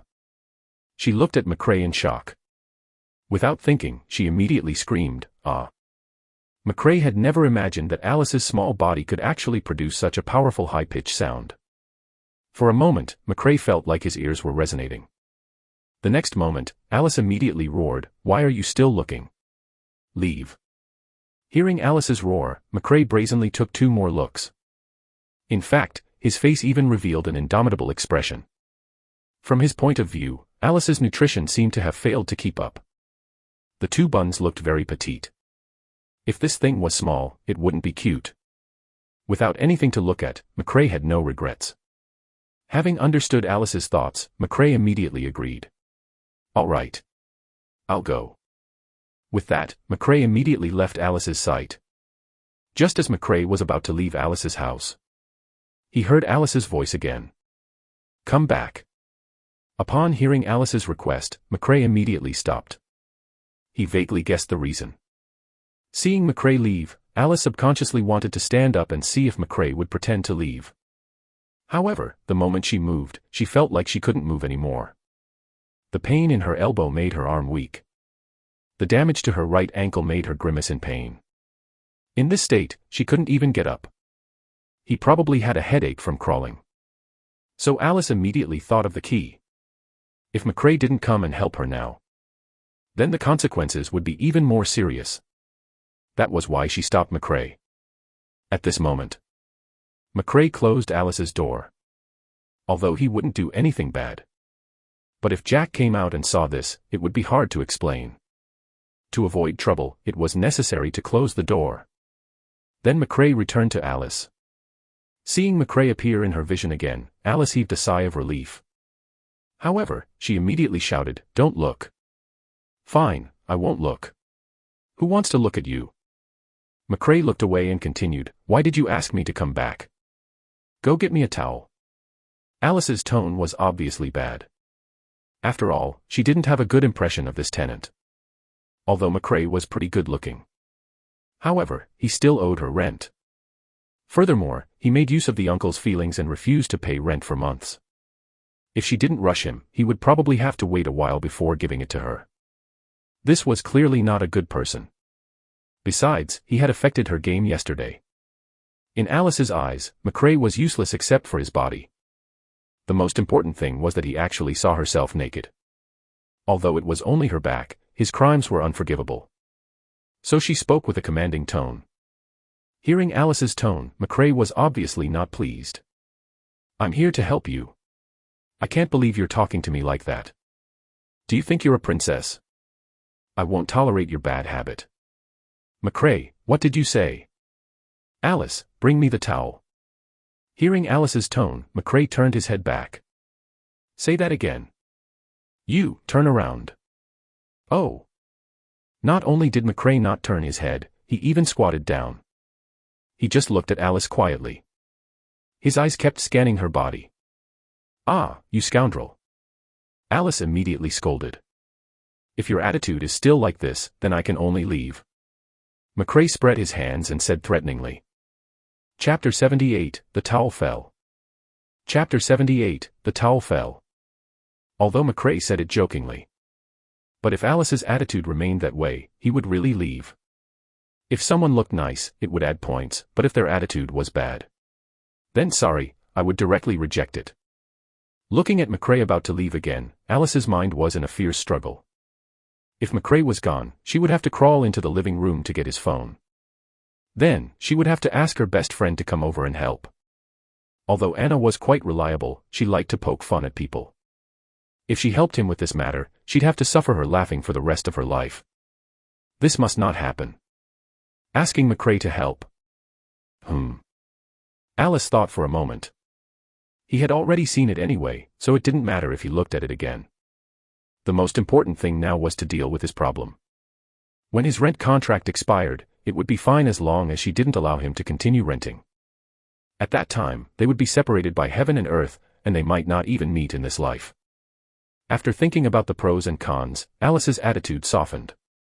McRae, please help me get my towel. Thank you. Alice finally said something soft.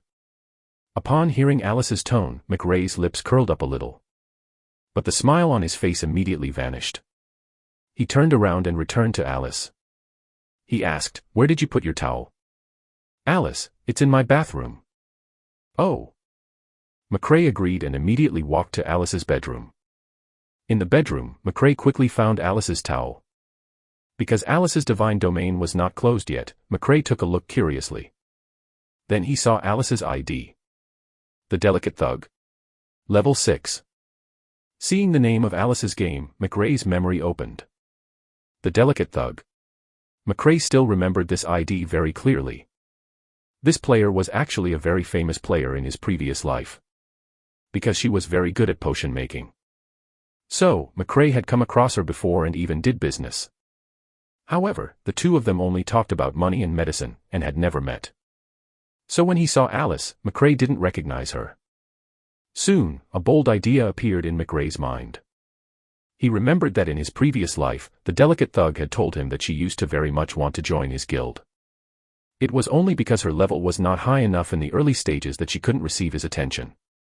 After that, she got to know a group of sisters and didn't want to join other guilds. Although my rebirth will cause a butterfly effect, this shouldn't affect anything. McRae muttered silently and walked out of Alice's room. Looking at Alice, who was still lying on the ground, there was something in McRae's eyes. His ability was indeed impressive. However, Alice's talent in herbalist skills was stronger than his. If he pulled her to his guild, then the rest would be easy to resolve.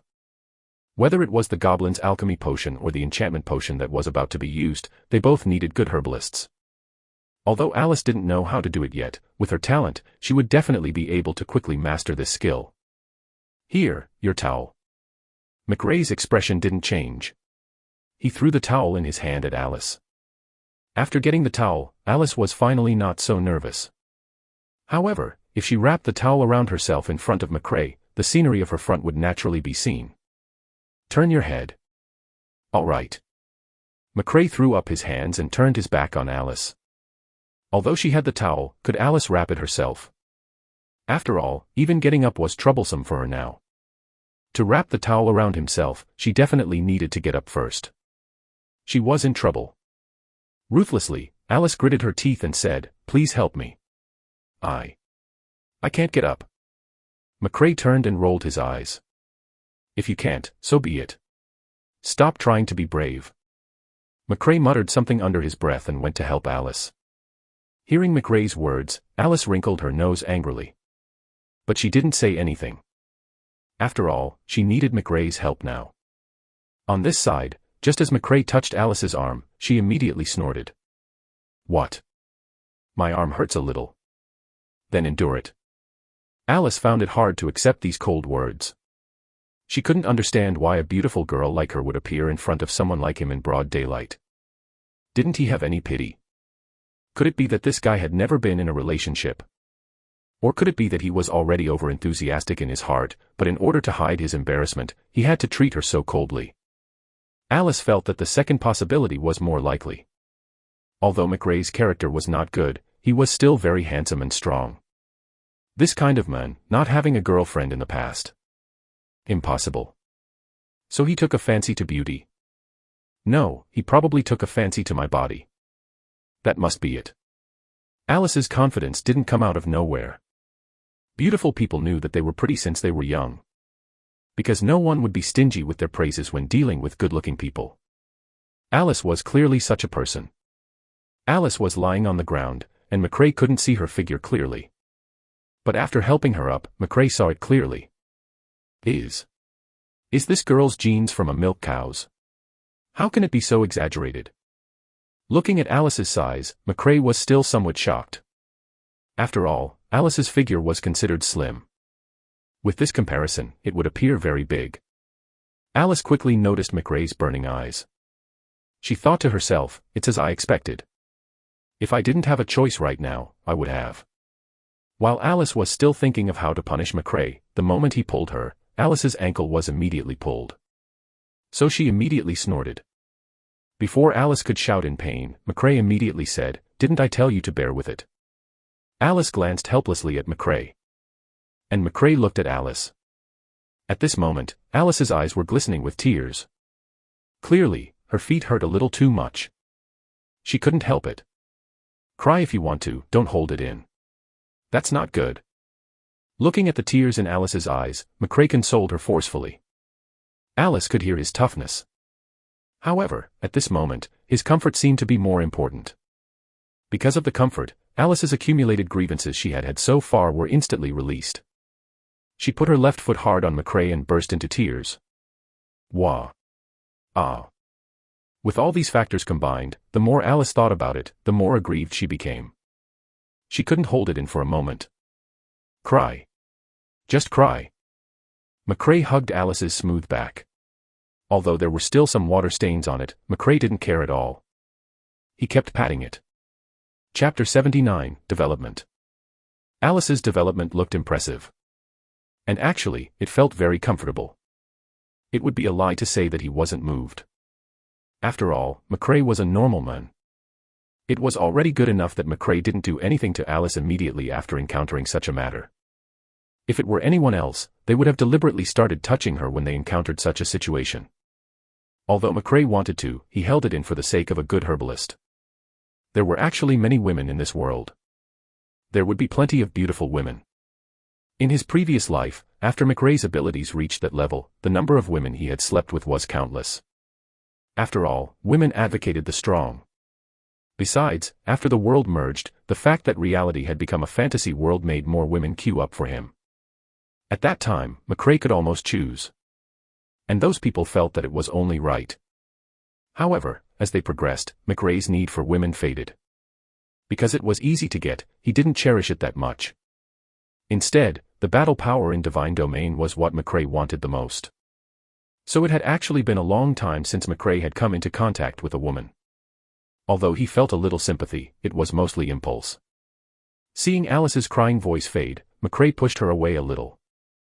Then, he quickly wrapped the towel around her. This sudden change made Alice's crying disappear. Her eyes were filled with questions. She seemed to be questioning her charm. Looking at Alice's expression, McRae didn't hide it. "If you continue like this, I'm afraid you'll be in danger." Alice understood what McRae meant. She instinctively covered the top and bottom. However, rationality made her drop her hand. If she was so guarded against him, would he feel angry? After all, he had taken the initiative to reject such matters. The towel that McRae had wrapped around Alice was casually wrapped. The moment Alice let go, her towel fell. This time, the two of them were embarrassed. Alice. McRae, are you sure you can do that now? How could Alice not understand what McRae meant? So she explained immediately. Alice, that's not what I meant. McRae didn't want to hear her explain anymore.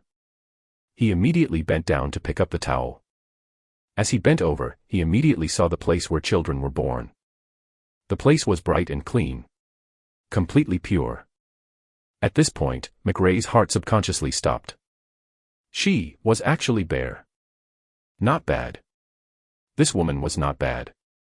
McRae praised it in his heart, but he immediately suppressed the fluttering. He held the towel in his hand. But just as McRae was about to get up, Alice pressed his head. And this position. Don't tell me she wants me to. McRae, will never do such a thing. Impossible. No matter how much you suit my aesthetics, I won't. I won't. McRae was immediately angry and roared, "What on earth are you thinking?" She heard McRae roar. Alice. What was I thinking? Alice was confused. I didn't think of anything. What do you mean by shouting so angrily? But when she saw McRae's head, Alice understood. She completely understood. Before going to university, Alice actually didn't know much about matters between men and women. However, in the girls' dormitory, there would always be a girl watching a small movie. And that girl happened to be Alice's best friend, Anna. Anna loved to look at such things. In her words, she was learning the evolution of humans. She had to keep up with the times. She couldn't be abandoned in the evil old era. She couldn't enjoy watching it alone, and at the same time, she would bring Alice along. Furthermore, she made it mandatory. At first, Alice refused. However, once she accepted it once, she let go. It was just the two of them watching it anyway. Anna would never tell anyone about this. So Alice was used to it. After being educated by a large number of male and female teachers in those videos, Alice understood more and more things. At this moment, she had naturally seen this scene before. So she also understood what McRae had thought of. Alice hurriedly explained, "My feet hurt and I couldn't stand steadily, so I didn't have any place to support myself, so." Alice didn't need to say anything else. McRae understood. He helped Alice to her feet. The air was filled with embarrassment. The two of them fell silent. At this moment, their faces glowed slightly red. But there was nothing to be done about this embarrassing situation. McRae handed the towel in his hand to Alice. This time, Alice steadily wrapped the towel around herself. With her current wrapping method, even if she ran 5 kilometers, it wouldn't be able to fall off. Seeing that McRae was silent, Alice knew her situation. She had to say it. "Can you help me in?" "All right." McRae helped Alice back to her room. The intimate contact did not close the distance between the two of them. Embarrassment often left the two speechless. Looking at Alice sitting on the bed, McRae wanted to leave immediately. Still, since he had discovered that Alice was the delicate thug, McRae couldn't let her go. It was a waste not to use such free labor. In order to let this herbalist work well, he still had to take good care of her health. "Do you need to go to the hospital?" McRae's tone warmed slightly.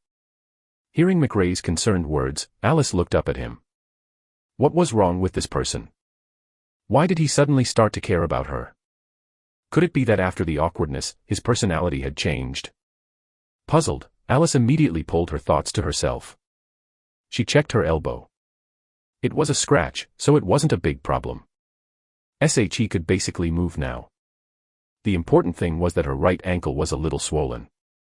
And it was even turning blue. It hurt to move even just a little. "Yes." Alice answered simply. "Oh." McRae answered simply. However, McRae immediately started looking for clothes in Alice's closet.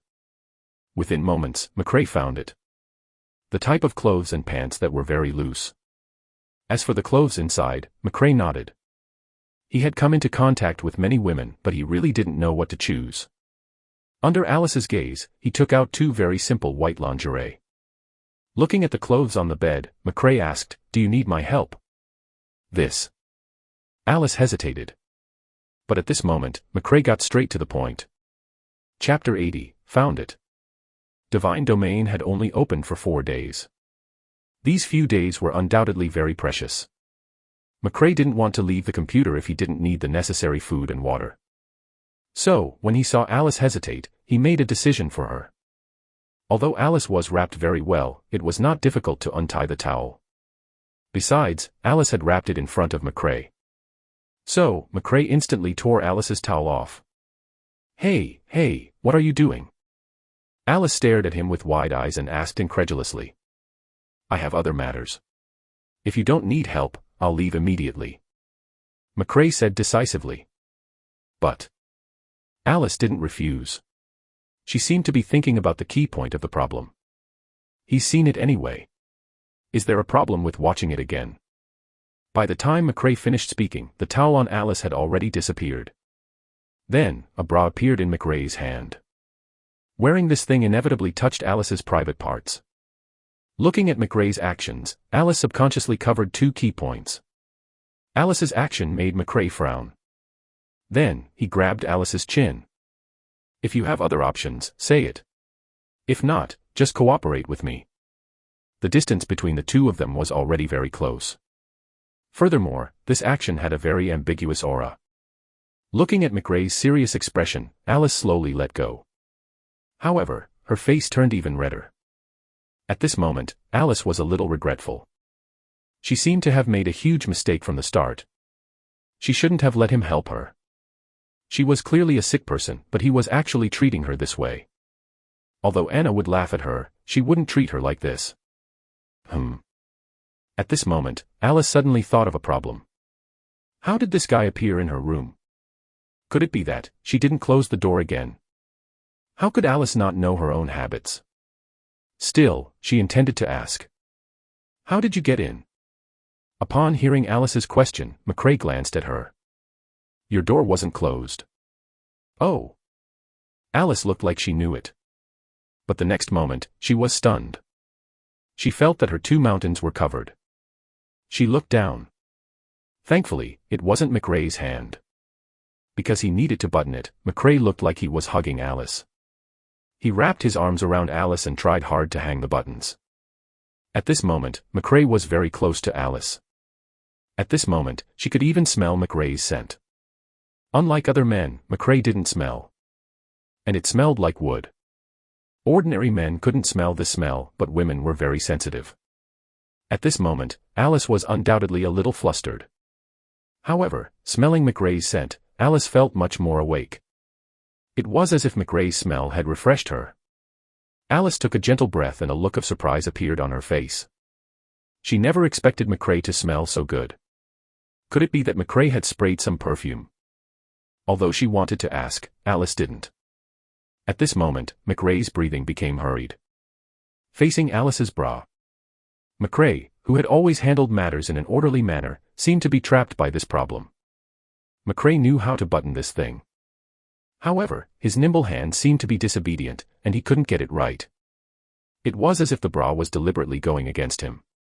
Hearing McRae's breathing, Alice became cautious. It was inevitable that he wouldn't have strange thoughts when so close to her. Now.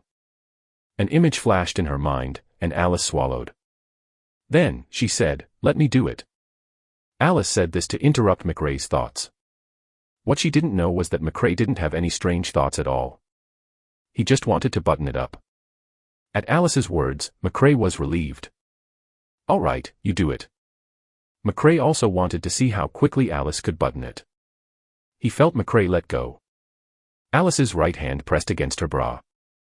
However, her movement immediately affected the wound on her elbow. Hiss. Taking a deep breath, Alice's eyes gradually turned watery. Looking at Alice's actions, McRae didn't know if he should be angry or amused. Seriously. Let me do it. As McRae spoke, he took it from Alice's hand. But at this moment, Alice continued, actually, those buttons can be buttoned in front and then turned back. At this moment, McRae felt like a fool. That's right. If they couldn't do it at the back, they could do it at the front.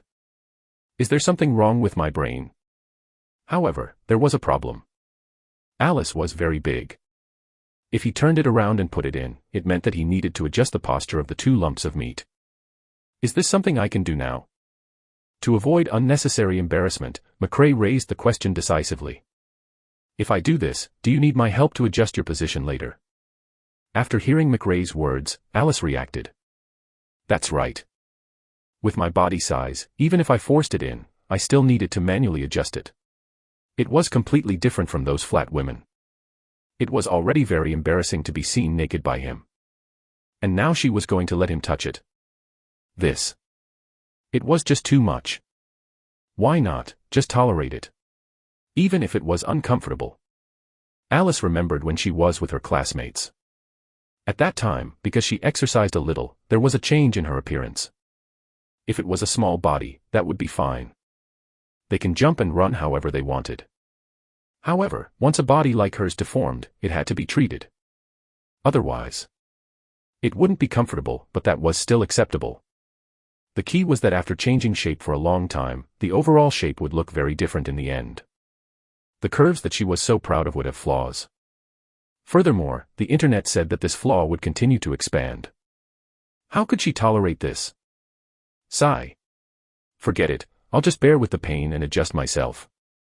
After making up her mind, Alice said, just help me wear it. Don't care about the rest. All right. Since Alice had said so, McRae stopped thinking too much. After buttoning the bra, he turned around and started to push it upwards. Chapter 81, Panties. In McRae's imagination. It was very easy to help Alice put this little shirt on. He only needed to pull this thing up and buckle the two straps. But after pulling it up, McRae encountered an obstacle. The resistance of these two lumps was huge. Although McRae was very strong, he couldn't do such a thing forcefully. He had to care about Alice's feelings. Besides, McRae's hand was pressing hard under Alice's armpit. This made the resistance in front even greater. After trying for a while, McRae glanced at Alice. Alice's face was still red. He didn't know what she was thinking. But she didn't say anything, as if she was conflicted about something. There was no point in wasting time on such matters. So, McRae said directly, Alice, close your eyes and treat me as your boyfriend. Without having to explain, Alice knew what McRae's next step was. But Alice didn't have a boyfriend now. Did he need to say this out loud? No. No. I'm so pretty. If she said that she didn't have a boyfriend yet, he would definitely think that there's something bad about me. She ignored it. Thinking about it, Alice closed her eyes. Seeing Alice close her eyes, McRae no longer hesitated. He controlled his hand and tried not to touch Alice's skin. His two hands were at the biggest obstacle, and he started to pull it up. The resistance was huge to begin with, so it was impossible not to touch the skin. This pulled just a little, and McRae felt Alice's softness. At this moment, Alice let out a muffled groan. Her voice was delicate and fluctuating. If McRae hadn't been so experienced in the past, he probably would have made a fool of himself on the spot. Even so, McRae's heart began to beat rapidly uncontrollably. Blood began to flow rapidly. The sponge began to frantically supply blood. Fortunately, Alice's eyes were still closed. He couldn't see McRae getting up. If she opened her eyes, the two of them were facing each other now. If she looked down, she didn't seem to have seen it. After all, her size would block her vision. That was good. Thinking for a moment, McRae felt that he couldn't care so much about Alice's feelings. If he continued doing it so slowly, it might get even more awkward later on. He immediately took action. To be more stable, McRae pulled most of her bra. But as he moved, Alice made a strange sound again. At this moment, Alice was actually very embarrassed. It wasn't as if no one had touched these two big treasures in the past. Anna had once loved to play with her two babies. At that time, Alice didn't react much. Because there was no major reaction, Alice felt that it was not a big problem to let McRae touch it. But McRae's hands seemed to have a magic to them. Once he touched her, she felt like a certain nerve in her brain had been touched.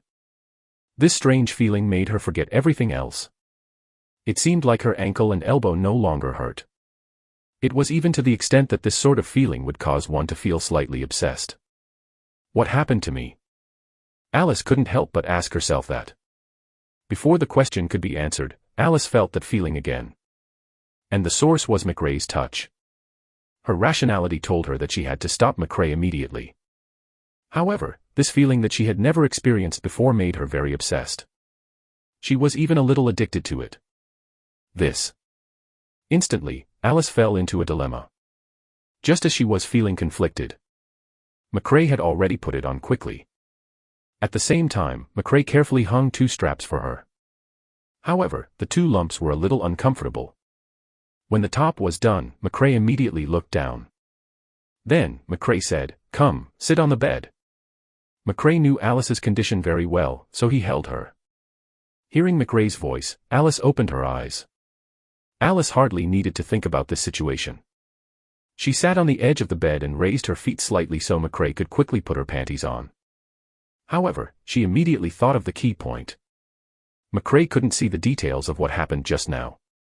If he were to wear shorts for her, wouldn't that mean? Alice didn't dare to think too much anymore. However, on second thought, he had seen so much anyway. What did it matter if he looked a little longer? It didn't matter. Did Alice really not care? It wasn't that. As a person who had received a good education, her sense of shame was actually better than many women. It was just that McRae's touch just now made her feel different. So, at this moment, her heart was actually wavering. Besides, she wanted to continue experiencing that feeling. Although she thought too much. But McRae didn't look at it that way. After her 2 feet entered the hole, McRae immediately turned her head. He didn't seem to want to look at her so closely. Then, McRae pushed up and the panties were put on. This time, Alice's privacy was finally covered. However, it was a little uncomfortable at the top and bottom. The clothes were a simple matter. Alice cooperated and McRae put it on for her in a few seconds. Although the progress was fast. However, there was nothing to talk about between the 2 of them. The awkwardness became even more intense. He carried Alice downstairs and hailed a taxi. Not long after, the 2 of them arrived at the hospital. The doctor quickly finished checking on Alice. This kind of sprain isn't much.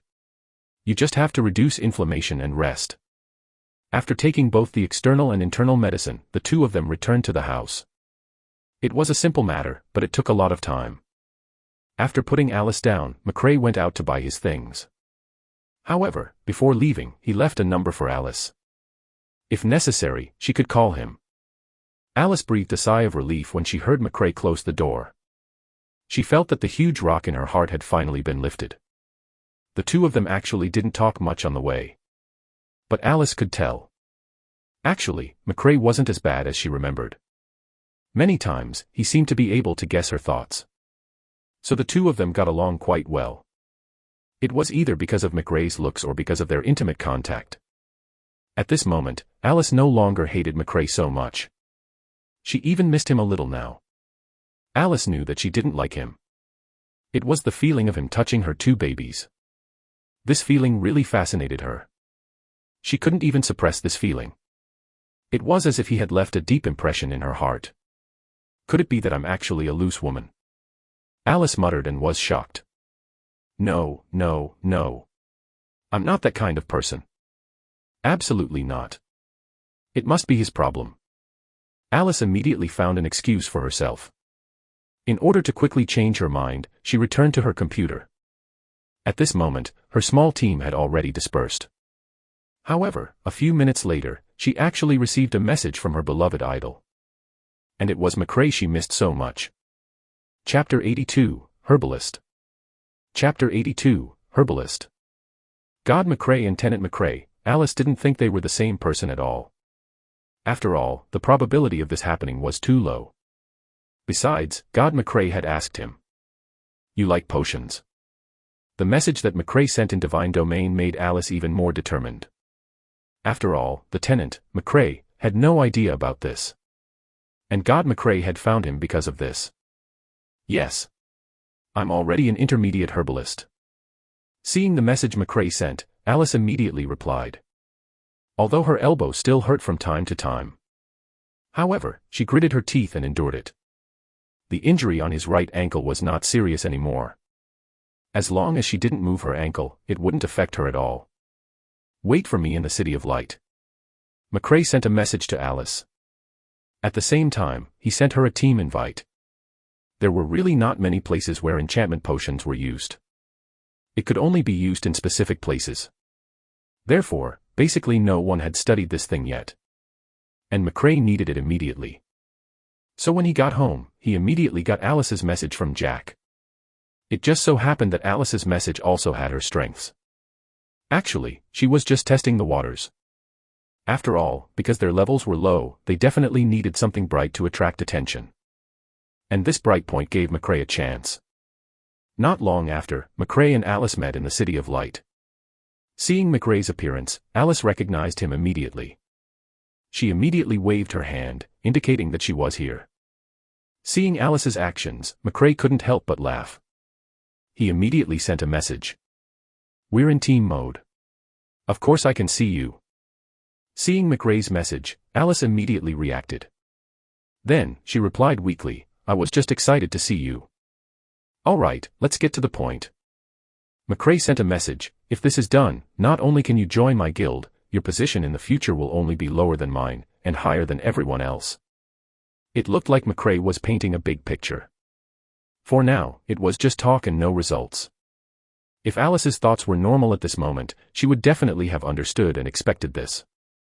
However, Alice looked like she had seen her idol. His rationality was almost gone. McRae's words meant everything.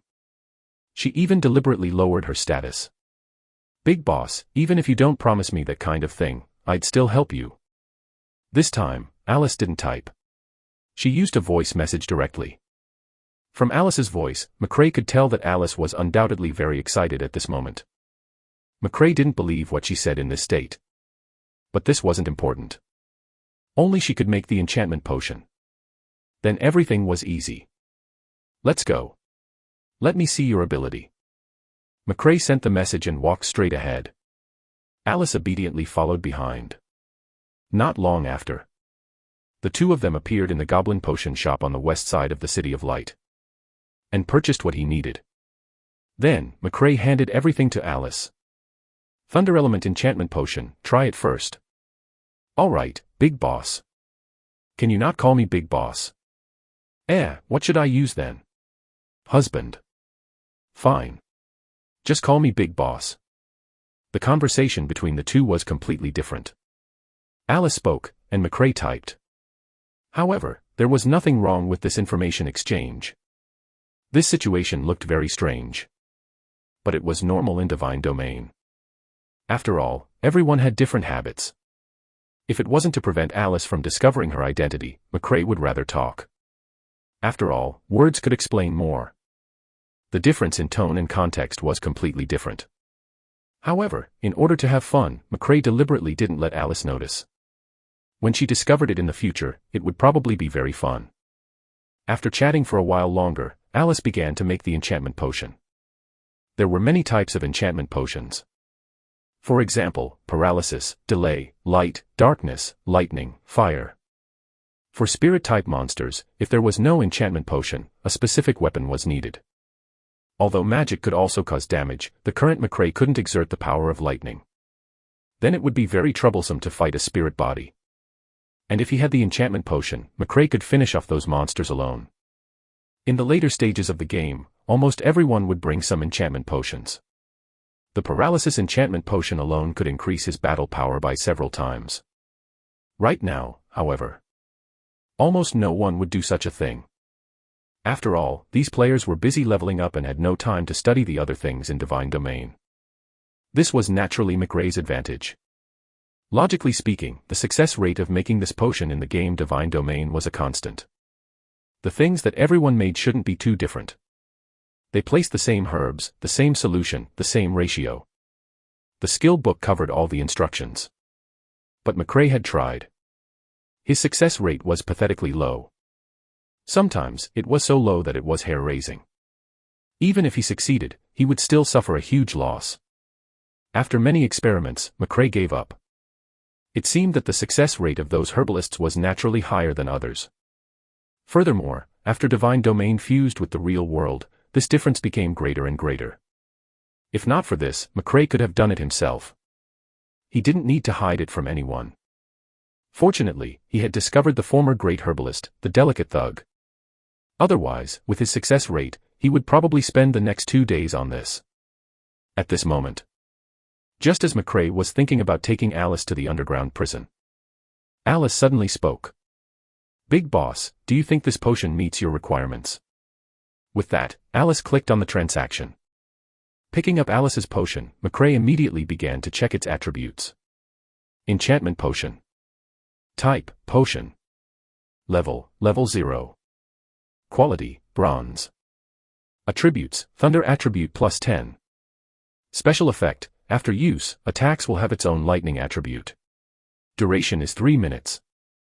After taking a slight look at the attributes of the enchantment potion, a smile immediately appeared on McRae's face. As expected of the delicate thug, it had only been a few days, but she could actually make such a thing. Besides, her proficiency shouldn't be too high yet. If she became more proficient, wouldn't she immediately take off? Moreover, even an enchantment potion with this attribute was enough for himself. Alice was a treasure. Although McRae was still happy, he didn't intend to praise Alice. After all, he still didn't understand Alice's temperament. If she became overconfident, wouldn't her future achievements be low? So, McRae sent a message calmly, "It's all right, usable." Chapter 83, Alice's Talent. Chapter 83, Alice's Talent. Alice was not disappointed to see the message from McRae. After all, McRae was a god. How could the requirements of a god be compared to ordinary players? The big boss must have very high standards.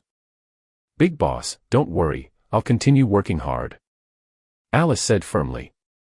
When he heard Alice's answer, McRae really didn't expect it.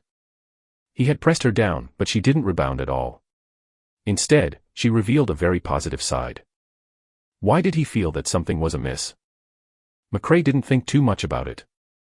Anyway, it was actually a good thing for Alice to think this way. Alice would undoubtedly be able to go far. Just as McRae was about to take Alice to the underground prison, he realized that Alice had started making potions again. After a while, Alice's potion appeared in McRae's hand again. Enchantment potion. Type, potion. Level 1. Quality, bronze. Attributes, thunder attribute +17. Special effect, after use, attacks will have its own lightning attribute. Duration is 6 minutes. After taking a careful look at the attributes of the enchantment potion, McRae discovered that the duration of the potion was double that of the previous time. And its attributes increased by 7 points. It had only been 2 times, but Alice had already reached this level. Even though he was suppressing her, she could actually explode with potential that he felt was amazing. This Alice was something. Although it was still a bronze-level potion, it was enough in McRae's hands. But, because McRae didn't say anything for a long time, Alice McRae was still not satisfied, so she did it again. McRae had bought 5 sets of ingredients for Alice. In McRae's opinion, it was already very impressive for Alice to be able to make one despite just coming into contact with it. But Alice surprised McRae right away. And this surprise kept going higher. Turning around to see that Alice had started making potions, McRae looked forward to the attributes of her next potion. This time, Alice consumed much more time than before. It was probably the sum of the 2 times she had made it. After making this potion, Alice clearly felt a trace of fatigue in her tone. "Big boss, take a look. Are the attributes good this time?" With that, Alice handed the potion in her hand to McRae. Enchantment potion. Type, potion. Level 2. Quality, silver. Attributes, thunder attribute +25. Special effect, after use, attacks will have its own lightning attribute. Duration is 10 minutes. When he looked again, McRae didn't want to talk anymore. McRae had nothing to say about Alice's talent in potion making. However, he was very curious as to why Alice could succeed every time. And it was progressing so quickly. Didn't she need to slowly increase her proficiency? Even though she was an intermediate herbalist, didn't she need to familiarize herself with unfamiliar potions? Alice. McRae had just typed 3 words. He immediately deleted it. If these words were sent out, Alice would definitely discover the problem. "You delicate thug, what do you usually do when you're refining medicine?"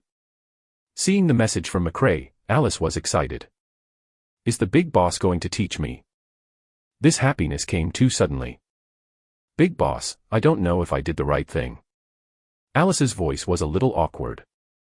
"Usually, I'll look at the potion formula carefully first and match it with the herbs and solvents. I've discovered that just sticking to the recipe like everyone else isn't really accurate. The timing when you add ingredients is based on the attributes of each individual herb. Like this enchantment potion, I'll decide to put it in sooner or later based on the conflicting attributes. Although I'm not sure if it's right, I think this efficiency is quite high. After all, it's almost always successful." When Alice finished, McRae was stunned. It turned out that not only did battle require careful research, but also potion making as well. Seems like I'd been underestimating divine domain even now. He needed to be serious about everything. According to Alice's method, I could try it on the goblin's alchemy potion. If he could do it himself, that would be great. At the thought of this, McRae immediately stopped himself from having such thoughts. In his previous life, he was headstrong and could do everything by himself. But in the end, in the world of divine domain, wanting to become everyone's enemy while being alone was absolutely impossible. Could he still make such a mistake in his next life? That was ridiculous. Why couldn't he trust others appropriately?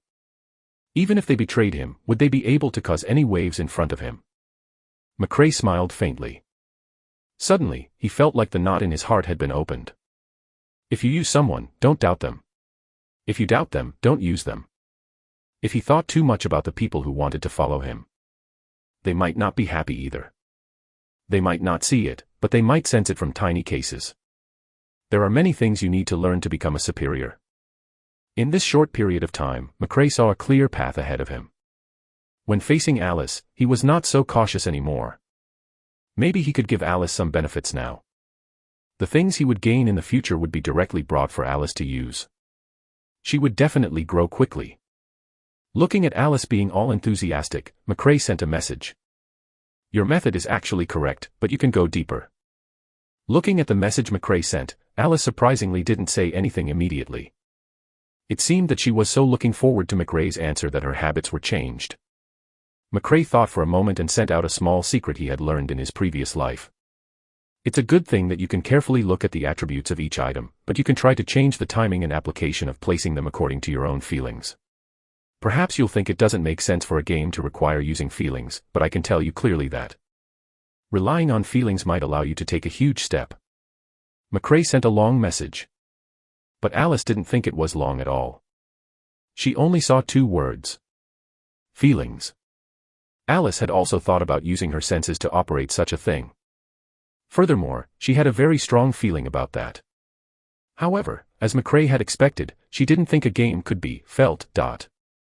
But now that McRae had pointed it out, she immediately believed it. Then she began to make the potion. The next moment, Alice had entered a different state. Because she had her own talent in potion making, she usually only needed someone to give her some pointers. Alice was clearly such a person. Not long after, the latest version of the enchantment potion appeared in McRae's hand. Chapter 84, Entering the Guild. As the enchantment potion was successfully refined, McRae could clearly see the talent Alice had in brewing medicine. As a result, he sent a message telling Alice to enter Divine Domain and meet up with him in the City of Light. After the message was sent, McRae exited the chat without hesitation. And on Alice's side, after seeing the news, she was a little dumbfounded but still followed the instructions regardless. At the start, Alice didn't understand why McRae would let her meet him in the City of Light. And now she knew. Southwest, the place McRae needed to go, was in the City of Light. Moreover, what she did not expect was that there were actually monsters in the City of Light. Looking at the big boss in front of her, Alice trembled a little. She had fought monsters before, but they were all small monsters. Although she had seen messages from other players on the forum, she was still very afraid when facing a big boss. Big boss, can we beat this? Looking at the 3-story tall ant in front of her, Alice's voice trembled. Just watch me fight. Of course, you can also help if you want. McRae sent a message and immediately went up to kill the monsters. And Alice just watched as McRae began charging. Then Alice felt sick. She had seen McRae's video on the forum. It was because of McRae's ability that Alice felt that he was powerful and wanted to join his guild. However, that video was only filmed from afar. He couldn't feel McRae's power at all. At this moment, Alice was watching this inside a prison with him, watching McRae fight this big boss. Only then did she understand how powerful McRae was. Still, Alice felt a thrill of excitement at the thought that she had become a member of the McRae Guild. After all, this was her president. It was better not to call him Big Boss in the future. It was better to call him Guild Master, or President. After all, she had already been internally chosen. That's right.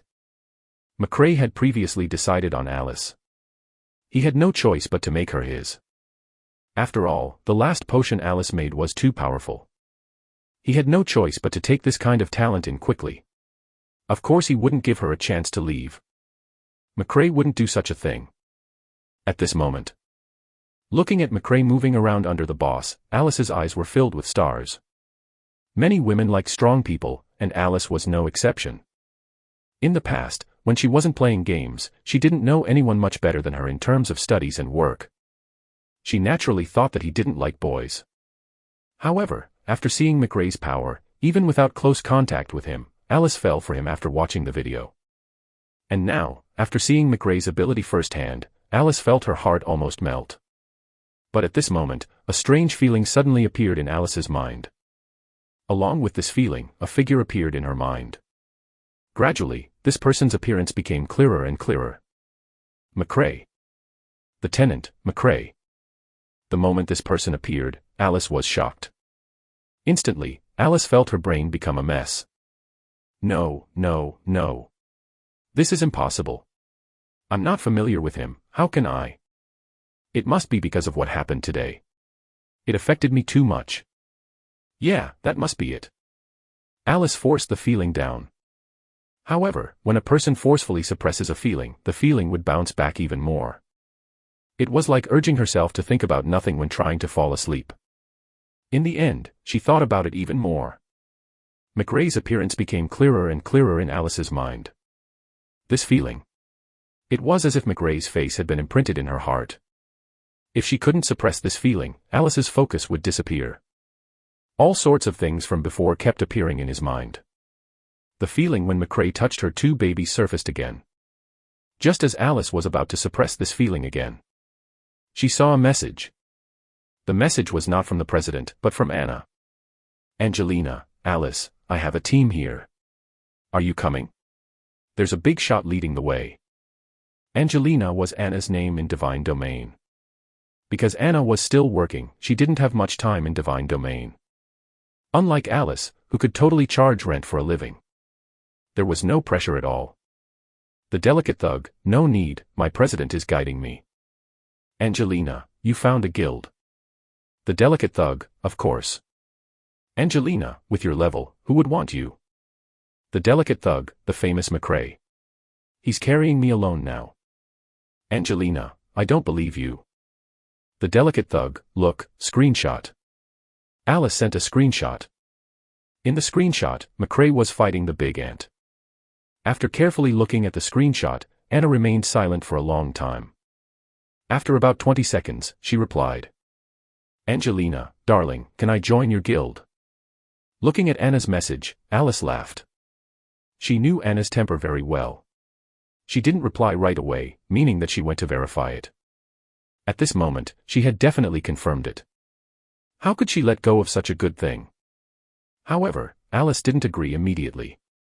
The delicate thug, I'll ask the president after he finishes fighting this boss. Angelina, darling, why would God McRae accept you? I heard that he only wants experts. The delicate thug, the president said that my herbalist talent was better, so he accepted me. Angelina, then do I still have a chance? The delicate thug, I don't know. While the two of them were chatting, McRae had already killed the boss. There was no notification from Divine Domain when this boss was killed. However, the items dropped by the boss were still alright. Silver leather armor. Bronze bracer. There were also some fragments. Casually putting his things away, McRae decided to take Alice to fight the ghosts. But Alice leaned forward meekly. "President, I have a friend who also has a very low level." Alice didn't finish her sentence. She deliberately left a bit of her tail behind. Hearing Alice's words, how could McRae not understand her? He subconsciously wanted to refuse. But he still wanted to ask Alice about her friend's ID. If it was someone with talent, there was nothing wrong with taking them all in. "What's the ID? Show me." At Angelina. Alice quickly sent Angelina's message to McRae. Upon seeing Angelina's ID, McRae immediately thought of a person in the future, Taichi. Taichi was a goddess of fate in ancient Greece. She often randomly assigned good luck and bad luck to others. Although Angelina didn't have that ability. However, her luck was really good. In the future, everyone no longer called her name or ID. Instead, they called her by her codename, Taichi. In the past, Angelina was practically unknown in Divine Domain. However, after Divine Domain fused with the world, Angelina became famous. Because her luck was too much. It was so excessive that it made people jealous. Even McRae sometimes felt himself getting jealous of her easily. After all, he needed to clear many dungeons to get something. Once Angelina made the move, it was guaranteed for her to get it all at once. Her luck was just that insane. However, that was after the fusion.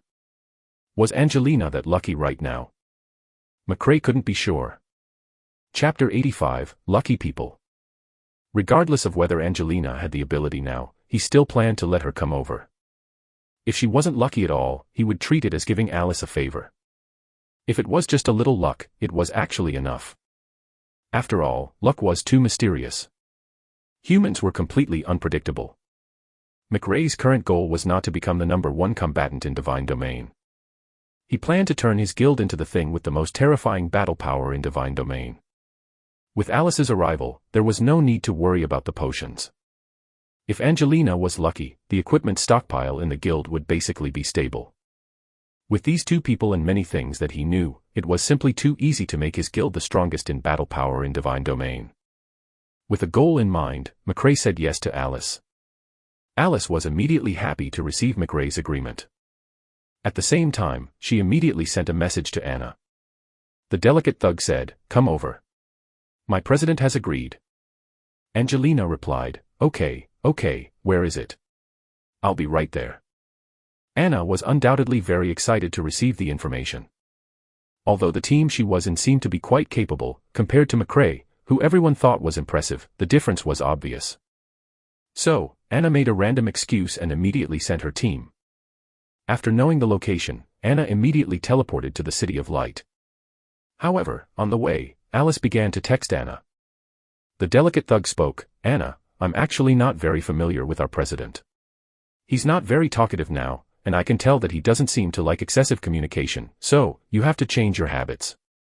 Angelina reassured her, "Don't worry. I won't do anything stupid." In a moment, Anna arrived at the prison. After seeing McRae, Anna couldn't help but be excited. She kept sending private messages to bomb Alice. Alice knew Anna's personality, so she didn't reveal too much information. She didn't express her views. If she expressed her thoughts at this moment, Anna would definitely be more talkative. She probably couldn't stop. And then there was McRae. After seeing Anna, he directly formed a team invitation. Then, he walked in front. Not a word. Not a single word. He was like a substitute robot that used money to level up. But because of his actions, Anna liked it very much. Whether it was in previous games or the current Divine Domain. Usually, when a girl appeared in a team, the male players would immediately come up and fawn on her. Even if they didn't curry favor, they would still showcase their strength. But McRae was completely cold. If it was an ordinary person, Anna would still think that he was pretending to be so cold. But McRae was a famous big shot. Did he need to act cool? He didn't need it. Furthermore, the stronger the abilities of such big shots, the colder they would be. Anna was already used to such a persona. Besides, this was the kind of tune she liked. Anna had only seen such a scene in her dreams before. And now that she actually saw it, she felt like her soul was about to fly. McRae had no idea about Anna's reaction. He minded his own business and walked in front, with the two little ones following behind with a smile. Anna kept sending private messages. And Alice, looking at Anna's private message, vaguely felt that her own vanity had been satisfied. After all, Anna was praising her president. It was basically like Anna was praising her. The three of them quickly arrived at the 5th level of the underground prison. As soon as they got down, the three of them saw the floating ghosts.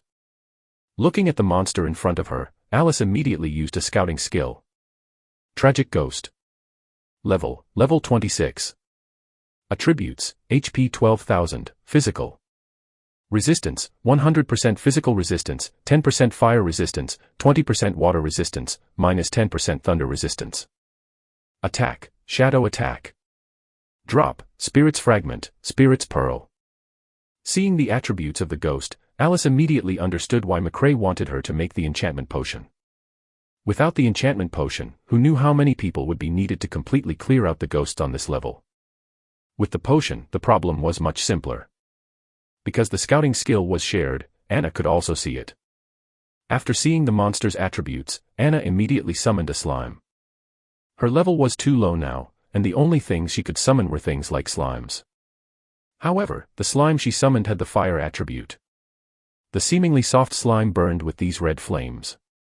A ghost had just approached a little when it received a lot of damage. This meant that if the flame slime rolled a few times in here, it could deal a lot of damage.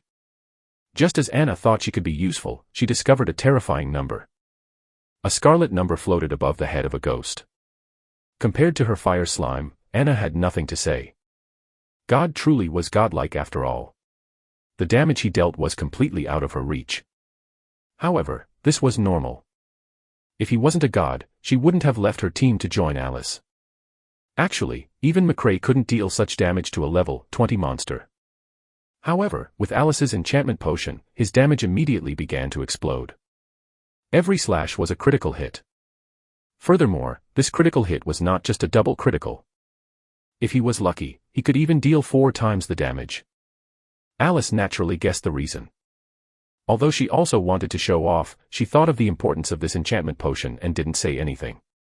After all, she couldn't tell Anna the importance of the potion yet. If she told her, she might very well reveal the situation to others. Thinking about it, Alice suppressed her thoughts. She only smiled and stood at the side. Soon, McRae killed a ghost. Seeing her experience points, Anna was excited. Alice. Did you see that? This experience comes so quickly. Hearing Anna's voice, Alice immediately stepped forward and whispered, "Don't say my name. Have you forgotten the news?" At this point, Anna covered her mouth. But she still couldn't control the excitement in her eyes. There was a large game before Divine Domain. And that game had attracted many financial groups. Even some ordinary players earned a lot from it. However, a merchant player exposed his name, which led to his death. From then on, the game gradually declined. Otherwise, there wouldn't be so many people playing Divine Domain now. At this moment, McRae suddenly sent a message to the team.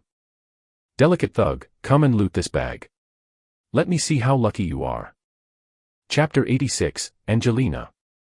Seeing McRae's message, Alice immediately stepped forward. Anna followed Alice. Ignoring their actions, McRae continued killing the ghosts. Anyway, the benefits of the team were shared. He would be able to see what Alice found. Actually, getting Alice to touch the bag was completely intentional. He actually wanted Anna to touch this bag. If he went and asked Angelina to do it out of nowhere, it would seem rather odd. So he let Alice touch one first. In a moment, McRae saw what Alice had received. It was some warrior's greaves, black iron. After all, this was dropped by a level 25 ghost. Getting black iron equipment from a level 25 ghost was completely trash. McRae didn't care about such things. However, Alice felt that she was very lucky. After all, what level was she now? She was completely wearing whiteboard equipment. Whiteboard equipment usually only added a few attributes. Even so, there were still a large number of people buying whiteboard equipment on the market. So Alice was very happy when she saw the black iron equipment. After all, not only did this equipment increase several points of speed, it also had an adjective attached to it. Just as Alice was about to announce the good news, McRae returned with another bag. He threw the bag in his hand to Anna. Actually, when he consecutively got 2 bags, McRae felt that his luck was extremely good. After all, if Spectral Soul dropped a bag, it meant that it would definitely provide equipment. His luck was already pretty good for consecutively taking out bags. As she received the bag, McRae sent a message, "Angelina, try one." "Oh." Anna agreed and immediately started digging. At this moment, Alice leaned in front of McRae. "President, look, I got Thunder Iron equipment." "Oh." Alice asked, "President, why aren't you feeling anything?" McRae replied, "For stuff dropped by monsters above 20, they aren't considered good if they aren't bronze." Alice was speechless. At this moment, Alice understood. In her eyes, black iron equipment was already a very good thing. In McRae's eyes, it was already a waste not to get bronze-grade equipment from these level 20 monsters. In other words, I'm very unlucky. Was I unlucky? Alice couldn't help but ask herself. Seems pretty bad. After all, she had just fallen in the bathroom and was seen by an unfamiliar man. If this wasn't bad luck, then what was? Bad luck, Alice admitted. However, she didn't think Anna could get anything good. But the next moment, she saw an equipment notification in the team. Congratulations to player Angelina for getting silver equipment. The system's prompt explained everything. Spirit Sealing Gloves, silver. Attributes, requires appraisal. Alice's eyes widened when she saw the glove in Anna's hand. Just a second ago, she thought that Anna wouldn't be so lucky. And now, she had drawn a silver weapon. The key was that many people could use these gloves. This was a completely rare weapon. Not bad. You're very lucky. I hope that luck sticks.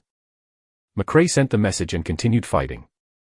At this moment, Anna was still stunned. Actually, this was her first time opening a bag. In the past, as a baby player just following others around, Anna could never touch such things. Good equipment was all given to the other main players. She was undoubtedly very excited to be able to get such a good thing on her first try. Hee. With the glove in hand, Anna stood there and laughed foolishly. It was as if she had won the lottery. Seeing Anna like this, Alice, who was originally a little jealous, suddenly felt balanced. With that silly look, if you're still unlucky, there's no way you can survive. Hee. Did you see that? I got a silver weapon. It's not yours. So what if it's not mine? At least I'm the one who pulled it. Not bad, keep it up. Alice falsely encouraged, then stretched out her hand and said, "Give it to me." For you. For what? Anna didn't react for a moment. This is something our guild leader got from killing monsters. Don't tell me you still want to get equipment after all that free experience. When Alice said this, Anna immediately pouted. Everyone wanted such a good thing. If she sold it on the market, this thing would probably cost at least 100,000. However, Anna immediately thought it through. Then, she handed the gloves to Alice. Seeing that Anna was so decisive, Alice was puzzled. This was not like Anna. In the past, when she was with me, had she not leached stuff from me enough? Why was she so decisive this time? After putting away the spirit sealing gloves, Alice sent a private message.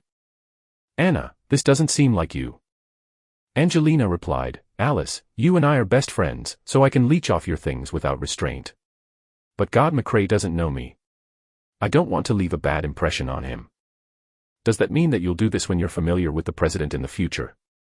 Angelina replied with a white eye emoji. If I enter the Gods Guild, I will follow the guild's requirements for the equipment. If I don't enter the Gods Guild, do you think that as a guild leader, he will make such a mistake and let me do that stuff? Looking at the message from Anna, Alice suddenly felt that she didn't know her well enough. Alice thought to herself, I didn't expect Anna to have this in her. Seems like my taste isn't bad either. The two of them chatted privately. McRae came over again. This time, McRae killed all the ghosts within dozens of yards. He also had 5 more bags in his hand. Taking out a bag, McRae handed it to Anna. Angelina, come here. Understanding McRae's intentions, Anna immediately started opening her bag. At the same time, she was praying silently. God. Goddess of fate. Please give me luck. She reached her hand in and took it out again. A huge sword appeared in Anna's hand. At the same time, an equipment notification appeared in the team message. Congratulations to player Angelina for getting silver equipment. Seeing the team's message, Alice shouted in surprise, "No way, it's silver equipment again." How rare was silver equipment these days? On the market, everyone only knew the one silver item in McRae's hand.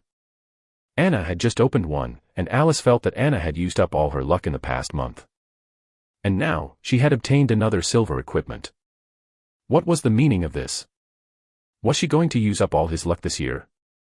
Meanwhile, McRae looked at the team's notification and silently handed over another bag. Come, continue.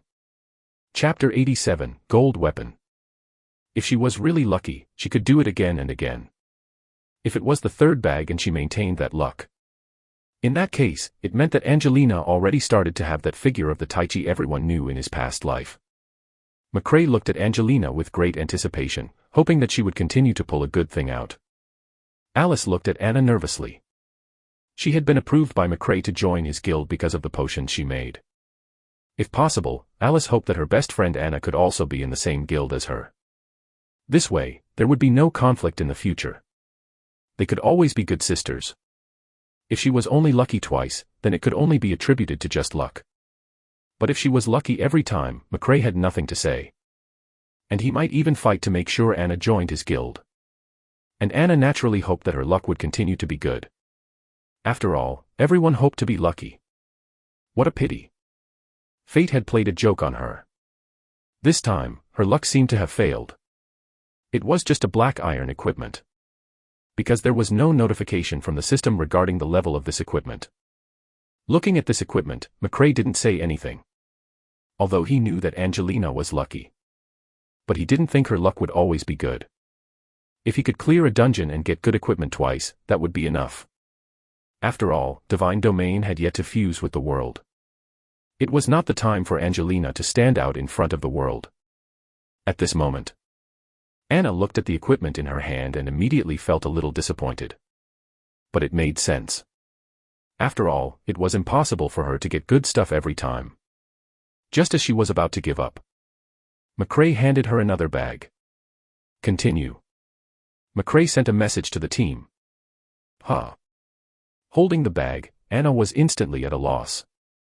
However, a thought immediately popped up in her mind. She felt that she would definitely get something good this time. Holding this bag, her heart began to beat violently. Many people thought that this type of drawing luck was a metaphysical thing. At the start, McRae thought so too. However, someone in his past life broke this understanding. That person was Angelina. Once, in Divine Domain world, there was a dungeon called Green City. The highest level equipment produced there was gold level. No matter which team went into fight, the highest level items were all gold. This concept had become everyone's understanding at that time. The highest grade item in Green City was only gold. But once, out of boredom, Angelina went in with a small team. At that time, she was just simply bored. At her level back then, she didn't even care about those kinds of dungeons. Then, everyone's understanding was broken. Angelina had actually obtained dark gold equipment, Soul Sky Lodge, Calamity. That video was widely circulated on the forum. It made many players take the initiative to open that dungeon. It was all because of that Soul Sky Lodge, Calamity that no one had ever seen before. Unfortunately, except for the one that Angelina got. The others could no longer pull out anything. Because there was only one in the world, that dark gold equipment was sold for an astronomical price. Because of this, two guilds even fought. Later on, everyone's understanding gradually returned to the past. Gold equipment became the standard equipment for Green City again. The once popular Green City gradually became deserted. But Angelina didn't believe it. She went in again. That time, she obtained another dark gold equipment. At this point, everyone realized. This was not a problem with the Green City. The key was Angelina. The luck that Angelina carried was already heaven-defying. She was synonymous with luck. With her in the team, anything that could be pulled out couldn't be measured by common sense. Sometimes, her appearance could even break a certain rule. Since then, no one called her Angelina. She was respectfully known as Taichi. At this moment, respectable Taichi was trembling as she held a bag produced by a low-level monster. Alice looked hopeful. She hoped that Anna could get another silver-grade equipment. 3 silver-grade equipment were already very impressive. This kind of luck could already reach McRae's recruitment standards. The 3 of them looked at Anna's hand expectantly. The next moment, the team's notification appeared again. Congratulations to player Angelina for getting gold equipment. Divine Domain's first gold equipment has appeared. A global announcement is about to be made. Would you like to show the team name? The following notification appeared on McRae's side. Without hesitation, McRae clicked yes. Anyway, the team name could be changed at any time. No one would know whose hands this equipment was in. The first gold equipment in Divine Domain has appeared. Let us congratulate the monster team. The first gold equipment in Divine Domain has appeared. Let us congratulate the monster team. The first gold equipment in Divine Domain has appeared. Let us congratulate the monster team. After seeing the 3 reminders from Divine Domain, Anna finally reacted. Then, she shouted excitedly, "Ah! Oh my god, I actually got gold equipment. Gold equipment. Am I really that lucky? Ha ha ha ha. Ha. Who?" Anna laughed and cried. From her voice, McRae could tell that Anna was crying very sadly. It was as if this luck had touched her. Alice knew a portion of Anna's situation. So she immediately put away her excitement and comforted Anna. All right, it's all in the past. Don't go to work in the future. In Divine Domain, all the injustice will be ineffective against you. You'll be synonymous with luck in the future. Be good. Stop crying. I feel like crying with you when you cry. Hearing Alice's comfort, Anna cried even harder. She seemed to want to vent all her anger. At this moment, McRae couldn't help at all. In front of Alice, he turned on the voice chat. Open another one. Listening to McRae's deep and magnetic voice, Anna gradually stopped crying. He handed the gold equipment in his hand to McRae and took the bag. Then, the team's notification sounded again. Congratulations to player Angelina for getting silver equipment. It was even silver-grade equipment. With the gold tier equipment as a foundation, this silver tier equipment already looked a lot more normal. But McRae laughed. He knew very well that Angelina had yet to reach the luck potential she had. Luck that seemed to break the rules. To be able to open several pieces of silver equipment, it had exceeded 90% of the players. He was already satisfied. Being too greedy might not be a good thing sometimes. Then, McRae sent a message to the team. Angelina, are you willing to join my guild? Chapter 88, Scars. Angelina, are you willing to join my guild? Looking at the message from McRae, Anna immediately nodded. President, I'm willing. McRae, you have to think carefully. Once you enter my guild, it's impossible to leave. Upon seeing McRae's message, Anna turned to look at Alice. Alice nodded decisively. The next moment, Anna immediately replied, as long as you don't fire me, I won't. All right, continue to open the next bag. My luck goddess. Although McRae had sent the message. However, Anna still felt that the word was a little ambiguous.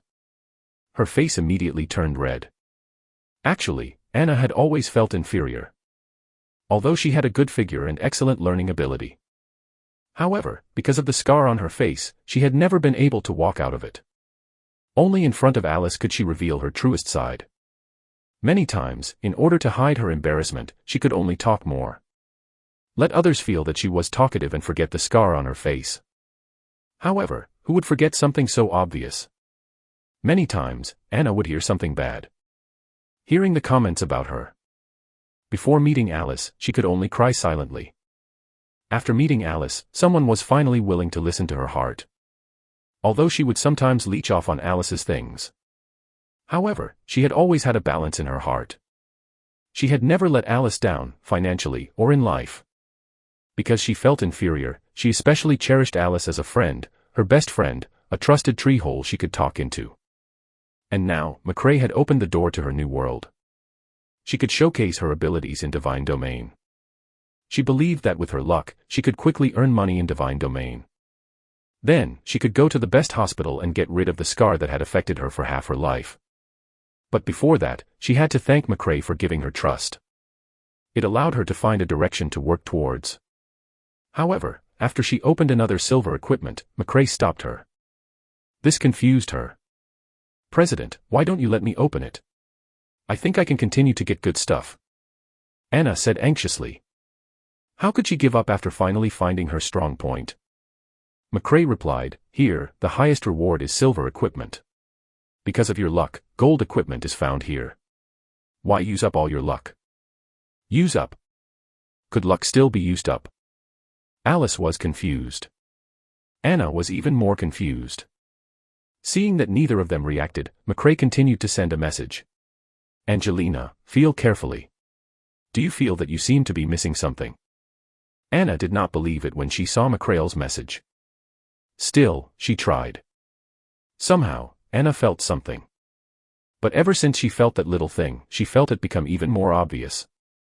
As if that thing was her luck. This time, she felt like her worldview had collapsed. How was this possible? Divine Domain was clearly a game. How could it consume some energy I have? Could it be that luck really existed? But how did the president know? After a long hesitation, Anna came back to her senses.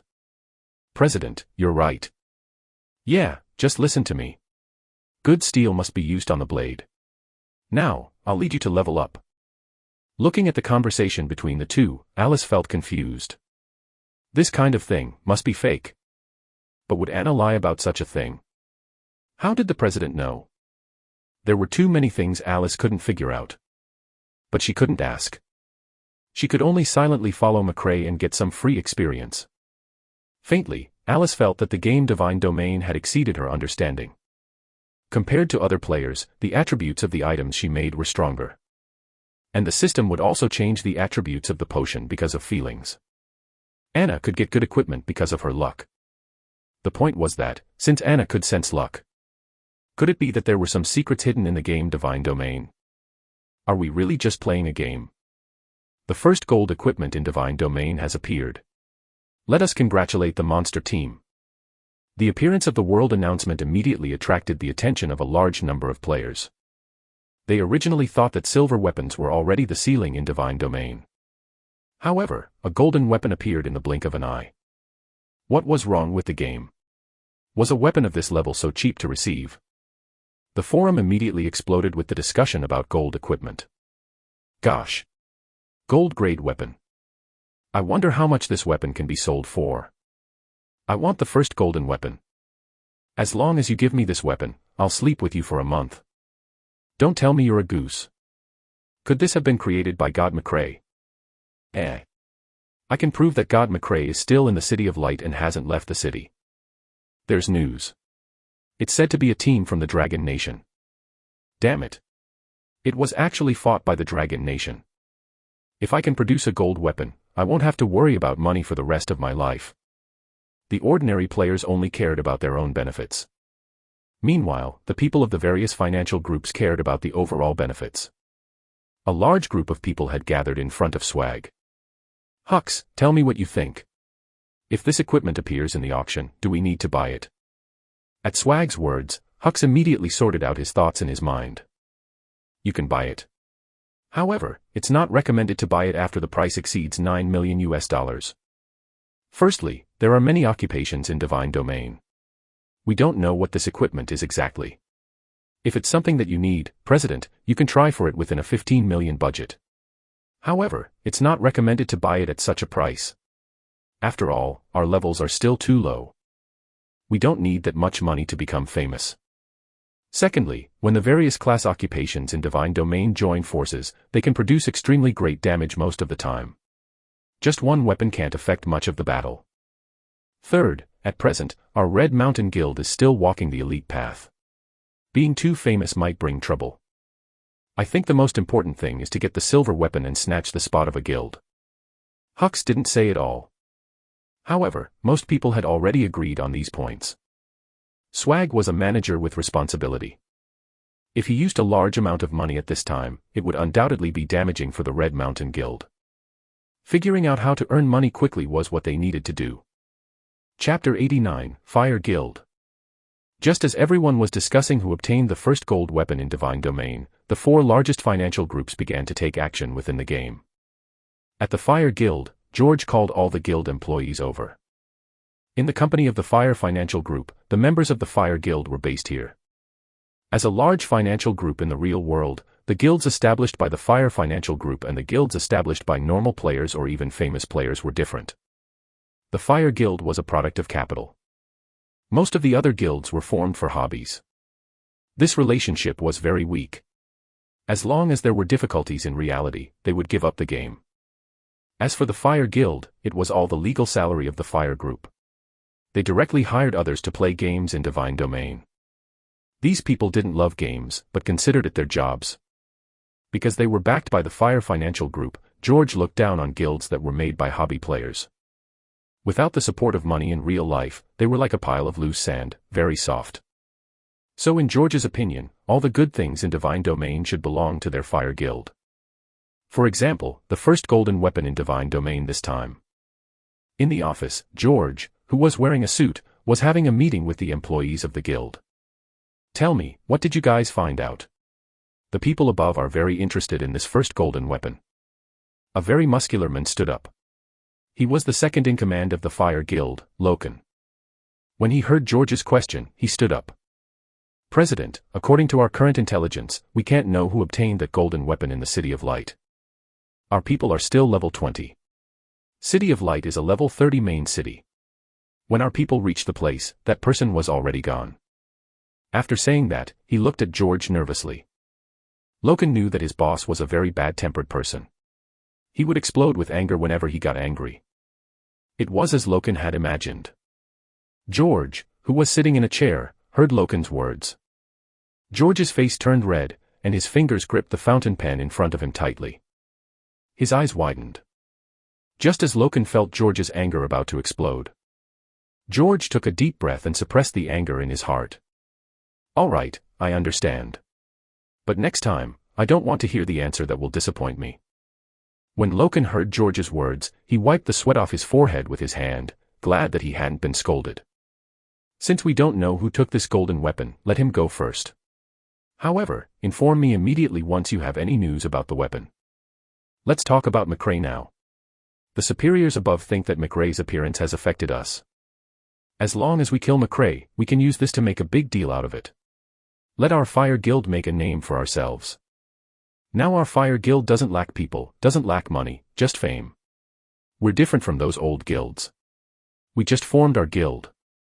No matter how rich the financial group is, prestige is still more useful in the game. Killing McRae can greatly increase our prestige. So let me announce the start of the second operation to kill McRae. When Loken and the others heard this, they began to discuss it below. Everyone knew that the people above hoped to increase their exposure by killing McRae. But now, they all felt that they didn't have the strength. President George, our strength isn't enough to kill McRae. Unless we can know in advance, ambush him, and attack. But without knowing McRae's situation, it's like looking for a small fish in the sea. It's too difficult to touch him. And McRae is too strong. We need a large number of people to attack at the same time. We don't have enough people. Terrifyingly, we don't have the strength to kill McRae now. George nodded in agreement at Loken's words. I know this situation. Our strength is insufficient, so. Our superiors have spent a lot of money and found 7 powerful unaffiliated people in Divine Domain. They are all very strong people. George clapped his hands. Then the door opened. 7 people in the Fire Guild's uniform entered. George pointed at these people. Let me introduce you. They are those 7 unaffiliated people. I won't talk to you about their names. The 7 of them are strong. Although they aren't as strong as McRae, they can still kill you as they please. If anything happens in the next few days, quickly report the rest. Leave it to these 7 people. Come online now and search for McRae immediately. Yes.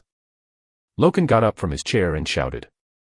Meanwhile, McRae was now at the weaponsmith's place in the City of Light. He was letting the blacksmith appraise this gold weapon. McRae, Alice, and Anna arrived at the blacksmith in the City of Light. The blacksmith who looked like a boss in the beginner village was different from this one. The blacksmith in front of McRae was much younger. "Young man, do you need top-grade weapons? The price here is cheap and the quality is excellent. We're quite famous in the entire City of Light. If you don't want to buy a weapon, you can bring me all kinds of materials. I'll process and forge them for you." A bald blacksmith in his 30s said to McRae as he forged. McRae did not talk nonsense with him. He directly placed the gold-grade weapon in front of the blacksmith. "I want to appraise this weapon. This weapon is a gold grade. It's really rare at a time like this." The blacksmith stopped what he was doing.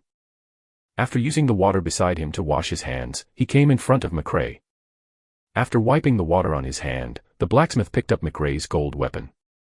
He observed carefully. "I can appraise this, but it costs 2 gold coins." 2 gold coins?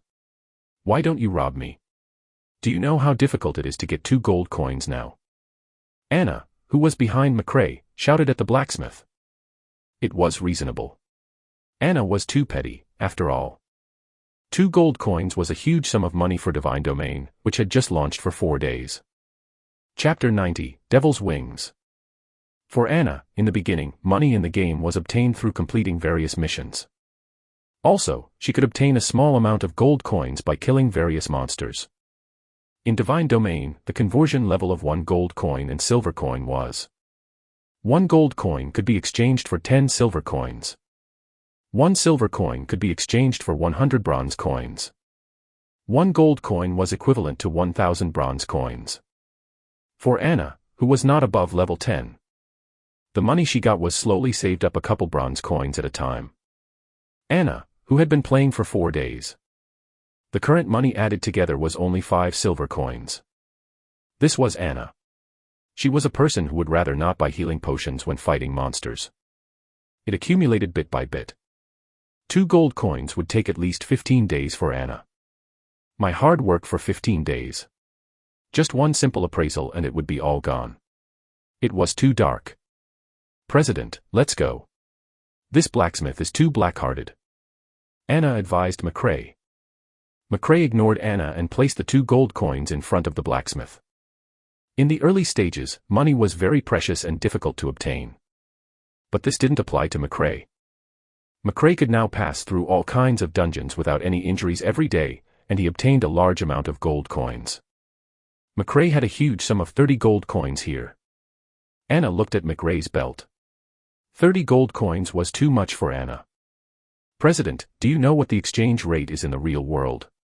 It's 1,000 now. These can be exchanged for 30,000 yuan.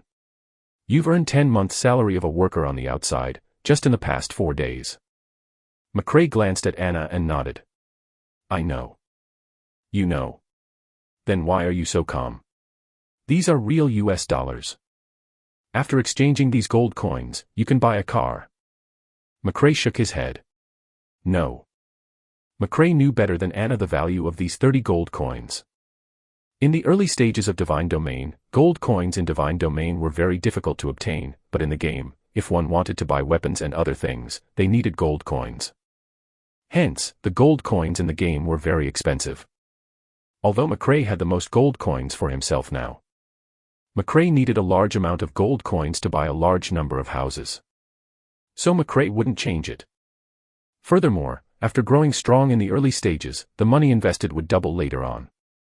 Just as McRae and Anna were chatting, the blacksmith had completed the appraisal of the weapon. Something that looked like bat wings was placed in front of McRae. When McRae saw this, his eyes widened. "This is Devil's Wings. Devil's Wings. Type, Wings. Level 30.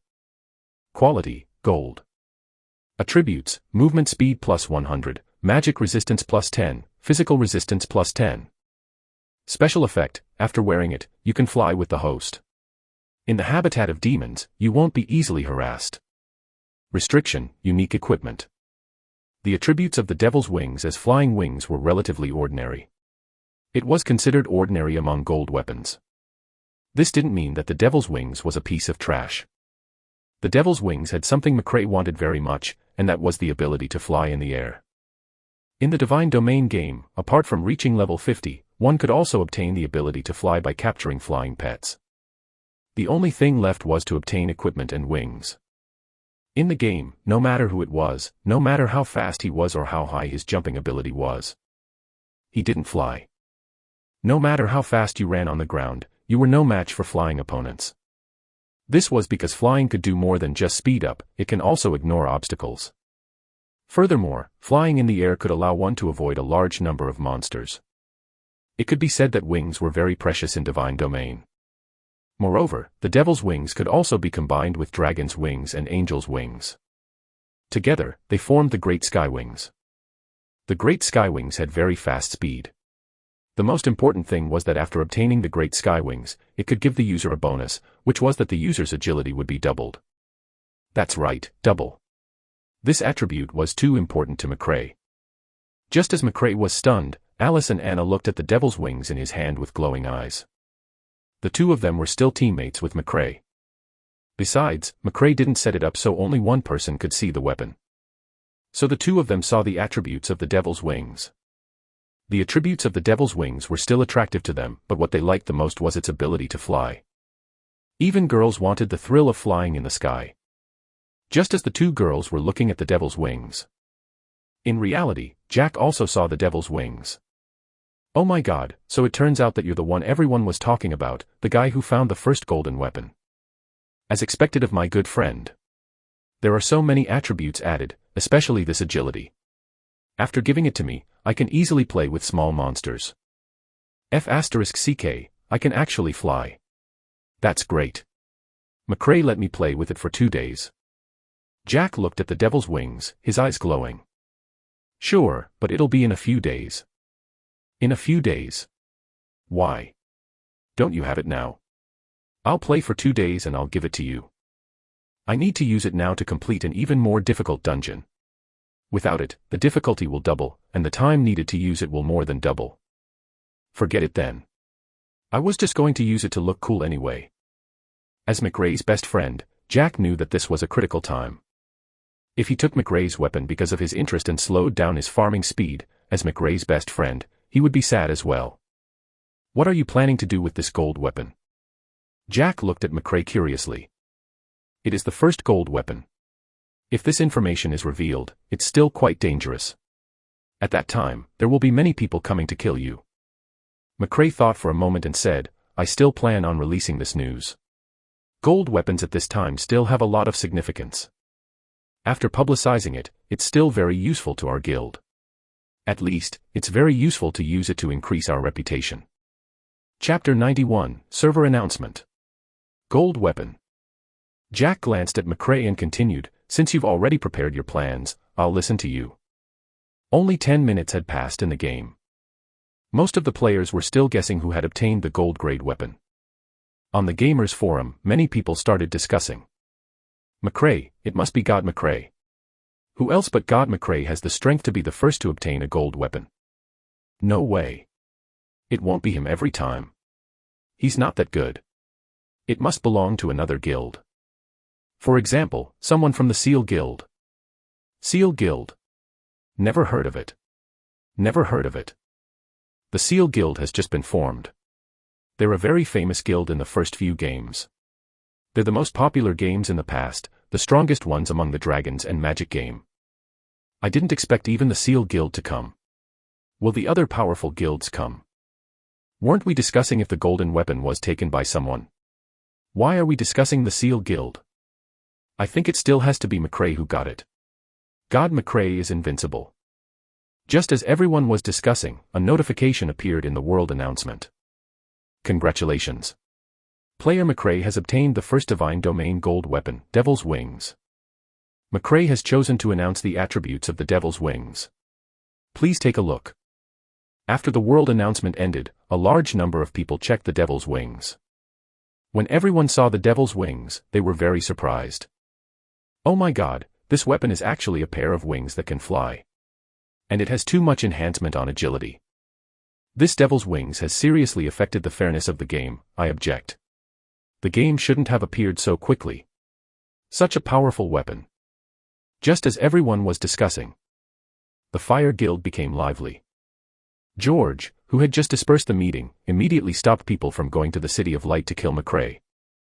And the only ones who could kill McRae in the Fire Guild were the 7 solo players who had just entered. George stood behind their computers and looked at their screens. He instructed the 7. Listen up, the mission this time is very serious. We originally only wanted to kill McRae, but we didn't expect him to obtain a gold weapon again. Now, your mission has changed. In addition to killing McRae, you have to drop his devil's wings. If you can't complete it, the reward I promised you just now will be gone. Adam, you're the commander this time. Everything depends on you. George put his hand on a red-haired man. If anyone saw him, they would be very shocked. Because this Adam was an extremely powerful unaffiliated person in Dragons and Magic. Adam was very powerful in any game. On the PK rankings, it had never fallen below 100. After all, Adam played every game out there. If he played seriously, he had the potential to be number 1 in a game. This time, George had invited him over because George had told Adam about McRae. In the beginning, Adam didn't care much about McRae.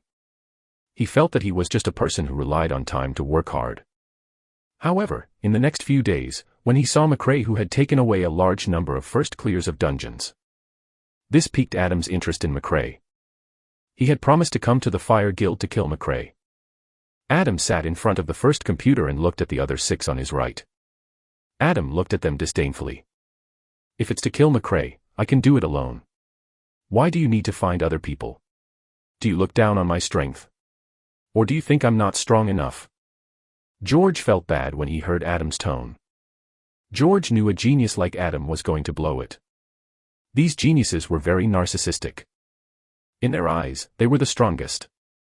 Adding some other members to this mission of just killing one single player. It was an insult to these geniuses. However, to make sure the mission succeeded and please the higher-ups, the 7 people had to act together. Adam, calm down. If you can kill McRae, your reward will double. Command them well. For the sake of money, I'll forget it this time. The next time there's such a mission, I'll be fine alone. All right. Hurry up and start. Apart from killing McRae, I also want to obtain his equipment. I understand. Isn't it just by standing at the spawn point and constantly killing McRae to obtain his equipment? I understand. But I want a reward. Every time I kill McRae, I want a reward of 10,000. No problem. George stood behind Adam. He agreed to Adam's request without hesitation. Although this 10,000 wasn't a lot, if it was difficult to obtain McRae's equipment, he would have to kill him many times. It might even take dozens of tries.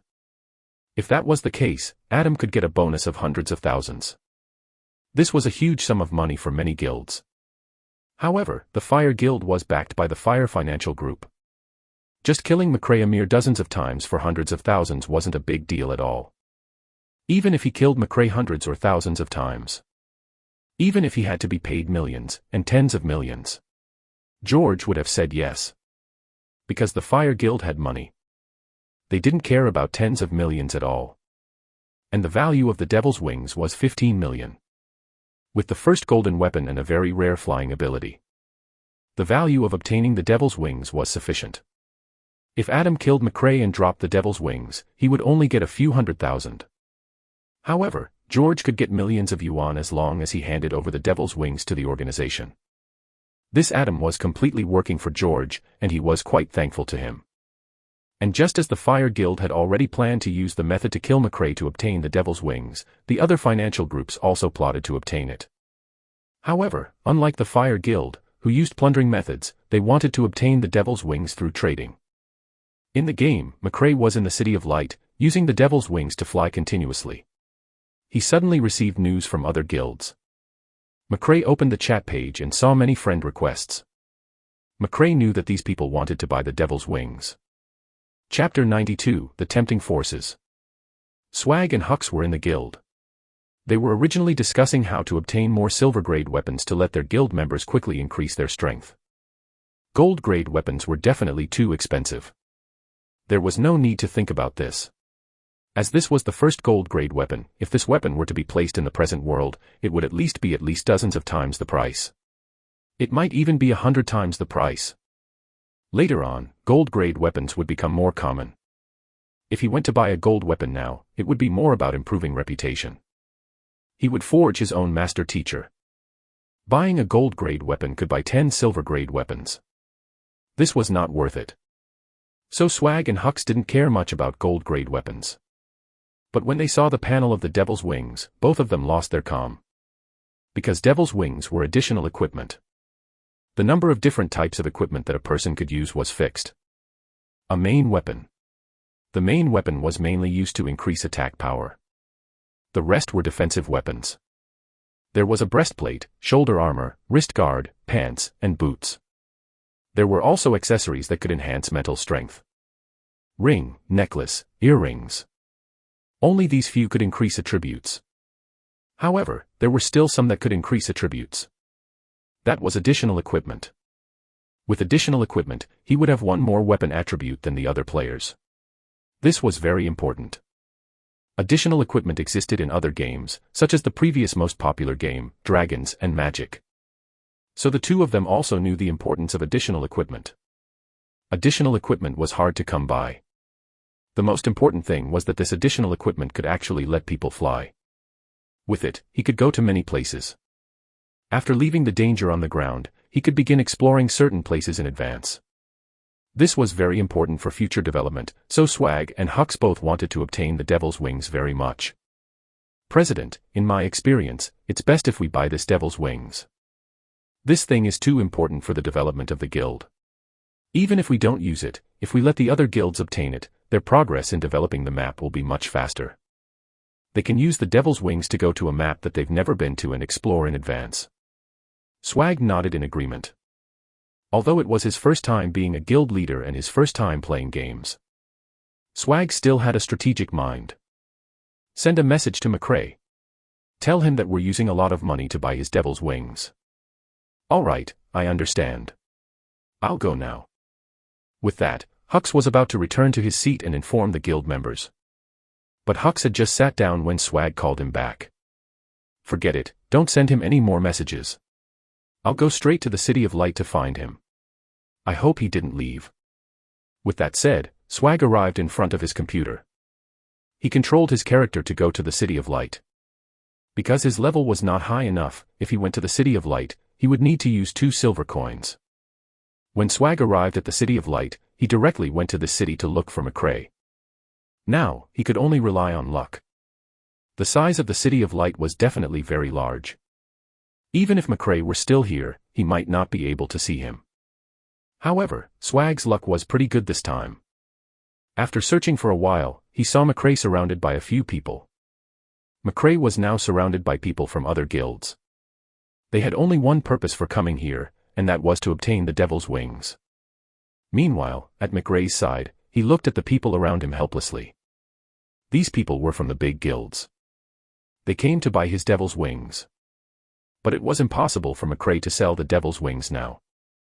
The Devil's Wings were very attractive for all these potential buyers. However, to McRae, the Devil's Wings were also very useful. With him, McRae could quickly go to some dungeons that he could challenge. There was no need to waste time by trying to bypass a large number of wild monsters. So this time, McRae couldn't sell it. Unless McRae had something better later on, only then would he consider selling it off. McRae wanted to leave, but the people in front of him didn't let him. In the main city, weapons were not allowed. Otherwise, they would be captured by the city guards. McRae wasn't afraid of guards. But being recorded by the guards on the blacklist was not a good thing. If McRae wanted to leave, these people would shamelessly hold him back. At this moment, someone approached him. He was in charge of an unknown small organization, the Pearl Group. He said to McRae, "Hello, Mr. McRae. I'm here for the Devil's Wings. I know that you don't want to sell this, but I'll give you very generous terms. I'm willing to pay 18 million to buy your Devil's Wings.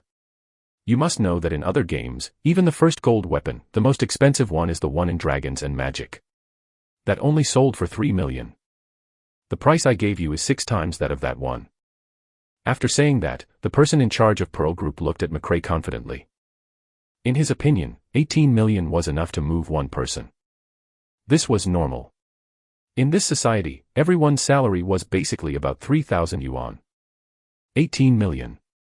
If it was an ordinary person, their salary would be 3,000 yuan a month. Even if he didn't eat or drink, it would still take 180,000 days, 6,000 months, and 500 years. 18 million. This was something an ordinary person could never earn in their entire life. Even if the value of money depreciated in the later stages, it would still take at least 300 years to earn it. Currently, Divine Domain has only been launched for 4 days. The conservative estimate for all item transactions was only 10 million. After all, there were hundreds of millions of players in Divine Domain. And as long as McRae agreed to this deal, the amount of money he could make alone was much more than everyone combined. McRae looked calmly at the people of the Pearl Group. Do you think McRae would be tempted at a time like this? There was also a point to consider, because even in his previous life, McRae didn't have that much money. Although at that time, he was the god of war, the #1 person in the entire Divine Domain. By relying on his powerful strength, he had obtained a lot of money. But he had spent all that money. In his previous life, apart from his invincible operation skill on the keyboard, McRae also never showed mercy in terms of spending money. So in Divine Domain, McRae had to always get new payments. The number of people who had taken game money to the real world to actually spend it. It was a low number. The person in charge of Pearl Group looked at McRae and knew that he had wavered. Because no one could remain calm in front of 18 million. Chapter 93, Crazy Price. The person in charge of the Pearl Group knew that he had to continue persuading McRae to break through his mental defense. The person from the Pearl Group was a very impressive businessman. He knew too well how people treated money. It was very easy to waver. People could abandon everything for money. If not, it just meant that the money offered wasn't enough. It wasn't about money, after all. It was about you. The person in charge of the Pearl Group continued, Mr. McRae, do you know why I'm spending so much money to buy your devil's wings? Because it's the first golden weapon. His actual use is not the same as the effects it has on the surface. I'm buying your devil's wings now with a price of 18 million, but if there's a second one now, its value will only be 1 million. Because the halo of the first gold weapon is gone. Without the halo of the only gold weapon, it has no value. After losing this value, it will have returned to its original price. It's just a very rare gold weapon. When the third gold weapon appears, its value will only be 500,000. When the 10th gold weapon appears, its value will only be 100,000. When everyone has a gold weapon in 2 years, the value will only be 1,800 yuan. There are 730 days every 2 years. In these 730 days, this golden weapon will depreciate 10,000 times. Even the most appreciated thing in the world isn't as fast as this. And Mr. McRae, do you know when the next gold weapon will be released? You don't know. Of course, I don't know either. No one knows. But everyone knows that in at most 5 days, the second gold weapon will appear. In 5 days, your weapon will depreciate 18 times. So, Mr. McRae, are you willing to sell it here, or are you taking the risk of 18 times depreciation to keep it in your hand for a few days? Mr. McRae, I think you must think about it, because it's very important to you. Think about it, Mr. McRae. With this 18 million, you can do whatever you want. With this 18 million, you can be said to be a millionaire.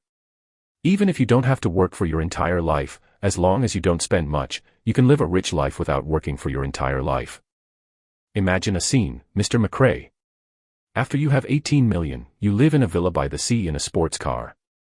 All you do every day is play in the yard with a beer. You don't have to care about life at home. The servants will clean up the house. Your wife uses luxury goods, and the places she goes in and out are all high-end. Your children attend noble schools. Your family is so enviable. If you want such a life, you just have to agree to the deal today. After saying that, he looked at McRae with a smile. Too many people had chosen to compromise because of his description. He believed that at this moment, McRae had been convinced by him. McRae looked at the person in charge of the Pearl Group calmly. Would McRae be tempted at a time like this? Yes, McRae was also a human. Those who wouldn't be moved were saints. But McRae still wouldn't trade the devil's wings to him. Because the devil's wings in McRae's hand, through these few days of effort, could provide 180 million for him in the future. Even 1.8 billion or 18 billion. Who was McRae? In his previous life, he was the god of war, the strongest person in divine domain. Would someone like him not know the ways of the world? 18 million was very good, but McRae had a better choice, so he wouldn't trade the devil's wings. Because the devil's wings in McRae's hand would be much more valuable in the future than this 18 million. McRae wasn't a short-sighted person, so he wouldn't agree to this deal. McRae looked at the person in charge of the Pearl Group confidently. Sorry, sir, I don't want to sell the devil's wings. All right, as long as you're willing to sell it. Let's have a happy cooperation. Wait, you said you're not selling. How is that possible? This is 18 million. You won't be able to earn it in your entire life. McRae shook his head and said confidently, 18 million is a lot. But do you think that with my current status and my reputation in divine domain, I can't use this devil's wings to earn more than 18 million in the future? After saying that, McRae stared at him. The man from the Pearl Group was also frightened and took a few steps back. In divine domain, supercomputers could capture the expressions and aura of players in front of them. Even computers could release the aura of players. After all, divine domain was a super game. It described people as real people. If someone who had never played divine domain before went to play without him knowing, he wouldn't know that this was a game and would think that it was real. Divine domain could restore a player's aura, so after being frightened by the aura, it would make corresponding movements in the computer, such as fear and shock. And who was McRae? He was the man of the god of war. In this world, whose aura could compare to McRae's? That was why the man from the Pearl Group was a little afraid when McRae released his aura. The people from the other guilds spoke. The person from Skyfire Group said, "You people from the Brightness Group are just petty. You only offered 18 million, and you're trying to buy his devil's wings. Isn't this bullying? Mr. McRae, our Skyfire Group offers 25 million. Is that all right?" Skyfire Group looked at McRae with a smile. McRae was about to say something, but someone spoke faster. Buffed. You want to buy the devil's wings with 25 million? You're just poor people. Mr. McRae, our Jianghe Group offers 40 million.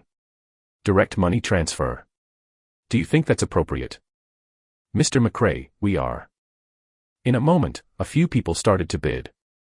In the next instant, the price was raised to 70 million. Meanwhile, looking at Swag and Hux who were surrounded, the two of them were shocked by the scene just now. When they arrived, they thought they could purchase the devil's wings. Looking at it now, they might not have enough money. Chapter 94, 5 Weapons. 5 Opportunities. Hux looked at Swag in confusion. President, I don't understand why these people would fight each other for a gold weapon. Is the first gold weapon that important? After all, in other games, weapons of the same value are only a few hundred yuan. This is already 100,000 times the price. Why is that? Hux was very confused at this moment. In his opinion, the first gold weapon was the same as the second. Hux was willing to use 10 times the price to use higher-level weapons in advance to farm monsters and increase his progress. However, it was impossible for Hux to buy a weapon with hundreds of thousands of times the price. Because it wasn't worth it. As long as they waited for a while, the price of this weapon would drop rapidly. Swag touched his chin and said, I know you don't understand. Do you think that those who use tens of millions to buy a weapon feel that they are idiots, people who have money but with no place to use it? Hux nodded. That's exactly what I thought. Swag continued, you're right to think this way, because you're not a businessman. You're a player. Players care about experience, and business capitalists care about profit. These businessmen and capitalists are much smarter than you think. Look at all of them. They're like idiots who spent more than 100,000 times the price to buy a weapon. That's just on the surface. Actually, what they bought wasn't the weapon itself, but something else the weapon brought them, like reputation. Because the weapon in McRae's hand is the first gold weapon. In Divine Domain, there are whiteboard weapons, black steel, bronze, silver, gold, platinum, epic, legendary, and mythical. From gold-grade weapons, there's value to compete. You have to remember that the reputation value of the first gold weapon is higher than the second platinum weapon. It's also higher than the second epic weapon. Just the reputation value of the second mythical weapon might not be as much as the first gold weapon. This is because most people have only heard of the first place and never remember second place. This is like how people remember that Mount Everest is the world's #1 peak. But most people won't know who the second peak is. Everyone knows that the Sahara Desert is the biggest desert. At that time, no one will know who the second desert is. Everyone knows Bolt is the fastest person in the world, but that second place is just a little slower from him. No one knows about him. Remember, only the first place will be remembered by others. As long as they obtain the Devil's Wings, they can use it to make a big deal out of it. Let everyone in Divine Domain know the existence of their guild. To showcase their strength and attract a large number of people to their guild. Don't think that it's very stupid of them to use tens of millions to buy a golden weapon. The benefits of this golden weapon are at least dozens of times the money. The first gold weapon, the first platinum weapon, the first epic weapon, the first legendary weapon, the first mythical weapon. There are only 5 weapons in total. 5 weapons are 5 chances to show their faces. Through these 5 chances, they will obtain even more things. There are only hundreds of millions of players in Divine Domain now, but on Earth, there are at least hundreds of billions of people. In the future, there will be tens of billions of people playing games. Sooner or later, more people will come to Divine Domain. The money spent now can be spent dozens of times less in the later stages. These businessmen are really smart. I see. President, I understand. Hux nodded thoughtfully. And just as the two of them were discussing, McRae, who was surrounded, was already annoyed. He opened the Devil's Wings behind him and flew into the sky. Then, he quickly went towards the city gate. As for the people in charge of the corporations who were discussing with McRae, they immediately chased after him when they saw him fly away. But how could they be faster than the flying McRae? Putting aside the speed, even if it was a large number of buildings, they had to keep jumping to cross them. McRae flew away under everyone's gaze. After McRae flew away, a large number of the company heads were still very indignant. But now, they really couldn't catch up. Just as everyone was thinking of how to find McRae, someone thought of a solution. That was to use the loudspeaker to continuously broadcast it throughout the entire beginner's area. The megaphone was a game tool that existed in every game. It could let people see your words through the broadcast. However, there was a limit to the megaphone. It could only be heard by one area of players. And if the other party wasn't willing to listen, they could directly block the loudspeaker. However, they had no choice but to do so. In the megaphone, distance was calculated. There was a 1-kilometer loudspeaker, a 10-kilometer one, and a 100-kilometer one. A 100-kilometer loudspeaker was 10,000 yuan per use. It was very expensive. However, in the eyes of those in charge, 10,000 wasn't a big deal. To them, this money was just money. It was not worth mentioning. Compared to being able to contact McRae, these were insignificant. The person in charge of the Pearl Group shouted at McRae through the 100-kilometer loudspeaker. Mr. McRae, I'm the person in charge of the Pearl Group. We can discuss the money to buy the Devil's Wings, as long as you ask. Once the person in charge shouted, everyone who was fighting monsters and doing missions turned to look at the sky. On the World Forum in Divine Domain, someone said, "Did you hear anything? I don't know if I'm hallucinating. I feel like there's someone talking in the sky. Did you just start the game?" This is a loudspeaker. It uses money to broadcast it so that everyone can hear it. From the sound of this loudspeaker, it seems like someone wants to buy the Devil's Wings in McRae's hand. Yes, this is it. I heard the word Devil's Wings just now. It should be this. How much do you think this Devil's Wings can be sold for? I think it's at most 1 million. In other games, level 30 gold weapons are basically at this price. Chapter 95, Yellow Tea Guild. 1 million. That's too little. After all, there are hundreds of millions of players in Divine Domain. I think it should be 2 million. No, I think it's 3 million. That's probably the price. It's impossible for it to be 3 million. After all, the one in Dragons and Magic that has been popular for 20 years is only 3 million. Although, Divine Domain does have plenty of potential, with a large number of new players coming over every day. But you have to know that at that time, it took a month for Dragons and Magic to spawn this gold weapon. And at that time, Dragons and Magic already had 1 billion players. Yet it's only 3 million. There are only a few 100 million people in Divine Domain now. It's good enough to have 2 million. If it can be bought in a week, I believe he can sell it for 3 million. If it appears in a month, he can sell for 5 million. Now, it's at most 2 million. On the World Forum, when everyone guessed that McRae's Devil's Wings could only buy 2 million yuan, the people who were looking for McRae suddenly reacted. Yeah, we can send a message to McRae through the megaphone.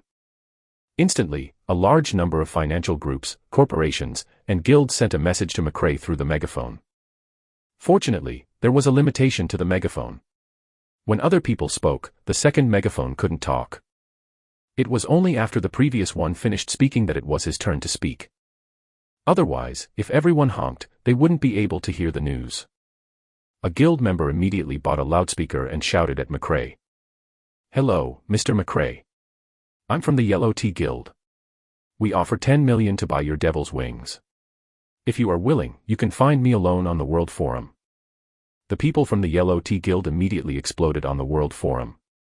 What? 10 million? Why is it so expensive? After all, even among dragons and magic, their golden weapon was only bought for 3 million. Why is this one in Divine Domain so expensive? 10 million is too expensive. This person directly killed the competition.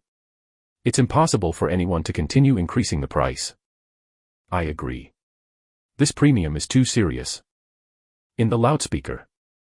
You want to buy the Devil's Wings for 10 million. You're dreaming.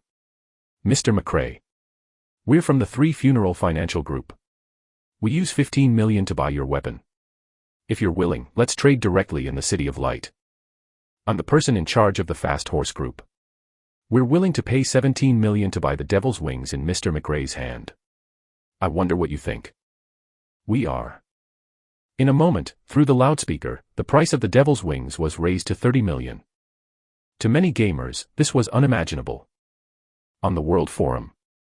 F***CK, this is 30 million. What? Isn't it just a level 30 gold weapon? Do they have money and nowhere to spend it? Don't tell me they're laundering money here.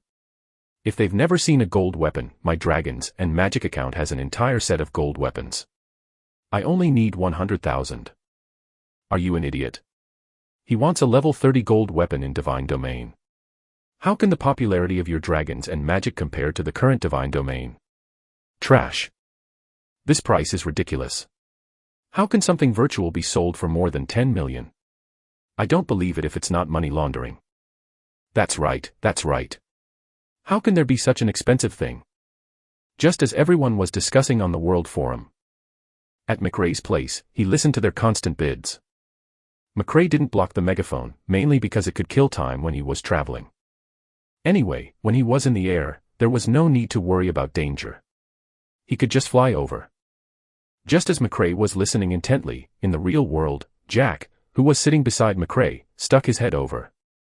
Just now, Jack was leveling up and fighting monsters alone, but he suddenly heard the sound of a loudspeaker. When he heard the second loudspeaker use 10 million to buy the Devil's Wings, he was shocked.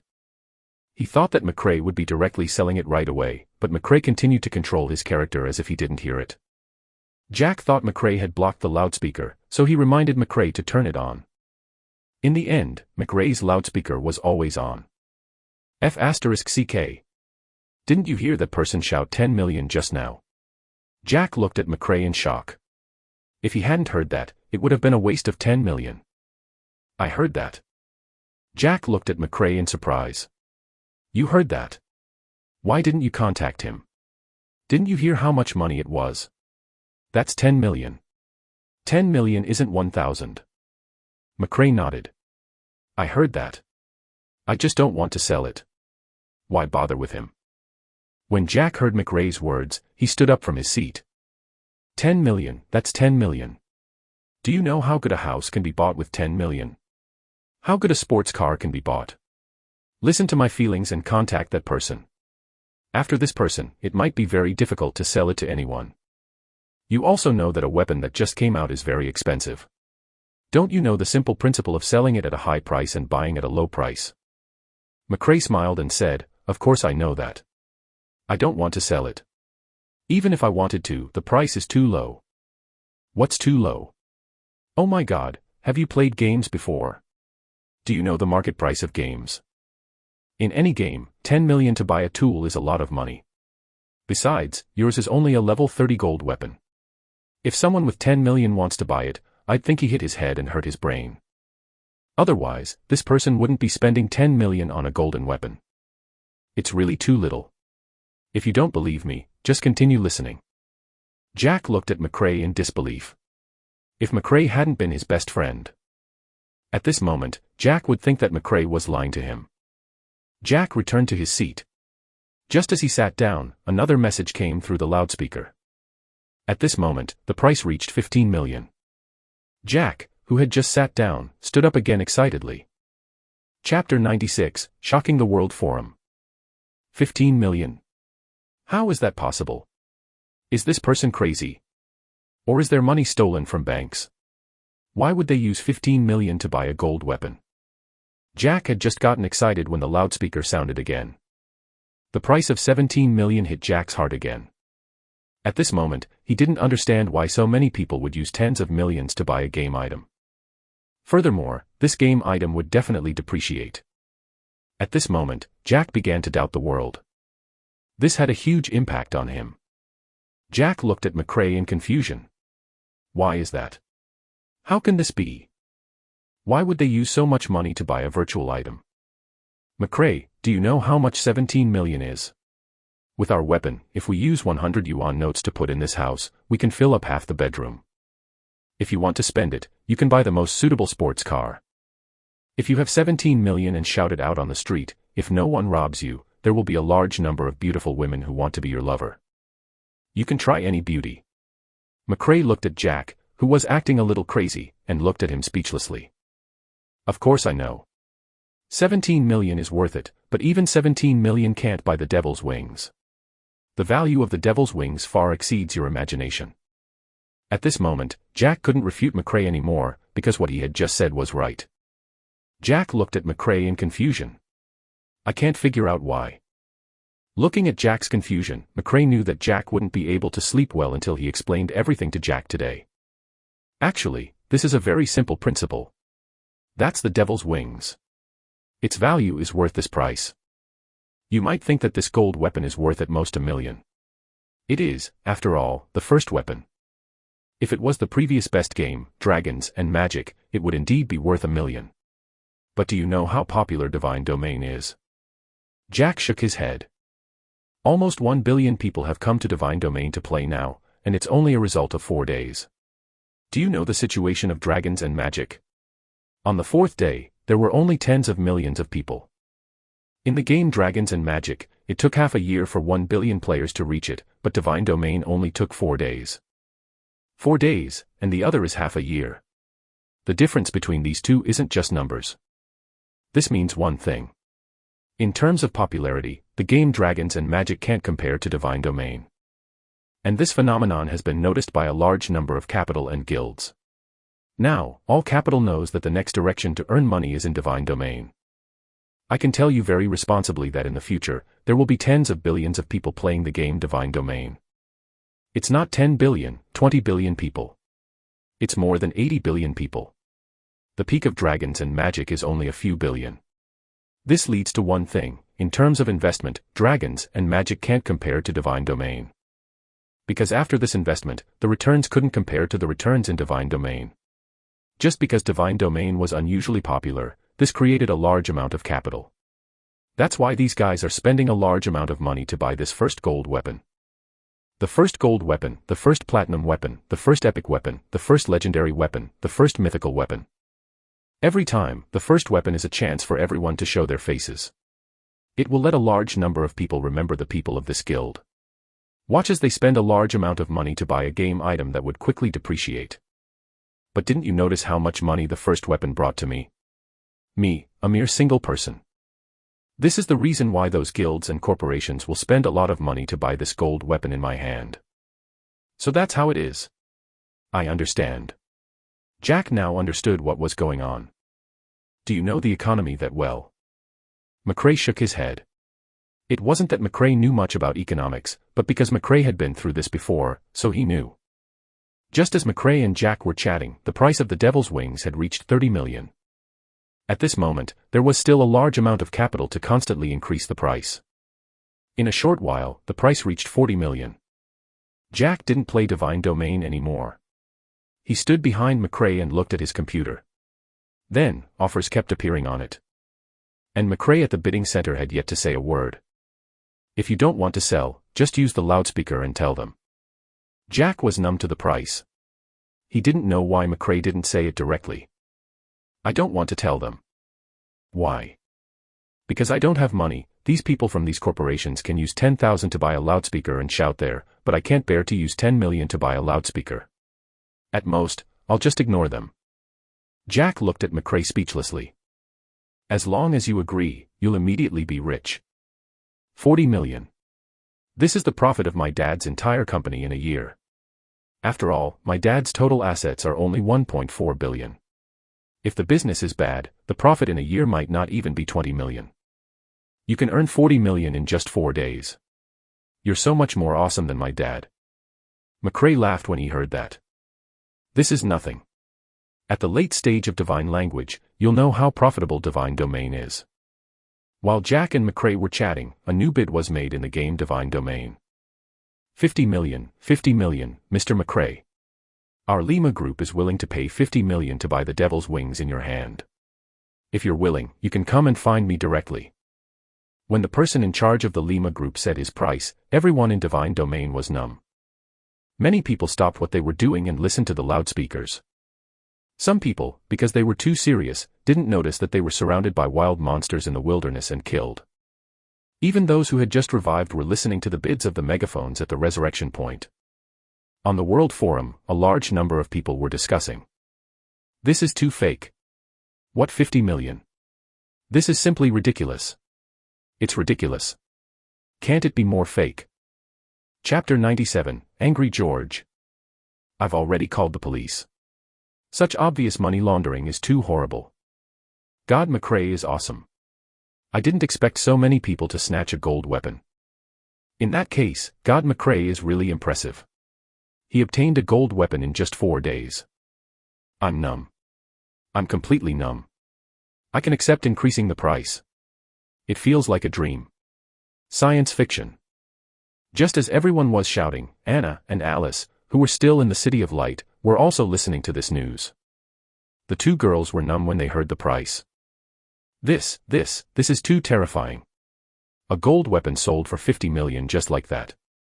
Anna, do you think God McRae will give you some money after he sells the Devil's Wings?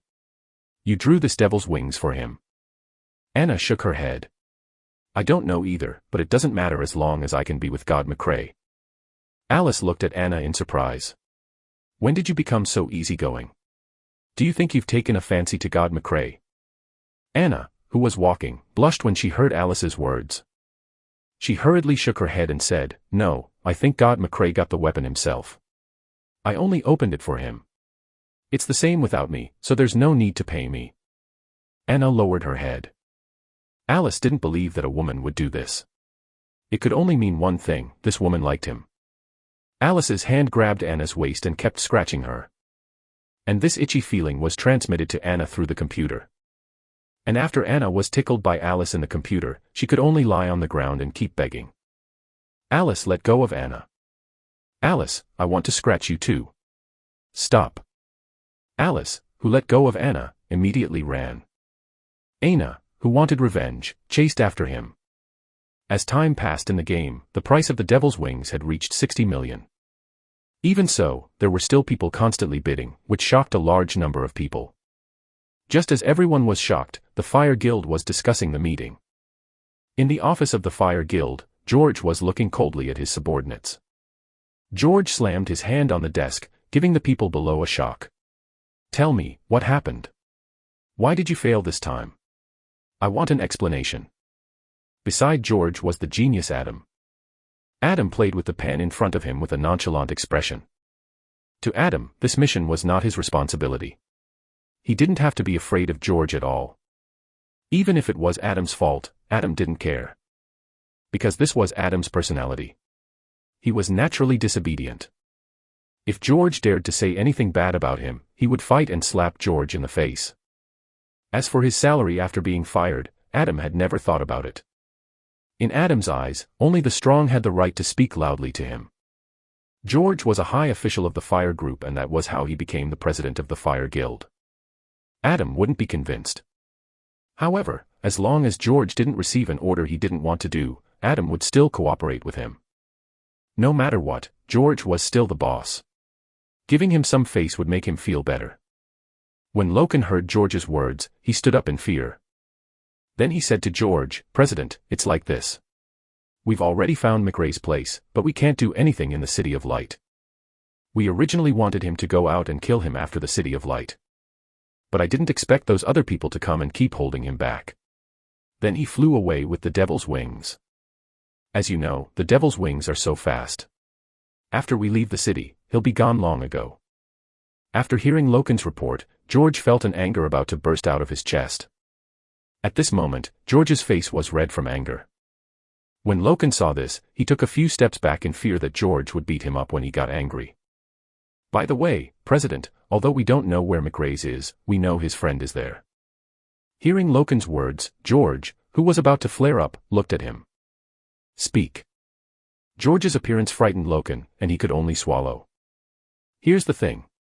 When we were scouting for information, we saw McRae often with two girls. I've checked on these two girls. They look like they just joined the McRae guild. However, the two of them just entered McRae's guild. McRae took one of them to farm monsters with him every day. We suspect that these two women have special feelings for him. It might even be a romantic one.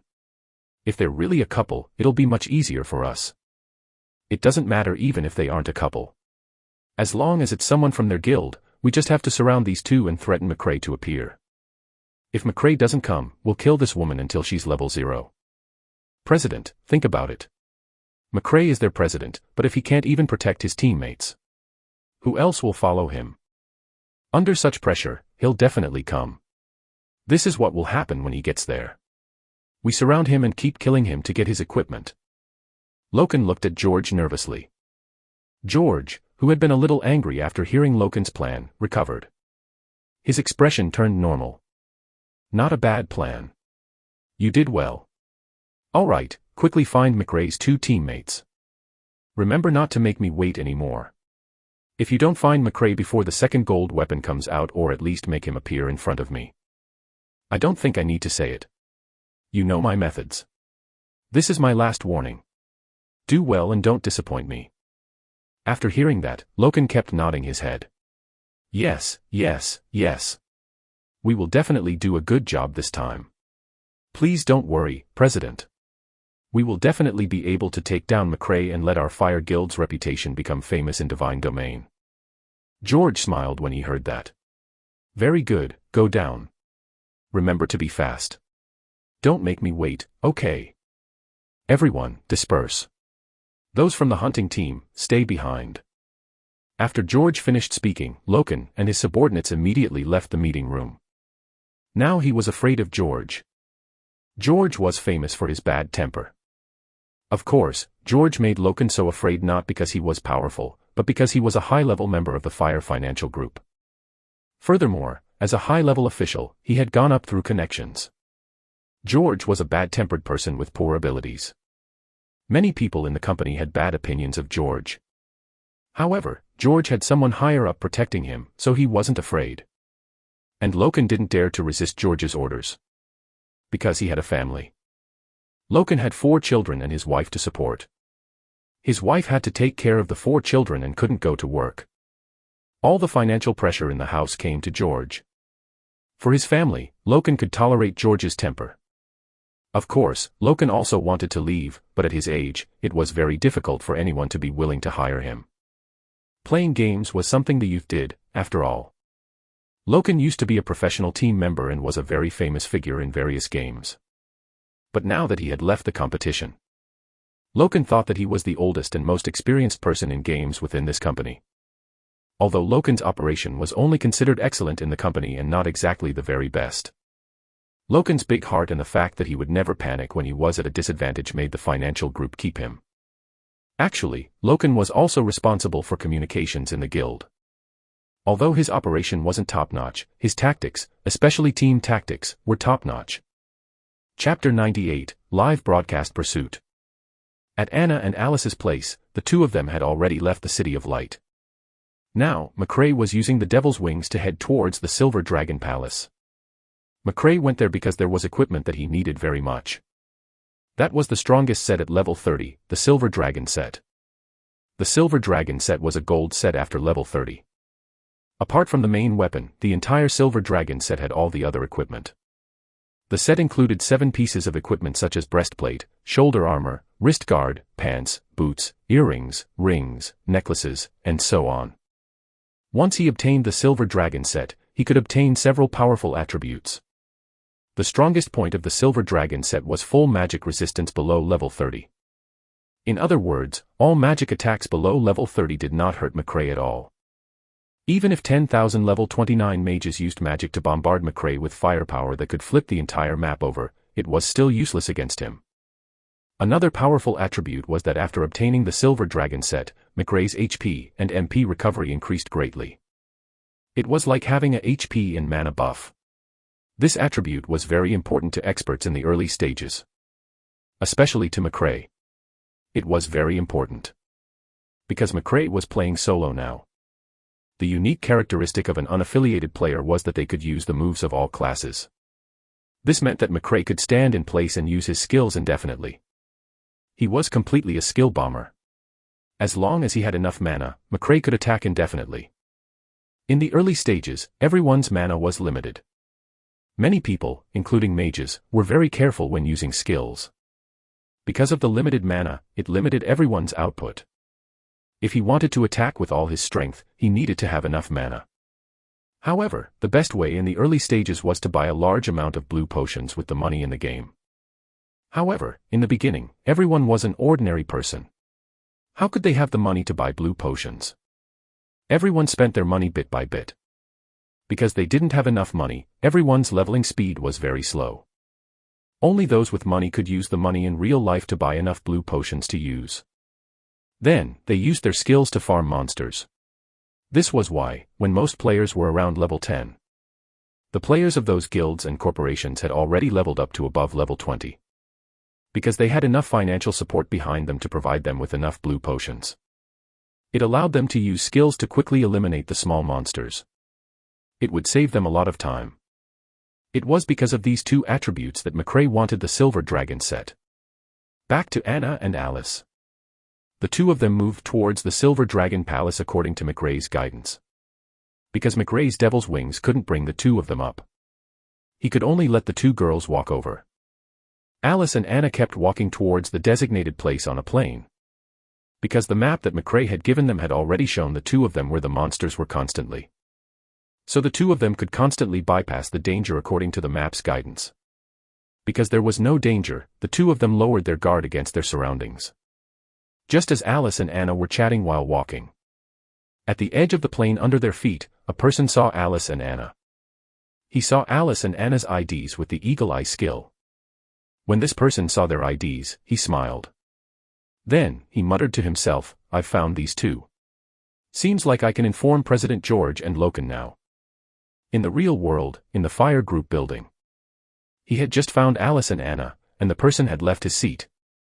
Then, he reported his news to George and Loken. In the office, George was sitting in a chair when he heard his subordinate's message. His originally serious face now revealed a long-lost smile. George looked at Loken and said, "Loken, set off. Have your men capture Angelina and the delicate thug. Then, use these two people as our hostages and lure McRae to the ambush location. Kill him as soon as he appears. In order to increase the effect of the show, I'll let someone stream the entire process of you killing McRae. Remember to kill McRae to level 0.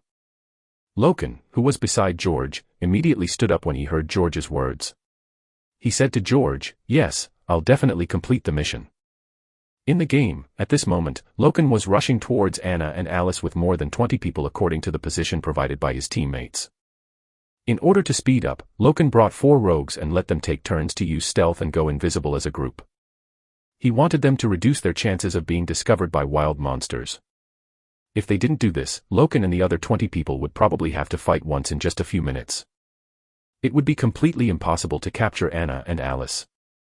And at Alice and Anna's place, the two of them had just left the plains and arrived at a forest. The two of them walked and listened to the different offers coming from the world loudspeaker. The price of the devil's wings had reached 70 million. Alice listened to the constant sounds above her head and sighed. My God, the price of a devil's wings has reached 70 million. I've never seen so much money in my life. Is it necessary for the devil's wings? Are they money printers or something, spending it like this? Alice complained as she walked. Actually, Alice was also a rich girl. She also had a few houses in her hands. With the monthly rent, he could earn 10,000 yuan a month. This was already a high-income person by normal standards. However, the bids today were all raised by tens of millions. They were constantly hyping up to buy the devil's wings.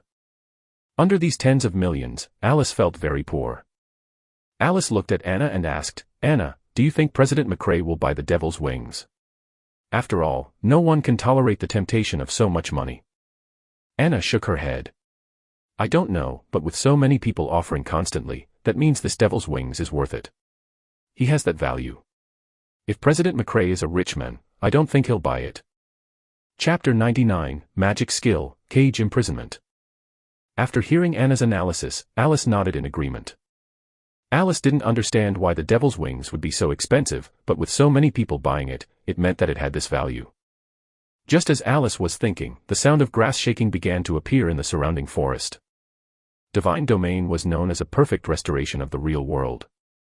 So when players touched the bushes, they would make a sound. When they moved, there would be the sound of footsteps. She heard something.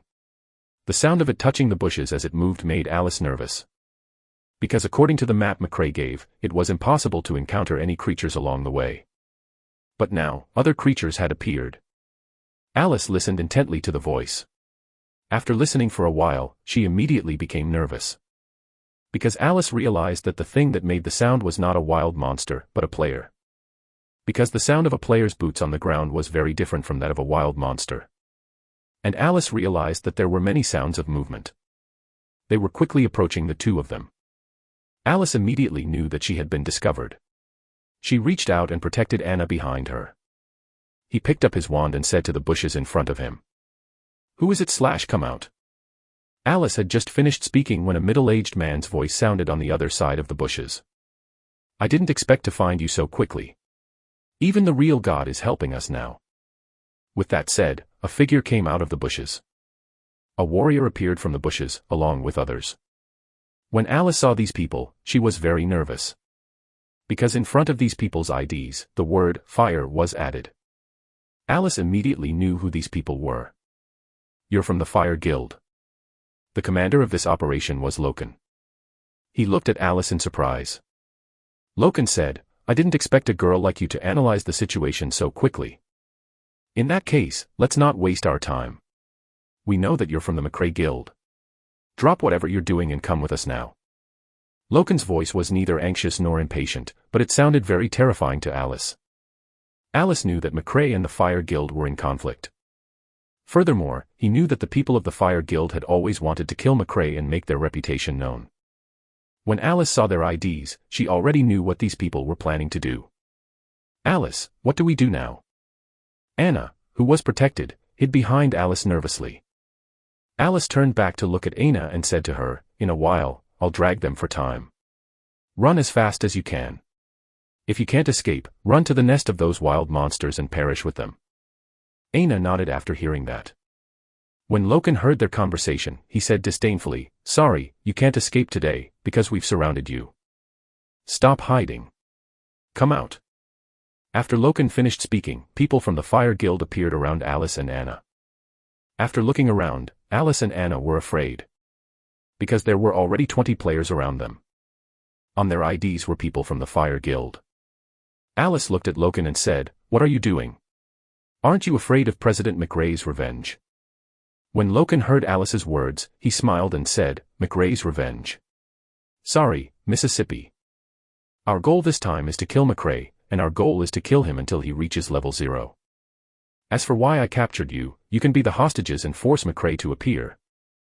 Ladies, come with us. When Alice heard Loken's answer, her face darkened. Alice had guessed what Loken was planning to do, but now that she heard it herself, the other party's answer gave her more despair. Alice's despair was not because she would be killed. She was afraid that McRae would come and save them. If McRae was in danger because of the two of them, Alice would be very sad. Alice knew that she couldn't be caught by the person in front of her at this time. Anna, run. Remember, even if you die, don't let them catch you. After saying that, Alice ran in a direction. When Anna heard that, she ran in the opposite direction from Alice. Loken looked at the two people who were about to run and didn't panic at all. Loken said to his subordinates, "Attack, capture those two." After his order was given, the two mages of the Fire Guild immediately took action. They had already prepared a skill for them. Magic skill, Cage Imprisonment. The skills of the two mages were activated. Then, two cages made of iron appeared in the sky. They quickly descended. The two mages directly predicted their position. Using the skill, they were able to accurately capture Anna and Alice. The cage that locked the two of them quickly shrank, and then became the height and the width of a person. Loken walked in front of Alice. Then he said to Alice, "As long as the two of you cooperate and get McRae to call me over, I'll ensure that nothing happens to the two of you." Alice looked at Loken angrily and said, "You want me to ambush President McRae? Dream on. I won't do it." Looking at the stubborn Alice, Loken said indifferently, "It doesn't matter if you don't have news from McRae. Anyway, I have a way to get McRae to call him over. However, let's see if McRae values the two of you. If he doesn't, it's useless." When Alice heard Loken's words, she thought for a moment and immediately said, "You want to use the loudspeaker to let President McRae hear your news?" Loken looked at Alice in admiration and then nodded. "I didn't expect you to be so smart to think of this idea so quickly." Hearing Loken's words, Alice was a little desperate. Alice didn't want McRae to come over now, but she secretly still did. Alice hoped McRae would come because she wanted to know if her status in McRae's heart was high. If McRae came over, it meant that he still cared about her. Chapter 100, Shocking the World Forum. Alice didn't want McRae to come over because, in Alice's opinion, there were at least 20 people from the Fire Guild in front of her. McRae was alone. No matter how strong he was, it was impossible for him to win against so many people. If McRae came, he might very well be killed by the members of the Fire Guild. As long as McRae died once, McRae's invincible image in the hearts of all Divine Domain players would be gone. When the time came for building a real guild at level 35, not many people would come. Thinking of this, Alice knew that she had to do something at this time. Alice calmly looked at Loken and said, "I think you're overestimating our position in McRae's heart. The two of us are just two very lousy rookies. Do you think McRae would risk it for two rookies?" After hearing Alice's words, Loken sneered and said, "Do you think we won't investigate him when we want to kill someone? Our people have long observed you since the two of you joined McRae's guild. McRae has been bringing the two of you to level up. There are only a few people in the current McRae guild. The only people who have such treatment are the two of you. But even if McRae doesn't come, it doesn't matter. We'll honk and keep saying he's afraid of us, the Fire Guild. Anyway, we've already achieved the effect." Alice's eyes looked at Loken. If her strength allowed it, Alice really wanted to kill this member of the Fire Guild. Loken ignored Alice. Loken bought a few megaphones and started broadcasting them in the world. The world's megaphone broadcast. "Hello, McRae. I'm from the Fire Guild. The members from your guild, Angelina and the Delicate Thug. We've captured both of them.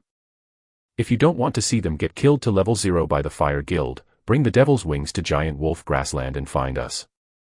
Let me warn you. We only have an hour. If you don't come over, we'll attack." When Alice and Anna heard Loken's announcement, they looked at him angrily. However, Loken looked indifferent. Loken's loudspeaker had only been released for a second when all the players of Divine Domain were shocked. In their eyes, McRae was so powerful now. It was a very bad idea to provoke him directly. On the World Forum, everyone exploded.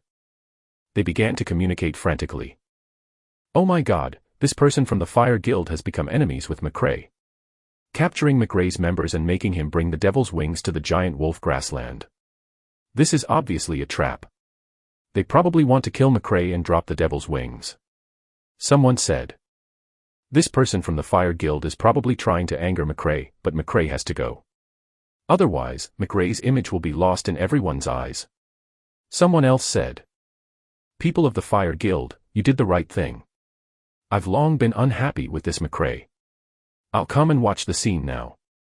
The giant wolf grassland, the closest place is the City of Light. I want to teleport there. The third person said enthusiastically. I want to go too. McRae's battle and the battle with the Fire Guild will definitely be very interesting. The fourth person said. Oh my god, it actually costs 2 silver coins to go to the City of Light. This is too expensive. However, in order to see this battle, I'm willing to spend this money. The third commenter said. In the City of Light, a large number of players arrived through the teleportation array. The City of Light, which could originally hold millions of players, suddenly became crowded. There were almost 1 billion players in Divine Domain.